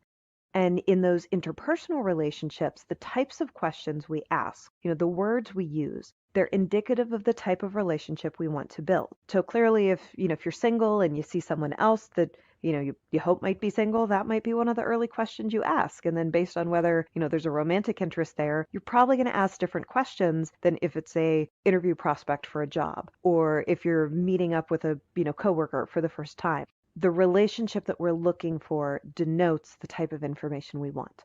And that's one of the important things for us to keep in mind when it comes to storytelling, is we also have the ability to tailor our story to the audience. So we can put those different features up front. We can weave them in a different way if we're appealing to a group of 60-something females that love to sew versus a group of 20-something millennials that love whiskey tasting. It's a different message that gets put together with different focuses and features. There's also different things that we're going to put forward if we're proposing, $1 million contract versus a $25 impulse buy that someone can, click and order online and have delivered the next day. Now, on the business side of this, we need to think about what the story that we need is, because a lot of times we get so focused in business on getting the conversion that we forget that sometimes part of getting that conversion is creating those emotions, building that credibility and trust, helping them have exposure to what's possible. And for a long time, this has been done through education. We might put up videos or articles that aim to educate and to demonstrate. The story side of it brings that more social interaction and environment into the mix, and that's something important for us to keep in mind. So, a quote that I really love about this concept that sort of lays the foundation of why it's so important comes from the chief content officer over at Digitas. And he says the challenge is clear by now. Intrusive, interruptive, self centered marketing no longer works the way it once did, and its effectiveness will only continue to diminish in the social age. Because again, the way that we share information back and forth with each other and the ways that messages spread, it happens differently in the social media age than it did before when it was more advertising focused and where marketing really was more about, pushing the advertise, pushing the message and sort of the Don Draper style of, if you don't like the conversation, change the conversation and tell people what you want them to hear. Because so much marketing is now driven by consumers through that conversation, we need to be able to approach it in a different way. Now, another side of that is the idea there's a difference between storytelling and story sharing. And some of it boils down to semantics, but some of it also does need to be kind of taken into account when we look at how we might put our message together. Because semantically, consider the difference between telling and sharing. So to tell is to communicate information, facts, or news to someone in spoken or written word. It's to order, instruct, or advise someone to do something. That second part that I want you to keep in mind. But to share is to give a portion of something to another, to tell someone about something, especially something personal. It's a slight semantic difference, but it's a huge difference in terms of our approach. And I love this Seth Godin quote that really pairs up with that idea. The best part of show and tell has never been the telling part. It's been the showing, letting someone see and experience and inviting them into that shared experience. And that's one of those things that makes the social version of storytelling really more like story sharing, especially if you want to do it in a way that creates that back and forth consumer engagement. Storytelling in its traditional sense is more the stories that we've put into commercials and advertising. And there's a place for that. There's a place to put that together in the social realm, and it's very important. But the other area that we're just starting to kind of merge into and that really needs some exploration by brands is that idea of the social sharing where it really is about engaging back and forth with your audience and inviting them to be part of an experience with you and with your brand. So ask yourself, do you want to tell your story to people or do you want to share it with them and let them share their story with you? And how do you meld those two together and what does that look like within your particular company or among your target audience? So now that we've laid the foundation of why storytelling is so important and sort of what type of impact it can have, the next thing we need to do is look at the business side of telling your story. What does it look like to create a narrative or something that's representative of either your business's story or sort of the lifestyle or concept or ideas that you want to promote to people? Now, there's tons of questions you could ask yourself to start building your story. But we can focus in on a couple key areas as a starting point to build from. One of the first ones is the idea of whether or not you have a founder's story. Now, for a lot of brands, the story of their founder is so interesting or inspiring that it catches the eye and it makes people take a second look at the product. So think of the companies that are sort of iconic in terms of who their founder or their leader is. So whether that was Steve Jobs and the role he played at Apple, or Walt Disney and the inspiration and the role he brought to the entire Disney complex, or loads and loads of other businesses, there are lots of examples out there of how the brand itself was so tied to the person who was sort of leading the helm that became part of their story and people were really interested in it. Now, we can find loads of examples of different brands where the founder really plays a critical role in representing who they are. Now, a great example of this is Spanx. The founder, Sarah Blakely, has really embraced the story, both of how she came up with the idea, which was basically she was trying to fit into a pair of cream pants for a party and they didn't fit quite right. And she knew that when she put her pantyhose on, everything seemed to lay nicer. So she literally cut the feet out of a pair of pantyhose and put them on, and that's what launched the brand. She loves to sort of tell that story, but she also loves to tell the story, from her tagline of putting her own butt on the line pays off, because the way that she made her first sale to Neiman Marcus is that she literally dragged the buyer into a dressing room and she went in and she put on a pair of white pants and came out and said, here's what I look like without them, and went back in and put her pair of Spanx on under the white pants and came back out and said, now here's what happens when I'm wearing these. And the buyer from Neiman Marcus ended up placing a huge order, and it was the first major sale that she got that put her in place somewhere. So those stories and sort of yeah, this is how it happened, this is literally what a difference it makes, that becomes part of the brand. And sort of Sarah Blakely's journey as an entrepreneur and, moving her way up into the Forbes list of, highest earning females in the United States, all of that plays a huge role in how they promote the brand itself and in sort of the storyline and the lifestyle line that they want to promote to the people that might buy the product. Now, on a completely differently themed vein, we have fast food chain Wendy's in the US and Canada, where Dave Thomas was the founder. And even though he passed away several years ago, he's still a critical part of the brand and of the story. Because basically it was the idea that a working class guy makes good and continues to act like a working class guy while building a massive charity. Because it wasn't uncommon, even when he was CEO, to see him show up in a store somewhere and start working behind the counter or sweeping the floors somewhere. He always played that role that made it clear to his employees that he wasn't above them, that he was one of them and part of them. And has a huge, huge ongoing charity effort for adoption because he was adopted as a child.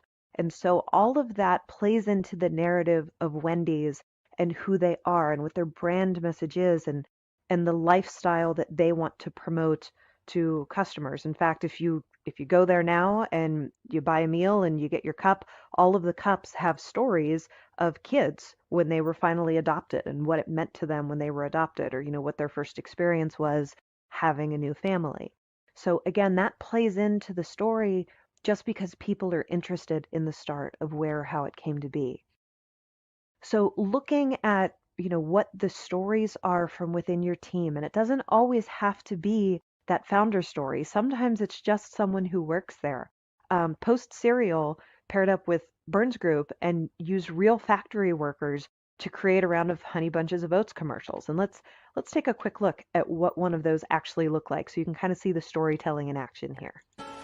I get out of work and I go to the store and somebody be smelling around. I smell cookies. I said, oh no, you just smell me. I just got out of work. That's Honey Bunches of Oats. That's all. I said, don't eat me now. Now they're short, simple, easy stories. There's nothing complex to them. They more just make you smile and laugh, but they're the types of stories that come from listening to the people who work at your company, from thinking about how your company and their experience impacts the world around them. Now, another question that we can look at is, does your company or group solve a problem? Now, this isn't about the reasons you think you're great or the reasons you think people should buy from you. It's about that unique way that you solve an issue that consumers, or on the B2B side of things, the buying agent is looking at, that they're trying to fix. Now, a great example of this is Airbnb, or you could look at Uber or Lyft on a similar vein, allowing people to experience travel in a new and affordable way, but also letting, owners or drivers earn extra money, from something that might have been sitting there empty anyways. That idea that when you're traveling, you don't have to stay in a bland, expensive hotel. In fact, when I travel for business, pretty much any place I go, I always book via Airbnb because, if I can have a bedroom and a living room and a kitchen, especially if we're traveling as a family, and there can be, separate bedrooms as opposed to having my kids all stay in the same room with my husband and I, it just makes sense. But there's also the story side of that, of its different experiences. And that's one of the big things that people talk about, is how the experience changes.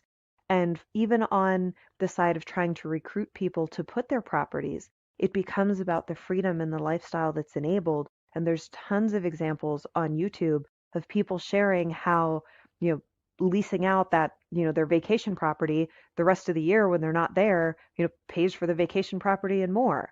Or, the people who now travel full time because they're able to lease out, their apartment or their home or something else on Airbnb. The story side comes from the problems that are solved for people. Now, another great example of a company that focuses on their story from that side is Dollar Shave Club. They basically took a problem everyone complains about and they made it go away. The idea that razors cost a ridiculous amount of money, that you always forget to buy new ones until it's too late, so you're shaving with a dull blazer, and it's just inconvenient. So all of their messaging focuses in on that idea of we make it cheap, we make it easy, and it shows up right at your house and you don't ever have to think about it anymore. And their commercials all tell the same story with kind of a, funny, modern, millennial focused way. So let's take a look at one of those as an example. As a founder of my own club, I'd love to know, how does yours work? Dollar Shave Club presents What the Fact. It's simple. You choose from one of our 3 great razors. We'll give you a free reusable handle, and each month, we'll send you replacement cartridges for just a few bucks. That means you get to shave with a fresh blade anytime you want, which feels amazing. Will I be locked into a contract? No, we wouldn't lock you into anything. That's a relief. How long for delivery? I've got a conjugal visit next week. Well, what if I don't have to shave that often? No problem. After you sign up, you can choose to get replacement cartridges every other month. You sound like my mom. I like that. Ew.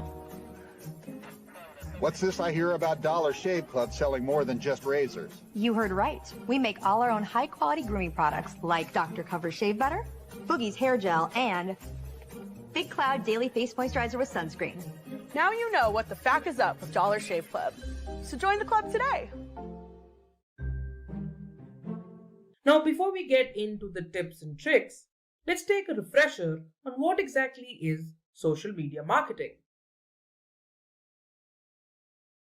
Social media marketing, which is one of the most commonly used and lucrative forms of digital marketing, is a methodology that has brands creating and sharing content on social media.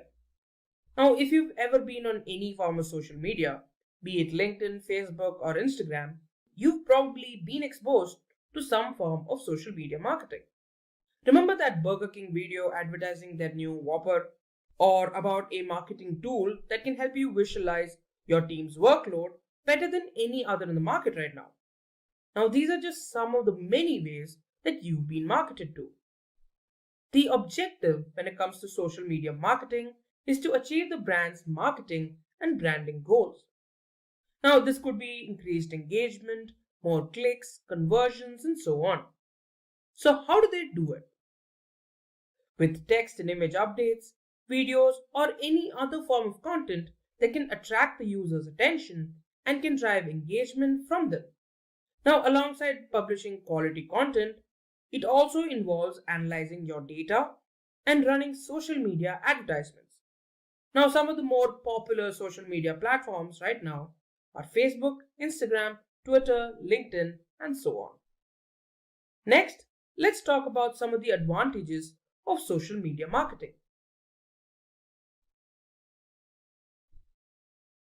First off, social media marketing provides great brand awareness. Now, with the help of interactions with people on social media, brands are able to build up their reputation as a business. And with each interaction, each post, each share, the brand is exposed to a larger network of potential customers who might be interested in the products or services offered. Next, it gets you more traffic to your website. Marketing your products or services on social media will also attract customers to your website, outside your usual customer base. Next, it improves your brand's search engine rankings. Now, although this isn't a direct correlation, social media marketing does have a part to play when it comes to helping your page rank higher up in search engine rankings. Now, if you start posting high quality content, people will start liking and sharing it. This will in turn bring it to the attention of influencers within the industry who will be willing to write about your business. And then this gives you backlinks, which, as you know, will help you improve your search engine rankings. Next, it will give you improved conversion rates. Now, with your brand being much more visible and interactive on social media, every text, image, video, or comment could potentially drive users to your website. Social media also humanizes your brand. Now, this leads to more customers trusting your brand and being more interested in your products and services. Then we have improved customer satisfaction. When your customers interact with your brand on social media, it provides you with an opportunity to show compassion for your customers. Personal messages to customers addressing their concerns will be viewed in a positive light and can go a long way when it comes to humanizing your brand. Social media marketing is also cost effective. Now, compared to other forms of digital marketing, social media marketing offers some of the most flexible and relatively low cost options available. Now, this opens your budget for more marketing and business expenditures. Now, if you do get into paid advertising, a good strategy will net you a great return on investment. And finally, it will help you become thought leaders. Now, with your high quality posts, communicating with your audience, sharing content, and promoting your authority, you can have your followers look up to you. Now, this will allow you to become a figure of expertise in your industry. Now, let's go into the social media marketing tips and tricks. Number 1, set up your goals. Now, what good will your actions do if you don't have a goal in mind? The goal of your marketing strategy will be the driving force behind every decision that you make. Now, this is exactly why setting up goals is very important. Moreover, your marketing efforts have to align with the goals of the organization. Now, here are some things that you need to keep in mind while setting up your goals. First of all, your goals need to be quantitative. For example, you need to have 1,000 conversions by the end of the quarter, or 5,000 followers on Instagram by the end of the month, and so on. Number 2, you need to stick to a consistent deadline. This gives weight for each of your actions. Number 3, make sure your goals are SMART. Now, SMART refers to specific, measurable, attainable, relevant, and time-based. Now let's go to number 4. Like I mentioned earlier, your goals need to be aligned with the marketing strategy. Now, alongside these goals, there also needs to be the North Star metric. Now, what is the North Star metric? This represents a main goal or a fixed reference point that will ensure that your team is on the right course. This North Star metric will also give your team clarity and focus. Now, let's have a look at some popular North Stars. There's increased engagement, greater conversion rates, more leads generated, app downloads, and so on. Now, let's go to number 2, understanding your audience. Social media enables you to interact, engage, and build relationships with your audience. Now, by understanding what they need, want, and desire, you can deliver content in a way that makes your product or service the answer that they're looking for. Now, there are also other ways you can understand them better. This could be surveys to determine the issues that bother them, the age demographics of your audience, by conversing with them in forums, responding to their comments on blogs and social media, taking up their feedbacks or suggestions into consideration and acting on them, and so on. Now, here's an example of different channels and the audiences that use them. Now, here we've taken our personal example. Here there's Simplilearn. Now, Simplilearn's audience is predominantly working professionals and graduates. An academy has high school graduates, and the Byju's app has high school students as users. Now, let's go to number 3, determining the right social media platform. Now, while performing social media marketing, choosing the right platform is really important. Now, while selecting them, you need to ask questions like why you're using that particular platform, who you'll reach with this platform, what content would work best on the platform, and is there any content that was unique to that platform? For example, YouTube, and then there's videos on it. Now, answering these questions will help you zero in on a platform for you. Now, while there are several platforms available for you to choose from, let me tell you about some major ones. There's LinkedIn, Facebook, Instagram, and Pinterest. let's talk about the purpose of each of these platforms. Now, LinkedIn is a professional network that's best suited for B2B audiences. Now, for Facebook, just about everyone has an account on it. Content that's related to news or entertainment usually finds success on Facebook. Then we have Instagram. Visual content works best on Instagram. Now, although it works well for static images and short form videos, it doesn't drive a lot of traffic to your website. Then finally, we have Pinterest. Pinterest is also limited to static images. However, it's highly effective at driving traffic to your blog. Now, let's go to number 4. Setting up a social media calendar. A social media calendar determines the message you want to convey to your audience. It also consists of information regarding the different kinds of content that will go up on the social media platform. Now, let's have a look at some of the most popular types of posts on social media. First off, we have competitions. Now, I'm sure all of you have seen posts like tag a friend who does this, or comment or like to win something, and stuff like that. Competitions like these provide great opportunities for engagement with the audience. Now, they can be used to encourage your followers to share your content. It could be also for them to create their own content along with a predefined hashtag. Competitions help grow your presence on social media. Then we have polls or surveys. Polls can help you with data collection that also encourages followers to take action and interact. Polls and surveys also provide opportunities through which you can learn from customers to understand what they like about the product or service or what they don't, and to receive their feedback. Then we have videos and live streams. Now, although we'll be covering this in a little more detail further on, visual storytelling along with videos and live streams goes a long way to drive engagement among your audience.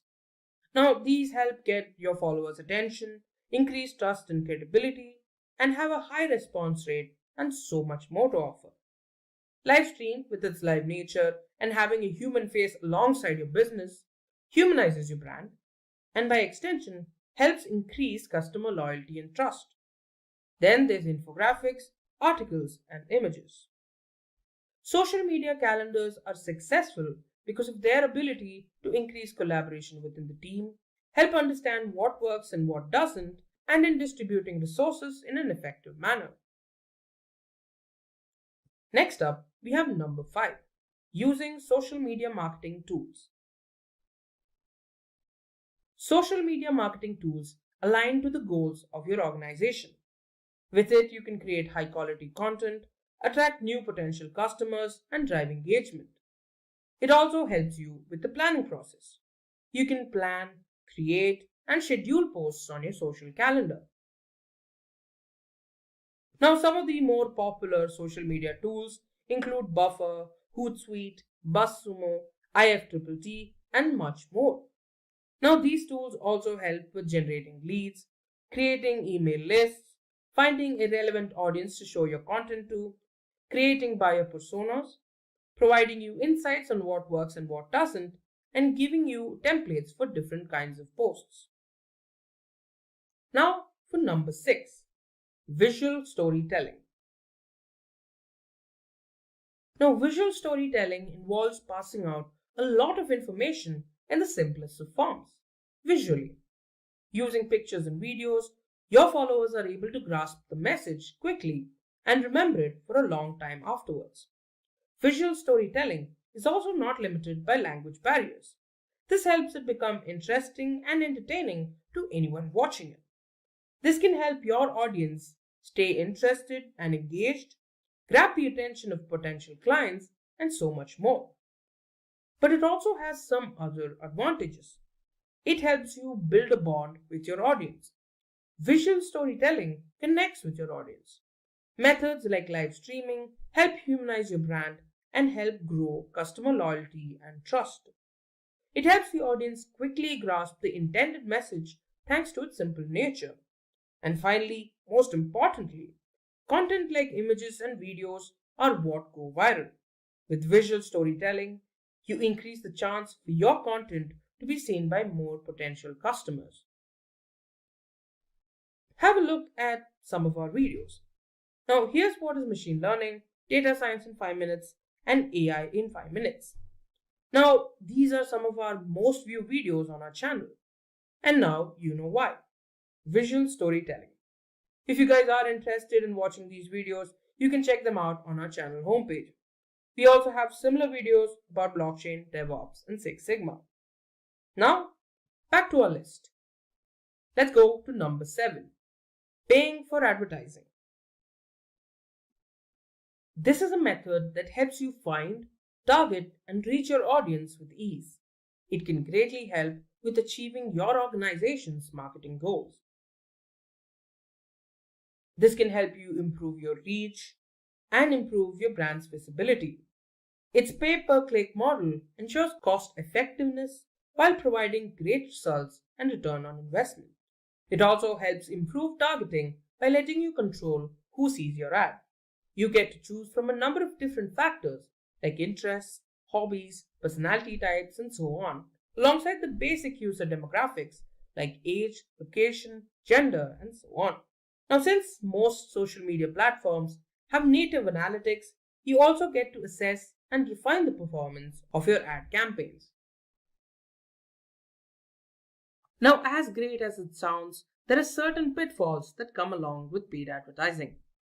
First of all, your audience could get exposed to your posts too many times and tune out your content, disregarding it in the process. Second, it could get really expensive for smaller businesses or startups to manage a campaign to its maximum effectiveness. Third, people could pass off your content as irrelevant and unimportant. You'll also have to deal with a whole lot of competition. Smaller companies with lesser budgets have an uphill battle to deal with better funded organizations. Next, we have number 8, newsjacking. Newsjacking is a method that involves using current events to promote your own brand's products and services.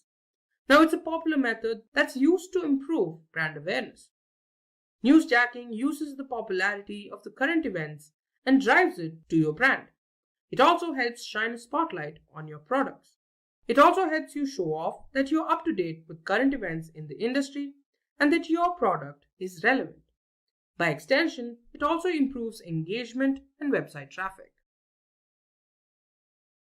Now for number 9, A/B testing. A/B testing is a popular method for comparing copies, creatives, and CTAs or call to actions of the posts that you put on social media. Now, since audiences would react differently depending on the content, A/B testing helps determine which of the variants your audience engaged with the most. A/B testing can also be performed on variations of location, age, gender, education, your audience interests, and so on. Next up, number 10, community and influencers. Joining communities helps your brand link up with like-minded people and other companies belonging to your niche. It'll also help you establish your brand as an authority within the industry. Now, actively participating in these communities can help create your own audience of potential brand advocates to group up with.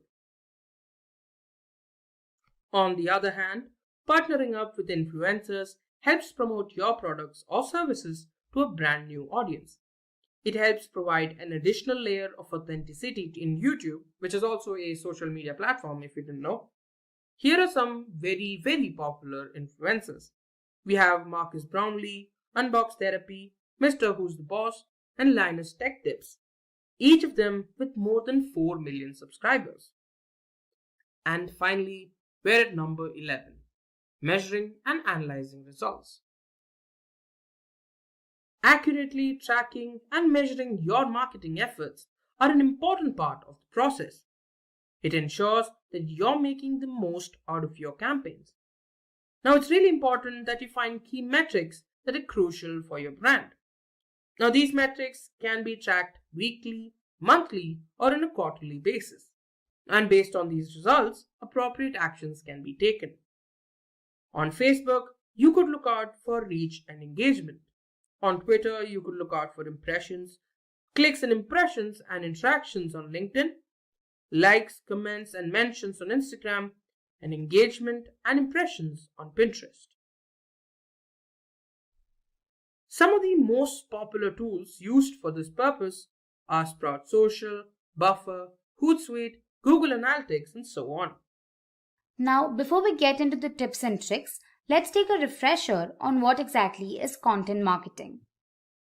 Content marketing is a form of marketing that involves the creation and sharing of online content to help generate audience interest in a brand's product or services. This means providing information that the audience considers valuable and relevant in a consistent manner so that it drives some sort of profitable customer action. So let's talk about the content that falls under content marketing. There's options like blogs, videos, infographics, case studies, white papers, and ebooks. So why is content marketing so important? Firstly, it helps build awareness, trust, and loyalty in your brand. The more your brand provides accurate and well-researched content, the more people learn about and trust your brand. The more the audience trusts in you, the more they're likely to buy from you. Creating the content is relatively inexpensive and can be done in-house. Content marketing will also enable your brand to increase traffic to your site and get more conversions. It also helps improve other marketing tactics like search engine optimization, social media, and public relations. Now let's have a look at the content marketing process. The first step is to determine what goals you want to achieve with your marketing campaign. It could be increased conversions, website signups, and so on. Then you set up buyer personas from among your audience that can buy your content. But what exactly are buyer personas? Now, these are research-based profiles that represent your target customer. Buyer personas help you describe your brand's ideal audience, the decisions they make, the challenges they face, their interests, and so on.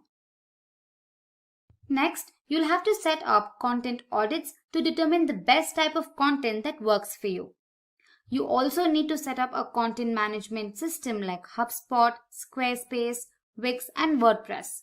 They'll help you with increased collaboration, greater support, run A/B tests, and much more. You'll need to brainstorm for new forms of content that your audience can enjoy. After that, you can zero in on a particular form of content that would work the best for you. And finally, you can publish and manage your content. Now let's talk about content marketing tips. Number 1, remarket your content. Content marketing is one of the many ways you can spread your content to a wider audience. You can define the audience you want to market to and then tag visitors who come to your site. And using Google's display network, you can strategically position your ads in front of people on Google or its partner websites who previously interacted with your website and advertise to them.